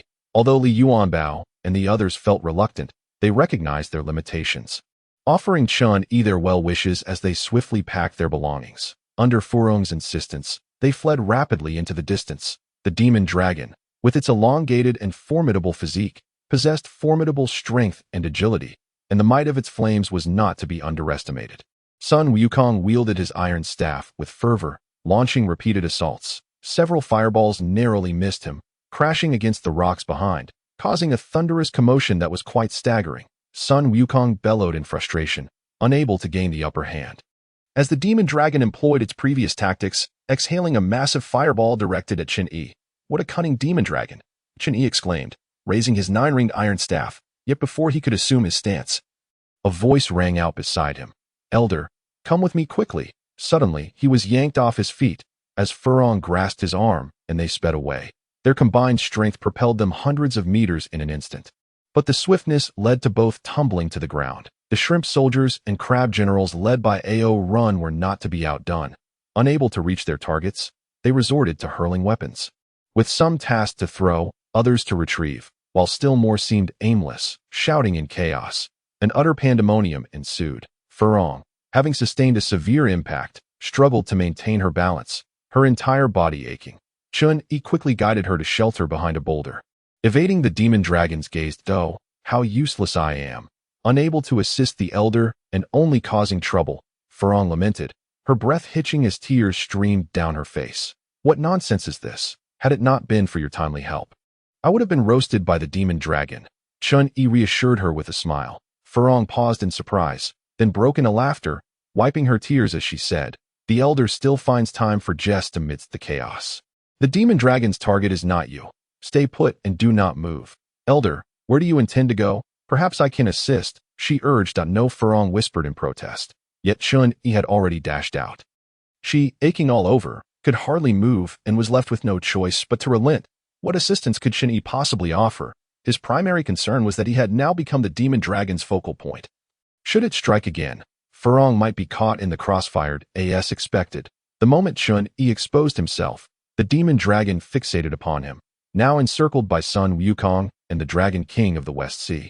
Ao Ron, and reduced to a mere defensive stance, struggling to withstand their onslaught. Once more, a resounding roar of a dragon reverberated through the air as the demonic dragon soared to unimaginable heights, only to plunge downwards, carrying with it an oppressive force that caused the very ground to tremble. Chun Yi struggled to maintain his footing, yet an inexplicable sense of unease gnawed at his heart. The 9-ringed scepter resonated without wind, producing a chime that seemed to serve as a warning. With a stern expression, Chun Yi pondered whether the demonic dragon harbored some sinister plot. Indeed, this was the case. The dragon exhaled a cloud of dark energy, diverting the attention of others, while a slender beam of it surged directly towards Chun Yi, perceiving him as just another mortal, easily disposed of. Anticipating this assault, Chun Yi swiftly raised his brocade robe to shield his head, feeling a slight stir as the dark energy touched the fabric, vanishing abruptly. Sun Wukong was infuriated, having allowed the dragon to attack his master time and again.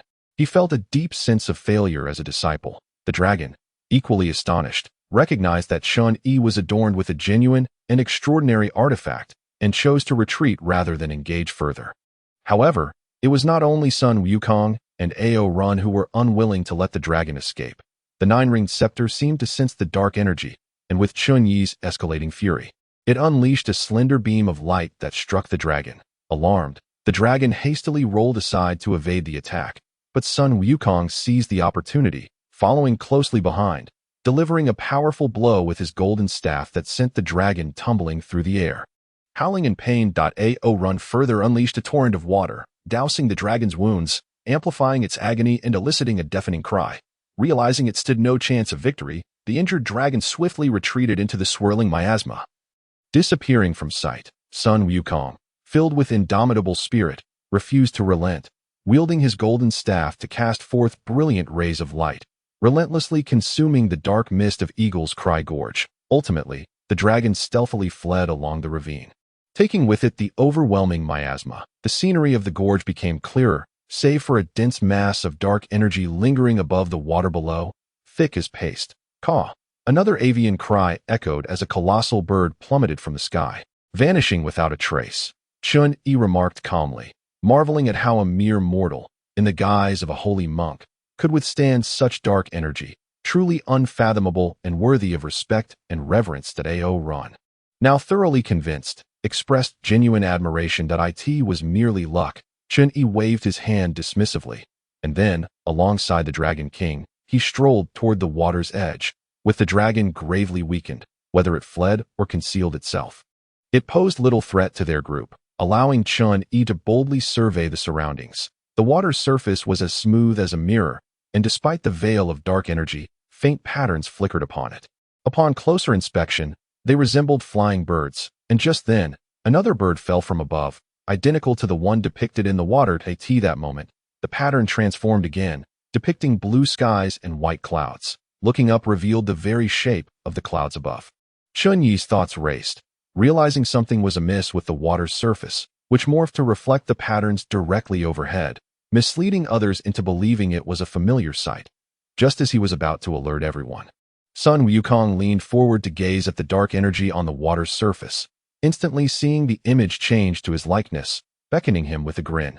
Sun Wukong hesitated, and before he knew it, he was stepping forward, his foot nearly touching the water's surface. Chapter 75. The Grand Array of All Things. Great Sage, do not.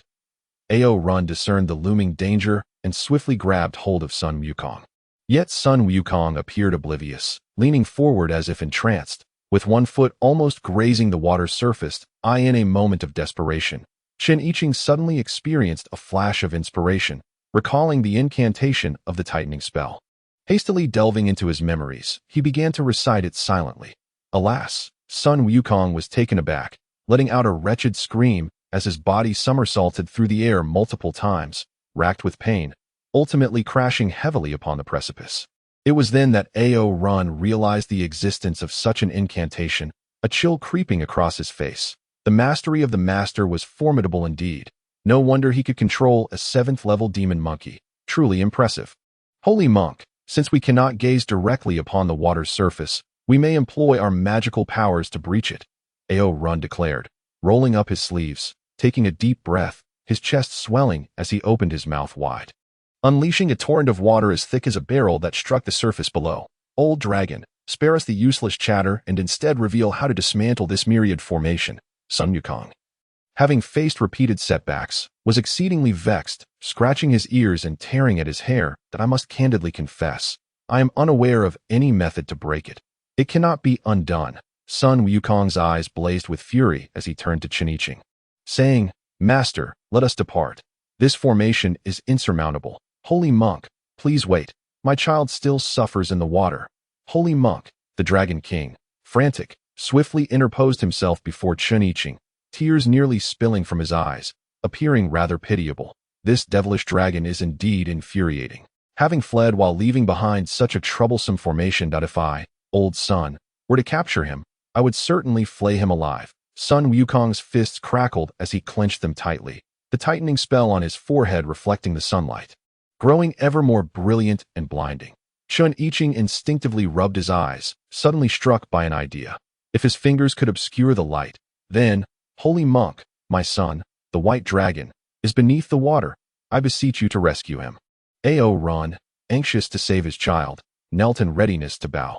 Chen Yiqing caught him and inquired, Dragon King, if we were to place an object to shield the water's surface, would it still be affected by the myriad formation?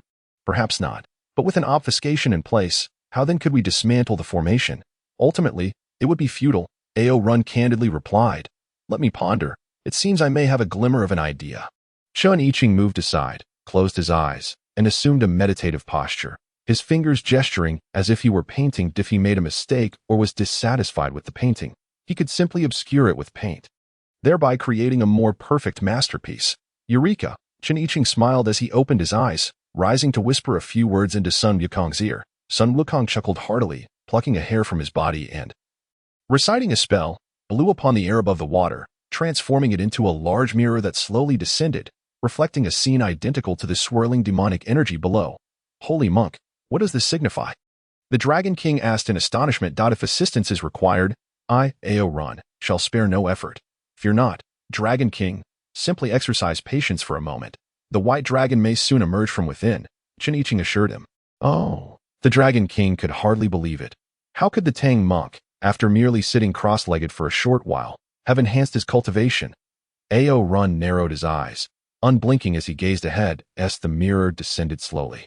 Violent changes erupted below. The demonic energy surged upward, yet upon contacting the mirror's surface, it rebounded, crashing against the water and creating waves towering over 10 feet high. After several tumultuous moments, the demonic energy gradually thinned, ultimately vanishing entirely. The water's surface became crystal clear, and even a bird alighted by the water's edge, leisurely sipping a few drops before taking flight. The holy monk, upon hearing this, found himself at a loss for words. His eyes glistening with unshed tears, with arms outstretched, he rushed to the water's edge, calling out in a voice full of longing, "Your father is here.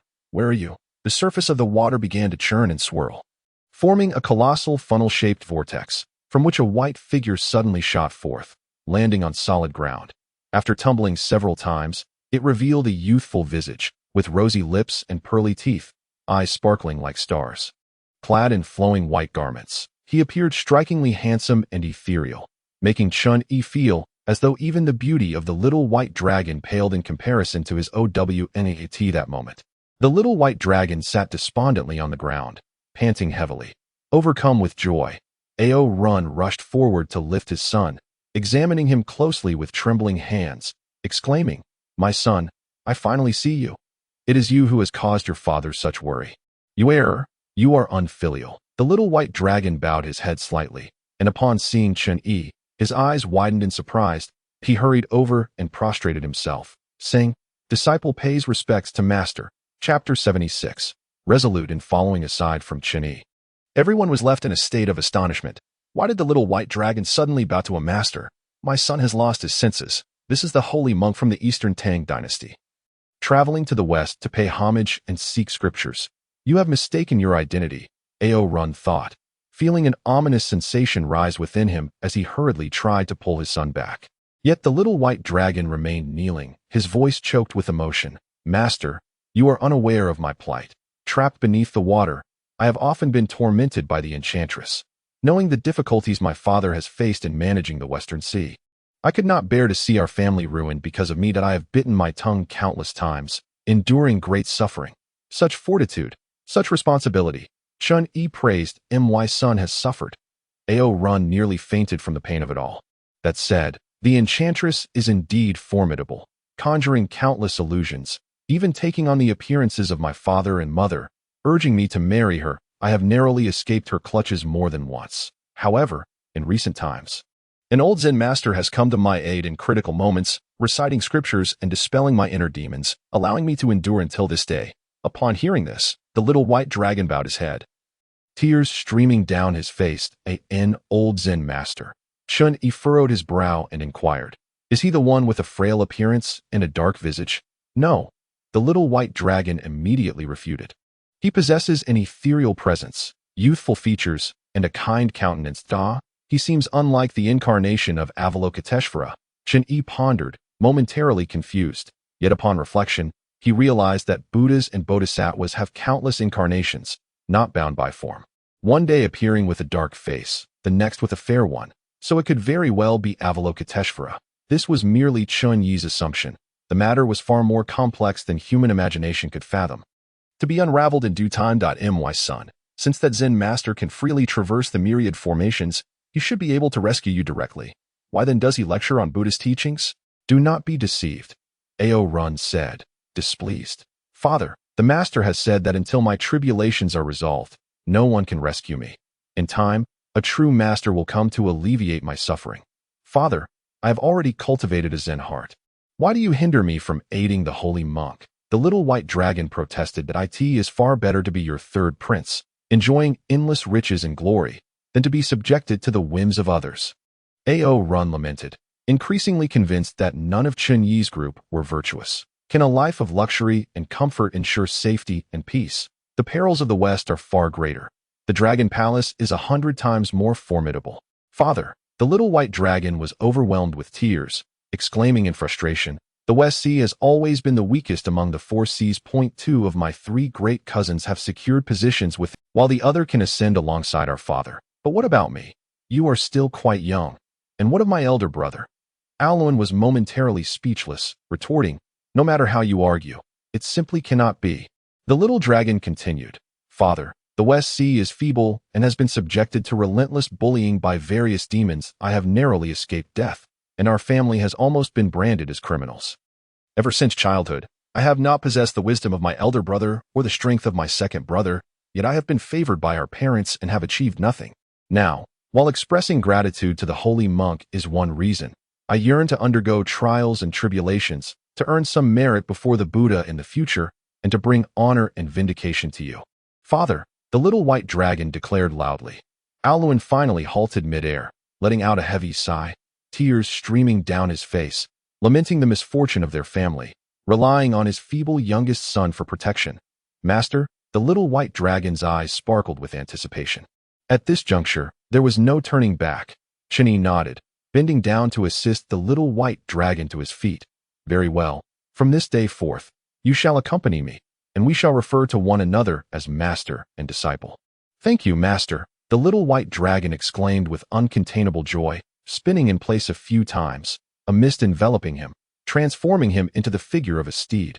Henceforth, I shall no longer call you the little white dragon, but rather, you shall be known as the white dragon horse, Chun-Yi said with a smile. The white dragon horse bent its front legs in a gesture of gratitude, suddenly collapsing onto a pile of stones.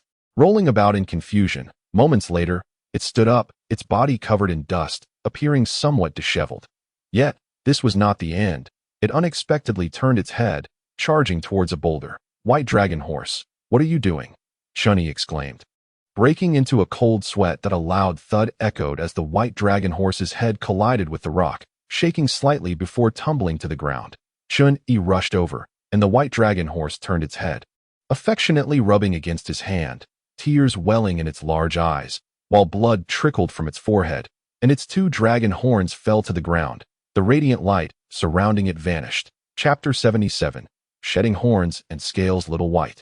How did your horn break? Chun-Yi asked, his heart aching, adopting a more endearing term. Master, shedding horns and scales is necessary to become a horse. It merely renders me less handsome, the white dragon horse replied with a self-deprecating tone. Chun-Yi felt a surge of emotion, realizing that the white dragon horse had undertaken such measures solely to fulfill its duty, forsaking its past to become a true steed. In the distance, Alwyn, who had been watching over his son from the sky, suddenly felt darkness envelop him and fainted. General Crab immediately pinched the acupoint on Alwyn's body, who groaned softly before finally regaining consciousness. Ignoring the blood dripping from his acupoint and murmuring, "My son is benevolent and filial. It pains my heart." Little White, transforming into this form was an act of necessity, I assure you, unless under special circumstances. You shall solely accompany me. I will never take advantage of your condition to ride upon you, Chun-Yi stated resolutely. The white dragon horse ceased its human speech, displaying a look of astonishment, and then neighed several times in gratitude. Master, without the strength of my legs, I cannot traverse westward solely on foot, Sun Wukong muttered, indifferent to any notions of being the third or any humiliation or defiance. All the horses are gone. I cannot be treated differently. There will be opportunities to acquire another steed. For now, we shall proceed on foot, Chun-Yi declared, patting the white dragon horse's back, which immediately leaped up, obediently following Chun-Yi's side. Upon reaching the rear of the rocky outcrop, Chun-Yi discovered Furong in a deep slumber, her complexion flushed and her form curled tightly. Upon extending a hand to her forehead, he found her burning with fever, prompting him to administer a Puan pill. Furong finally opened her eyes, yet her legs refused to obey her commands. She had suffered a surprise assault from a demon dragon, resulting in fractures to both limbs. Elder, let me perish here, Furong lamented, her heart shattered. The prospect of losing her legs was not what terrified her. Rather, it was the thought of never being able to serve the elder again that rendered her existence meaningless. Sister Furong, upon reaching the royal city of Haizi, I shall seek a physician to tend to your wounds. Injuries to muscles and bones take 100 days to heal. I cannot fathom how long it will take for my legs to recover. It would be better to embrace death. Just as despair threatened to overwhelm them, the white dragon steed grasped the two fallen dragon horns in its mouth and, utilizing magic, two beams of golden light flashed, causing the horns to vanish and directly merge into Furong's injured legs. Instantly, she felt a significant alleviation in her limbs and, upon attempting to stand, discovered she had fully recovered. Indeed, she felt more agile than ever before. She leaped in place, overwhelmed with joy and disbelief. Little Bai, thank you. Chun-Yi gratefully stroked the horse's head, and it was then that Furong realized this noble creature was the white dragon. Words of gratitude escaped her lips as she tenderly caressed the horse's mane, tears streaming down her face. Thus, Chen-Yi entrusted the care of the white dragon steed to Furong. Although they were but a man and a horse, they were united by their extraordinary endurance. Li Yuanbao and the others awaited by the roadside, and upon seeing the elder and his companions safe and sound, they breathed a sigh of relief. When they beheld the white dragon steed led by Furong, they recognized it as a steed of immense value and flocked around it, eager to touch and admire it. Chen-Yi genuinely praised the white dragon steed. Proud as he was, it stood patiently and did not flaunt its stature. The elder's steed has been harmed, and we are distressed. We were contemplating acquiring another fine horse in the royal city ahead, yet it appears the elder has already procured one, Shirtua exclaimed with delight. It is the third prince of the West Sea Dragon King in disguise. Henceforth, let us all take care to refer to it as Little Bai. However, the smile on Shirtuo's face abruptly faded, and he fell into deep contemplation. With the 5 saints becoming a reality, it was evident that Tang Sung and his disciples were poised to claim 3 of the 5 slots, leaving only 2 remaining. While Furong could be discounted, the dilemma remained. Who among Li Yuanbao, Cheng Xiaoxing, and himself should be excluded? Shirtua found himself utterly perplexed. As he observed Tang Sing and his entourage gradually receding, Ao Run felt a swell of emotion in his eyes and, with genuine admiration, bowed from a distance, exclaiming, "Truly, he is a holy monk. My child follows him with assurance." Upon hearing that their nephew had converted, the 3 dragon kings from the southeast praised Ao Run for his fortune. With a wry smile, Ao Run remarked that the truth of their words was difficult to discern. He could only say that his son was rather unconventional. Most of the dragon clan had pledged allegiance to the Jade Emperor, aligning with the Taoist sect, yet suddenly having a Buddhist believer emerge from his household created a bit of chaos. In these tumultuous times, sects were irrelevant. To confront the Demon Emperor and the Monster King, the Jade Emperor had no choice but to ally with Buddha, sharing the burden without distinction. What benefit do we derive from the 3rd prince of the West Sea Dragon King converting to Buddhism and strengthening the pilgrimage team? Tai Bai Jinxing questioned, puzzled by the Jade Emperor's intentions. Alas, it is a move born of necessity, the Jade Emperor replied, rubbing his forehead. Little Bai Long has fallen into the clutches of the Demon King's subordinates, and Ao Run has petitioned the Heavenly Court multiple times. How could I remain oblivious? Yet, while rescuing Little Bai Long may be straightforward, it will inevitably engender enmity with the Demon King. The Monster Emperor covets my throne, leaving me in a state of unease. At present, the only course of action lies in allying with Tathagata to secure a temporary respite from worry. Your Majesty, it is indeed a matter of great concern that such esteem is bestowed upon the Tathagata. The flourishing of the Buddhist teachings signifies the decline of our Taoist path. In the future, should the Buddhist sect grow dominant and wield absolute control over the cosmos, what place shall there be for us?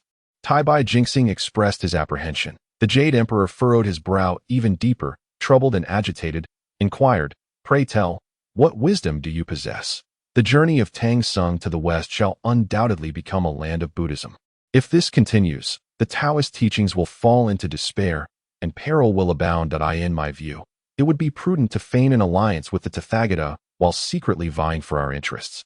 Tai Bai Jinxing advised, "Elaborate further." The White Dragon was perplexed, unwavering in his loyalty to Tang Sung, while Ao Run, despite his steadfast allegiance to His Majesty, found his descendants destined to serve the Tathagata. Thus, among the monks on this pilgrimage, there must be one who is unwaveringly loyal to the Jade Emperor to maintain a semblance of balance. Tai Bai Jinxing articulated. "Are you suggesting we draw in that mischievous monkey?" pondered the Jade Emperor. "Not at all," Tai Bai Jinxing replied. "Tang Sing owes a debt of gratitude to Sun Wukong for his liberation, akin to a rebirth. His loyalty is unshakable, and any attempt to sway him may invite the ire of the Tathagata. It would be wiser to place our trusted confidants among them, allowing us to discern Tang Sing's intentions with clarity." The splendid idea. The Jade Emperor finally smiled. "Then I shall entrust this task to you, my loyal minister. Remember, it must be executed flawlessly, lest the Tathagata mock my integrity. Thank you for your trust, Your Majesty. I shall attend to this matter forthwith." Tai Bai Jinxing departed, as a conspiracy from the celestial realm began to brew. Meanwhile, the much-anticipated Chun-Yi continued to lead the group on their arduous journey along the road, enduring the elements for 3 days until they finally arrived at the imperial city of the Heisei Kingdom. Chapter 78. Distinguishing right from wrong, the capital of the Heise kingdom, known as Luriching, evoked in Shenyi thoughts of solar phenomena, nestled against towering mountains and facing expansive plains. The city was fortified with imposing blue stone walls rising approximately 50 meters high. The grand gates, adorned with gilded iron, shimmered magnificently under the sun's rays. The citizens, bedecked in gold and jewels, reflected the region's prosperous economy. While Luriching was not averse to monks, the pale complexion of Chun Yi and his companions attracted considerable attention, drawing the gaze of many who whispered and pointed, their eyes filled with envy. In stark contrast, the local populace exhibited a notably darker skin tone, rendering their features somewhat indistinct at a glance. Their white eyes and teeth served as crucial markers of distinction. Such a palette would appear heavy in a painting, requiring careful lighting to achieve balance. One could only speculate whether this was a result of dietary deficiencies or severe ultraviolet exposure. We are quite a sizable group, and our fair complexions are rather conspicuous. Let us strive to speak courteously, Chun Yi suggested. Let us claim that we hail from the east for trade purposes. The others nodded in agreement, while Furong wrapped Chun Yi's head in a white cloth, exclaiming her admiration for the elder's remarkable handsomeness. Their weapons were cleverly concealed within their luggage to avoid attracting trouble at the city gates. Just as they busied themselves with hiding their armaments, Sun Wukong's golden staff swayed in the wind, transforming into a diminutive iron rod, no larger than a sewing needle, which found no suitable hiding place and was casually stuffed into an ear. A professional skill, do not attempt to replicate, he jested. Master brother, you truly are impressive, Li Yuanbao exclaimed, drooling with envy. Practice diligently with me, and in time, you too shall become a master, encouraged Sun Wukong. Indeed, replied Li Yuanbao with enthusiasm. Xiaobai, we shall not engage in fighting. It is sufficient to swiftly assist the elder in escape. Furong tenderly stroked the horse's mane, while the Bai Longma nodded in a human-like manner, indicating agreement. Cheng Xiaosheng, however, felt disheartened. With Li Yuanbao following Sun Wukong and Furong having the Bai Longma, he feared his own skills would barely measure up, which pained him greatly. As they approached the city gate. Just as they were about to enter, a group of armored guards swiftly approached, rudely blocking Chun Yi and his companions. One guard shouted loudly, "Where do you come from?" "We are merchants from the Eastern Tang dynasty, and we hope for your kind assistance," replied the young man. "Oh, you not usually trade with outside merchants?" the guard questioned. "Today is different. Quickly take a detour and depart." The guard pointed his sword menacingly at Chun Yi. Impudent. Sun Wukong's temper flared instantly. His eyes widened, adorned in his golden armor and purple gold crown, exuding a formidable presence that caused the guards to involuntarily step back. The guard scrutinized the bag, weighing the silver in his hand. Muttering, "You have quite a fortune to sell. You may enter, but you are permitted to stay for no more than 3 days. Otherwise, you will be expelled," he declared. "That is sufficient, thank you," Chun Yi responded with a smile, proceeding into the city at a measured pace. "Elder, these guards are exceedingly greedy. They demand silver at the slightest provocation," Furong lamented, her heart aching. "We shall recover our riches, for we are not lacking in gold and silver on this journey. Let your worries be set aside," Chun Yi reassured her with a smile. The road was wide, akin to an 8-lane highway in modern terms, flanked by towering buildings, often showcasing 2-story houses with ornate eaves and exquisite carvings. The streets bustled with pedestrians, many adorned in white robes that starkly contrasted with their skin tones. In summary, the kingdom of Heise far surpassed the former kingdom of Jingluo in strength, illustrating that blind faith in religion and servitude to demons only brings calamity to the nation and its people. "Let me go, let me go," a voice cried out as several soldiers escorted a bloodied young man through the street. The young man, visibly agitated, struggled fiercely, his voice hoarse from shouting. "The princess has truly questionable judgment. Shu, the king cherishes her dearly. Do not let others hear," came the response. "This is the 9th one already. It is still at the princess's discretion that he was quite handsome, but alas, his nose had been crushed. No wonder he was discarded." Passers-by whispered amongst themselves, and Chun Yi, with keen ears, caught much of the conversation. It seemed the young man's misfortune was connected to the princess of this realm, and his injuries were inflicted by her hand. Furong, intrigued, was about to inquire further when the sound of urgent gongs echoed from behind, as soldiers were dispersing street vendors and others were splashing water in preparation for the arrival of a distinguished guest. As noon approached, a 2-story tavern came into view, exuding a unique charm. Chun-Yi decided to lead the group there for a brief respite, as well as to treat their attendants to a meal.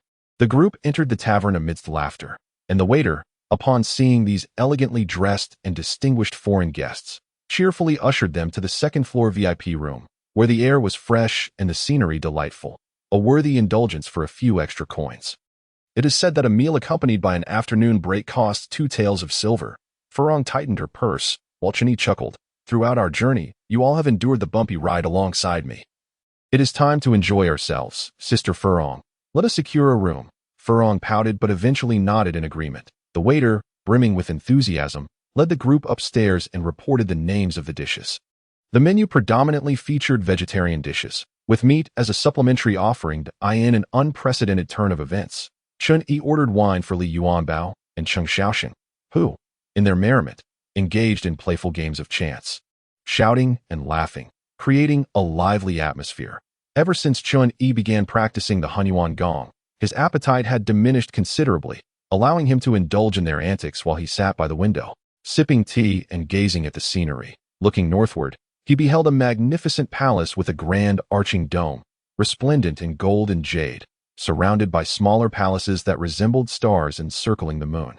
Undoubtedly the imperial palace. Chun-Yi observed intently, wishing to etch the sights into his memory for future depiction on canvas. Suddenly, a flash of light zipped past, accompanied by a wave of warmth. Startled, Chun-Yi focused his gaze outside, only to find nothing amiss. Just as he raised his teacup, the light reappeared. Frowning slightly, he leaned out the window, his eyes widening in astonishment.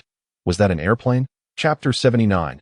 A collision with destiny. Thinking he had misperceived, Chun-Yi quickly rubbed his eyes, only to discover that it was indeed a metallic flying contraption, mimicking the shape and appearance of a bird, with a broad belly spanning over 2 meters and 2 wings flapping incessantly. At first glance, it resembled a small aircraft. Fire roared from its base, and 2 sweat-drenched guards tirelessly fanned the flames, utilizing thermal energy to keep the flying machine aloft. Seated in the midsection was a young woman, around 20 years of age, adorned with a delicate crown. A mere glance at her left Chun-Yi in awe. Despite her dark complexion, she possessed an undeniable beauty.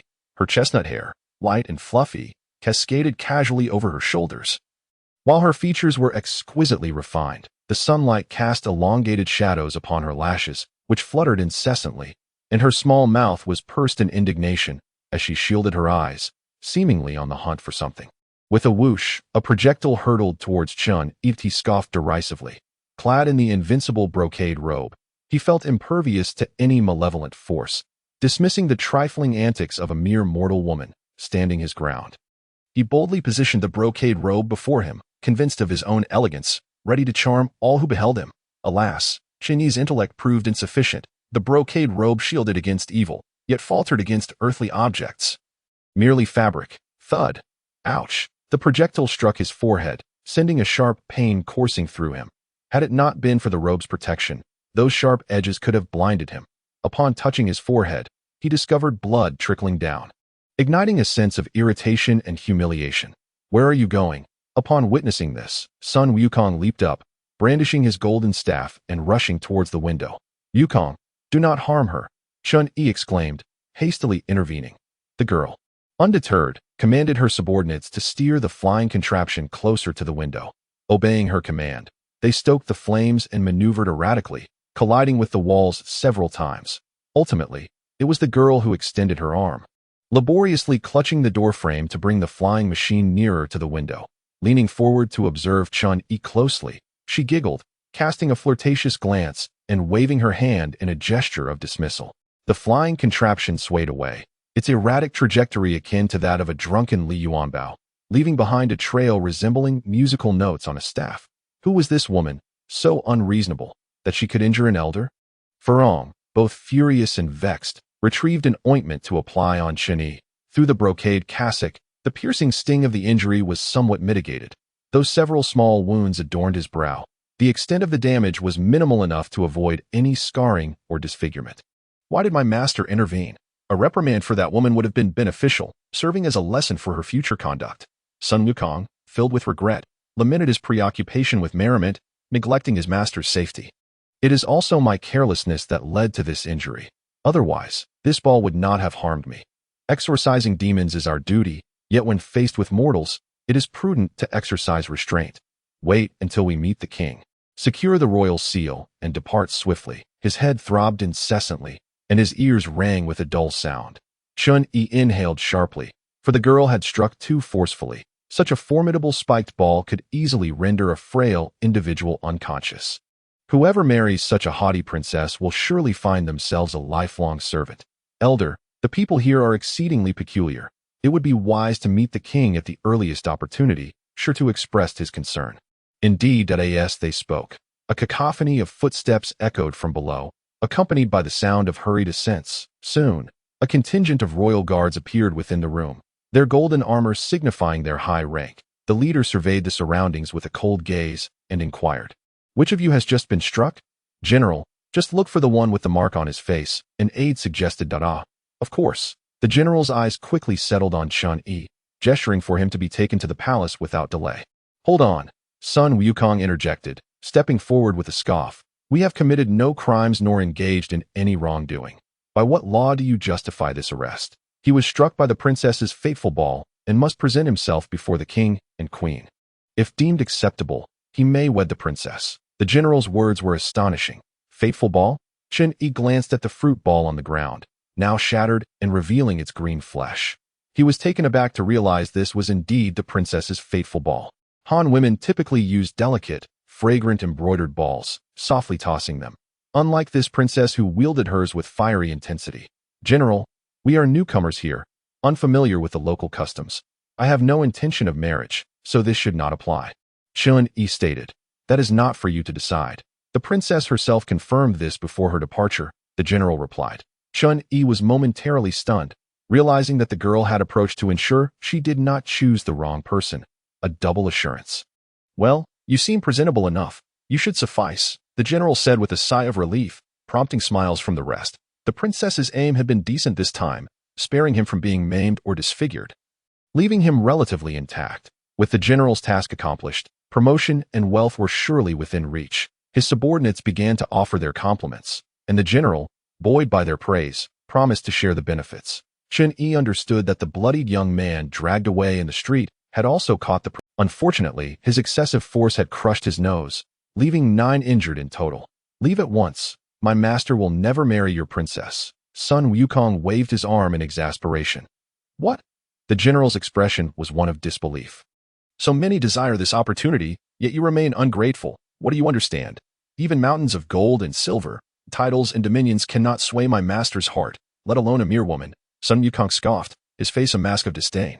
The general, infuriated, was seething with rage. He declared that any who dared to defy him would meet a grim fate. Even those who had inadvertently offended the princess would be dragged away for hard labor. "And I advise you all to heed this warning." The lieutenant, blinking in surprise, interjected, "Pray tell, what did you mean by master?" "To be candid, we are monks from the Eastern Tang, having vowed before the Buddha to dedicate our lives to spiritual practice and renounce all marital ties. We implore the general to be forthright with us." Chun-Yi replied courteously. "What? Monks?" The general, in a fit of exasperation, lunged forward to snatch the cloth from Chun-Yi's head, eager to ascertain whether he was indeed bald. This rude gesture caused Chun-Yi's demeanor to harden, and he stepped back, frowning in disdain as he commanded, "Wukong, teach these unruly knaves a lesson." "Yes." Sun Wukong swiftly brandished his golden staff, which elongated in an instant, crossing before him like a formidable barrier. Chun-Yi hastily cleared his throat, signaling for restraint to avoid any fatalities. The speed of Wukong's action left the opposing group bewildered, unable to comprehend how he had conjured a weapon so suddenly. The general, unfazed, ordered, still thinking of resisting, "You know not the peril you invite. Seize that feathered monkey at once." "Humph, let alone those phoenix wings. You shall not even touch a hair on my head," Sun Wukong declared as he swung his golden staff with ferocity, unleashing a fierce gale that deformed the faces of the guards. Before they could utter a cry, they were hurled against the wall. The structure then collapsed with a thunderous roar, sending both stone and men tumbling down, their screams echoing in the air. "Wukong, who permitted you to demolish the wall?" Chun-Yi exclaimed in alarm. "Fear not, master. At this height, no one shall perish, though a few may sustain injuries," Sun Wukong responded, a hint of satisfaction in his tone. "I do not speak of lives. The wall must be compensated. Chun-Yi lamented as he approached the gaping hole, surveying the chaos. The guards emerged from the rubble, covered in dust, yet they dared not ascend again to provoke further confrontation. Retreating in terror while supporting one another, the innkeeper, in a state of panic, instructed his men to secure the exits, ensuring that none of these individuals escaped. Otherwise, he would have no explanation for the authorities, and any hope of compensation would vanish. "Elder, perhaps we should make our exit," suggested Furong cautiously. "The two drunkards cannot run swiftly. I have faith that more soldiers will soon arrive," Chun-Yi replied, gesturing towards Li Yuanbao and Cheng Xiaosheng, who were slumped over the table, shaking his head with resignation. Shi Tuo, however, pondered privately, considering that these two were indiscreet and lacked vigilance. Perhaps the five saints were indeed not present. With this thought, he felt a flicker of joy. What is destined cannot be avoided.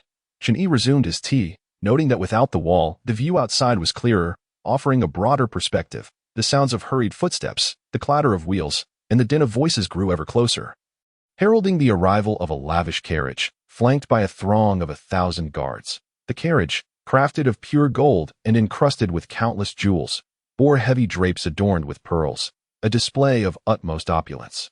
A servant fell to his knees, a gilded boot pressing upon his back, and soon a figure adorned with a heavy crown and draped in colorful gems made his entrance. The king has arrived, Chun-Yi thought, rising to observe calmly below. The princess had indeed attracted royal attention, prompting the king himself to come forth to demand an explanation. "The king holds no additional authority. Allow me to descend and teach him a lesson he won't soon forget," Sun Wukong declared. "Esteemed elder, it is often wiser to avoid unnecessary complications. If misunderstandings arise, they can be clarified to obtain the necessary travel documents, allowing us to continue our journey." Shi Tu, being cautious, presented an opinion divergent from that of Sun Wukong. What could possibly be gained by instilling fear through violence? Sun Wukong expressed his dissatisfaction.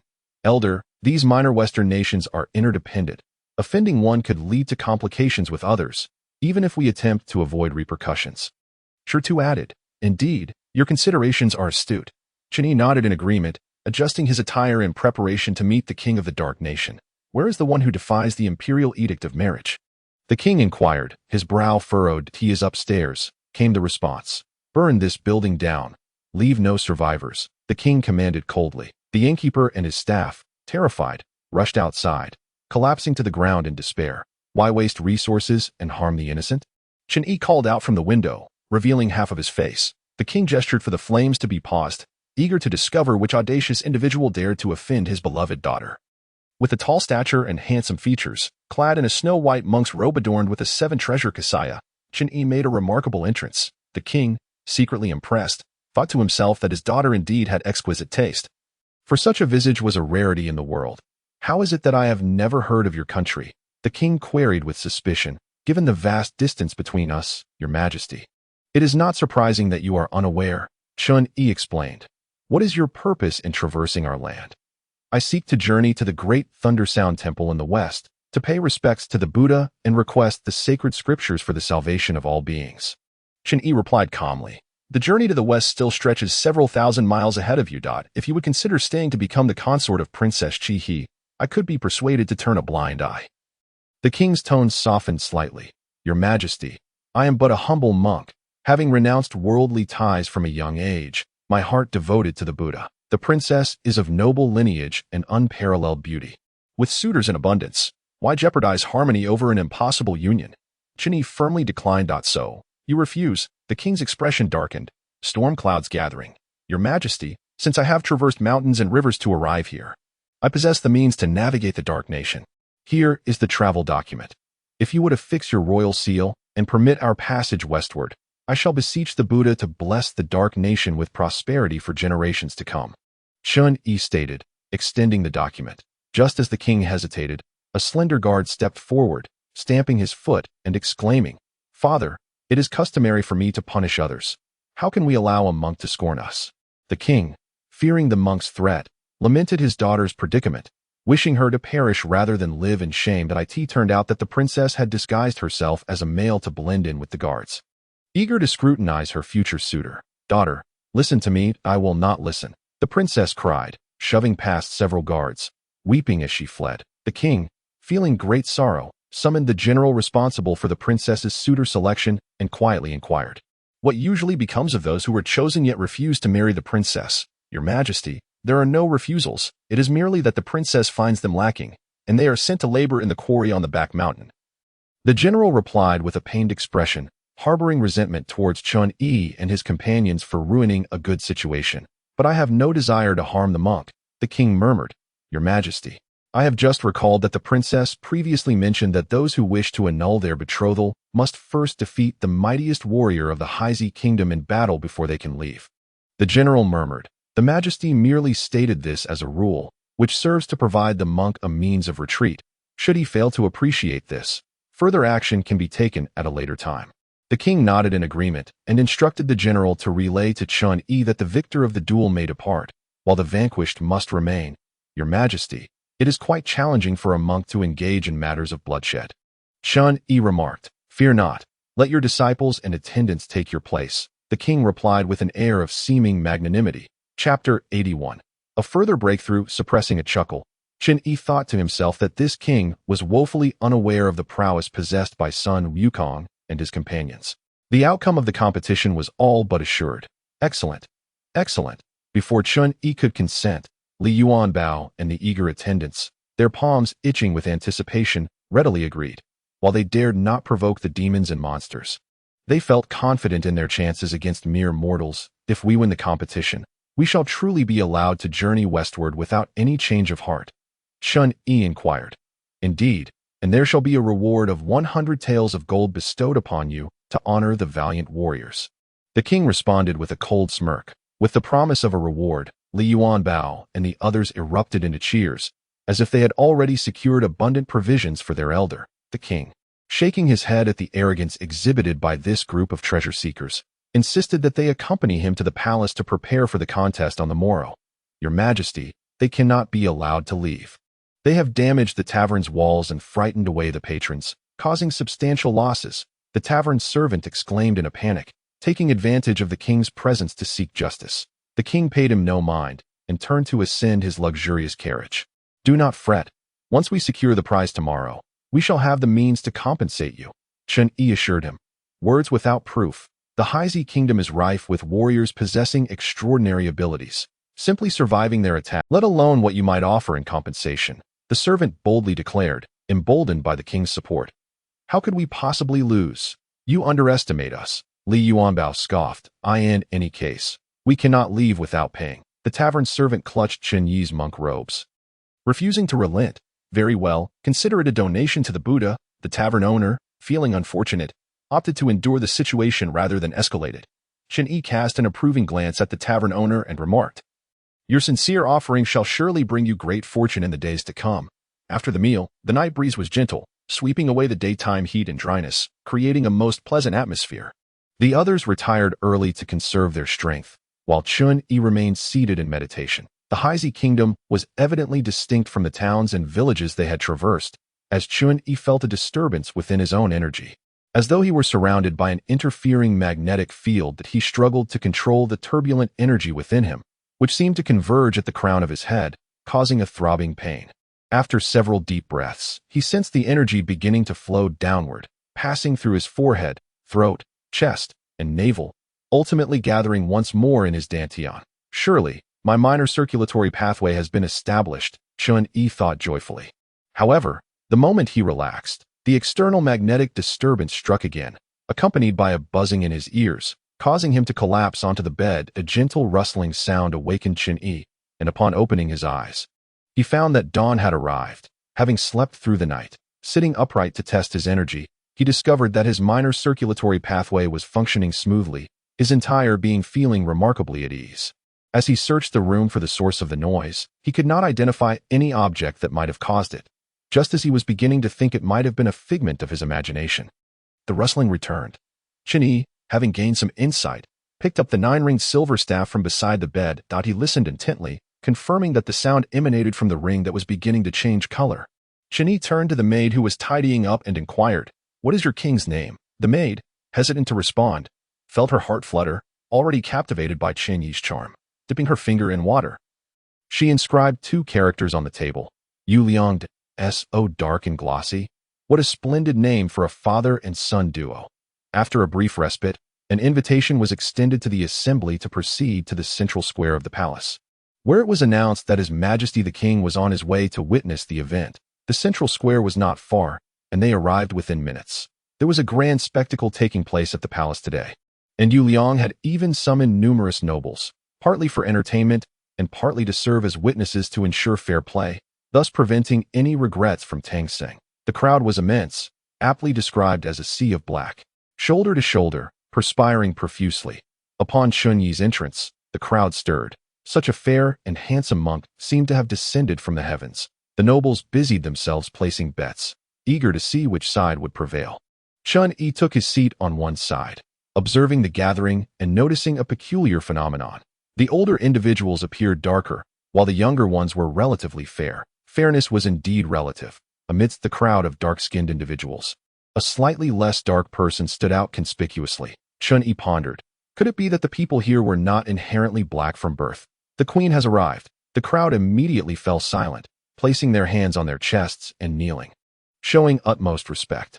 Chun Yi also rose, and before him walked King Yu Liang, accompanied by a splendidly attired woman adorned with a phoenix crown, her neck adorned with at least a dozen necklaces, and her ankles adorned with jewels, producing a melodic chime as she walked. Exuding elegance, it was evident that this woman was the queen of the Haizi kingdom, yet her appearance was quite unexpected to Chun Yi. Though her features were beautiful, her skin was sagging, and her forehead and the corners of her eyes were lined with fine wrinkles, particularly the nasolabial folds at the corners of her mouth, which made her seem at least a decade older than Yu Liang. Perhaps this was the true nature of love within the royal family. Following the queen was Chi He, clad in white silk threaded with gold, her bright eyes sparkling, and her lips of vivid red, though too dark in complexion. Once Yu Liang took his seat, he raised both arms, prompting everyone to rise as he nodded toward the general, signaling that the competition could officially commence. Today's contest was divided into 5 rounds, with the Tang dynasty monks needing to win all in order to claim victory. The victors would receive a reward of 100 taels of silver and the freedom to come and go, while the losers would face marriage to the princess, or worse, be met with lethal consequences. This is unfair, Fu Rong exclaimed in dissatisfaction. Such are the rules. No complaints are permitted, replied the general, wearing a look of schadenfreude. Even fantasizing about the possibility of these individuals losing and remaining here, beseeching the king for mercy, to grant him this fair and tender woman as a concubine. Sister Fu Rong, let us observe the unfolding events calmly and not disrupt our ranks. Chun Yi whispered. Humph. Fu Rong shot the general a disdainful glance and fell silent. The first contest was a test of leg strength. A race. Our warrior, nicknamed the Flying Leg. Who among you dares to challenge? Laughter erupted from Chun Yi's side, and Fu Rong beamed with amusement. These individuals were truly inept at selecting challenges, directly falling into the trap. I shall. Very well, let the contest continue. Yu Liang, slightly intimidated by his wife, quickly changed his tone. Fu Rong deftly tucked the hem of her skirt at her waist, while her gauzy trousers were rolled up, revealing a delicate calf akin to a white lotus, which immediately drew gasps of admiration from numerous nobles. Some placed bets on her victory, relying solely on the goodwill of friendship rather than her actual prowess. The fleet-footed warrior from the Black Sun Kingdom made a grand entrance, appearing frail and of average height, slightly stooped, yet notably long-legged, the length of his limbs dominating his physique. Chun Yi couldn't help but feel a twinge of worry, even regretting allowing Fu Rong to take the stage as the crowd began to grow languid. The sun ascended higher, bringing with it an increase in temperature. Many sought out shaded spots to rest, while others opted to leave and return after a nap, uncertain if a resolution would be reached by then. Sun Wukong noticed Chun Yi's anxiety and reassured him. Master, Fu Rong's current physical condition is unlike any before. She can easily manage 500 laps. Her leg technique is your teaching. You ought to oversee her discreetly. He added, Fu Rong is blessed. Even without employing magic, her speed surpasses mine. Have you forgotten? Little White Dragon possesses 2 dragon horns. Chun Yi couldn't help but smile knowingly. Indeed, Fu Rong's legs had fused with the essence of dragon horns, rendering it inconceivable for any mere mortal to surpass her. As the referee raised his arm and brought it down, the 2 competitors vanished, transforming into 2 streaks of black and white light, racing like the wind and disappearing in an instant. The arena erupted in astonished exclamations, and those who had departed rejoined the throng, offering thunderous applause. Utterly unprepared for such a spectacular opening, the prowess of this woman was undeniably remarkable. What an extraordinary display! One exclaimed with a beaming smile. The general, appearing somewhat dispirited, waved his arm and shouted something, causing another wave of murmurs to ripple through the crowd. Furong had undoubtedly become the center of attention. Yet Sun Wukong's expression darkened, a frown replacing his usual mirth. "Wukong, what troubles you?" Chun Yi inquired. "Master, something seems amiss," Sun Wukong replied in a hushed tone. "What do you mean? That fleet-footed individual, a mere mortal, should not be capable of such speed. I suspect foul play. In contemporary competitions, athletes sometimes resort to performance-enhancing substances to improve their results." Chun Yi asked, "Could he have ingested some elixir for a burst of strength?" "Elixir?" Sun Wukong pondered briefly before shaking his head. "Exhaustion of physical strength leads only to demise. The warriors of the Black Sun Kingdom are revered and should not risk their lives for mere competition. Are you suggesting that the fleet-footed one is being manipulated by some dark force?" Chun Yi asked, astonished. "He is merely being driven by malevolent energy, nearly in a stupor, yet his legs continue to run. Truly savage," he remarked. As they spoke, the black and white figures began to widen the gap between them. With the normal depletion of stamina, Furong's speed slowed, while the fleet-footed warrior seemed to have gained momentum. As if invigorated, the sound of bells rang incessantly as the distance between them stretched. 10 laps, 20 laps, ever increasing. Furong, in a state of desperation, pushed herself to accelerate, but her efforts were in vain, unable to reverse the tide. "Wukong, think of something," she urged. "This is not beyond my capabilities. I can assist Furong in winning the race effortlessly. Moreover, it is imperative to preserve the life of the fleet-footed warrior, a rare talent in athletics, who should not fall victim to the machinations of a dark lord. Such an end would be profoundly unjust. Humph, this individual harbors selfish motives, which have led to his corruption by dark energy, akin to a demon. Why should the master feel pity for him? To err is human. Even I have committed my share of transgressions."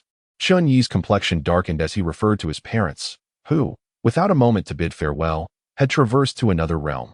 How anxious they must be. 301. 302. The crowd began to cheer in unison for Fei Maodue. While Furong's current score lagged behind at 265 laps, Sun Wukong initially intended to urge Furong to accelerate, but out of compassion for his disciple, he altered his decision, casually tossing a small stone that struck the shadowy figure.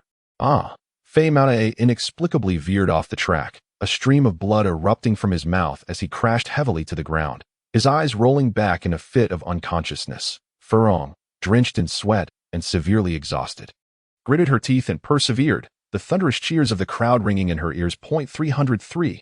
At last, after surpassing Fei Maodue by a lap, Furong could run no more, swaying unsteadily as she halted, her hands resting on her knees, gasping for air, her face a purplish hue. Li Yuanbao and Cheng Xiaoxing rushed over to support her, while Chun Yi hastily moistened Furong's parched lips with a damp cloth. Inquiring with concern, "Sister Furong, how do you fare?" "Elder, I truly cannot run any further. I started too fast, and now I cannot continue," Furong stammered, her chest in agony, struggling to breathe. "It matters not. We have already triumphed. Take a good rest." "Father, this does not count," Princess Chihi retorted.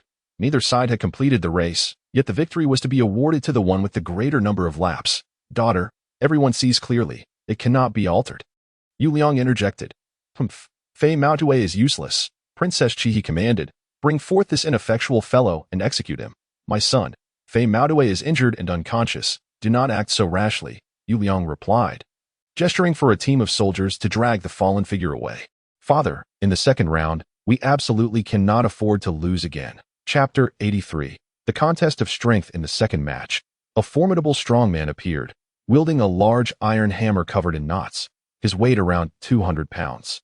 His physique starkly contrasted with that of the previous Fei Maodue, his upper thighs adorned with bulging black iron muscles. "Leave this to me," Cheng Xiaoxing bellowed, ready to leap into action, but was halted by Sun Wukong. "What? Do you not trust me, senior brother?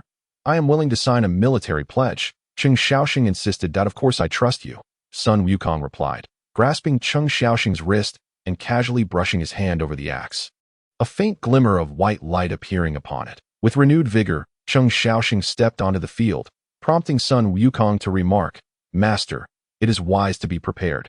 I fear the strong man from the High Kingdom may also be under the influence of demonic energy. You are right. Nevertheless, the demonic path is merciless. Age Xiaoxing in secret, Chun Yi warned, not allowing his guard to drop. The referee announced the commencement of the match, and Cheng Xiaoxing, unable to contain his eagerness, swung the axe in a spinning motion, charging towards the strong man with a loud roar. Heh, Xiaoxing's nature never changes. He is always the first to strike. Li Yuanbao chuckled while watching. The strong man's face twisted into a chilling smile. His massive form moved with lightning speed, dodging to the side as Cheng Xiaoxing, unable to stop in time, missed his target. The axe struck the ground, creating a deep pit and kicking up a cloud of dust. Not good. The strong man is going to attack from behind. Li Yuanbao exclaimed. Xiaoxing, get up quickly. As anticipated, the mighty warrior's iron hammer descended with great force, aimed directly at Cheng Xiaoxing's back. Should he be struck, he would suffer grievous injuries, possibly even fatal ones. Sensing the rush of wind behind him, Cheng Xiaoxing did not flinch. Instead, he raised his arm. With a resounding crash, the great axe and iron hammer collided, producing a dazzling shower of sparks. The powerful warrior was staggered back a few steps, nearly losing his balance, while Cheng Xiaoxing rolled twice before regaining his footing. What a spectacle! The combatants were evenly matched, and the audience was nearly frenzied, a surging tide of humanity clamoring to draw closer to the warriors. Coins and jewels rained down upon the two, quickly forming a layer upon the ground. Similar to the previous match, the scripture-seeking team initially held the advantage. However, as their stamina waned, the tireless warriors of High Kingdom began to reveal their superiority. Although Cheng Xiaoxing had received a covert infusion of power from Sun Wukong, he had been well trained by Chun Yi and harbored no malicious intent, adhering to the principle of restraint and avoiding vital strikes as much as possible. The mighty warrior, his eyes bloodshot and nearly deranged, swung his hammer with abandon, relentlessly forcing Cheng Xiaoxing towards the edge of the platform. Wukong, do you recall the mirror from Eagle Lament Gorge? Chun Yi hinted, not wishing for the battle to drag on too long. Sun Wukong, ever astute, immediately grasped the implication. With a subtle flick of his fingers, he caused a few gold coins on the ground to tilt upright, the midday sun reflecting rays of light directly into the warrior's eyes. Bright spots danced across the warrior's visage, severely impairing his vision, thus disrupting his formation. Although the warrior was not devoid of intellect, he too understood how to utilize the scattered rewards on the ground. With a fierce kick, a string of pearls landed squarely at Cheng Xiaoxing's feet. Caught off guard, Cheng Xiaoxing slipped on the scattered pearls, and as he opened his eyes, the warrior had already leapt into the air. His fearsome twin hammers poised to crush him into a pulp. In that moment of peril, two beams of light flashed past. The warrior momentarily closed his eyes, his movements slowed. Seizing the opportunity, Cheng Xiaoxing exerted his legs with great force, slipping out from beneath the warrior. Incompetence, all of them. Princess Qi he unsheathed her sword, eager to behead the mighty warrior. Having suffered 2 consecutive defeats, Yuliang wore a grim expression, feeling utterly humiliated as the warrior was dragged away. Cheng Xiaoxing raised his arms to accept the cheers of the crowd, striding down the platform with an air of triumph, though he discreetly covered his chest with one hand and shielded his mouth with his sleeve. Chun Yi noticed the fresh blood flowing from Yin Hong and hurriedly inquired, Xiaoxing, are you all right? The mighty warrior, akin to a zombie, seemed impervious to pain or fatigue. Each encounter left Cheng Xiaoxing's bones aching, and winning the match felt like mere luck. Cheng Xiaoxing struggled to maintain his balance. Elder, something is indeed amiss, Li Yuanbao said with concern. The upcoming matches will be even more brutal. We must prepare ourselves psychologically. Chun Yi frowned. In the third match, a young man of unremarkable appearance stepped forth, his expression devoid of emotion, wielding a long black spear, entirely unadorned at a first glance. One felt a disquieting sense of unease, as though one's soul were adrift. The soul-snatching spear.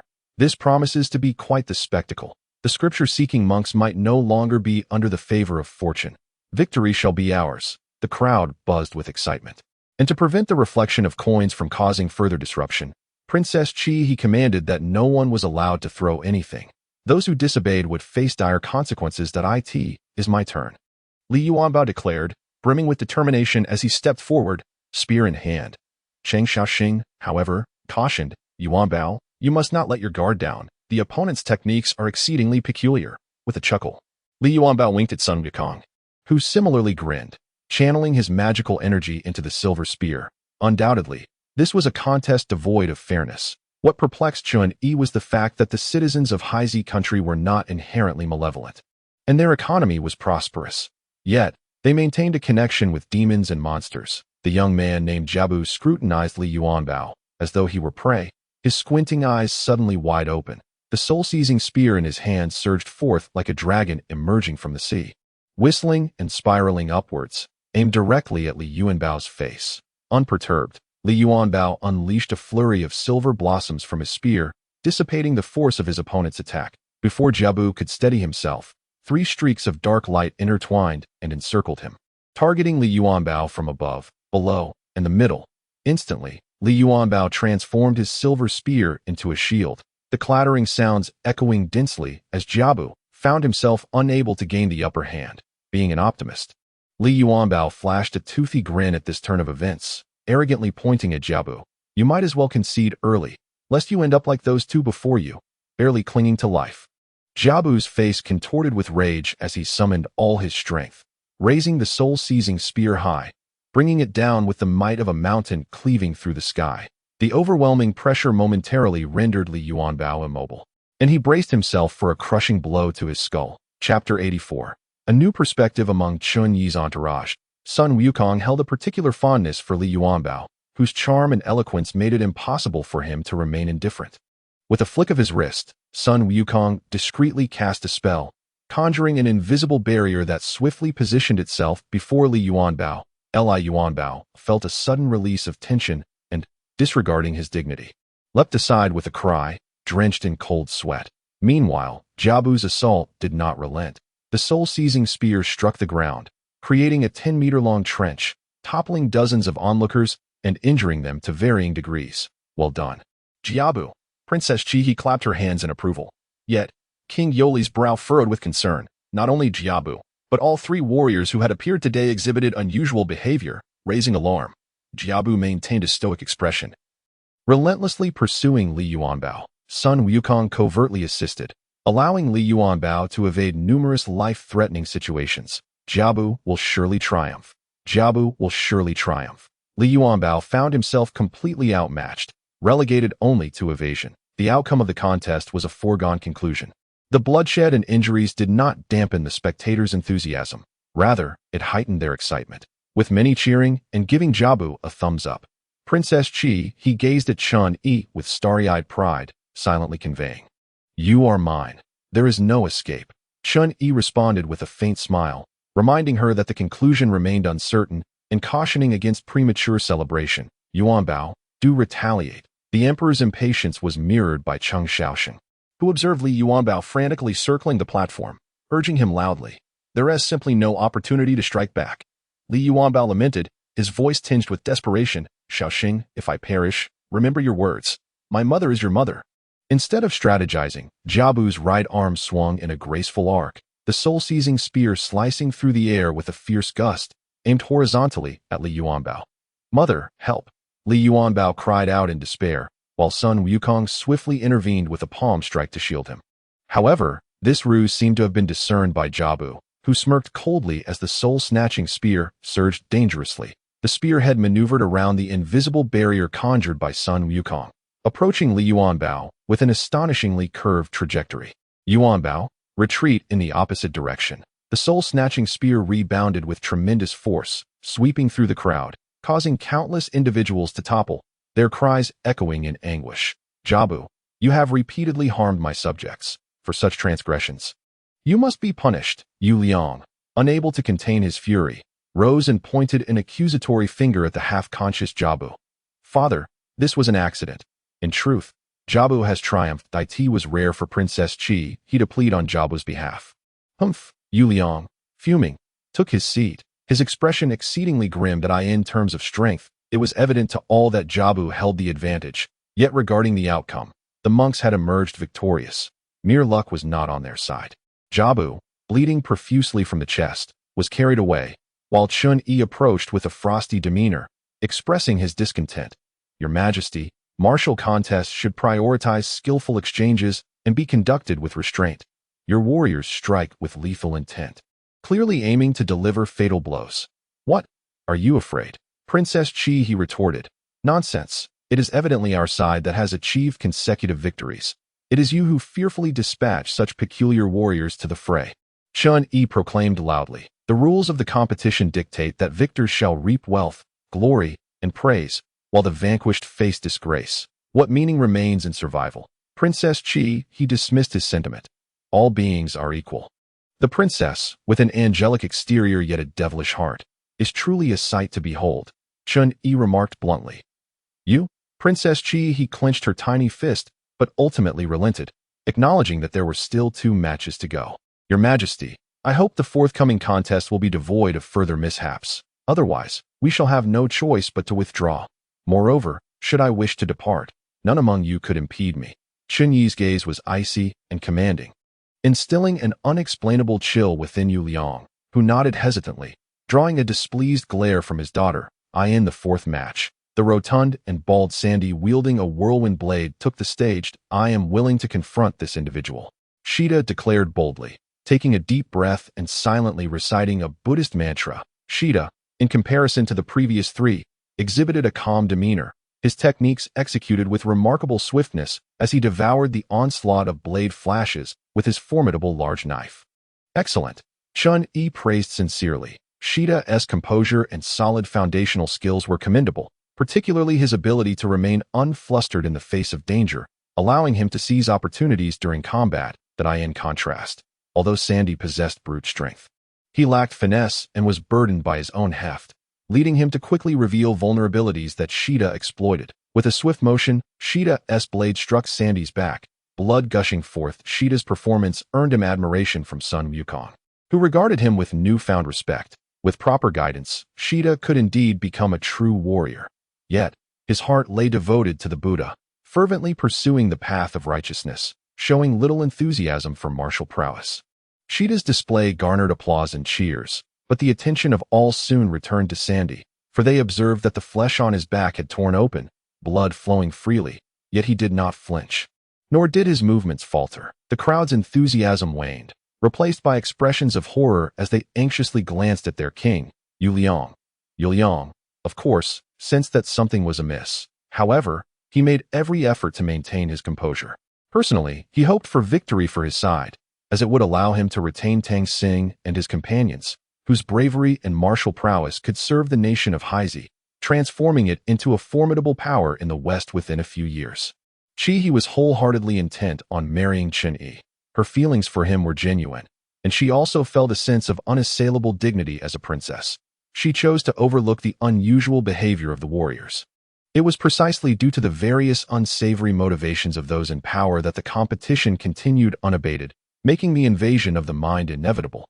Although Sander was disturbed by demonic energy, Shurtua was a man of steadfast faith, thus he required no assistance from Sun Wukong and handled the situation with remarkable ease and composure.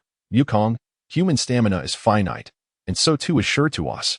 This man, by nature not malevolent and with a resolve as firm as that of his followers, should not meet his end here," Chun-Yi advised. Chapter 85. Invasion of the Body. He is indeed a commendable man. Sun Wukong nodded in agreement. Shurtua's great sword had not been imbued with any special power. It suffered several nicks under the relentless assault of the whirlwind blade, causing his combat effectiveness to plummet. Seizing the opportunity, Sander struck down with the whirlwind blade. Shurtua hastily raised his guard, but with a resounding clang, the great sword snapped in two, clattering to the ground. Sander's face contorted with ferocity as he swung his blade once more. Shurtua, with hands clasped and head bowed in prayer, surrendered his fate to the Buddha, accepting that it was heaven's will. A fierce wind swept through, sending sand and dust swirling through the air, rendering it impossible for the onlookers to keep their eyes open. When they could finally see the scene on stage again, they erupted into uproarious laughter. The situation took a dramatic turn. Sander stood there empty-handed, bewildered, while the whirlwind blade had somehow found its way into Shurtua's grasp. Slowly, Shurtua raised the blade, and with Sander disarmed, it would require little effort to end his life. Yet, Shurtua's raised hand was lowered as he cast the blade aside and solemnly uttered a prayer. The mist in Sander's eyes began to dissipate, revealing clarity as he looked around in confusion, as if unaware of what had transpired.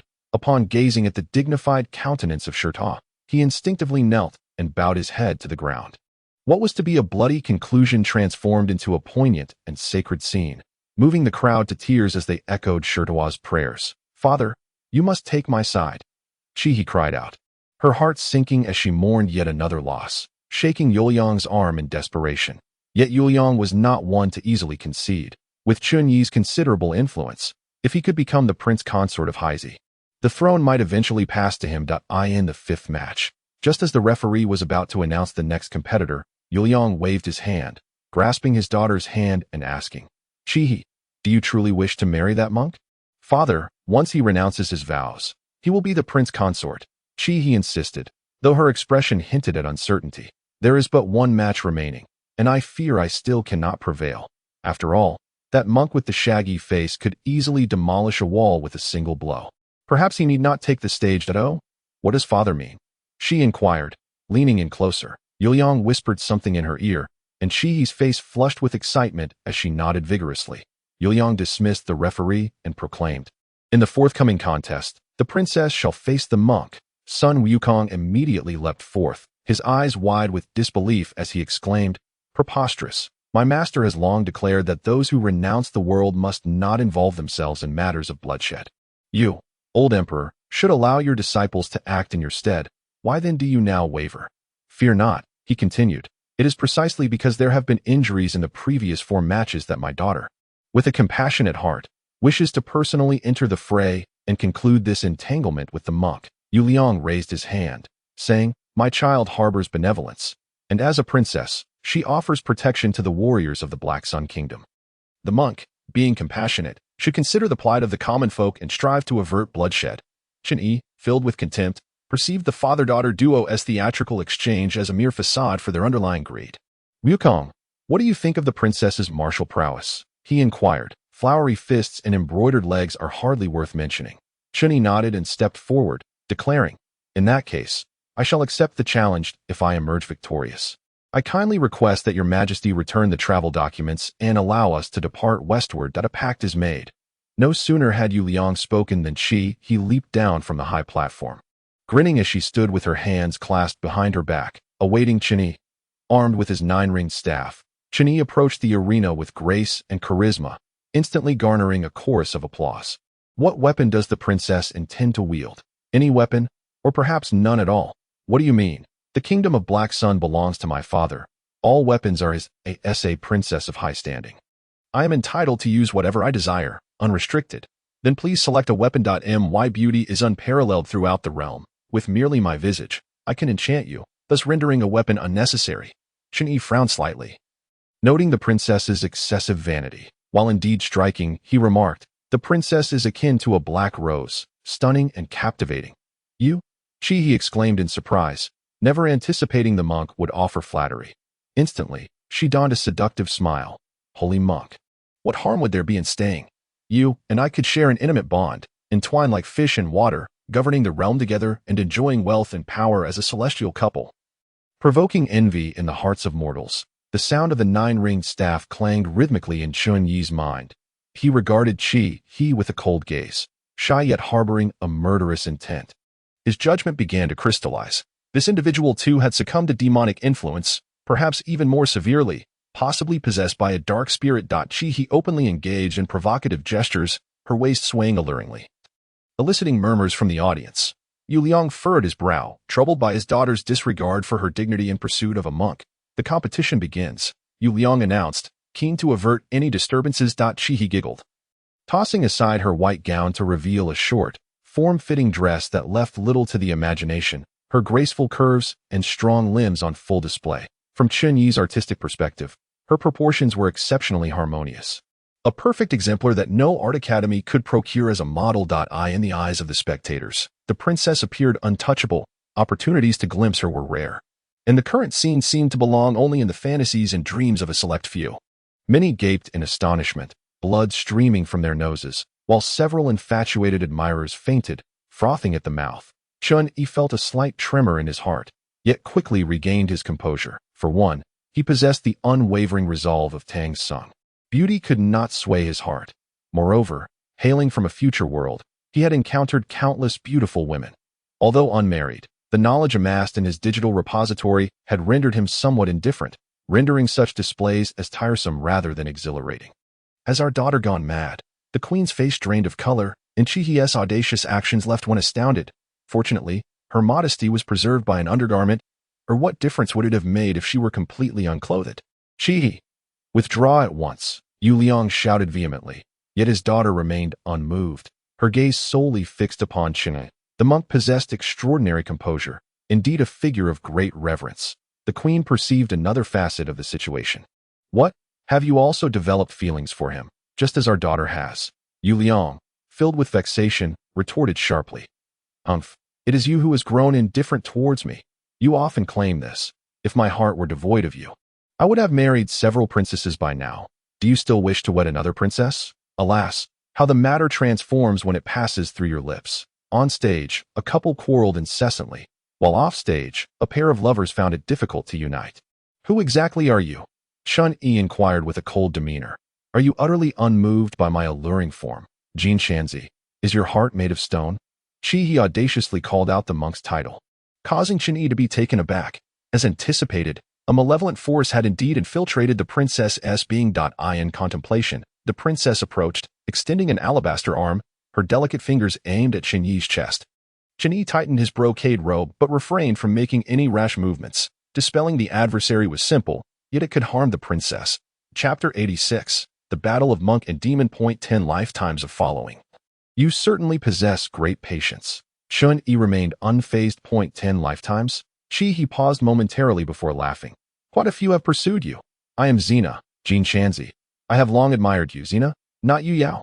As Chun-Yi's focus wavered, his nine-ring staff emitted a faint sound. He quickly looked up, only to see Princess Chi-He, or rather, the demoness Xena, her fingertips emanating a swirl of dark energy, charging directly at him, just as Chun-Yi was about to sidestep. He recalled the people behind him, remaining rooted in place as the demonic energy struck his brocade robe, causing a searing pain in his chest, forcing him to retreat several steps to regain his footing. The princess had been possessed by the demoness. Everyone, keep your distance, Chun-Yi shouted. The crowd, half convinced, nonetheless retreated swiftly, watching from afar with astonished expressions. Yu Liang rose, angrily pointing at Chun-Yi. You monk, speaking nonsense. How could my daughter be? At this point, Yu Liang fell silent, for Chi-He was looking at him with a chilling smile, her gaze so foreign it sent shivers down his spine. Chi-He slightly raised her hand, conjuring another cloud of inky darkness. Wukong, protect the sovereign. I shall be fine. Chun-Yi cried out once more, and upon hearing the command, Sun Wukong soared into the air, positioning himself before Yu Liang. Daughter, I am your mother. The queen stood up unwillingly, extending her hand in a plea. 2 beams of black light shot towards the queen's eyes. Xena sought to blind her, indeed a ruthless act. The golden staff suddenly appeared in Sun Wukong's grip, and with a sweep, he dispersed the malignant energy. Yet the queen fainted from fear and concern, falling backward. It was unbearable for a mother to accept her daughter being possessed by a demon. Xena, I bear you no grudge. Why seek to harm others? Chun-Yi demanded sternly. The demon king desires your life. What can I do? Xena shrugged, her fingers curling as she recklessly reached for Chun-Yi's face.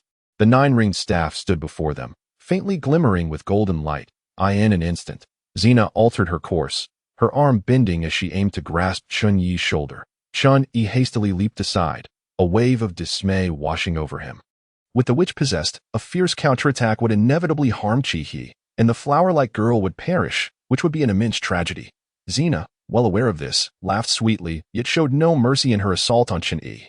She unleashed several strands of demonic energy from her hands, emitting a chilling wail as they spiraled and intertwined towards him. With the protective silk robe shielding him, Chun-Yi remained unperturbed, vigorously swinging the 9-ringed staff to obliterate the surrounding malevolent energy. All the while contemplating a strategy to confront her. I urge you to reconsider, he implored. Truly, you are a devoted disciple of the Tathagata, ever mindful of enlightening others. Jin Shanzi, your days are numbered. Prepare to descend into hell. Xena's steps became increasingly erratic as she transformed into a flickering shadow, launching assaults at Chun-Yi from all directions. Elder, please save my daughter. Yu Liang, utterly bewildered, disregarded his own peril, pleading for the protection of his son Wukong. Your daughter harbors impure intentions. This is the consequence. Should the witch dare to harm even a single hair on my master, I shall ensure your daughter meets her demise alongside her. Sun Wukong ground his teeth in frustration, infuriated by the sight of his master in danger while still needing to safeguard these mortals. Elder, you have won this contest. I am willing to offer a reward of 100 gold pieces. No, 1,000, Yu Liang lamented incessantly, his regret palpable, for it was he who had suggested allowing his daughter to partake. Sun Wukong, exasperated, had no patience for his incessant chatter. He forcefully shoved Yu Liang away, the strength of his action sending Yu Liang crashing into a pillar, rendering him unconscious. The onlookers, now aware of the impending calamity, lost their appetite for entertainment, screaming in terror as they scattered, resulting in dozens more being injured in the chaos. Which, if you continue to entangle my master, do not blame me for turning hostile. Sun Wukong roared from the air. Ha! Demon monkey, if you have the guts, come and strike me. Xena taunted, her playful demeanor unyielding, inciting Sun Wukong to tremble with rage as he gripped his golden staff. Ha ha! Xena continued to mock, her laughter a relentless provocation to Sun Wukong's nerves. Descending from the high platform, Sun Wukong joined Chen-Yi, their golden staffs radiating light to dispel the demonic energy. Yet Xena devised a cunning strategy, directing her malevolent energy towards the guards and palace attendants, forcing Sun Wukong to flit about in the air to save them. The dignified great sage equal to heaven was reduced to a mere puppet in the witch's game, and Chun-Yi's indignation surged. Truly, it is difficult to nurture women and petty men. Xena was mischievous, heartless, and cruel. Master, this cannot continue, Sun Wukong urged as he reached Chun-Yi's side. Before a response could be uttered, another strand of demonic energy surged towards the recently risen Yu Liang, compelling him to intercept once more. Disciple, we must not infringe upon one another. You inhabit a human form and harm the innocent. Do you not fear divine retribution? Chun-Yi admonished, his brow furrowed. My heavens are the demon king. If he commands my death, I shall not cling to life. Malice flickered in Xena's eyes, her chestnut hair billowing in the wind, exuding a certain ferocity. The small crown she wore fell, forlornly resting upon the ground, reminiscent of Chi-Hi's soul. Now beyond her control. Xena, I offer you one final chance. Cease your actions now, or I shall personally ensure your annihilation. Chun-Yi exclaimed in anger. This outburst seemed to have an effect, as Xena indeed halted, adopting a feigned pitiful expression while gazing at Chun-Yi. Jinchunzi, if I do not slay you, the demon king will surely not spare me. What shall I do? I could take you as my disciple. Xena paused in surprise, then burst into laughter, clutching her stomach. How amusing! Truly amusing! I was aware that you had a female attendant, but I never imagined there was a notion of a female disciple. Xena, I am not jesting. As long as you are willing to pull back from the brink, Chun-Yi insisted. Let me ponder this for a moment. Xena bit her right index finger, frowning in contemplation. At that instant, Chun-Yi harbored a flicker of hope that Xena might genuinely turn away from her wicked ways and embark upon a righteous path. If that were the case, the pilgrimage team would not suffer from her addition. However, the allure of darkness was difficult to resist. The glint of cunning suddenly flashed in Xena's eyes, and a heavy aura of demonic energy enveloped her. Chun-Yi was taken aback, swiftly tightening his robe and positioning his nine-ringed staff defensively before him. Jinchunzi, you possess a noble heart, but my directive is for you to perish, bringing disgrace upon the Tathagata. Xena's smile faded, her voice becoming cold and unfamiliar as she sauntered closer, her long, athletic legs advancing with purpose. With the Buddha's treasures here, you shall not harm me, Chun-Yi declared, a sheen of sweat forming on his brow. Yet Xena responded with a derisive snort, quickening her approach. The ground erupted into chaos. Unnoticed by those below, while a long shadow concealed in the clouds above bore witness, its pair of furious eyes fixated on the scene below. Chapter 87. The taking of souls. Thus, when little by long beheld Xena preparing to strike down his master, he could no longer contain himself. Fueled by intense hatred for the sorceress, he unleashed a surge of white, water-like energy directed towards her. Xena, completely unprepared for an aerial adversary, realized too late, and was sent flying dozens of meters before crashing heavily to the ground. A swirling mass of dark energy emerged from Princess Chi-Hi, rising momentarily into the air before vanishing from sight. Wukong, Master, it was not my doing, he exclaimed as the dark energy dissipated, signifying Xena's departure. Chen-Yi hurried to Princess Chi-Hi's side, only to find her sprawled face down, utterly still. Chi-He, ignoring any notions of propriety, Chen-Yi hastily helped her upright, noticing a bruise on her forehead and her limbs limp. Her breath faint and barely perceptible. Yuan Bao sheepishly scratched the back of his head, adding, "Today, everyone has contributed. Here are 4 elixirs that will aid in your swift recovery." As he spoke, Chen-Yi distributed the Pei Yuan Dan, known not only for its strength-enhancing properties, but also for its ability to bolster cultivation. The 4 received it with great gratitude, promptly swallowing the elixirs. "Now, you may all retire and rest. Summon Little Bai for me." "Master, the disciple has erred." Without hesitation, Little Bai Long entered, bowing in remorse. "Little Bai, you are well aware that Chi-He is a mortal woman, yet you chose to harm her, having taken refuge in the Buddhist path. Harboring malicious thoughts only compounds your transgression," Chen-Yi stated coldly. "Since it was not Sun Wukong who struck, it must have been you. Little Bai Long, I am willing to accept your punishment." "Master," he replied, tears welling in his eyes. Sighing heavily, Chen-Yi lamented, "Alas, why did this happen? Speak the truth." Little Bai Long recounted the entire sequence of events, and as Chen-Yi listened, he nodded in understanding. Rising to his feet, he paced the room several times, expressing his dissatisfaction. "Little Bai, you truly are foolish. Xena provoked both me and Wukong, intending to instigate a demonic root between us, so that she might exploit our weakness. Otherwise, in terms of strength, she could not possibly contend with Wukong. At present, not only have you failed to avenge yourself, but you have also caused the princess to suffer injury, a loss that outweighs the gain. Master, Princess Chi-He has merely fallen, sustaining some superficial wounds, or perhaps minor internal injuries, which are not life-threatening." The white dragon hastily clarified. "That is reassuring. Holy monk, where art thou?" A voice of urgency rang out from outside. "Belonging to Yu Liang." Chen-Yi, disregarding any further debate with the white dragon, hurried out. "Holy monk, I beseech you, save Chi-He." Yu Liang cried out in desperation, lamenting, "I have raised 4 sons, and this lone daughter. It is inevitable that I have spoiled her somewhat. I implore you, holy monk, to offer your aid. The princess is unharmed. With a period of rest, she shall recover well." Chen-Yi urged, echoing the words of the white dragon. As for why the monk had acquired an exceptionally handsome disciple, Yu Liang harbored doubts. Yet the life of his daughter took precedence over any distractions. Upon arriving at the princess's chamber, they found a throng of people gathered outside, each rendered silent and pale, bearing the weight of collective misfortune as the princess faced peril. Inside, several royal physicians stood with furrowed brows, engaged in hushed deliberations, and upon seeing the king approach in haste, they hastily knelt, none daring to speak first.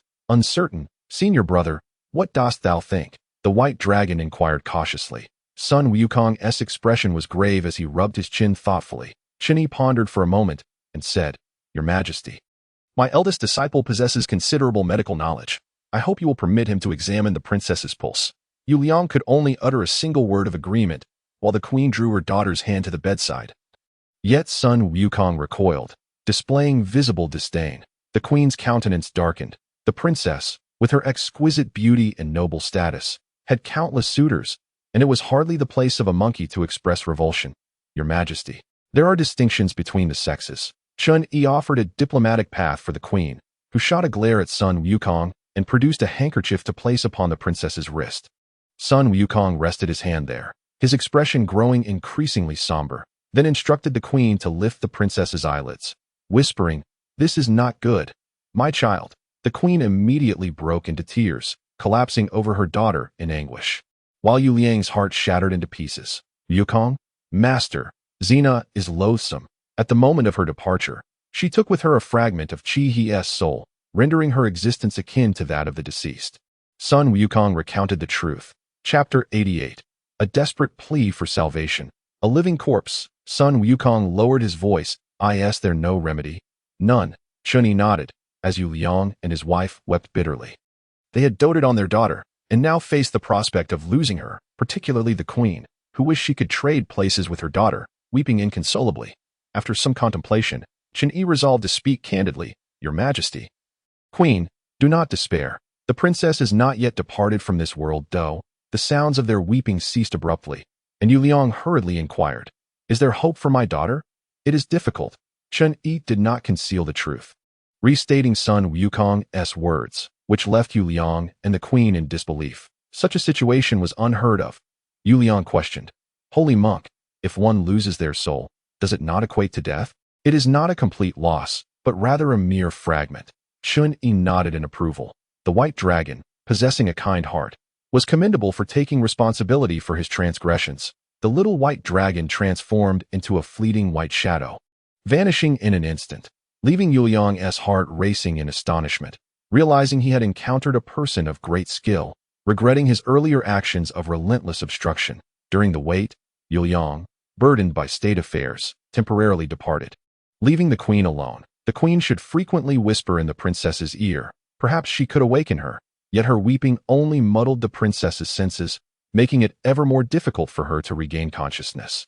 As suggested by Chun Yi, the queen, struck by revelation, stifled her sobs, though tears streamed down her face, presenting a rather pitiable sight. The holy monk remained unaware that, between the emperor and myself, we have but one beloved child, Chi-He.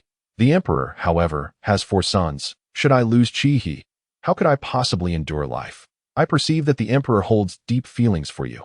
The queen is overly concerned. Alas, a few years ago, such words would have seemed credible, but now I am, in truth, the younger sister of the former queen. Before her passing, my sister entrusted her 4 children to me. The princes treat me with great courtesy. Yet they can never be as free-spirited as one's own flesh and blood, the queen candidly expressed. This is entirely normal, Chun Yi remarked, discreetly appraising the queen. It was evident that in her youth, she must have been a beauty, yet as the younger sister of the former queen, with only 1 child, how had she aged so prematurely, appearing to be well over 50, perhaps sensing Chun Yi's curiosity. The queen shyly brushed her hand across her face and sighed again. The women of Haizi Kingdom all meet such fates. Youth is fleeting, and once past 30, they begin to age rapidly. In my youth, I did not believe it. After marrying the emperor, we shared immense affection. Yet now, before even reaching 40, I can scarcely bear to look upon my own visage that I neglected my mother's admonitions and squandered my time, never considering that my daughter might one day find herself in similar regret. Is this the fate of all women in Haizi Kingdom? Chun Yi was somewhat taken aback, as it was understandable for women to gain weight after marriage. But rapid aging was a first for him to hear. In the modern context in which Chun Yi resided, many mothers and daughters resembled sisters.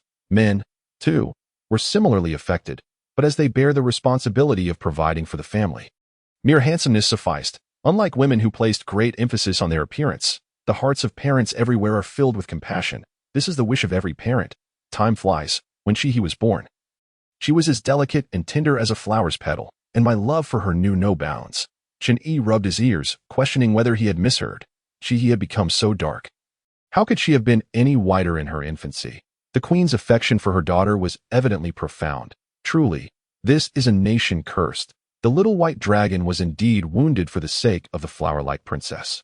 Though the princess was as dark as charcoal, her nature was still more malevolent than mine. Sun Wukong, unafraid of troubles, chuckled heartily. This is different. Chi-He has been possessed by a witch, and the little white dragon acted to save me. Initially, I too sought to rid the world of harm. Alas, I am no Zabodi. Chun Yi laughed, speculating that this unseen senior brother might be purposely concocting an excuse to detain Sun Wukong, reserving him as his own apprentice. After all, there are still Yuan Bao and the others. Tighten your robe and grasp your staff. Although Sun Wukong was filled with apprehension, he could not resist Chun Yi's urging and leaped onto a cloud. Heading towards the West Sea Dragon Palace, the attendants, oblivious to the tumultuous changes within the palace, had already dined and fallen into deep slumber. Yet Chun Yi was restless, tossing and turning before finally sitting up to meditate. But unable to calm his mind, he decided to step outside and sit upon a stone bench in the courtyard. The nights in Haizi country are refreshingly pleasant, neither too cold nor too warm, with a climate that is simply exquisite. Each breath of air feels imbued with a hint of sweetness. In Chun Yi's perspective, the setting sun signifies the conclusion of the day, and in a certain sense, it embodies the notion of finality. However, today he has come to realize that the night is truly enchanting, which explains why the imperial capital of Haizi country is named after the sunset. In Chapter 89, Xinda Di Fu, lost in contemplation, Chun Yi experienced once more the peculiar sensation he had felt previously. His internal energy was inexplicably disturbed. veering towards one side. Upon deeper introspection, he discerned that this force emanated from the southeast. The Jiuhuan Shizhong remained silent, devoid of any warning signs, indicating that no danger lurked nearby. Yet, from whence did this power arise? Chen Yi could not help but rise and walk in that direction.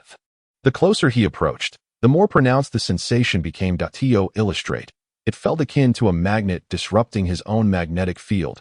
Beneath the hazy moonlight, in the southeastern part of the palace, there loomed a silhouette as dark as ink. Likely a small mountain. Chen Yi felt a surge of curiosity, pondering what sort of vegetation could cloak the mountain to present such a shadowy hue. However, he soon questioned the wisdom of his thoughts. Should something go missing within the palace, it would be difficult to provide a satisfactory explanation. Thus, he decided to turn back if he could find a way to notify the King of Hell. That would suffice.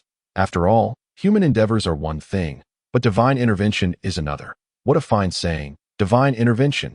Chen Yi mused. If mortals could easily communicate with the King of Hell through letters, with every wish granted, the realms would descend into chaos. Divine assistance was indeed necessary. He instructed the little white dragon to set aside its worries and rest, before retrieving pen and ink. After a moment of contemplation, he inscribed, "The monk of scriptures, Jin Chanzi, sends his regards to the King of Hell." Not possible. The soul should still be in the hands of the sorceress. The King of Hell pondered briefly. A wave of apprehension washing over him. With the demon realm now involved, he felt he had lost control over the matter and hurriedly urged, "Quickly prepare some paper. I must submit a report to the heavenly court." The letter from the King of Hell reached the heavenly court just as the Tai Bai Jin Xing was in conference with the Jade Emperor. Upon hearing the news, the Jade Emperor frowned and remarked, "Your Majesty, this disciple of Jin Rulai is excessively arrogant, daring to meddle in the affairs of the underworld." This matter did indeed concern him. All monks, by nature, should aspire to emulate Rulai, exhibiting compassion and benevolence. The Jade Emperor scoffed, then furrowed his brow and continued, "The true villain here is the king of demons, who disregards the laws of heaven and earth, even going so far as to possess a mortal princess through a mere sorceress, while abducting souls that belong to the underworld. That in the realm of Buddha, chaos reigns. The enmity between the king of demons and Rulai has persisted for ages, hence the numerous obstacles in the way of the monks seeking scriptures. In my view, your Majesty can afford to ignore this. Jin Chanzi, in his eagerness, will inevitably depart after a while," suggested Tai Bai Jin Xing. "Not so," the Jade Emperor replied, a smile gracing his features. "If we wish for the King of Hell to assist him, we must allow Jin Chanzi to venture into the underworld. Is that what your Majesty means? The Demon King suppresses the Buddhist sect's influence, which we find quite agreeable. Should Jin Chanzi seek the King of Hell's aid, how could Rulai remain uninformed? If he were to request my assistance on another occasion, would I not be obliged to comply?" The Jade Emperor chuckled with satisfaction. "This presents an opportunity to allow Jin Chanzi to witness the torments of hell. Does he not preach the salvation of all beings? Upon entering hell, he shall come to understand the futility of saving every soul. Marvelous, truly marvelous." In this manner, Rulai will owe the Jade Emperor a favor, while simultaneously undermining Jin Chanzi's confidence, effectively humiliating the Buddhist sect. Avalokiteshvara was momentarily taken aback and promptly replied, "I, your disciple, shall faithfully adhere to the Buddha's edict and bestow the golden hoop upon the golden cicada. As for his intentions, I did not inquire further." The Buddha raised an eyebrow, displaying a hint of displeasure. "The golden cicada has cultivated for 10 lifetimes. This time, he must not falter. You must remember to provide covert protection and not be negligent." "I would not dare," the disciple affirmed. Chapter 90. The entry into the underworld. Pearl restless and uneasy. Chen Yi was plagued by recurring nightmares, filled with fragments of his own memories and those of Tang Sung, tossing and turning in a haze, unable to awaken. Holy monk, at the stroke of midnight," a prolonged voice echoed through the air. Chen Yi shivered, suddenly sitting upright and exclaiming, Who is it?" "Holy monk," as the words lingered. The door creaked open without a breeze, revealing a shadowy figure outside, cloaked in a floor-length robe, adorned with a tall, pointed hat, arms hanging limply, obscuring its face. "Who are you?" Chen Yi's voice quivered, the terror stemming from both Tang Sung and himself. At this hour, such a guise could not belong to a mere mortal, instilling fear in anyone. "Do not be alarmed. Holy monk, I am the Black Wu Chang of the underworld, sent by the Lord Yin Wang to extend an invitation." The ethereal voice of the Black Wu Chang resonated, akin to falling into an icy abyss. You wish to summon me to the underworld? Surely, this cannot be correct. The Black Wuchang muttered an incantation. This is the entry into the underworld spell. I implore you, holy monk, to commit it to memory that I shall take my leave. Why resort to spells? Chun Yi yearned for clarification, but the Black Wuchang had already vanished. Summoning his courage, he rushed to the door, only to trip over the threshold, letting out a startled cry as he abruptly opened his eyes. What has transpired? It was merely a dream, yet it was indeed frightening. Chun Yi patted his chest and sighed in relief. However, upon turning to the table, he was utterly astonished. He could ascertain that there had been nothing there moments ago. Upon the table lay a pitch-black pearl. Sun Wukong approached to examine it, detecting no malevolent aura. Holding it closely, he scrutinized it repeatedly, exclaiming, "This pearl does not appear to be of this world. How did Master come by it?"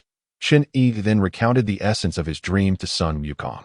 Connecting the dots, Sun Wukong chuckled, concluding, "Master, if I am not mistaken, this pearl must be the fabled entry into the underworld pearl. The Lord Yin Wang truly wishes for you to visit the underworld." It seems that the letter has been received. Yin Wang is not one to dally. He could simply send the soul, yet insists on your personal attendance. This is suspicious and warrants caution. Sun Wukong expressed his skepticism with discontent. I am but a mortal. It is indeed rare for Yin Wang to exhibit such demeanor. Wukong, I intend to journey to the underworld, Chun Yi declared, feeling an unexpected surge of courage. That is out of the question. Sun Wukong opposed. The underworld is rife with malevolent energy. Your current cultivation is insufficient that a visit to the underworld would undoubtedly cause harm. Sighing, Sun Wukong sulked atop a stool, muttering, the entry into the underworld pearl alone is insufficient. One must also possess the entry into the underworld spelled at the midnight hour. Holding the pearl and reciting the spell is imperative. But the Black Wuchang has already imparted it to me. Chun Yi replied with a hint of pride. Sun Wukong fell silent, pondering for a moment before exhaling. Very well, I shall accompany you, Master. Chun Yi assigned a task to the White Dragon, who then displayed a smile, affirming his commitment to fulfill the mission. This matter is shrouded in utmost secrecy and must not be divulged to outsiders. Chun Yi instructed his attendants to secure the doors tightly, permitting no entry to anyone. Should someone arrive with an imperial decree to trouble him, he should feign illness and refuse to see any visitors. Such declarations are ill-fated, he cautioned. Just then, a knock echoed from outside, prompting Chun Yi to inquire warily. Who is it? No response came. Could it be a messenger from the underworld? Contemplating this, Chun Yi opened the door, only to find an elderly monk standing before him, with a youthful visage and white hair. Exuding a benevolent demeanor and an upright posture that radiated authority without anger. Is this a manifestation of Avalokiteshvara? This was Chun Yi's first instinct. However, before he could speak, the old monk brought his palms together in a gesture of respect and greeted. Umitba, esteemed monk, who might you be? I am willing to assist the Holy One in reclaiming souls from the netherworld. Chun Yi offered. The old monk remained steadfast and unmoved. Chun Yi was taken aback. The confidentiality surrounding his intentions was admirably upheld. Yet this monk seemed to know his purpose. Surveying the surroundings, all was serene. Even Sun Wukong had not sensed the old monk's arrival, regardless of whether he was Avalokiteshvara or not. He certainly embodied the essence of a significant figure. Please, speak within, he invited. Chapter 91. The Road to the Yellow Springs. Little White Dragon, fortunate to encounter a holy master, found his tribulations in Inxio Gorge worthwhile. His tenacious spirit ultimately thwarted the machinations of the demoness. Once seated, the old monk imparted a singular phrase, leading Chun Yi to a sudden epiphany, and he quickly expressed his gratitude. So it was you who expounded the scriptures to Little White Dragon. My apologies for the oversight. The chaos wrought by the demon realm endangers humanity, and your audacity to traverse the underworld to reclaim souls is truly commendable. It is nothing when one witnesses injustice. It is only natural to lend a hand when the time calls for it. Chun Yi replied casually. The old monk paused for a moment before bursting into hearty laughter, exclaiming, indeed, a fine sentiment about acting when the moment arises. As the hour of midnight approached, Sun Wukong pushed the door open and entered, momentarily taken aback upon seeing the old monk. Though unaware of the details, he could not help but feel a profound respect emanating from this figure of immense presence and solemnity. Esteemed monk, this is my eldest disciple, Sun Wukong, Chun Yi introduced, omitting the title of the great sage this time. Behold the magnificent Monkey King, who holds the essence of sun and moon within him. Having tamed his spirit, he now protects Tang Sung. The old monk intoned solemnly. Sun Wukong, recognizing the weight of the moment, refrained from any impudence and listened intently, his expression grave. Forgive my impertinence, but may I inquire if you were sent by the Buddha? Yes and no. My heart is devoted to the Buddha, and thus I must adhere to his sacred will. The malevolent spirits of the underworld and the countless wronged souls are sights I am unwilling to behold. The old monk replied, his lofty demeanor commanding reverence. May I ask your esteemed name? Shi Ju as the appointed hour arrived. The three ceased their idle chatter, exchanging glances. Chun Yi raised the dark pearl of descent, reciting the incantation, and suddenly a pitch-black void materialized before them, swirling with an obscuring mist that rendered everything indistinct. Sun Wukong was the first to dash forward, only to be repelled back, halting midair just in time to avoid colliding with the wall. Old Yin Wang, how dare you toy with me? Sun Wukong fumed. The old monk, however, merely smiled gently, advancing with measured steps into the abyss, effortlessly merging with its depths. Chun Yi followed closely, experiencing no obstruction, prompting Sun Wukong to hesitate briefly before emulating their actions. Slowly entering, feeling a pang of regret for his earlier impatience, the oppressive aura of the underworld enveloped them, heavy and suffocating, yet their breathing remained unimpeded, their bodies light.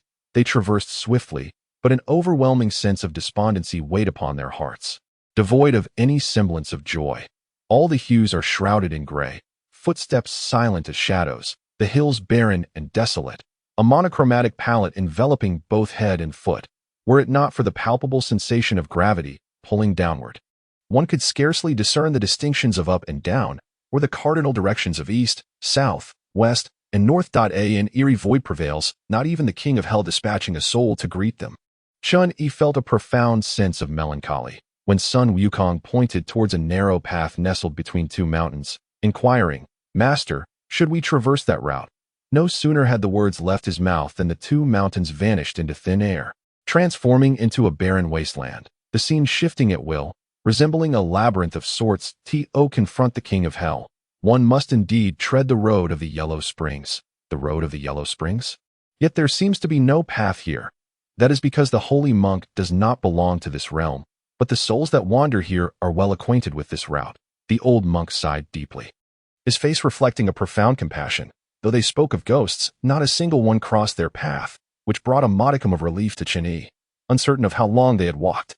Chun Yi believed his constitution had improved, yet he still fell short in comparison to the old monk, perpetually lagging behind. The already dim path grew increasingly darker, as if dusk had deepened at last. The old monk proclaimed, We have arrived. Is this the Yellow Springs? Chun Yi inquired. No, it is the Bitter Springs. Have we taken a wrong turn? The old monk smiled gently. Not at all. The road of the Yellow Springs comprises 9 divine springs, with the Yellow Springs being the last. Now it makes sense. No wonder the phrase smiling in the 9 springs exists. The Bitter Springs were eerily silent, their color peculiar. Upon closer examination, it was unmistakably bitter bile. Chun Yi gasped in astonishment, pondering the depths of bitterness that permeated this realm. Leaning against the edge of the spring, the trio hastened their pace, but just as they were about to pass, the waters began to bubble ominously, prompting Sun Wukong to brandish his golden staff, readying himself for confrontation. A chilling wail echoed, as numerous specters emerged from the waters, stretching their arms in vain, yet not a single one could ascend.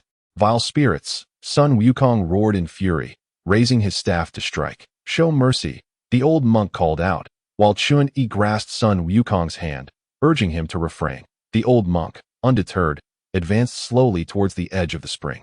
Old monk, wait, do not let them pull you in. Chun Yi cried out urgently. Were I able to bear their suffering in your stead, I would willingly descend. The old monk lamented, settling into a meditative posture, reciting scriptures in an unending chant. Chun Yi, moved by the depth of his compassion, dispelled all doubts, and, inspired by the consciousness of Tang Sung within his mind, also sat cross-legged, chanting the sutra for the deceased. The bitter springs threatened to boil over, as more spirits emerged, eager to listen, their faces gradually breaking into smiles before sinking back into the depths, restoring tranquility to the water's surface. The two monks rose and continued their journey. Curiosity piqued, Chun-Yi asked, "Old monk, what binds the souls within the bitter springs?" In their previous lives, they were gossips and enablers of evil, causing families to shatter and loved ones to part if not punished. Where lies the justice of heaven? As the name suggests, the springs dwell within the depths of the earth, yet the old monk did not linger there. After an explanation, Chun-Yi learned that those trapped in this spring had once been demon kings. Their true natures extinguished, rendering them difficult to redeem. "Old monk, is the princess I seek here?" Chun-Yi inquired. Princess Chi-He, with her clear grievances, was harmed by a sorceress, and thus is certainly not among them. "Ah, you seem to know everything." Next lies the Ming Spring, adorned with hues reminiscent of the vast ocean, an exquisite sight devoid of any spectral apparitions. Yet, the venerable Zen master bears a visage steeped in sorrow, his heart aching profoundly, with his eyes glistening with unshed tears. "Master, there are no vengeful souls here. Why then such profound sadness?" inquired Chun-Yi with genuine concern. "Dear disciple, this place serves as a refuge for the innocently perished." The sage replied, "Amidst the relentless wars that plague nations, countless innocents are displaced and meet untimely ends. How can such a small spring accommodate the multitude of souls? It is precisely this reason that it remains empty." Chapter 92. Only to save one's mother there are far too many vengeful spirits to be contained. Chun-Yi felt a surge of shock, pondering, why do the celestial deities remain inactive, allowing such a plethora of souls to linger in the underworld? The deities adhere strictly to their laws, residing in lofty realms, ignorant of the suffering endured by mortals. Fortunately, there exist enlightened beings like the sage, who may one day clear the realms of hell. A resolute light flickered in the Zen master's eyes. Chun-Yi was increasingly perplexed. The master's notions were rather unique yet oddly familiar. Most importantly, he possessed an intimate knowledge of the pathways to the underworld, suggesting either frequent visits or meticulous study. Since arriving in this foreign realm, Chun-Yi had grown accustomed to the mild temperature variations. However, as he traversed the yellow springs, an inexplicable chill enveloped him. Seeping into his very core, it was not merely a physical sensation, but a profound sorrow and despair that stirred feelings of nihilism within him. "What of the cold spring?" he questioned. The cold spring bifurcated, with a narrow path in between. As the Zen master led the way, they traversed the frozen waters, which exhibited no signs of alteration. The sage smiled reassuringly, explaining, "This spring harbors no vengeful souls, only water demons. Those of fragile resolve will undoubtedly be ensnared by their allure." Grateful for the sage's guidance, Chun-Yi remarked, "Though I initially felt fear and trepidation, your presence allows me to let go." The Zen master chuckled heartily as they continued onward. Stopping at the next spring, gesturing towards the distance, "There lies the ghostly spring. Its mists are toxic, consuming the very soul. Passage is forbidden." Chun-Yi was astounded. How then do the visiting souls evade this peril? There is no escape. Beneath the poisonous mists, they must endure the pain to pass swiftly. Should they lose their way, they shall remain trapped here indefinitely, with no hope of liberation. The sage recounted, "This is the foam spring, wherein lies a deceptive illusion. Souls who have traversed the previous 7 springs often find themselves lost here. Merely making it halfway is a feat, master." "I fail to comprehend," Chun-Yi queried. "Those who arrive in the underworld are oftentimes individuals who have erred while living. Given their already feeble willpower, why establish such a spring? Is it not a means to prevent their escape?" The Zen master sighed heavily. "Alas, the human form is a rare gift, yet humanity squanders it, engulfed in greed and self-indulgence. By the time they arrive here to lament, it is far too late. Saint, strive not to gaze into the waters. Everything within is but an illusion," the Zen master admonished once more. Chun-Yi inhaled deeply, asserting, "Master, you have borne the burden of guidance. Allow me to lead at this spring at long last." They arrived at the final spring, the infamous yellow spring. Its murky, ochre hue exuded an overwhelming stench. This hue is the one that Chun-Yi despises the most. Deeply excavating the earth to unearth spring water, and then allowing it to seep into a coffin, over time, it becomes this very color, a shade that signifies death. To it is no wonder that this path of no return bears the name of this spring. According to the old Zen master, many souls mistakenly believe this to be their burial place. Even when persuaded, they remain unmoved, willingly lingering here, day after day, year after year, ultimately finding no escape that a few are still alive. Yet it is in the most challenging places that passage is often the easiest. In summary, to be alive is indeed a blessing, a profound one. Old Zen Master, I am perplexed by one matter. You wish to inquire why I have accompanied you to the underworld, correct? The old master perceives it clearly. Indeed, the old master chuckles self-deprecatingly. The reason I have not disclosed this to the elder is simply because it is trivial. If that is the case, then I implore you, Zen Master, to elucidate, so that I may dispel any doubts that linger in my heart. Chun-Yi replied calmly. The old master nodded, remaining silent for a moment before speaking. To be candid, I have come here to seek redemption for my mother. Initially, I believed this act could move heaven and earth, but upon meeting the holy monk, I realized the narrowness of my perspective. I came for familial love, while the holy monk came for a woman unrelated to him. The holy monk's boundless compassion fills me with shame. So it is to renounce the world and become a monk, yet still harbor thoughts of a departed mother, is far superior to those unfilial beings who, under the guise of monasticism, abandon their past relationships, disregarding the lives of their parents. The old master's filial piety is commendable. I, however, am far from my parents, with no word from me, leaving them to worry. This is the true unfilial ACT to MY assistance to Chi. He is merely an extension of the principle of caring for the elderly, unable to bear the sorrow and pain of a couple. Chun-Yi spoke in a low voice. In truth, I am not devoid of selfish motives. I too hope that when my parents are in need of help, someone will extend a hand. The old master sighed deeply. Your parents raised a child of the Buddha. Their merits are immeasurable. They shall surely attain peace and health. Borrowing your auspicious words, may I inquire why your mother was punished and cast into hell? Chun-Yi asked. It is solely due to my faults. In my childhood, we were poor, and my mother would return from fishing, often picking bones to provide me with meat, claiming she did not enjoy it and only ate fish roe. After I became a monk, my mother developed an obsession, insisting on having fish roe at every meal, causing countless deaths, ultimately leading her to this fate. The old master replied, his countenance darkening. Since the old master possesses the ability to traverse heaven and earth, and frequently visits the underworld to guide vengeful souls, why not directly bring your mother's spirit away? Chun-Yi inquired. Sins are easily absolved, yet malevolent desires are hard to eradicate. My mother clings to fish roe with an unyielding passion. And even here, she still seeks to satisfy that craving. What can be done about that? The old master expressed a profound sense of helplessness. Chapter 93. A meeting of flowers and leaves. It must be due to a psychological affliction. The love for fish roe merely masks her longing. Psychological counseling is necessary. While reciting the Buddha's name is akin to taking a tonic, its effects are gradual. As Chun-Yi pondered, the scenery before him brightened. Were it not for the still gray skies above, he might have thought he had stumbled upon a paradise. An expanse of green, varying from tender to deep, formed a sea of verdant waves stretching into the distance. As he approached, the leaves elongated and straightened, yet the most striking aspect remained that pure green, symbolizing boundless hope and anticipation, causing Chun-Yi's eyes to well with tears, an inexplicable sadness enveloping him. Old Zen Master, what place is this? Flowers bloom for 1,000 years, leaves flourish for 1,000 years. When leaves grow, flowers wither, and when flowers bloom, leaves fall, they shall never meet again. Such is the fate destined by life and death. The old Zen Master's words carried a hint of reproach, for those of the Buddhist faith are meant to forsake the 7 emotions and 6 desires. However, Chun-Yi held a different perspective.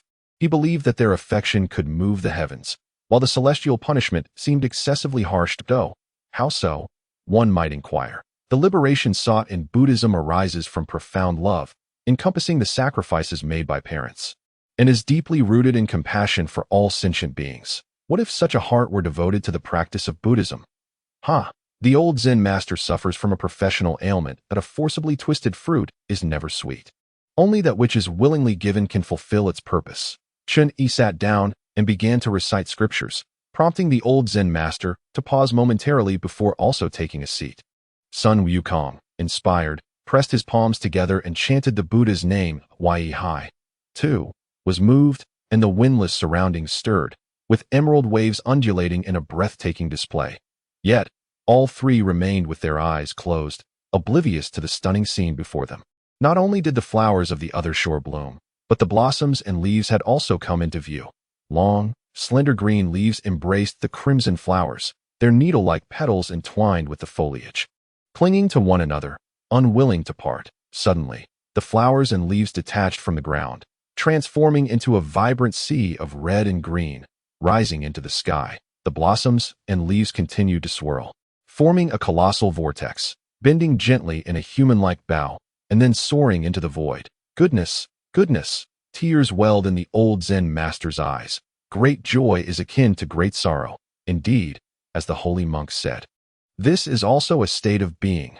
Those in love ultimately find their union, a cause for celebration. The celestial realm's attempts to restrict their love are futile. Only allowing them to fully express their longing can lead to liberation. Chun-Yi gazed at the barren ground, his steps light as he moved forward. Did he finally arrived at the Niha Bridge, where the spirits had begun to multiply, each passing through with a dazed demeanor. On the bridge sat an elderly woman with white hair, lost in thought as she cradled a coarse porcelain bowl, perhaps the famed Meng Po. The old Zen master did not cross the bridge directly, but instead approached a massive stone, sitting cross-legged before it with great reverence. Master, this must be the Three Lives Stone. Upon reaching this place, one can witness past images. After drinking Meng Po's soup, one shall forget all, Sun Wukong remarked. Chun-Yi nodded and approached. The stone towered about 10 zhong, its backside rough, while the front was smooth, reflecting Chun-Yi's shadow, yet revealing no glimpse of past lives. With a wry smile, he pondered whether his inability to see was due to his origins in the mortal realm, or simply his own peculiar nature. As he could perceive nothing but a vague reflection, a faint voice emerged, sending a chill through Chun-Yi's heart, prompting him to step back in haste. An image of an elderly woman appeared on the Three Lives Stone.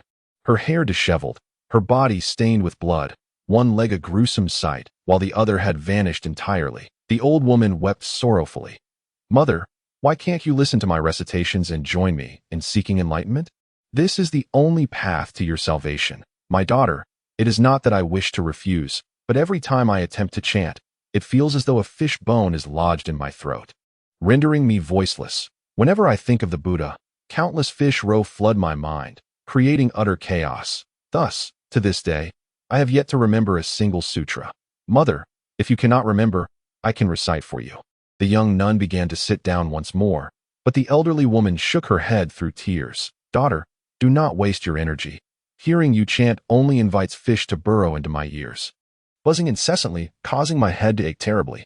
The old Zen master, with a gaze that shifted like light, addressed the nun with a somber expression, lamenting, I have devoted my heart to guiding sentient beings. Yet I cannot even save my own mother.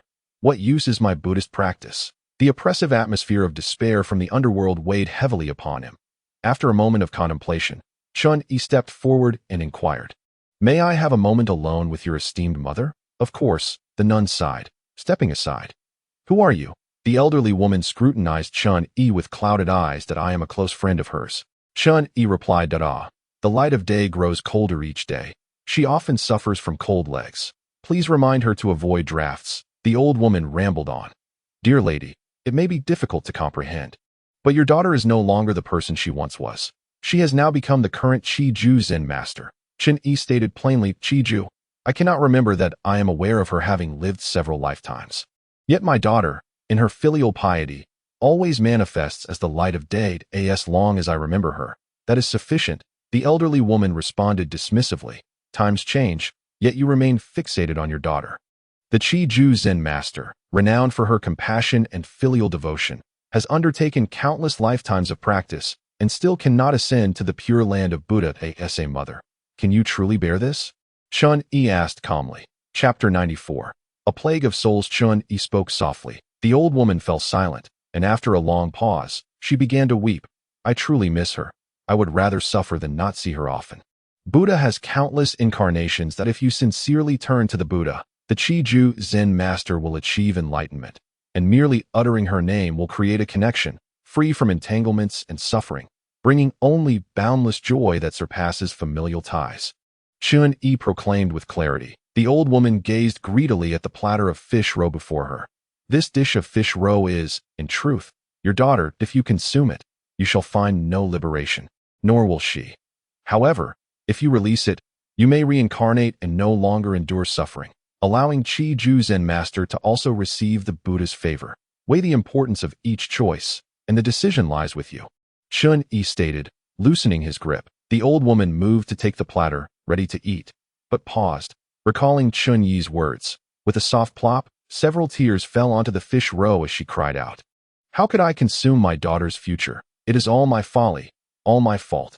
In her anguish, she hurled the platter to the ground, yet it vanished before it could touch the earth, finally realizing that even exquisite food is but an illusion of attachment. Ah, I understand now. Holy monk, she exclaimed, laughter mingling with her tears, that I came to assist the holy monk, yet it seems the holy monk has instead guided my mother. The old Zen master, observing the multitude of souls waiting for reincarnation, suddenly knelt, raising his fingers heavenward. The Buddha's position is within reach. A single act of kindness is more valuable that I vow before heaven. From this moment forth, I shall remain in the underworld, as long as the souls of the damned persist. I shall never attain Buddhahood. Chun-Yi was taken aback, not merely by the tragic vow, but because this individual seemed to be in an instant. A radiant spectrum of light illuminated the underworld. The old Zen master was enveloped in brilliance. And when he arose, his form had transformed, adorned with the 5 Buddha Pilu crown, a resplendent red robe, and a golden staff to vanquish evil, exuding an awe-inspiring majesty. His presence was as steadfast as a mountain. Once more, a beam of Buddha's light descended, and a golden edict echoed through the air. The Buddha's voice resounded, proclaiming that Chi-Ju, with her heart for all beings and grand aspirations, should serve as a paragon for all Buddhas and Bodhisattvas, and thus was granted the title of Ksitigarbha Bodhisattva, tasked with guiding the souls of the underworld.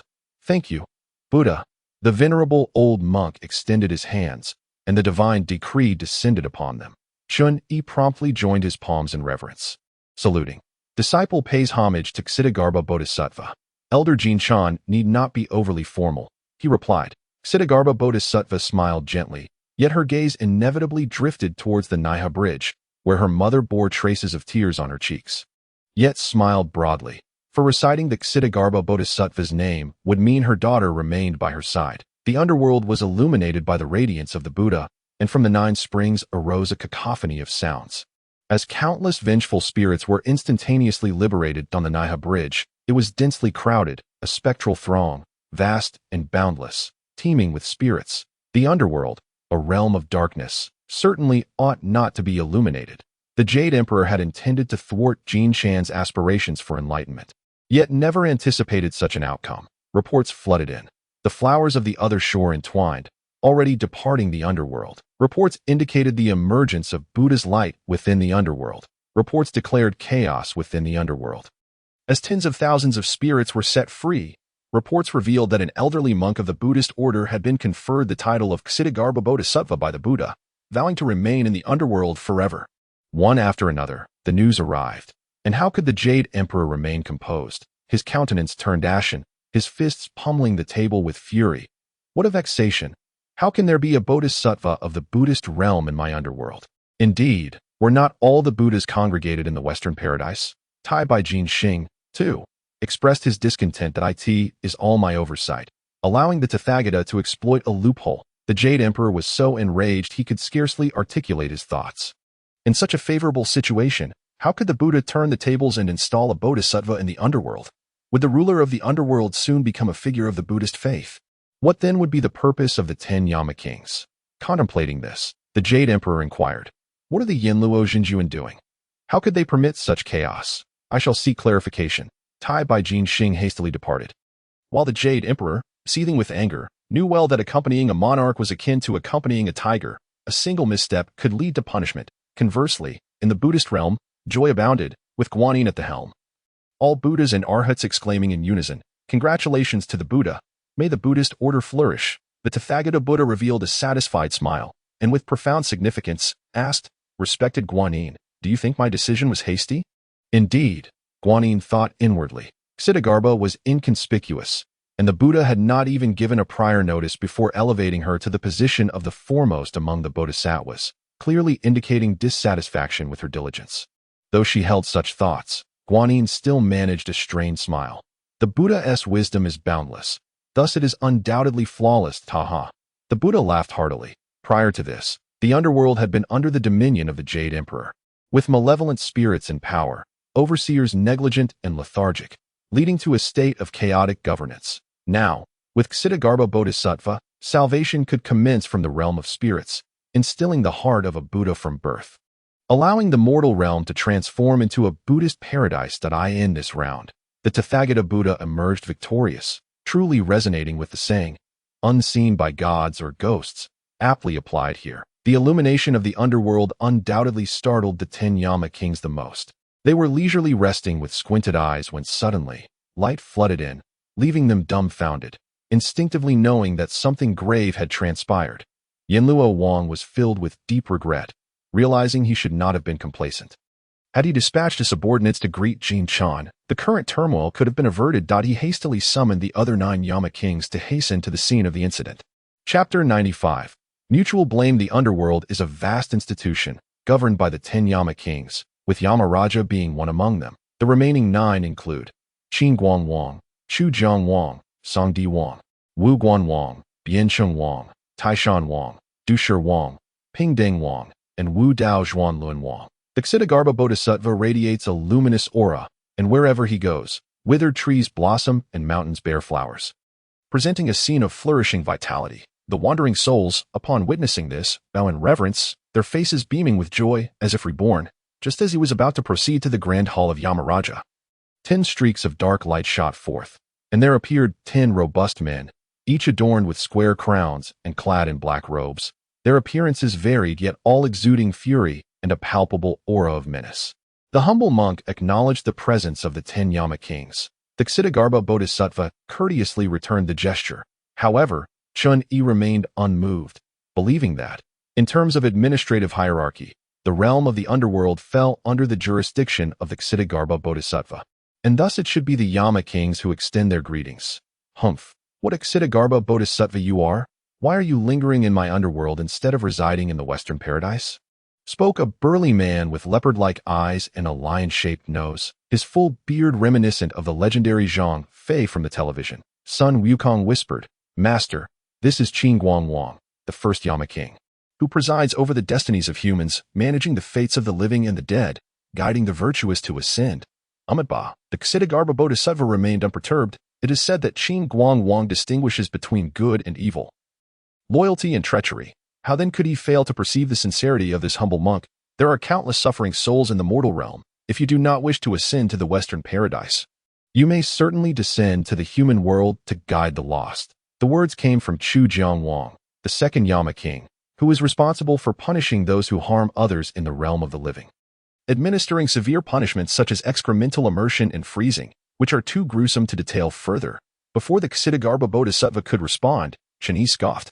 Words should be measured and weighty. The old monk has made a great vow. How can it be altered at whim? There are no stipulations barring Buddhas and Bodhisattvas from this place. As a mere mortal, I too may receive an invitation. This is the domain governed by us. The 10 Yama kings, Songdi Wang, the third Yama king, expressed his dissatisfaction with a shout. According to Sun Wukong, those who disrespect their elders and incite disputes in the mortal world would fall under his jurisdiction. The 10 Yama kings, regardless of rank, share the workload, yet without a leader, chaos ensues. Surely, you all have faced your share of troubles. Chun-Yi continued, the compassion of the Buddha allows the Ksitigarbha Bodhisattva to assist you all, which is indeed a positive development. Bah, those who argue deceitfully and engage in treachery like you deserve to suffer the torment of being buried beneath stones in my hell, growled Wu Guan Wang. The fourth Yama king, his expression fierce. Ha ha. Well said. You may also come to my realm, echoed Biancheng Wang, the sixth Yama king, followed by raucous laughter from the others. This is sheer nonsense. The Ksitigarbha Bodhisattva chastised. Visibly displeased, the 10 Yama kings felt an inexplicable pressure and promptly fell silent. The lands you govern are meant to punish the wicked and allow souls to be reborn. How can you threaten a holy monk and turn this into a jest?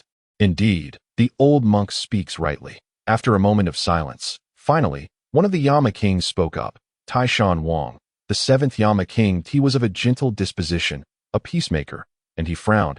Had it not been for your intrusion into my underworld, disrupting the order, we would not have resorted to mockery and would have treated you with due respect. Precisely.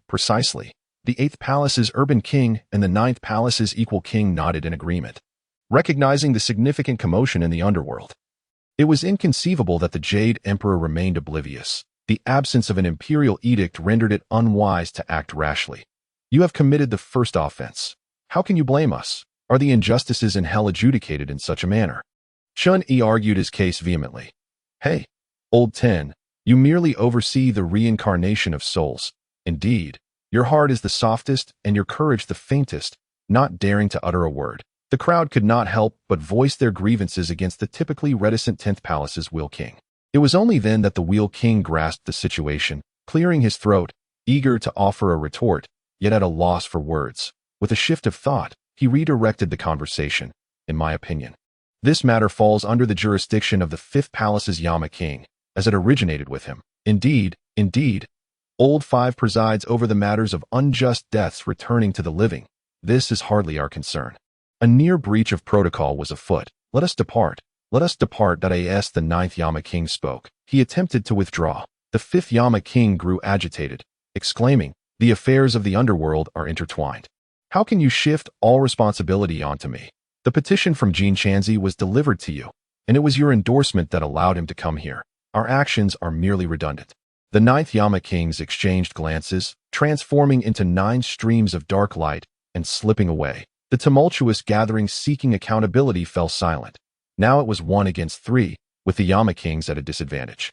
Jin Chanzi, I have instructed Hei Wuchang to escort you to the Nether Pearl. You may come directly to my hall, yet you have brought along a managing bodhisattva. The Yama King vented his frustration upon Chun-Yi. I received the invitation, yet saw no doorman. The underworld is vast and devoid of spirits to guide me. Thankfully, the Ksitigarbha bodhisattva was present. Otherwise, I might have been trapped here indefinitely. Surely, there is no enmity between the Yama Lord and myself? Chun-Yi remarked with a hint of discontent. You speak too much. It was merely a matter of delay. Besides, had I been unable to contact you, I would have dispatched my subordinates to search. How can you claim to have been trapped? The Yama King was filled with indignation as he turned to leave. Sun Wukong, in a fit of rage, shouted, wielding his golden staff, Master, allow me to storm into his grand hall and thrash him to pieces. And see if the Yama King dares to respond. In such extraordinary circumstances, this was indeed a commendable idea. Chun-Yi, eager to save lives, acquiesced no. The Ksitigarbha bodhisattva smiled gently. The light of Buddha illuminates the underworld. The wronged soul shall find justice, reincarnating anew. The Jade Emperor will certainly not turn a blind eye, and the Buddha will also facilitate communication regarding this matter. You speak wisely. Then let us observe how events unfold. Chun-Yi chuckled softly. Did I perceive that the holy monk possesses some cultivation? The bodhisattva, with keen insight, continued. The journey to the west is fraught with peril. One cannot always rely on others for protection, which is a lamentable necessity. Chun-Yi did not conceal his truth that a commendable spirit of self-reliance in this scripture-seeking monk. The Ksitigarbha bodhisattva praised, placing a hand upon Chun-Yi's shoulder, bestowing a boundless energy that rendered him nearly unsteady. Bodhisattva, the Ksitigarbha bodhisattva smiled silently, resolving to remain in the underworld henceforth, preferring to allocate resources to those who truly appreciate them. Chun-Yi closed his eyes in meditation, allowing the flow of vital energy to surge through his meridians, offering an exquisite comfort mingled with an inexplicable anxiety, fearing that this energy might burst forth uncontrollably, leading to dire consequences that, of course, such a tragedy would not transpire. The energy in his dantian continued to amass, beginning to rotate in its original place, while his senses experienced unprecedented ease, each pore open wide, relishing in the joy of breath. Chapter 96. Summoning the divine beast beyond the rhythmic thumping of the heart and the flowing of blood. There seemed to be an additional sound, a rather elusive one. To be precise, it was a semblance of a sound, a genuine sensation coursing through the entirety of one's being, utterly exhilarating. Time slipped away unmeasured until that hand at last withdrew. Chun-Yi exhaled a breath of stale air, opened his eyes, and beheld the world around him with crystal clarity, every detail vividly apparent. Thank you, Bodhisattva. Chun-Yi expressed his gratitude with hands clasped together. Yet, he soon noticed that the Ksitigarbha bodhisattva's complexion appeared somewhat dim, prompting a note of concern from him. Are you well? Ah, it is of no consequence. The salvation of sentient beings requires not one's cultivation. The Bodhisattva replied with a gentle chuckle that I have infused your body with the energies from my prior cultivation, yet significant breakthroughs remain elusive due to the limitations of your constitution. Haste makes waste. After all, however, from this moment forth, you may cultivate in every posture, standing, sitting, or reclining, and you shall progress rapidly, with prospects of advancement on the horizon. Bodhisattva, is it possible for Chi-Hi's soul to dwell within the underworld? Chun-Yi inquired. The soul ought not to stray from the underworld, yet the whereabouts concealed by the sorceress are shrouded in mystery. The Ksitigarbha Bodhisattva sighed deeply. The vastness of the underworld surpasses that of the mortal realm. It is divided into 10 halls, each containing 16 hells. Locating her could very well consume months of time. Yet, should the sorceress intervene and relocate the soul during our search, our efforts may prove futile. Surely, the king of hell must know Chi-Hi's whereabouts. Why not simply inquire with him? Ah, the old monk has suddenly been elevated to the status of Ksitigarbha Bodhisattva, he mused, shaking his head, feeling as though his well-intentioned actions might have led to unintended consequences. Given how abruptly everything had unfolded, is it true that, besides the 10 Yama kings, there is no other authority governing this place? Chun-Yi queried. My master, there are no humans here, but an abundance of spirits. Apart from these divine beings, there may also be some dormant divine beasts, Sun Wukong interjected with a grin. Chun-Yi couldn't help but chuckle self-deprecatingly. In truth, they were the only 3 humans in the underworld. More accurately, he was the sole one. However, as he pondered Sun Wukong's words, a sudden idea illuminated his mind, an image of a divine beast, renowned as the steed of the Ksitigarbha Bodhisattva, flashed before him. Perhaps I have conceived a plan, Chun-Yi declared with newfound confidence. Bodhisattva, as Wukong has rightly mentioned, there lies a dormant divine beast here, waiting for many years to serve you. The Ksitigarbha Bodhisattva waved his hand dismissively, stating solemnly, I traverse the world on 2 feet. I require no divine beast to serve me, for that would be excessively ostentatious. This divine beast could not only serve as your mount, but would also become your most loyal and capable subordinate. Upon encountering it, you shall discern its unique qualities. Chun-Yi insisted that I believe we can utilize it to uncover Chi-Hi's whereabouts.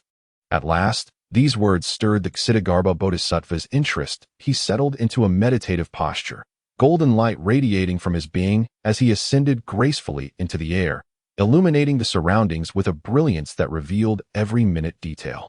The luminosity expanding evermore, the 10 Yama kings were filled with trepidation, while the divine beings busied themselves with their tasks. Buddha, I am willing to journey to the Lingshao Treasure Hall to persuade the Jade Emperor. The Bodhisattva of Compassion eagerly volunteered. With a nod of approval from the Tathagata Buddha, the Bodhisattva of Compassion promptly summoned a cloud and hastened towards the Taiwei Jade Qing Palace, watching her retreating figure. The Tathagata Buddha smiled gently, reflecting that to enhance efficiency in any endeavor, a competitive spirit must be fostered. Furthermore, knowing that the Jade Emperor was in a foul mood, he understood that the arrival of the Bodhisattva of Compassion was indeed the emissary sent by the Buddha. Not a sight. As the words fell, the elegant figure of Guanyin Bodhisattva, clad in flowing white robes, gracefully entered the room. The Jade Emperor immediately donned a professional smile and inquired, What brings the esteemed one here? Please, take a seat, and allow me to serve you the finest tea. Thank you, Your Majesty, Guanyin Bodhisattva replied with a gentle smile, her lotus-like steps radiating poise. Once seated, she delicately parted her crimson lips and said with a playful tone, I have come to address the winds of concern that trouble your majesty. Esteemed one, your words are misplaced. What troubles could I possibly have? The Jade Emperor responded with a beaming smile. The mortal realm is embroiled in endless strife, with dynasties rising and falling, resulting in congestion in the underworld, where many souls linger in despair. The Buddha, understanding your predicament, has dispatched Ksitigarbha Bodhisattva to assist you in managing these matters. Ha ha, ha. The Jade Emperor laughed heartily. But his mirth abruptly ceased as he coldly questioned, Is the Buddha mocking my inability to govern? Certainly not. It is merely that the sentient beings are stubborn and unyielding. Despite the tortures of the underworld, they continue to march heedlessly toward their demise, oblivious to repentance. My compassion extends beyond the mortal realm. It is also my duty to aid the wandering souls. All this talk leads back to your desire to intervene in the underworld, which is simply unacceptable, and no matter how many reasons you present, my stance remains unchanged. The Jade Emperor was about to issue an eviction order when a thunderous noise erupted from below. In rushed the flustered Taibai Jinxing, who, upon seeing Guanyin Bodhisattva present, hastily greeted her and cast a knowing glance at the Jade Emperor. The Jade Emperor understood the signal, cleared his throat, and moved to the back. Taibai Jinxing, with a mournful expression, reported, "Your Majesty, the underworld has been illuminated, and Itagarbha Bodhisattva has summoned the divine beast, Diding." What? The Jade Emperor's eyes widened in astonishment. Diding, the fabled spirit beast, is known for its ability to speak human language, discern truth from falsehood, and listen to all sounds, thus avoiding calamity and heralding good fortune. It is precisely because of Diding's extraordinary abilities that the 10 kings of hell have been embroiled in fierce contention to claim the beast. Yinluo Wang, in particular, had caused the most chaos and was punished by being demoted from the 1st hall to the 5th hall. Ultimately, to maintain balance among the 10 halls, the Jade Emperor had ordered Diding to remain dormant, ensuring that none could lay claim to it. Quickly, informed the 10 kings of hell to intercept Diding. The Jade Emperor paced anxiously, hands clasped behind his back, and added, "Whoever secures the beast first shall claim it as their own." "Your Majesty, I fear it may already be too late. Diding has been dormant for countless millennia, harboring deep resentment. Now that Itagarbha Bodhisattva has summoned it, its loyalty will undoubtedly lie with him. Should anyone attempt to obstruct its path, Diding will surely retaliate. With its formidable powers, how could the 10 kings of hell hope to escape unscathed? Then, what do you propose we do?" The Jade Emperor, suppressing his anger, inquired hoarsely. "Your Majesty, in this situation, our strength is waning. It may be wiser to endure this setback for the time being. There is ample time ahead. That truly a plan." The Jade Emperor felt an urge to cast Taibai Jinxing down to the mortal realm, yet simultaneously felt relieved that he had not dismissed Guanyin Bodhisattva, as such an action would have led to dire consequences. Chapter 97. Teasing Chang'e. Taking a deep breath, the Jade Emperor re-emerged with a smile, saying, "I apologize for keeping you waiting, esteemed one. I had some urgent matters to attend to." "Your Majesty, you flatter me," Guanyin replied with a faint smile. Although unaware of the unfolding events, she sensed the unrest stemming from the underworld. Understanding the situation, she rose and said, "Since your Majesty is busy, I shall not impose further and will take my leave." "Not so fast, esteemed one." The Jade Emperor maintained his smile. By the way, regarding the Bodhisattva appointed by the Buddha, what was their name?" Itagarbha Bodhisattva. Indeed. The compassionate Itagarbha Bodhisattva, with his profound benevolence, has inspired us deeply with his grand aspirations. Truly, as the Venerable One has stated, the chaos within the netherworld necessitates the assistance of a great virtuous figure like Itagarbha Bodhisattva. The Jade Emperor has shifted his stance. Guanyin, filled with silent joy, retorts, "Oh, does this imply that your Majesty does not hold me accountable for my Buddha's unilateral decisions? It was merely a casual remark earlier. Not to be taken seriously, ha." The Jade Emperor feigns a smile, yet inwardly chastises Guanyin for her acerbic memory, unable to suppress a jibe. It is quite unfortunate that the esteemed Guanyin, who tirelessly serves the Buddha, has not ascended to the Buddha's rank, only to be overshadowed by the suddenly prominent Itagarbha Bodhisattva, quietly becoming the foremost among the Bodhisattvas. I truly sympathize with you. Once Guanyin departs, the Jade Emperor, filled with vexation, slams the table, prompting the concealed Taibai Jinxing to hastily emerge. "Have you found the informants you sought? There are several candidates, but we must await your Majesty's decision. Bring them forth. Let us decide immediately and dispatch them to the mortal realm, infiltrating the pilgrimage party. Your Majesty, this matter requires careful consideration. There must be an appropriate charge, one that all involved will believe to be true. Who could we implicate without a plausible reason?" The Jade Emperor, growing impatient, presses on. "Your Majesty, the pagoda-bearing Li Tianwang is prudent in his actions. No, Li Tianwang is a pillar of the heavenly court. He cannot be easily displaced. Next, what of the third Prince Neza, son of Li Tianwang? He is still quite young and rather clumsy." The Jade Emperor paused, suddenly recalling, "Had you not mentioned it, I would have forgotten. Li Tianwang's eldest son, Jinjia, serves the Tathgata as his protector, while Muza is a disciple of Guanyin. Quite the family. Your Majesty, Li Tianwang is fiercely loyal, and besides, it was you who fervently encouraged the union of the two young masters. It was not the will of the Tianwang Tai-Bai Jinxing quickly interjected to quell the Jade Emperor's suspicions, insisting that he was merely flustered. Let us continue. One of the four saints of the North Pole, Yixing Baoda Chuqing Zhenjuan, is clever and astute, quite capable. However, his pride would prevent him from stooping to serve under the monk on the pilgrimage. It would not be long before his identity is revealed, which is inappropriate. The Jade Emperor dismissed the suggestion that we need someone who is both tactful and possesses a good temperament. Above all, unwavering loyalty. Where can such a deity be found? Tai-Bai Jinxing silently lamented. Having initially believed that Yixing Baoda Chuqing Zhenjuan would be a suitable choice, only to find the Jade Emperor unwilling. At this moment, Tai-Bai Jinxing suddenly recalled another possibility. Your Majesty, what of the heavenly Marshal Tianping Zhenjuan? One of the four saints? The heavenly Marshal Tianping? He is broad-minded, hard-working, and discreet, making him a fitting candidate. However, he commands a vast fleet of water soldiers and has committed no grave offense that we must find a suitable excuse to cast him down to the mortal realm. The Jade Emperor exhaled in relief, and Tai-Bai Jinxing, not wishing to dwell on the matter further, sought to facilitate it. Your Majesty may not be aware, but recently, the heavenly Marshal Tianping, while inebriated, went to the Moon-Cold Palace and inexplicably insulted Chang'e. Chang'e, incensed, has lodged a complaint with the Queen Mother, who is yet to render a verdict. The Jade Emperor furrowed his brows. What a lack of decorum, to insult even a beauty, such a boorish fellow. After a moment of contemplation, he nodded, saying, Very well, let us accuse him of having insulted Chang'e and cast him into the mortal realm. Your Majesty, it was not mere insult. It was slander. The charge of insult carries a far greater weight. The Jade Emperor, with a sly smile, later instructed you to discreetly seek out Marshal Tianping and inform him of a slanderer. He claimed I was blinded, and all that is required of him is to endure within the scriptures seeking entourage. For in the future, justice shall be served. Eager to clear his name, Marshal Tianping would undoubtedly heed your words that the wisdom of the Jade Emperor is indeed profound. I shall faithfully comply with the decree.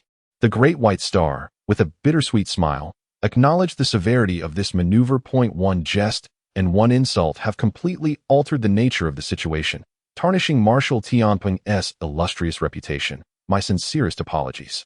At this moment, Marshal Tianping was diligently training the naval forces, his imposing figure and robust stature embodying a warrior's spirit, focused solely on the future efficacy of his fleet in vanquishing demons and serving the Jade Emperor, entirely unaware of the impending doom that loomed over him, as a conspiracy was set to turn him into a mere pawn.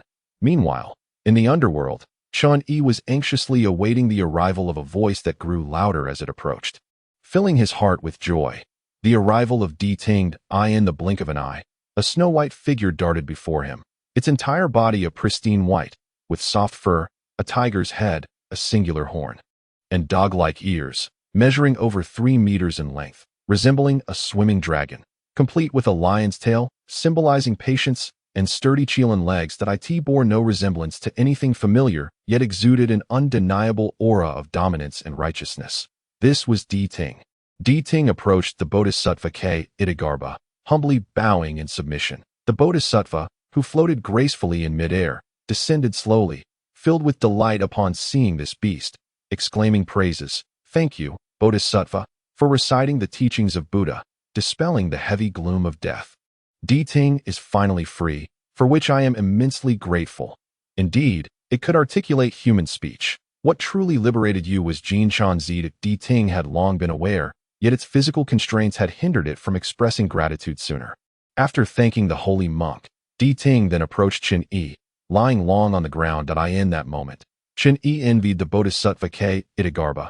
How magnificent it would be to possess such a steed. Chi-Hi's spirit was trapped within the rocky confines of the lonely hell, unable to seek life or death. Very well, let us hasten to rescue Chi-Hi, declared the Bodhisattva, preparing to set off. There is no need to trouble the Bodhisattva to go in person.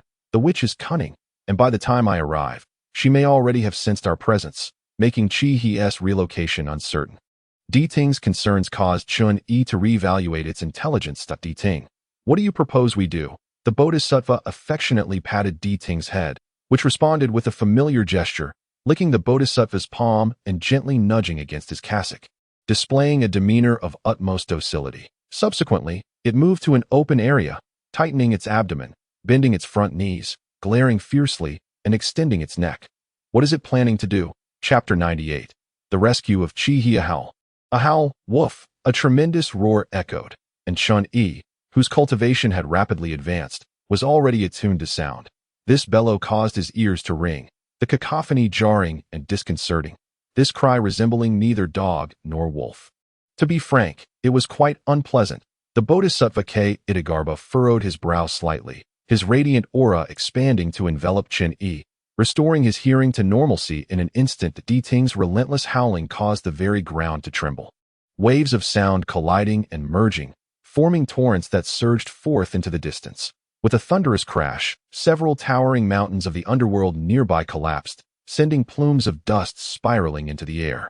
The three live stone trembled violently, prompting Chun-Yi to swiftly dodge aside. As a mere mortal, it would be an injustice to be crushed. Sun Wukong gesticulated animatedly at Chun-Yi, his words lost in the cacophony. Yet it was evident that this divine beast was excessively boisterous. Sun Wukong made a grimace, chuckling mischievously, crossing his arms in silence. Moments later, a white figure floated gracefully towards them. As it drew closer, it resembled an elegant lady's gown, but upon nearer inspection, it was the darkly hued Princess Chi-He, who had been summoned forth by the resounding roar of Ting. It's unbearably loud. It's unbearably loud, cried Princess Chi-He, covering her ears. Upon realizing the source of the noise was a monstrous creature, she angrily raised her tiny fist, ready to strike. The merits of the holy monk have reached completion. Congratulations, and please take care. The Bodhisattva Itagarbha inclined his head slightly. However, the 10 Yama kings, who feigned compliance while secretly harboring ulterior motives, rendered future endeavors for the Bodhisattva rather challenging. Remaining in this place was the utmost virtue, and there was no need to concern oneself with the thoughts of others. Very well. Whoosh, whoosh, whoosh. 10 streaks of dark light reappeared, and the 10 Yama kings materialized before them once more. Unlike before, each wore a smile as they approached the Bodhisattva Itagarbha and bowed respectfully. We humbly welcome the Bodhisattva Itagarbha, esteemed true lords. The old monk pays his respects. The Bodhisattva Itagarbha replied, neither subservient nor arrogant. There have been many misunderstandings.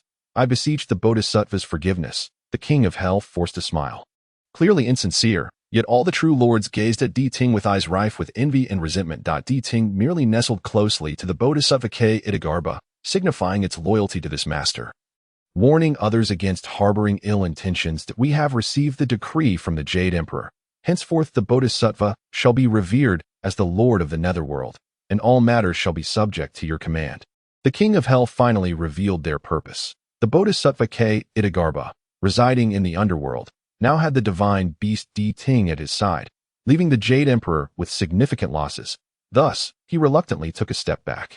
Yet, this new title still implied the Jade Emperor's forceful claim over the Bodhisattva, distinguishing it from the titles bestowed by the Tathagata Buddha. The Jade Emperor is enlightened and martial. I am most honored. The Bodhisattva Itagarbha maintained a stoic expression, fully aware of the Yama king's duplicitous thoughts, words that did not mirror their hearts, a facade of respect that concealed their true feelings. The king of hell forced a smile, turning to Chun-Yi to greet him warmly. We share a fateful connection with the holy monk, and since the holy monk is esteemed by the Bodhisattva, the underworld lacks lasting treasures. Thus, we present you with the soul pearl for mutual visits. Chun-Yi smiled and inquired, I wonder if my guess is correct. Ha ha! The Bodhisattva Itagarbha laughed heartily, nodding in approval. The holy monk possesses great talent. No wonder the Buddha chose you for such an important duty. In the beginning, Princess Chi, he had found the Bodhisattva Itagarbha displeasing, constantly murmuring and keeping her distance, missing the opportunity to converse with the heroic and gallant holy monk. However, after encountering several divine springs, Chi seemed to pale in fear. Realizing the severity of the underworld's punishments, the order of the 9 springs had reversed, having traversed the Yellow Springs and Feng Springs. At the Yamen Spring, Chi even witnessed the struggles of her deceased national minister, desperately seeking liberation. She exhibited not a trace of sympathy. Rather, she reveled in the misfortune of others. Humph, this man is insatiably greedy. Wielding punishments indiscriminately, with countless wives and concubines, half of the wealth of the Haizi kingdom residing within his treasury, he deserves to suffer here. Heh, the princess displays a clear sense of right and wrong.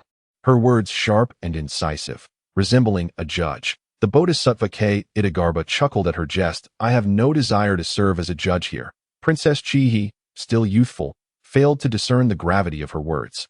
Na Veli chiming in, to which the Bodhisattva took no offense. They soon arrived at the lower spring, traversing through the blood spring, the ghost spring, the cold spring, and the dark spring. As they approached, the Bodhisattva, in a bid to save time, did not lead Chen Yi down for sightseeing, opting for a direct passage. However, this time he turned towards a dim and damp path. Chen Yi speculated that there might be something important for Chihi to witness within. And without hesitation, he followed suit. I am a princess of noble birth. How could I possibly find myself in such a place? Holy monk, wait for me. Chihi pouted, yet she trailed behind, her small hand playfully tugging at Chen Yi's cassock, secretly delighting in her mischief. The sloping path lacked steps, stretching a mere few dozen meters, but at its end, flickering flames could be seen. Upon witnessing the scene within, Chihi let out a shrill scream, covering her little face, peeking through her fingers, her body trembling incessantly. Chapter 99. The desire for longevity. Before them lay a horde of pitch-black, desiccated corpses, devoid of any moisture, their shriveled skin resembling withered branches, flesh grotesquely protruding with traces of blood, their hollow eye sockets housing mere eyeballs that spun aimlessly. These corpses, devoid of purpose, could only gather dry twigs from the ground, rubbing them together to spark a fire for their amusement.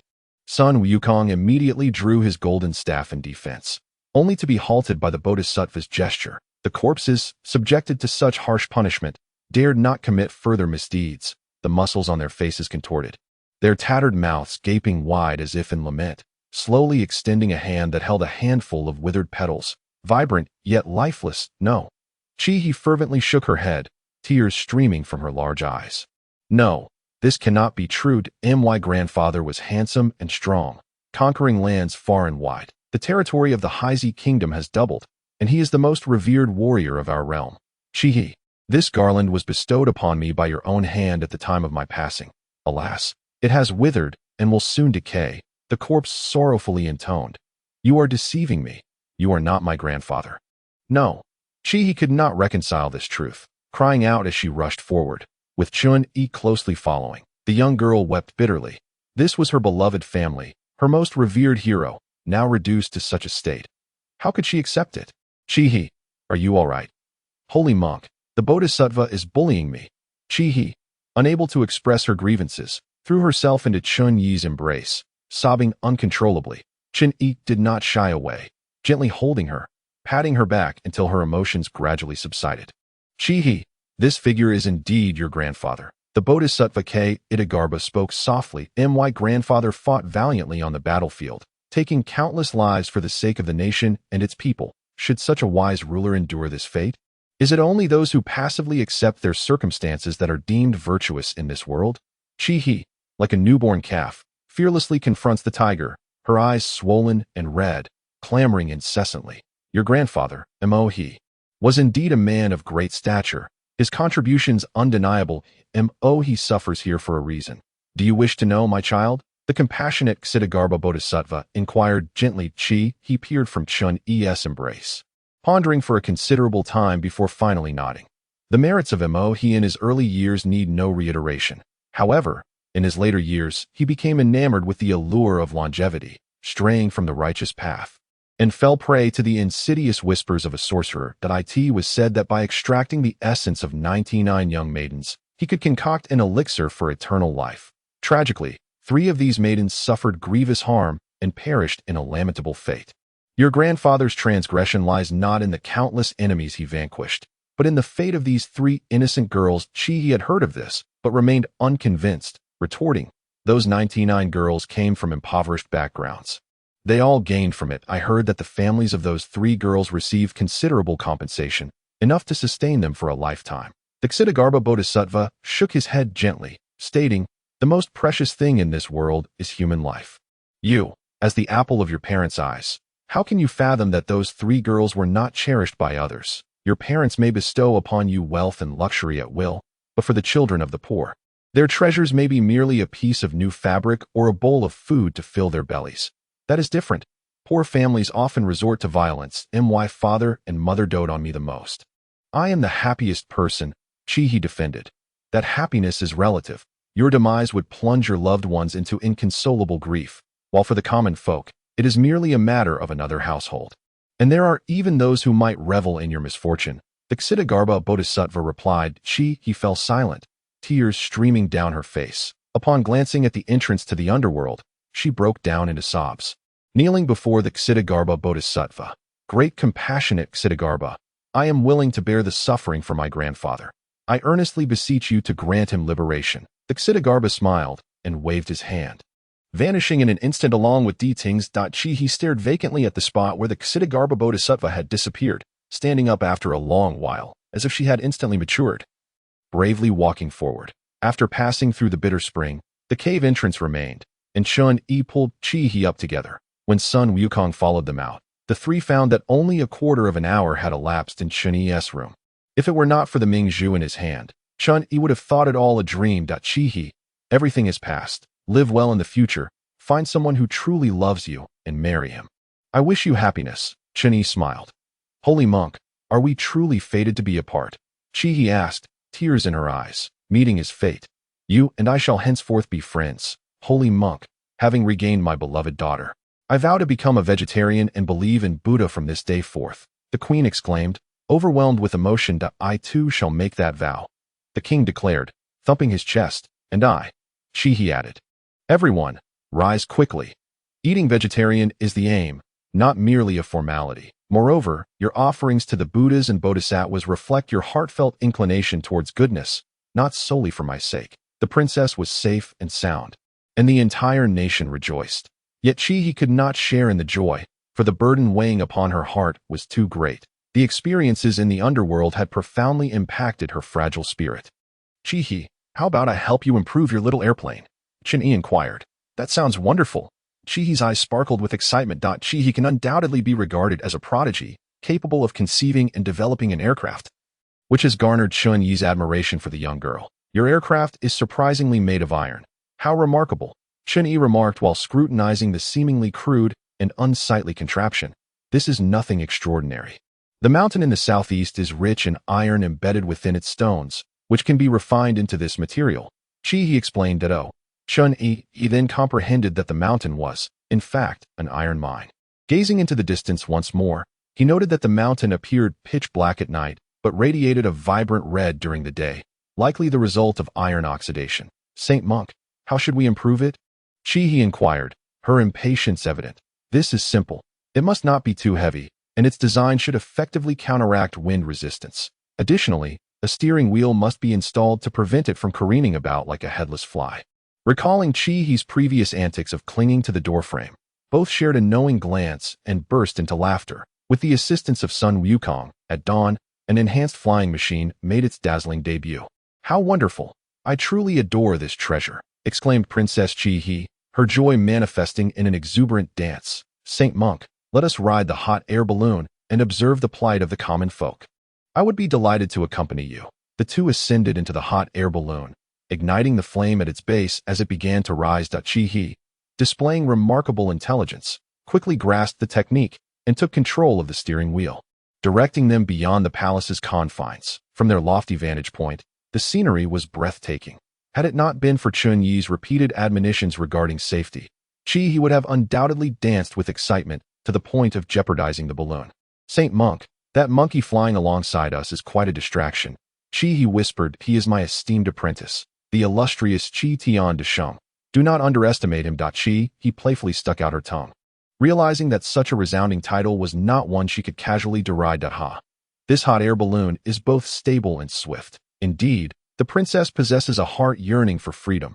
Yes, confined within the palace since childhood, studying various texts and etiquette alongside my brothers, I could never compare to the liberating experience of soaring freely, just like a bird. Chun-Yi extended his arms, inhaling the fresh air deeply. He also shared amusing tales from his own childhood, eliciting peals of laughter from Chi-He, whose radiant smile outshone even the brightest sunlight as they floated above. A cacophony of cries reached their ears. Peering down, they observed several burly men grappling with a young girl, who wept inconsolably. her parents in hot pursuit. Another instance of earthly injustice. The girl fell into her parents' embrace. The family reunited, gazing up at the princess with uncontainable joy as they bowed repeatedly, exclaiming, "May the Buddha bless our kind and beautiful princess." "Ha ha, they are praising me. Saint Monk, is this sincere?" Chihi asked, her delight reminiscent of a child. Indeed, it is heartfelt admiration. It was a revelation to Chihi that aiding others could bring such joy. "Saint Monk, let us press onward." Very well. They arrived at another dwelling where cries echoed from within. An elderly individual had fallen and could not rise, unable to afford medical assistance. Princess Chi, he tossed down several gold coins, prompting tears of gratitude from those in the courtyard, who extolled her as a goddess of compassion. As another child fell into the water, Sun Wukong swiftly intervened to rescue them. That a distressed woman, contemplating suicide, was dissuaded by the princess. Throughout the day, Chi tirelessly assisted others, her youthful face turning pale from exhaustion, yet she remained undeterred. As night descended, the princess, still yearning for more, was counseled by Chun-Yi. There are countless individuals in need of assistance across the realm. However, with the nation's economic prosperity and the elevation of spiritual civilization, the suffering of the populace will inevitably diminish, surpassing even your individual interventions. Furong, in a tone of pride, remarked, "Elder, this one is devoted to the Buddha. One must possess the heart to return to the secular world. How many young women would be utterly devoted to him?" Tuo felt this topic was beyond discussion. In his view, the interaction between men and women should remain distant. Even in the pursuit of enlightenment, it ought to occur in public spaces rather than in private. After all, the elder was still young, and prolonged contact with beautiful young women could stir emotions. Xiao Bailong listened intently, gathering detailed information. Chun-Yi pondered, if the water source originates from the iron mines, mere sedimentation would be insufficient to eliminate the metals within. Over time, not only does one's complexion darken, but one is also prone to premature aging and demise. It is no wonder that the people of Heise country age rapidly. It is indeed due to this water. Furthermore, the redness caused by sunlight is merely superficial. The deeper one delves, the darker the hues appear. Master, I suspect there may be extraordinary treasures concealed within the mountain's core. Xiao Bailong's eyes sparkled. This would be his first significant achievement since following Tang Sung. This treasure may hold no benefit for mortals, yet perhaps we could take it with us. Chun-Yi chuckled. That evening, a grand banquet was held in the royal palace of the Sunset Imperial City, both to express gratitude from the king and queen for the holy monk's rescue of their daughter, and to bid farewell to the determined monk embarking on a quest for scriptures. Princes, princesses, nobles, and esteemed officials gathered in great numbers, creating a lively atmosphere. Words of gratitude poured forth like stars in the night sky, as I raise my cup in place of wine, to honor the holy monk. Yu Liang exclaimed, tears shimmering in his eyes. Though the lotus may lack true Zen, the Dharma of the Buddha leads us to liberation. Your Highness, forgive my candor. The troubles of the princess are but a calamity of Heise country. In the days to come, vigilance is essential to avert such occurrences. Chun-Yi mused. Wise words are indeed rare. A single phrase can awaken those lost in dreams. Chihi's tribulations stem from my selfishness as a father, thus inviting distress. Yu Liang felt deeply moved and promptly declared, from this day forth, Heise country shall solely adhere to Buddhism as its state religion. Your Majesty is indeed wise. The crowd echoed in unison. In this joyous setting, Chun-Yi smiled and gestured for everyone to return to their places as the feast resumed. If I may speak boldly, the holy monk and the young lady are of similar age. As a woman who lacks understanding of Buddhist principles, I regard the holy monk with the same concern as I would my own children. The queen sincerely expressed, I am overwhelmed with humility. Noble lady, this is a mat I have sewn by hand for the holy monk's meditation. My skills are rudimentary and unworthy of your gaze, yet it embodies my heartfelt intentions. The queen, possessing both grace and intelligence, was assured by Chun-Yi that he would treasure it. He instructed Furong to accept the queen's gift. Noticing that both she and Chihi appeared somewhat disheartened, he added with a smile, as the saying goes, it is impolite to receive without giving in return. Upon our departure tomorrow, I too shall present a gift to all the women of Heise country. What might it be? Chihi inquired with curiosity. Tomorrow, you shall find out, he replied. Will it be gold, silver, jewels, or perhaps rare antiquities? Chihi, eager and inquisitive, pressed on. Shihi, how could we allow the holy monk to incur such expenses? The queen exclaimed that it is not a matter that can be measured in monetary terms, yet it is undoubtedly a grand and extraordinary surprise. Chen Yi's words caused everyone to relax and laugh, dispelling the somber atmosphere of farewell as they raised their cups and toasts, reveling in merriment until the night gradually waned. At this moment, Chen Yi stood before the Black Jade Mountain with his disciples and attendants. The mountain was not particularly high, merely 300 meters, barren of vegetation, exuding an eerie chill. Master, look there, the little white dragon pointed. Following the direction of his finger, one could see a spot at the mountain's center, dark as ink, from which a faint aura of spiritual energy emanated. Master, there is treasure here, Sun Wukong exclaimed excitedly. Wukong, you are adept at demolishing mountains. I leave this matter in your capable hands, Chen Yi replied with a wink. Haha, master, please step back. Sun Wukong could hardly contain his eagerness as he soared into the air, his golden staff displaying remarkable prowess, expanding tenfold in an instant as he struck the black cloud mountain. With a resounding crack, the mountain trembled, and a myriad of dazzling dark lights erupted from within. Sun Wukong was momentarily taken aback, halting his actions and quickly taking cover. The ground quaked in response. The fissures created by Sun Wukong's strike widening and spreading, their patterns intertwining like a dense spider's web. With a thunderous roar, the Black Jade Mountain shattered into countless fragments, and stones began to rain from the sky. Shihi, danger, Yu Liang exclaimed, noticing the falling stones, and quickly pulled his daughter aside.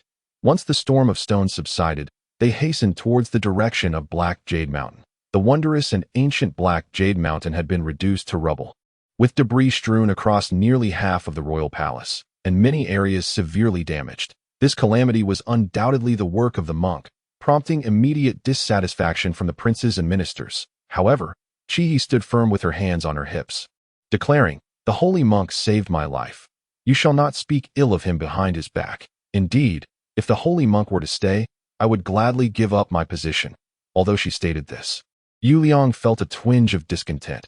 Everything seemed well, yet to destroy a mountain upon leaving was beyond reason, and he hurried to investigate. Master, over here, the little white dragon held aloft a glossy, multifaceted black crystal, pure black and the size of an egg, yet remarkably pure, through which the lines of his palm could be distinctly seen.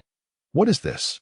Chen Yi inquired curiously, lifting it to the sunlight, only to discover, to his surprise, that through this stone, the sun no longer dazzled. Instead, it transformed into a kaleidoscope of colors, far surpassing any peculiar sunglasses. Master, it is a black crystal stone, said to have formed from the sun's flames descending to the mortal realm in ancient times, becoming a crystal over time. Truly rare, Sun Wukong declared joyfully. Refining it will enhance the magical properties of weapons. The little white dragon added. Haha.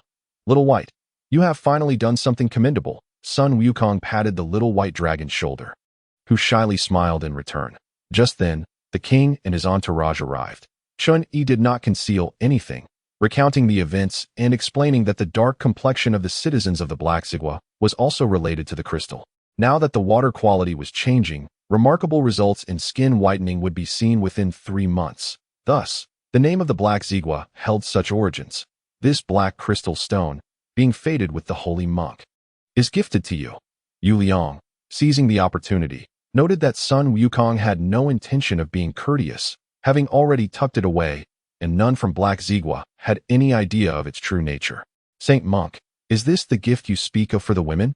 He inquired with a smile. May youth endure, as radiant as a bloom. This is the blessing I bestow upon you, Chen Yi replied with a grin.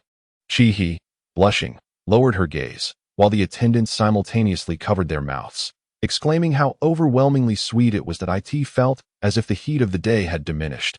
A refreshing breeze graced the daylight. A rare occurrence indeed. All credit belongs to the Saint Monk. The others began to murmur among themselves, and upon a heartfelt reflection, they too discerned the subtle wonders, excitedly proclaiming, in the kingdom of Haizi, the daylight lingers longer than the night, and the heat is unbearable. The populace yearns for the coolness of dusk, hence the name Sunset City. Why not rename it Sunrise City instead, with the sun rising in the east? The day's plans begin at dawn, symbolizing the prosperous development of the kingdom of Haizi. A splendid name, Chun-Yi gave a thumbs up in approval. Thus, not only the women, but also the men. Women and children of the entire kingdom of Heizi felt the benefits of daylight, singing praises all around. Chun-Yi bid farewell to the crowd and set forth on his journey once more, generously bestowing 5 fine steeds, along with provisions and treasures. The departure of the pilgrimage team did not quell the enthusiasm of the people of Heizi, who celebrated for 3 days and nights. Chi-He, as a woman, assisted her father and future brother, becoming the beloved female prime minister, but that is a tale for another time. Sun Wukong and the white dragon horse galloped ahead, while Chun-Yi led 4 attendants, riding spiritedly. Although the road ahead was long, Chun-Yi's confidence soared. "Elder, you haven't eaten for a day and a night. How can that be?" Fu Rong asked with concern. "Do not worry, Sister Fu Rong. Hasn't Wukong and Xiao Bai also gone without food?" "That's different," Fu Rong replied, then hesitated, "or perhaps it is the same. Elder, your progress is astonishingly swift. As the leader, one must cultivate strength within oneself." "Elder, you are formidable," Li Yuanbao and Cheng Xiaosheng praised in unison. Even though the elder's food intake and rest had drastically diminished, his demeanor remained splendid and his steps light. Those who practiced martial arts could discern that the elder's cultivation had reached a commendable level. "While hell remains unemptied, I vow not to attain Buddhahood, a grand aspiration that has established the Ksitigarbha Bodhisattva as the foremost among the bodhisattvas in hell. Yet, the flamboyant character of Diding has brought forth considerable trouble." Chapter 102. The Wanha Mountain Range to in the Central Grand Hall. 3 flowing characters formed by demonic energy read. Demon Heaven Palace. The master residing here is none other than the Demon King Bo Sun. "Demon King, I come on behalf of my brother. How is it that your subordinates allow Jin Chanzi to roam freely in the underworld and even rescue the trapped souls?" a stunning woman complained. Her skirt embroidered with 2 colorful mandarin ducks. "Yeo Fairy, you have 2 brothers. One is the Jade Emperor, and the other is the Demon Emperor. Which brother do you refer to?" Bo Sun inquired with a smile. "Humph, you know full well that I am at odds with both the Demon Emperor and the Jade Emperor." Yeo Fairy rolled her eyes. "My brother summons countless demon beasts solely to create substantial obstacles for Jin Chanzi. Demon King, you cannot simply enjoy the fruits of others' labor and send only ineffectual subordinates to handle matters. At this point, Yeo Fairy's identity was finally revealed. The Jade Emperor and the Demon Emperor are siblings, and Yeo is their younger sister. Having been scolded by a woman, the Demon King felt displeased. Wherever there are monks, the demon realm will inevitably be involved, without the need for the Demon Emperor, Yeo Fairy, or any other party to urge him. The conflict between Bo Sun and Tathagata has never ceased. Basan let out a cold snort, causing the corpse demon to lower its head in fear. Silenced, the demon lord, suppressing his rage, remarked that for mere mortals to cultivate the path, achieving success is a rarity. Had it been otherwise, how could they have contended with the Tathagata for so long? The death demon interjected, asserting that the time was ripe for the annihilation of the Buddhist path, as Yeo Fairy earnestly wished for the demise of the golden cicada, if they remained vigilant. An opportunity would surely arise. Such words seemed facile to Basan, who dismissed them. The reason the Demon Emperor was willing to ally with him was merely due to aspirations for the Jade Emperor's throne. However, they were ultimately brothers, and there would come a day of reconciliation that could be detrimental to their cause. The Demon Lord implied that they should maintain a degree of wariness towards the Demon Emperor, which was indeed prudent, for the golden cicada was a favored disciple of the Tathagata, having undergone countless lifetimes of cultivation. This time, the Tathagata was particularly invested, suggesting that there must be profound ties involved. The Demon Kings, moved, expressed their unwavering loyalty. In the realms above and below, Chun-Yi had become the focal point of attention, shining brilliantly, yet he did not allow himself to become complacent. His cultivation had progressed by leaps and bounds. With the aid of the Peiyuan pill and the infusion of the Earth Store Bodhisattva's essence, along with the rich experiences imparted by Sun Wukong and the White Dragon Horse, Chun-Yi had already transcended the Great Circulation. The energy within his dantian flowed smoothly through all his meridians, imparting a sensation akin to ethereal weightlessness. What difficulty could there be? With myself and my senior brother here, surely we can ensure our master navigates through safely. The little white dragon offered comforting words. Yet, this was not the answer Chun-Yi sought. The treacherous environment was a commonality on the journey west, but what troubled him was the striking familiarity of the scene. Reminiscent of visions from his dreams that he refrained from voicing his concerns. As long as no demonic beasts lurked nearby, their safety was assured. The mountain terrain was far more rugged than he had anticipated. Devoid of any flat ground, with sheer cliffs and precipices at every turn, some paths barely accommodating a single person. The horses gifted by the king of Heisey Kingdom, intended to alleviate their burdens, instead became a significant hindrance. Deep ravines stretched for thousands of feet, and these sentient horses trembled at the sight, neighing in refusal to advance. Beasts, how dare you hold us back? Just wait until I break your legs. Cheng Xiaosheng exclaimed in frustration, striking the horse's back with a resounding slap. The horse neighed and leapt, yet still refused to comply. The white dragon horse seized the sleeve of Furong's garment, whispering something in her ear. Furong smiled, gently stroking the horse's head, and mimicked the white dragon horse's manner, speaking softly to the other horses. Astonishingly, they immediately quieted down, obediently following the group as they ascended and descended. Elder, this is unjust.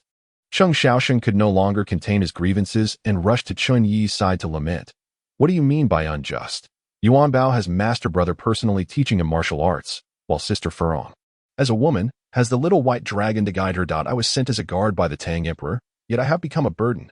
Xiaoxing, your contributions are significant as well. Did you not triumph over the mighty warrior in Heisey Kingdom? Everyone has succeeded. By the way, Elder, Shirtoa also received the wind blade bestowed by the warriors of Heisey Kingdom. Cheng Xiaoxing felt dejected, for such circumstances might render him the weakest among them, and expulsion from the group was not out of the question. Xiaosheng, each person possesses their own value. There is no need to envy others. Your own opportunities will arise. Chapter 103. The plummet from great heights after a week of arduous travel, marked by mutual encouragement and support. The group finally reached the pinnacle. Gazing into the distance, they could even glimpse the royal palace of Yihuan Kingdom. Surely, there cannot be black crystal stones here as well, Li Yuanbao exclaimed, his eyes wide with curiosity. Why do you ask that, Yuanbao? Furong inquired, puzzled. Look over there, Sister Furong, he replied, pointing. The others turned to follow his gaze, spotting a broad river cutting through the landscape, its waters dark in hue, resembling a black belt encircling the midsection of Yihuan Kingdom. Perhaps there are monsters lurking within, Cheng Xiaosheng muttered absently, eliciting laughter from the group, who, having encountered their fair share of demons and monsters, now harbored suspicions wherever they went. Fear not, my friends. I have thoroughly investigated, and there is no trace of demonic energy here. Moreover, upon closer inspection, the river appears quite clear, contrary to its dark appearance from afar. Sun Wukong reassured them, instilling a sense of calm. Dear companions, we have accomplished half of our mission. I propose we take a day of respite. Once we have rested sufficiently, we shall descend the mountain. Chun Yi proclaimed. A chorus of cheers erupted, yet the attendants remained oblivious to the subtle transformations within their own beings. They had reached heights unattainable by ordinary mortals, and their stamina had not waned significantly. It is indeed admirable that mere mortals have managed to arrive at such a lofty place, Sun Wukong remarked in awe. Yet, as they pressed onward, memories of potential dangers faded into obscurity. What dangers could there be? Merely a chasm ahead, spanning several dozen feet, impossible to bridge. Mortals must ascend along the cliffside and then climb back up from the opposite side. A laborious endeavor, Ditto. Chun Yi recalled something and urged, Wukong, quickly take me to see. After advancing 100 meters, they encountered an impasse. A bottomless abyss lay before them, peering over the edge of the cliff. They found that the height was such that the rocks below appeared as a jumbled mass, with no discernible end in sight. That a shiver ran down Chun Yi's spine, prompting him to take several steps back. Sun Wukong erupted in hearty laughter, dismissing his fears. Master, after all this time, how can you become frightened? Fear not the fall. Even should you tumble, the mountain winds offer substantial resistance, and I, old Sun, could easily rescue you with a mere stretch of my arm. To fall from such heights, what would that feel like? Chun Yi pondered, shaking his head at his own morbid thoughts. Yet the near experience of plummeting from great heights, coupled with the ensuing panic and helpless despair, surged forth relentlessly. While distracted, a loose stone tripped him, nearly sending him tumbling. But he was steadied by Sun Wukong. Master, perhaps you are weary, perhaps, Chun Yi admitted. Steadying himself, he resolved to unravel the entire sequence of events. Finding a sheltered spot from the wind, he sat down, his expression grave. The cacophony of buzzing insects and howling winds faded into silence, leaving only the steady flow of vital energy within him. His once chaotic thoughts began to crystallize. Taking a deep breath to center himself, he delved into the deepest recesses of his mind. There, he beheld a frail figure, a wild man with sunken eyes, hair cascading past his shoulders, and a tattered monk's robe. Gasping for breath, he ascended to the very place where Chun-Yi now Saturday indeed. This was the first incarnation of Tang Sung, unkempt and unshorn. Accompanied by a gaunt horse, Dai Ti was unclear what sheer willpower had propelled him to scale the treacherous mountain range, his palms raw and his feet bloodied. The distance of several dozen zhang is insurmountable. And Tang Sung tenderly caressed the horse's head, reluctant to part ways. Old companion, I must descend from the cliff ahead and ascend the opposite peak. You have followed me for so long. It is time for us to bid farewell. May the Buddha bless you, shielding you from tigers and leopards, allowing you to live a peaceful life. The slender horse emitted a low whinny, as if it too was loath to separate. Just as Tang Sung contemplated dismounting, a heartfelt call resonated from across the chasm. Jin Chanzi, you have finally arrived. I have waited for you for countless years. Tang Sung, bewildered, gazed forward, spotting a graceful figure upon the cliff opposite. Though the visage remained obscured, the melodious voice suggested she was a woman of surpassing beauty, even more enchanting than a celestial maiden. Who could Jin Chanzi be? Just as Tang Sung pondered this, his emaciated steed was suddenly startled, bolting forward in a frenzy. Despite his desperate attempts to rein it in, all efforts proved futile. He soon realized the woman across harbored ulterior motives, wishing for his demise. As the abyss loomed perilously ahead, Tang Sung sought to leap from the horse's back, yet his body felt as though it were glued to the saddle, immovable at last. The slender horse leapt from the precipice. Plunging into despair, Tang Sung feared not death itself, but the inability to attain the true scriptures. The mountain wind wailed. The narrow passage assaulted Tang Sung's body like leaves caught in a tempest, tossing him endlessly, the scene before him shifting between light and darkness. During this descent, he locked eyes with a monstrous beast within a cave halfway up the mountain, terror gripping him. Though the encounter was fleeting, it remained etched in his memory. Chun-Yi abruptly opened his eyes, recalling that this was the site of Tang Sung's first calamity. Tang Sanzong, you are a true man. I, Chun-Yi, am honored to know you. He spoke earnestly. Master, Wukong, there exists a particular kind of monster. One eye, a body resembling that of a leopard, ears akin to those of a cow, and a tail of considerable length. What could it be? Chun-Yi gestured. Sun Wukong appeared utterly astonished, contemplating before asking. Master, could it resemble a rough fellow? Indeed. Does it emit a sound capable of shaking the heavens? I have not heard of such a thing. Its physique is massive, plump yet not fierce. Master, if I am not mistaken, it must be the Pang Lang Shun, Sun Wukong declared. Pang Lang Shun sounds like a divine beast. Precisely, Pang Lang Shun's true name is Zhu Jian, HGN. A towering figure of immense strength, especially skilled in archery, never missing a shot that a mere mortal struck by its arrow faces near certain death, and even deities suffer varying degrees of harm, Sun Wukong recounted, his tone laced with reverence. Chun-Yi, however, was hearing of such a creature for the first time, a divine beast that can shoot arrows. What you may not know, Master, is that the arrows shot by Pang Lang Shun are crafted from its shed bones. After sharing this, Sun Wukong inquired, Master, why the sudden interest in Pang Lang Shun? I believe the Pang Lang Shun resides within the cave halfway up the mountain. Chun-Yi replied earnestly that I had already sensed it. Sun Wukong mused for a moment before adding, Pang Lang Shun can alter its size at will. What is most enviable is its ability to conceal its aura, perhaps explaining why I could not uncover its presence. Chapter 104. Transforming into the Dragon Bridge, Shi Tuo cautiously inquired. Indeed, there lies a mythical beast in hiding. Should it be disturbed, one's life would be at stake. Chun-Yi did not conceal this truth.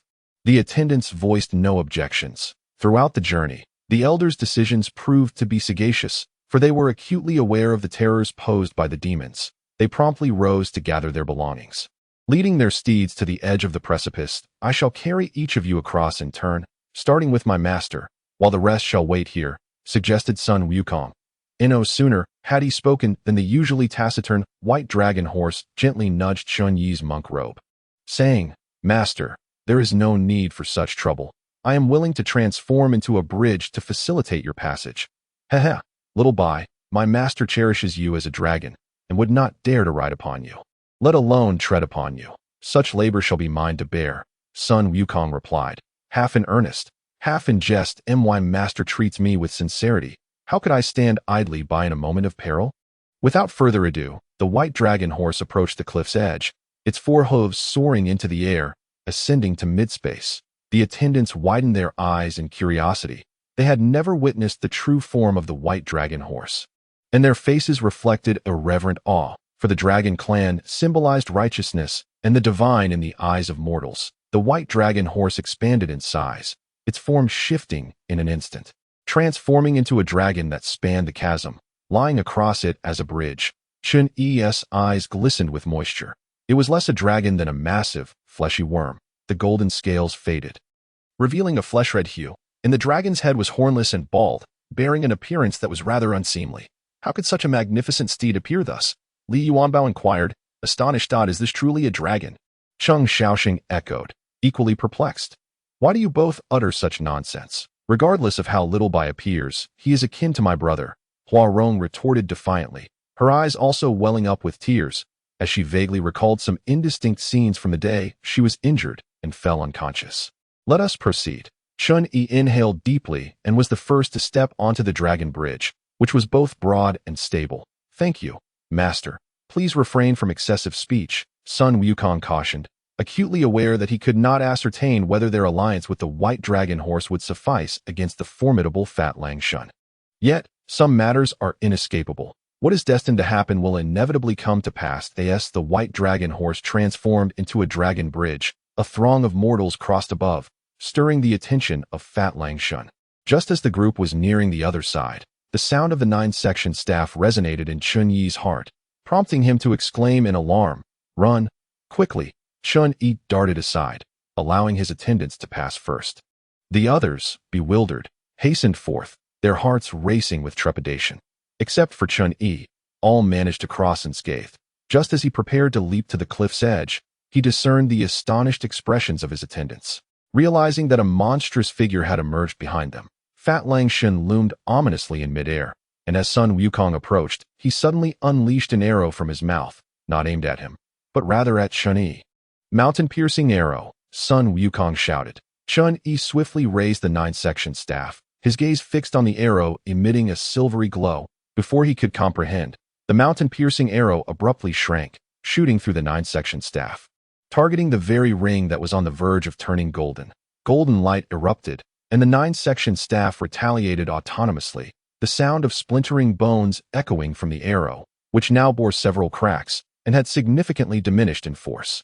Nevertheless, the formidable pressure nearly caused Chun Yi to tumble from the dragon's back, prompting him to swiftly raise the brocade robe as a shield. The mountain-piercing arrow, thwarted by the Buddhist treasure, altered its trajectory mid-flight, striking with a resounding thud against Chun Yi's Pai Lu hat, sending it plummeting off the cliff. In this perilous moment, the horse's latent potential was unleashed, with a powerful thrust of its forelegs and its hind hooves gripping the crumbling edge.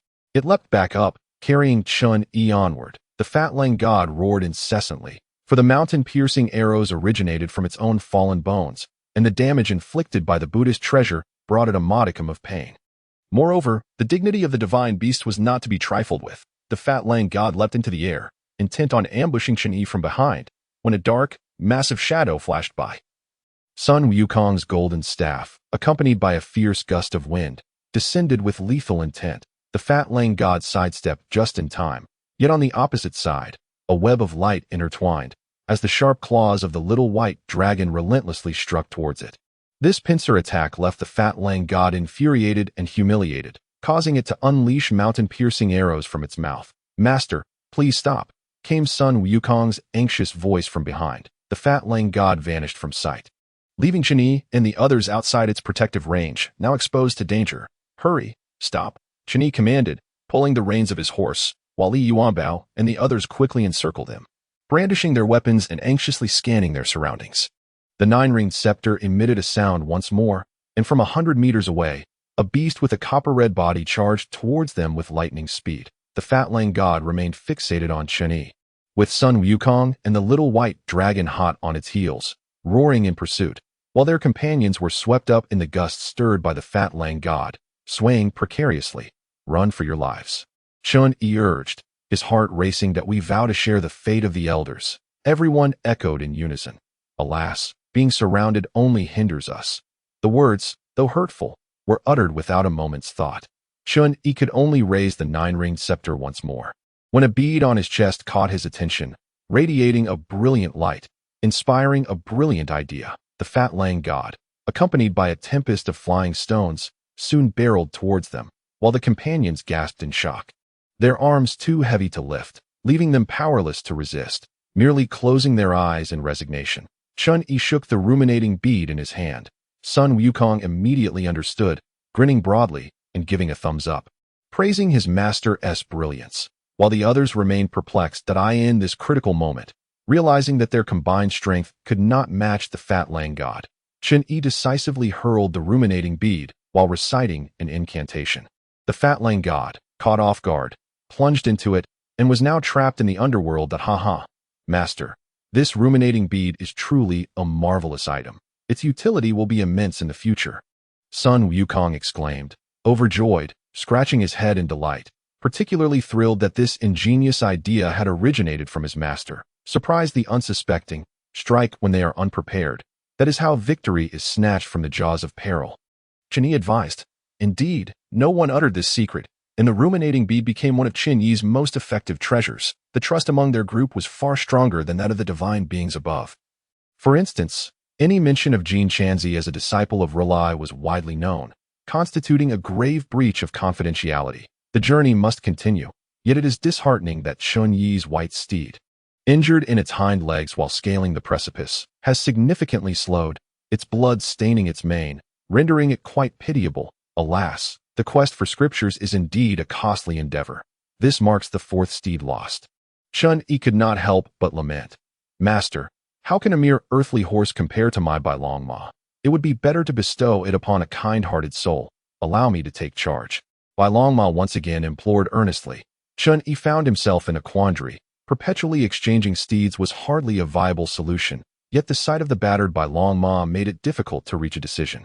Just as he grappled with his thoughts, a sudden explosive sound resounded, and a monstrous creature plummeted from the sky, sending a cascade of earth and stones flying. The beast emitted a painful groan. Struggling for some time, yet failing to rise, Sun Wukong immediately rushed forth with his golden staff, but Chun Yi called him to a halt. Dismounting, he grasped his nine-ringed iron staff and approached with measured steps. The creature before them was a diminutive version of the fat Lang Shun, in a lamentable state. Its body bore no unscathed part, the head was swollen, and its magical powers were nearly depleted. Master, do all divine beasts that descend to the underworld end up like this? Sun Wukong inquired, puzzled. Perhaps it has been beaten, Chun Yi replied. The fat Lang Shin opened its lone eye, revealing a look of terror, writhing in an attempt to flee. Yet such an effort was futile, for Sun Wukong's golden staff loomed ominously above its head. You wretched creature, do you still wish to harm my master? Let us see what you can do. Sun Wukong laughed heartily, while the fat Lang Shun despairingly closed its eyes. Chun Yi, however, intervened once more, recognizing that the fat Lang Shun was severely injured and no longer posed a threat. Zhu Qian, we are strangers to one another. Why do you repeatedly seek to harm me? Chun Yi inquired coldly. The fat Lang Shun lay on the ground feigning sleep, silent. Sun Wukong, with his fiery temper, angrily prodded its large belly with his golden staff, causing the fat Lang Shun to yelp and glare menacingly at him. Yet, gasping for breath, it wilted again, uttering in human speech, there have not been 2 or 3 attempts, only this one. Who has directed you? The Demon Emperor. Pa, Sun Wukong spat in disgust. How can you, an ancient divine beast, bow to such malevolent forces and conspire against a holy monk? I could have avoided this, yet for reasons unknown, the Demon Emperor and the Heavenly Demon King have been busily proclaiming that consuming a piece of Tang Seng's flesh or absorbing his soul would grant immunity from calamities and eternal life. Who could resist such temptation? The fat Lang Shun retorted, exasperated. Chun Yi felt a weight in his heart. The Demon Emperor and the Heavenly Demon King were finally poised to unleash their grand schemes. With less than 1/10 of their journey to the west completed, The appearance of divine beasts like Zhuqian posed immeasurable future dangers. Regardless, your countless misdeeds and injustices warrant your demise, Sun Wukong declared resolutely. Chun Yi sighed. Wukong, let it go this time. The fat Lang Shun grimaced in pain, for this was its entire fortune. That demon monkey and the shedding serpent were indeed ungracious. Chun Yi's eyes lit up as he discovered a valuable item, the nine-toothed rake. We are in for a windfall, he exclaimed. The attendants busily began to pack with joy, while Furong beamed with delight, thinking that following the elder, they would lack for nothing. However, Chun Yi's demands were not yet fulfilled. As he inquired further, though the treasures are commendable, none can replace the strength of one's own legs, and carrying them would only add to our burden. The fat Lang god was momentarily taken aback. He was not foolish and understood the monk's implication. This was a request for him to become a steed. Sun Wukong also grasped the situation, laughing heartily. Fat Lang god, your magical powers are not easily restored, and the demon emperor is likely to silence you. It would be wiser to accompany us westward, seeking enlightenment in a true form in the future, wouldn't it? The fat Lang god wavered. The demon emperor was known for his ruthless nature, and everyone in the circle was aware of it. He should not be swayed by him, nor should he believe in the absurd notion that consuming human flesh could grant immortality. Reflecting on all that transpired in the underworld, the fat Lang god had a sudden epiphany and, without further hesitation, declared, I am willing to follow the holy monk westward, dedicating myself to cultivation and forsaking evil. Chapter 106. The chattering steed. Since you insist so fervently, I shall accept you as my disciple, Chun Yi proclaimed with great flourish. The fat Lang god found himself in a mix of amusement and exasperation. This master seemed to be of a calculating nature, gaining benefits effortlessly while being considered a bestower of grace. That I pay my respects to my master, he said, bending his front legs in a solemn bow. However, upon rising, he unexpectedly sprinted forward a few paces and leaped off the cliff. Ha ha, your powers have yet to be restored. There is no need to take such risks for a mere hat, Chun Yi joyfully remarked, pleased to have such an eager disciple. This is no ordinary hat, the fat Lang god muttered, though no one paid him any heed. Lowering himself, the fat Lang god prostrated, and Chun Yi, unceremoniously, took a seat upon his back. Subconsciously, Chun Yi still felt that the fat Lang god lacked the nobility of the white dragon, who bore a divine title. Ultimately, he was still a demon. The pilgrimage group had gained a new member, all youthful and full of spirited enthusiasm, creating a lively atmosphere, lacking Sun Wukong's arrogance and the white dragon's steadiness. The fat Lang god turned out to be quite the chatterbox, having bottled up his thoughts for over 10,000 years, finally finding a group to vent to. Fat Lang god, do you recall? Centuries ago, a monk fell from a cliff and passed by your doorstep? Chun Yi inquired. That I hardly remember such details. My only thought was to diligently cultivate and ascend to the celestial ranks. Alas, in the end, I nearly lost my life, the fat Lang god replied with self-deprecating humor. Were you beaten in the underworld? Chun Yi suppressed a chuckle. Not at all. I wouldn't dare tell the truth to my master. It would invite trouble, the fat Lang god retorted uneasily, eliciting a glare from Sun Wukong. The fat Lang god awkwardly laughed, then sighed. I inexplicably fell into the underworld and searched for an escape route, but found none.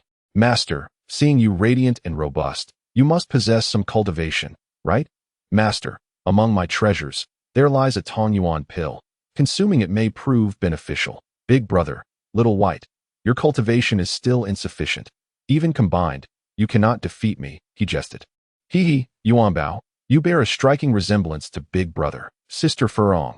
I delight in the tender new leaves. The fields were lush and verdant, and ahead lay the kingdom of Hehuan and Kati, the foot of the mountains. A great river rushed past, its waters crystal clear and its waves snow white. Yet upon entering the realm of Hehuan, it inexplicably turned black. Chun Yi announced a pause for the night, intending to enter this land refreshed and invigorated the following day. Furong, ever attentive, had thoughtfully plucked some tender green leaves for the fat Lang god, her uniquely feminine gentleness bringing him an inexplicable warmth. Where to now? Li Yuanbao exclaimed, leaping into the air to effortlessly capture a flying insect with his hand, only to release it moments later, allowing it to soar away unscathed. Alas, though I am your senior in age, in martial prowess, you surpass me, murmured Cheng Xiaosheng. Why not have the senior brother teach you, Xiaosheng? It is not my intention to criticize, but in this world, One must have a thick skin to achieve anything. Look at me.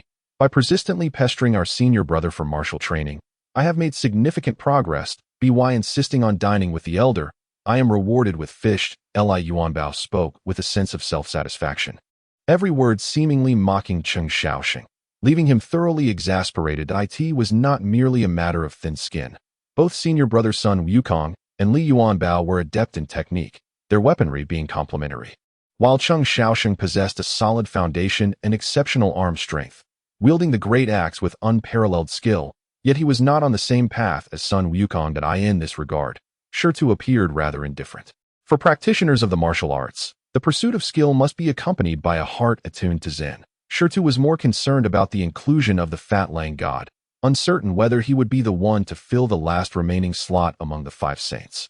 On the following day, the group awoke early and set off towards their next destination. The great sage equal to heaven, the white dragon, for attendants, and 5 steeds accompanied the dignified monk, whose striking appearance and the majestic beast beneath him drew much attention.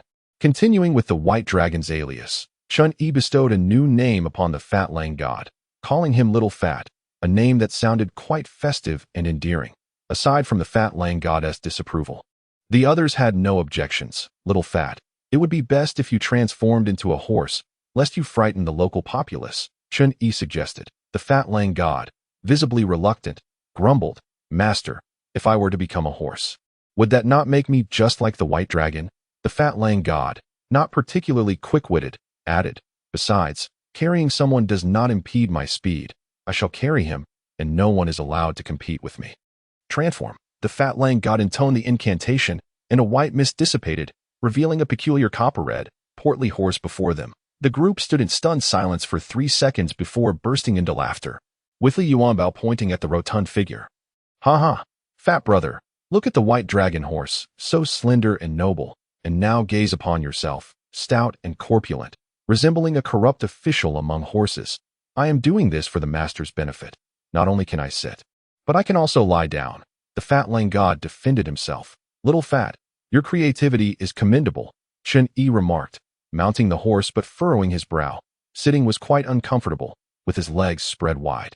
And while lying down was more pleasant, it fostered laziness and lacked elegance, failing to set a good example for his disciple. However, this was the Fat Lang God's utmost transformation. Insisting on further demands would be unfair. After some contemplation, Chun Yi ultimately opted for a cross-legged posture, ensuring both comfort and the ability to cultivate at any moment. In Huangua, most individuals radiated joy, their faces aglow, particularly the women. A new curiosity arose. The number of men observed was scant, either robust and vigorous or appearing exceedingly aged. Chapter 107. Huangua. The common folk were scantily clad, with only a few street vendors, predominantly women, offering goods mostly related to fish, rain gear, fresh fish, dried fish, or fishbone decorations, evidently indicating that fishing was a vital source of economic revenue for the nation. Look, a handsome monk, more attractive than the women, cried the women fishing by the Heishui River, their unabashed cheers resonating as they dropped their nets to gawk and point. What use is a handsome appearance when one has been a monk for so long that one may hardly know what a woman's body looks like? Another middle-aged woman feigned indifference, yet her lips betrayed her with glistening saliva. What does it mean to be as difficult to satisfy as you? Who was it that wept to me just days ago about their man's inadequacies? The women chattered away, their material circumstances seemingly modest, yet their topics of conversation were astonishingly candid, revolving incessantly around matters of intimacy between men and women, leaving one astounded. You women are utterly shameless. Furong could no longer contain herself and scolded loudly. Where is your enjoyment? With so many men around. Tiske, what a blessing indeed. Another loquacious woman giggled. The women burst into hearty laughter, casting flirtatious glances at Chun Yi. Primping and preening. Had Chun Yi shown them a favorable countenance, the likelihood of them launching themselves at him in a passionate frenzy was palpable. Madness. Furong's snow-white face flushed crimson as she leapt from her mount and sprinted away. Slap, slap, slap. The crisp sounds echoed, and once more, Furong mounted her horse, while the women bore bloodied corners of their mouths, each marked with unmistakable red handprints. There's a ghost. Someone screamed, and the women fled in terror. Cheng Xiaoxing jested that of course, it cannot compare. Qing Chui is far more enchanting. like a pool of autumn water, while these women are akin to a desolate well, parched and longing. Yuanbao laughed heartily after his remark. Enough. If you wish to linger here, feel free to do so. Furong shot them both an exasperated glance, her displeasure silencing her. The gentle and reserved image of women was entirely upended by those present.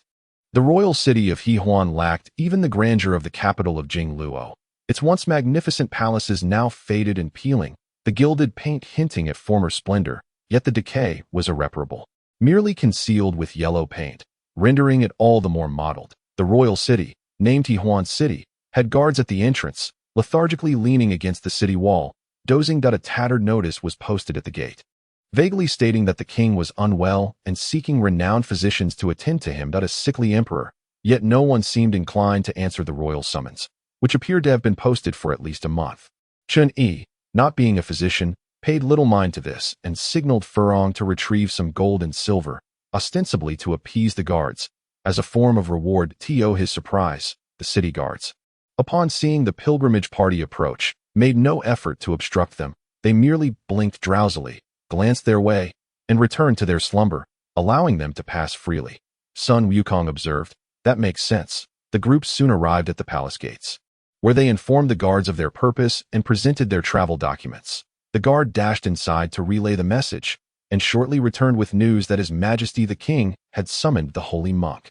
This demeanor greatly pleased the group, and upon reaching the palace, their spirits lifted further upon seeing King Zhongyu waiting outside, exhibiting utmost reverence. Chun Yi stepped forward, and the king, not at all haughty, approached with a gold tray filled with clear water, offering it to Chun Yi with a few drops splashed onto him, then handing it to an attendant, crossing his arms over his chest. "Hehuan Zhongyu welcomes the holy monk that I am honored." Chun Yi replied with measured grace. "The arrival of the holy monk brings radiance. Please, enter the palace." Zhongyu, with a countenance full of reverence, fervently invited Chun Yi and his companions into the hall, an enthusiasm that bordered on excessive. The attendants were directed to rest, while their steeds were naturally sent to the royal stable, where exquisite feed awaited them. Yet, the plump deity, feeling somewhat aggrieved, lamented, "Xiaobai, do you not find it unjust? How do my abilities compare to those of a monkey? Previously, I had the upper hand, but now, alas, I find myself at a considerable disadvantage." The rotund deity was prone to grumbling, yet he cheerfully acquiesced. Meanwhile, as Chun Yi stepped into the main hall, Zhongyu unexpectedly offered him the throne, a gesture of humility that elicited discontent among the nobles, for such treatment of esteemed guests was deemed inappropriate. Chun Yi, uninterested in the dragon's seat, insisted on not taking a seat, yet ultimately found himself drawn to sit on the left side of the throne. "To be candid, holy monk, last night, Guanyin Bodhisattva graced my dreams and revealed that a holy monk would soon arrive in Hehuan City, bringing blessings to the nation." Zhongyu disclosed with growing excitement that "I initially thought it to be a mere dream. Yet it appears to be true that I regret having previously neglected the Buddha and feel unworthy of the Bodhisattva's boundless compassion." When did Guanyin Bodhisattva become so diligent? Sun Wukong jested. Perhaps she faced rebuke from the Buddha for failing to fulfill her duties. Zhongyu widened his eyes, nearly losing his composure. "For how dare anyone speak ill of the exalted Bodhisattva? Holy monk, may I inquire, who is this?" he asked. "This is my eldest disciple, the great sage equal to heaven." Sun Wukong Dada, the great sage equal to heaven. What an honor, Zhongyu responded, unfamiliar with him yet acknowledging his renown with a respectful bow. "Your Majesty, might there be any difficulties facing Hehuan nation?" Chun Yi inquired. Zhongyu's face displayed a troubled expression, discomfort evident in his demeanor. "How long must we dilly-dally?" Sun Wukong exclaimed impatiently.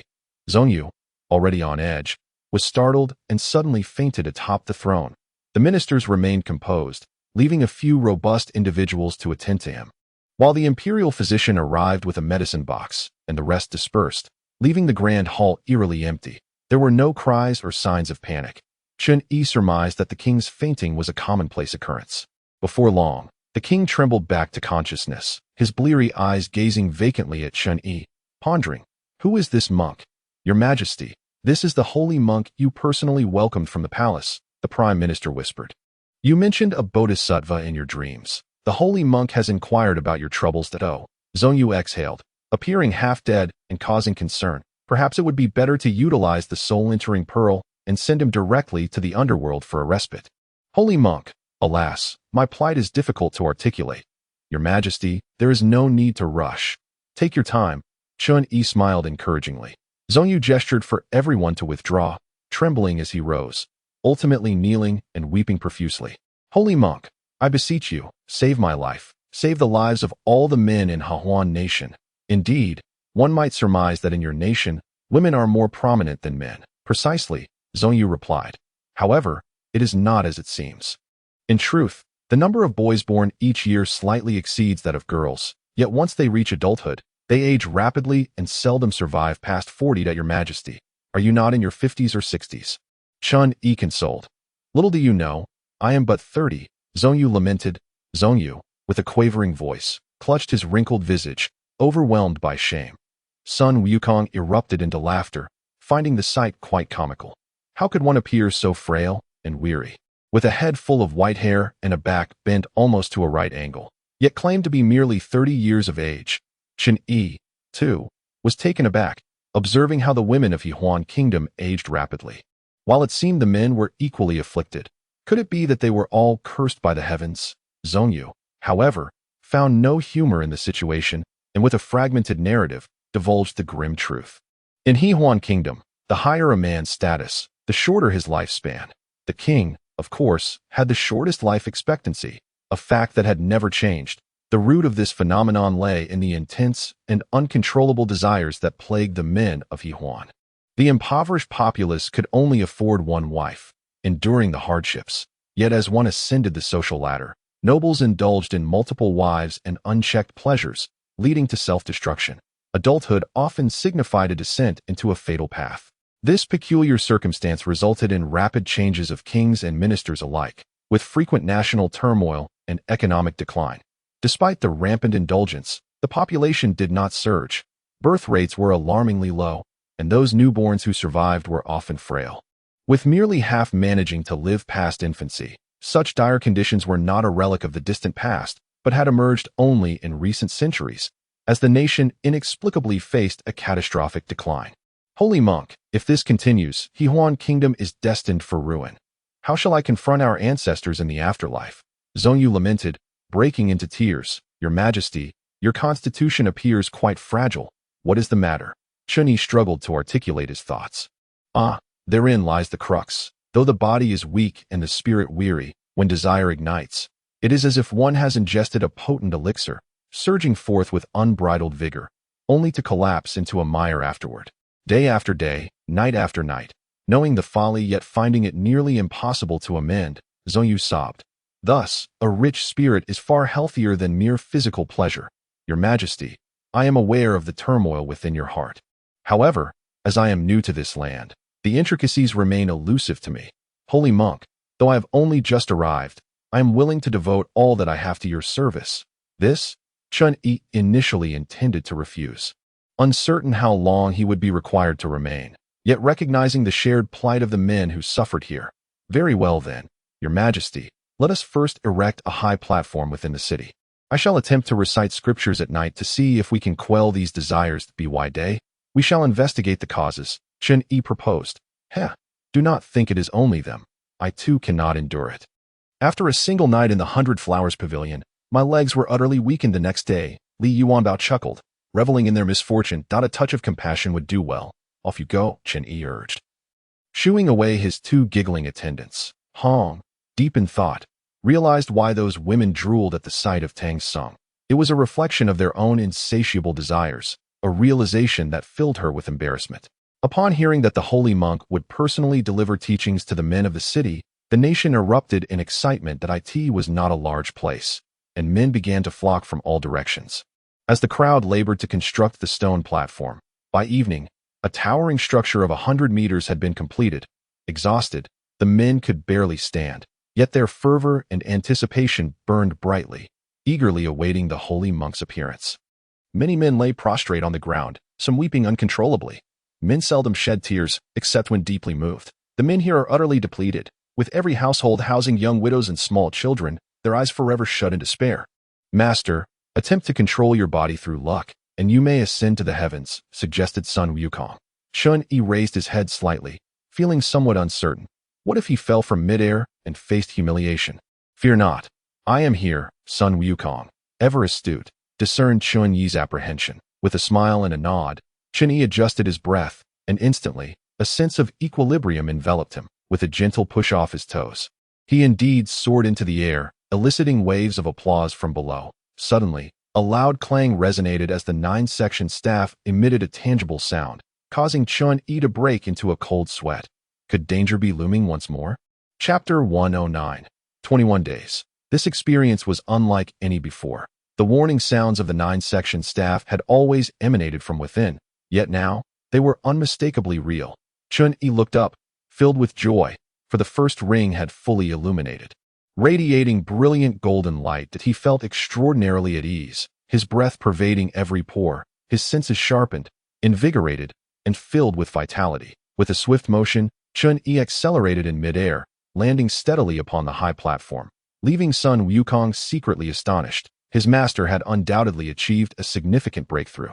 Indeed, just moments ago, Chun-Yi had unconsciously transcended the first layer of the primordial skill. In that moment, Chun-Yi exuded an aura of authority, resembling a luminous star amidst the night, cleansing the weary souls of the onlookers. Without any need for deliberate order, the surroundings fell into a serene quietude as Chun-Yi spoke eloquently for half an hour, only to realize he was the one delivering the discourse. Seamlessly applying the Buddhist teachings he had subconsciously absorbed from Tang Sung. Through the incident with the fat monk, Chun-Yi's respect for Tang Sung deepened. He allowed his consciousness to expand, permitting Tang Sung to share his teachings. The discourse was mesmerizing, the sound of the Dharma resonating, entrancing every listener, with the crowd numbering in the tens of thousands. Yet only Chun-Yi's voice rang clear. Sun Wukong quietly found a spot to sit, tears glistening in his eyes at the profound insights. The teachings continued throughout the night, until the dawn broke, awakening everyone from their tranquil reverie. The men joyfully discovered they had not thought of women all night, their energy effectively restored. However, the women were bewildered, as the once ravenous men now seemed disinterested in them, resorting to clutching their pillows in slumber. Your Majesty, I have a request, though I am uncertain if it is feasible. Chun-Yi approached Zhongyu. Zhongyu, also among the listeners, felt his spirit and appetite revitalized, with the imperial physician joyfully reporting that if this continued, his health might soon return to optimal condition. Overjoyed, Zhongyu eagerly replied, Holy monk, please speak. I hope to grant the men across the nation a 21-day holiday. Those who wish to listen to the teachings may gather at the central square each evening, while the following day can be spent resting or working. Zhongyu's eyes widened in astonishment. Do not be ungrateful, Sun Wukong interjected vehemently, but of course not. I merely wish to ease the burden on the holy monk. Zhongyu excitedly expressed his gratitude. I hope that through this effort over 20 days, there can be a transformation in Hehuan country. I shall do my utmost, yet everything is still subject to divine will. Chun-Yi remarked. Zhongyu immediately disseminated the news, and the men across the nation rejoiced. They would gladly accept not just 20 days, but even 20 months, for they had not walked with such lightness since reaching adulthood. Hehuan Guo was never reliant on men for her livelihood. In fact, it could be said that she enjoyed a daily respite from labor. Such an announcement would undoubtedly yield benefits without any drawbacks. As the night lectures unfolded, the day's challenges would surface, and most men opted to catch up on their sleep. Yet, there were also those spirited youths who were eager to engage with their wives. The pleasures of daylight paled in comparison to the relaxation of night, and the young men gradually found the daytime rather dull, succumbing to slumber after the teachings. Master, why must we linger here for so many days? Shirtua inquired, puzzled during the midday meal. Humanity possesses a habitual cycle. If one can persistently engage in a particular activity for 40 days, a habit will form. As for the teachings, perhaps 20 or more days would suffice to stabilize, allowing for the correction of some bad habits in the future. Chun-Yi explained. The holy monk tirelessly guides sentient beings, enduring countless hardships that I fear he must endure over 20 sleepless nights, Shirtua lamented. It matters not. With less time for rest, engaging in virtuous deeds is also commendable, Chun-Yi replied dismissively with a chuckle, then turned to the devouring Li Yuanbao and Cheng Xiaoxing, asking, Have you two uncovered anything? Nothing at all, Li Yuanbao answered quickly, but was met with a sharp rap on the knuckles from Furong, causing him to yelp in pain. Furong admonished. The elder speaks at night with such effort. And this is how you conduct yourselves? Well, Sister Furong, the truth is as it is, Li Yuanbao said sheepishly, rubbing his hand. Shaoxing, do you share the same answer as Yuanbao? Furong again raised her chopsticks, glaring at Qing Shaoxing. Cold sweat trickled down his brow. Furong's strength was formidable, and judging by Li Yuanbao's grimace, it was akin to a spanking. Just say it, Qing Shaoxing stammered. Hee, Sister Furong, with such fierceness, how will you ever get married? Stop hitting, I'll speak. Qing Shaoxing blinked, struggling to think.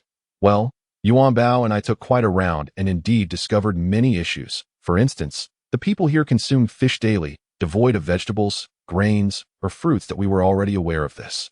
Was it necessary for you to investigate? Furong was evidently displeased. You are of no use for subduing demons and vanquishing evil, and yet you exert no effort in gathering intelligence. Must the elder oversee everyone on the journey west? While Li Yuanbao remained unperturbed, Qing Shaoxing felt the sting of her words deeply, letting out a heavy sigh as he set down his chopsticks and turned to leave, casting a pall over the atmosphere. Furong is truly formidable, Sun Wukong exclaimed, giving a thumbs up without fear of causing further chaos. Did I say something wrong? Furong felt somewhat uneasy. Throughout their journey, they had shared a bond akin to family. And it was indeed inappropriate to wound with words. Please, continue your meal. I shall step outside for a moment, Chen declared, also setting aside his bowl and striding out. At that moment, Qing Shaoxing was squatting in a corner, feeling despondent. Upon seeing Chen approach, he forced a smile, lacking the inclination to converse. Shaoxing, are you upset with me or with Sister Furong? The elder asked. To be honest, I am not angry with anyone. I am merely frustrated with myself for feeling like a failure. Here we go again. Chen grasped Qing Shaoxing's hand, tapping his fingertips on the latter's right fingertip a few times. Then, closing his eyes and opening them abruptly, he smiled. Just now, we performed a little divination, and it appears that a benefactor destined for you is about to appear. He chuckled like a child. When will that be? Trust me, it will be soon. Perhaps the next stop will be it. Maybe the fish's entrails were not cleaned thoroughly. After all, this is the culinary expertise of the palace chef, which should be commendable. The aroma is similar, nearly indistinguishable. Qing Shaoxing shook his head in disapproval. Perhaps both of you have developed a heart inclined towards Buddhism. This is indeed a cause for celebration. The vegetarian Shirtu was quite pleased and offered sincere blessings. However, Chen held a different opinion. Fish, he believed, often does not favor an array of seasonings. A simple stew with a sprinkle of salt can render it as pure as snow, with a delightful flavor. Upon hearing their remarks, Chen sensed an underlying ambience in the air that was rather nauseating. Chapter 110. Returning with abundance during school days, young people often gathered to discuss primitive topics, which was decidedly different from the indulgence of Yihuan country. There is a saying that fishermen from coastal regions consume more seafood, and thus, their marital relations surpass those of inland dwellers. Chen had a favorable stance on this notion at the time. The local populace, economically stagnant and reliant on fishing for sustenance, experienced a surge in hormones, igniting fervent desires between men and women, often spiraling into uncontrollable urges. Particularly for men, the depletion of their physical vitality severely affected their health and longevity. In this vicious cycle, the labor force dwindled, leading to an increased dependence on aquatic resources. I may have discovered the root of the ailment. Chen rose once more to seek out Zhongyu within the palace. Upon hearing that the holy monk had arrived, Zhongyu sprang up eagerly. The holy monk appeared exceptionally spirited, evoking envy. If your majesty maintains strict self-discipline, it is certainly achievable, Chen remarked as he found a place to sit. That is indeed a valid point, your majesty. May I inquire whether Yihuan country has relied solely on fish for sustenance throughout history? Chen asked candidly. Not at all, Zhongyu replied. Historical records indicate that this land was originally abundant in fruits and vegetables, with little meat consumption. Having grown accustomed to such bland fare, one cannot help but crave more robust flavors. Zhongyu continued uncertainly. Later on, the Blackwater River teemed with fish, each one plump and readily accessible, allowing families for generations to indulge in its bounty.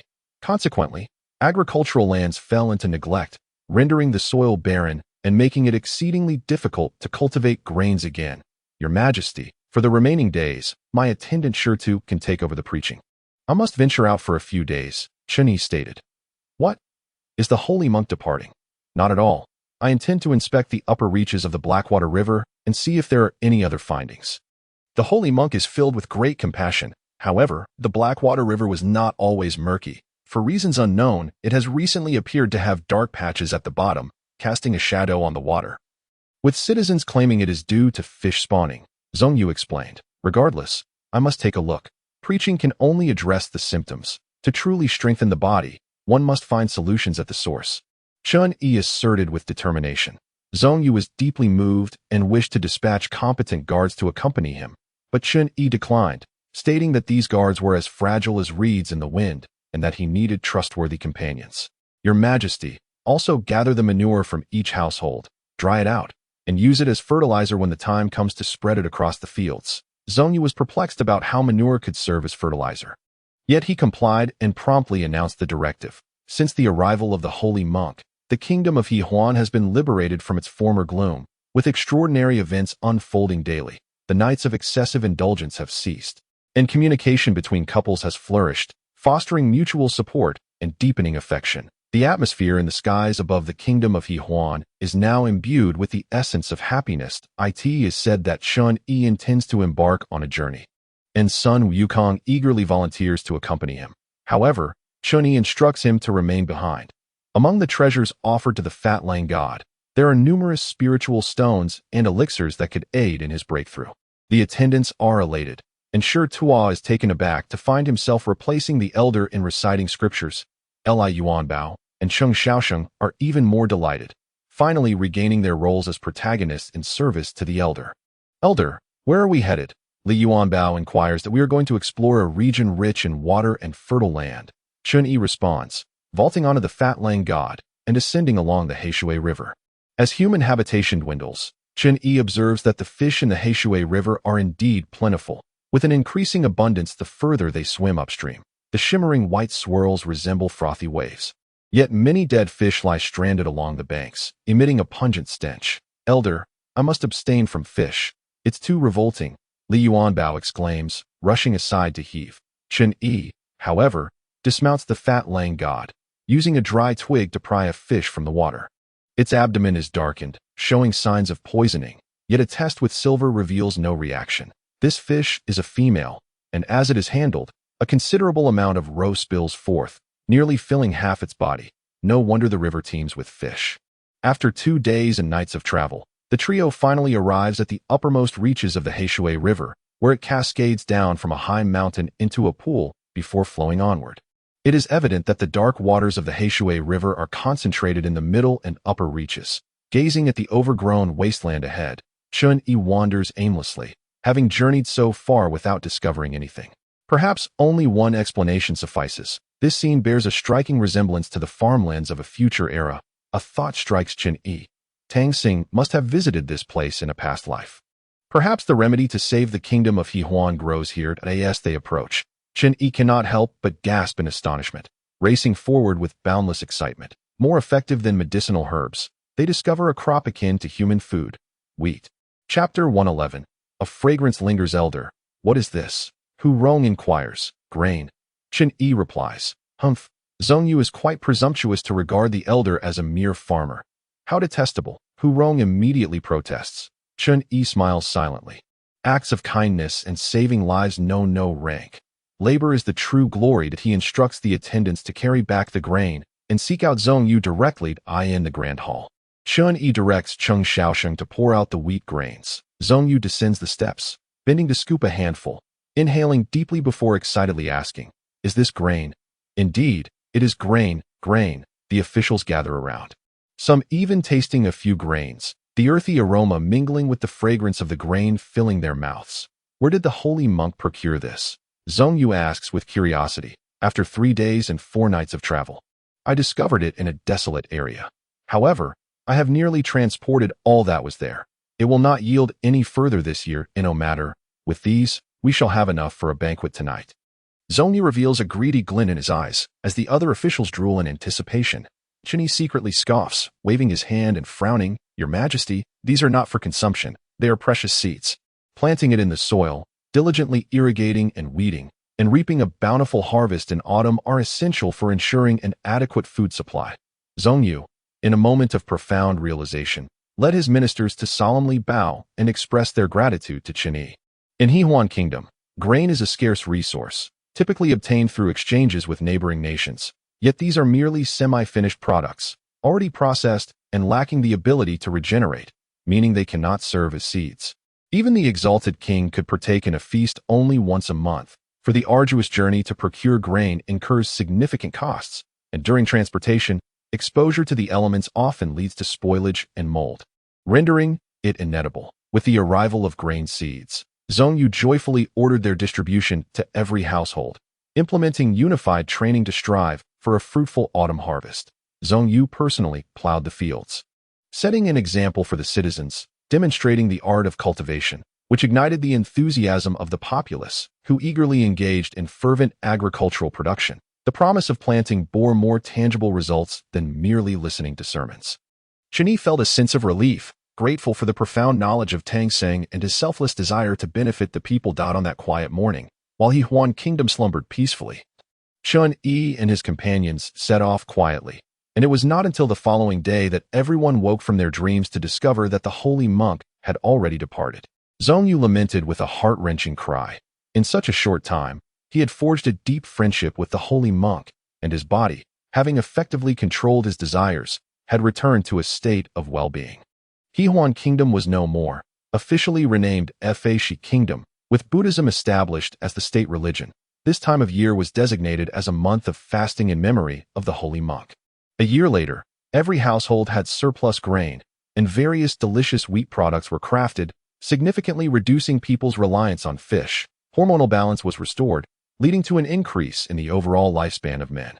But that is a tale for another time. Due to prior substantial reconnaissance of the Blackwater River, Qin Yi led the team upstream along a familiar route, where the water quality was clear, and the current gentle, allowing for easy passage. Elder, after all this effort, Zhong Yu hasn't given us a single piece of gold.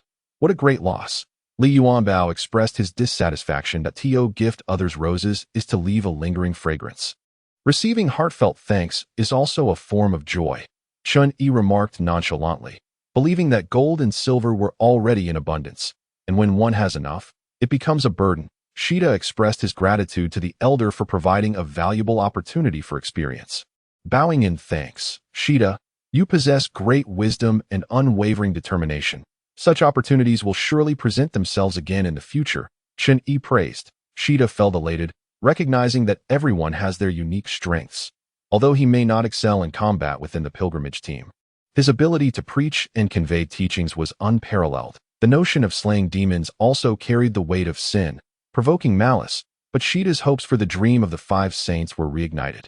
Qin Yi returned to the upper reaches of the Blackwater River, and ahead lay a towering mountain, yet the scene before him had transformed since a few days prior. The once gentle shallows now exhibited a water level risen by approximately 5 meters, with roaring waves and a tumultuous current, significantly widening the riverbed. I thought Xiao Bai was the most handsome, but it turns out his true form is quite ugly. Hey, are you really a dragon? Or have you perhaps been possessed by some vile creature? The glib mockery of the plump deity was met with solemn expressions from the crowd, who lifted their gazes to their master, whose eyes shimmered with unshed tears. That it dawned upon them that the little white dragon must have endured a harrowing ordeal, and they fell silent, closing their mouths, just as Qin Yi was about to cross the bridge. The water's surface surged dramatically, rising several meters in an instant, crashing down upon the little white dragon with a force that was both swift and deafening. The little white dragon, feeling the pain, tumbled through the air and landed on the ground. A look of anguish etched upon its face. Little Bai, are you injured?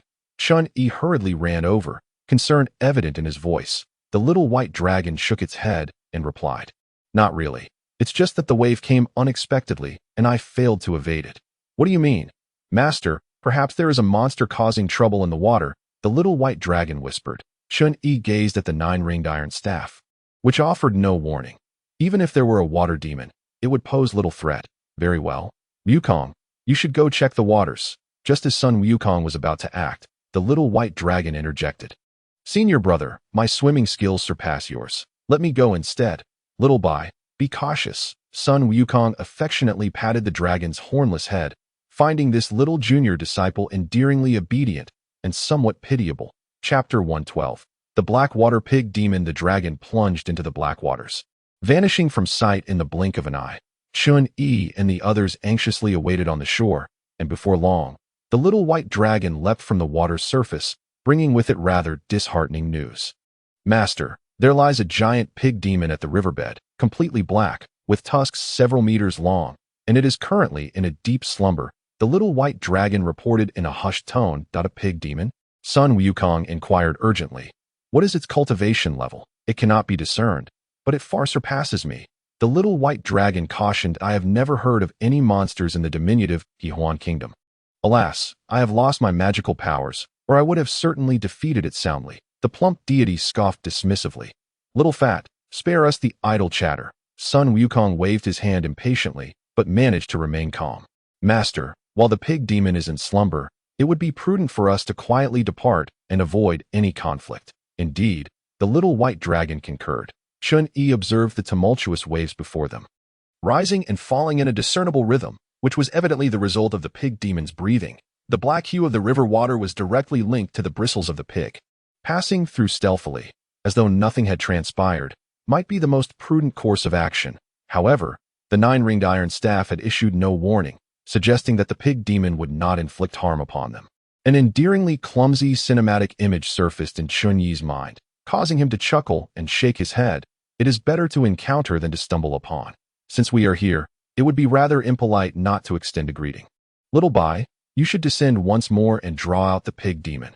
I am rather curious to see if it possesses 3 heads and 6 arms. Master, the little white dragon hesitated. The disciple does not fear death. But what if the pig demon were to harm you? The thunder may roar, but the rain may fall lightly. What sort of audacious monster would be so blatant? One must remain wary of those lurking in the shadows, concealing their presence. That is the true adversary, Chun-Yi remarked with profound insight. Master is right. We must not be intimidated by it. The plump deity paused momentarily before asking, Who, then, is this hidden presence you speak of?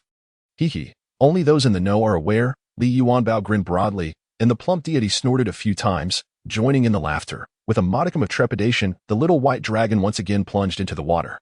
A resonant dragon's roar emanated from the depths, yet the water's surface remained undisturbed for a considerable time, indicating just how soundly that pig demon was slumbering. Chun-Yi could almost ascertain that the one suffering in the water would be his beleaguered second disciple.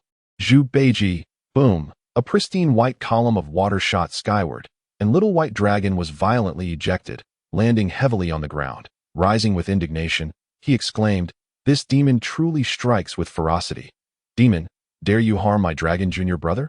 Prepare to pay with your life? Sun Wukong, ignited by a surge of fury, saw his golden staff expand, radiating brilliant light as he swung it down forcefully towards the surface of the Heishui River.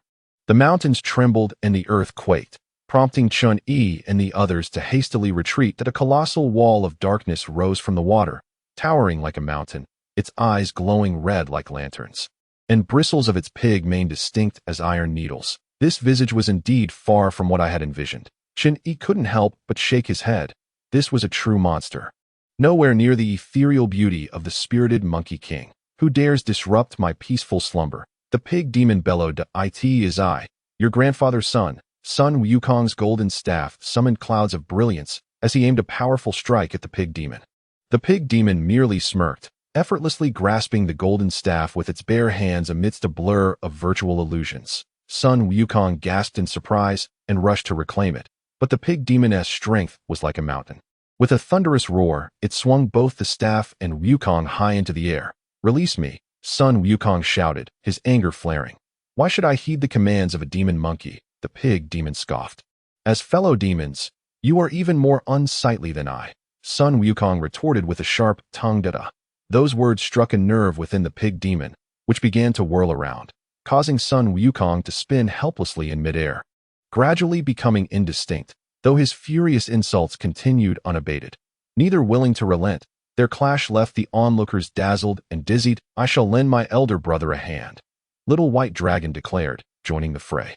A jet of water erupted from the pig demon's mouth, transforming into several water arrows that forced Little White Dragon to evade, unable to approach. Seizing the opportunity while the pig demon was distracted, Sun Wukong managed to launch a surprise attack. delivering a swift kick, yet failing to inflict any significant harm on the demon.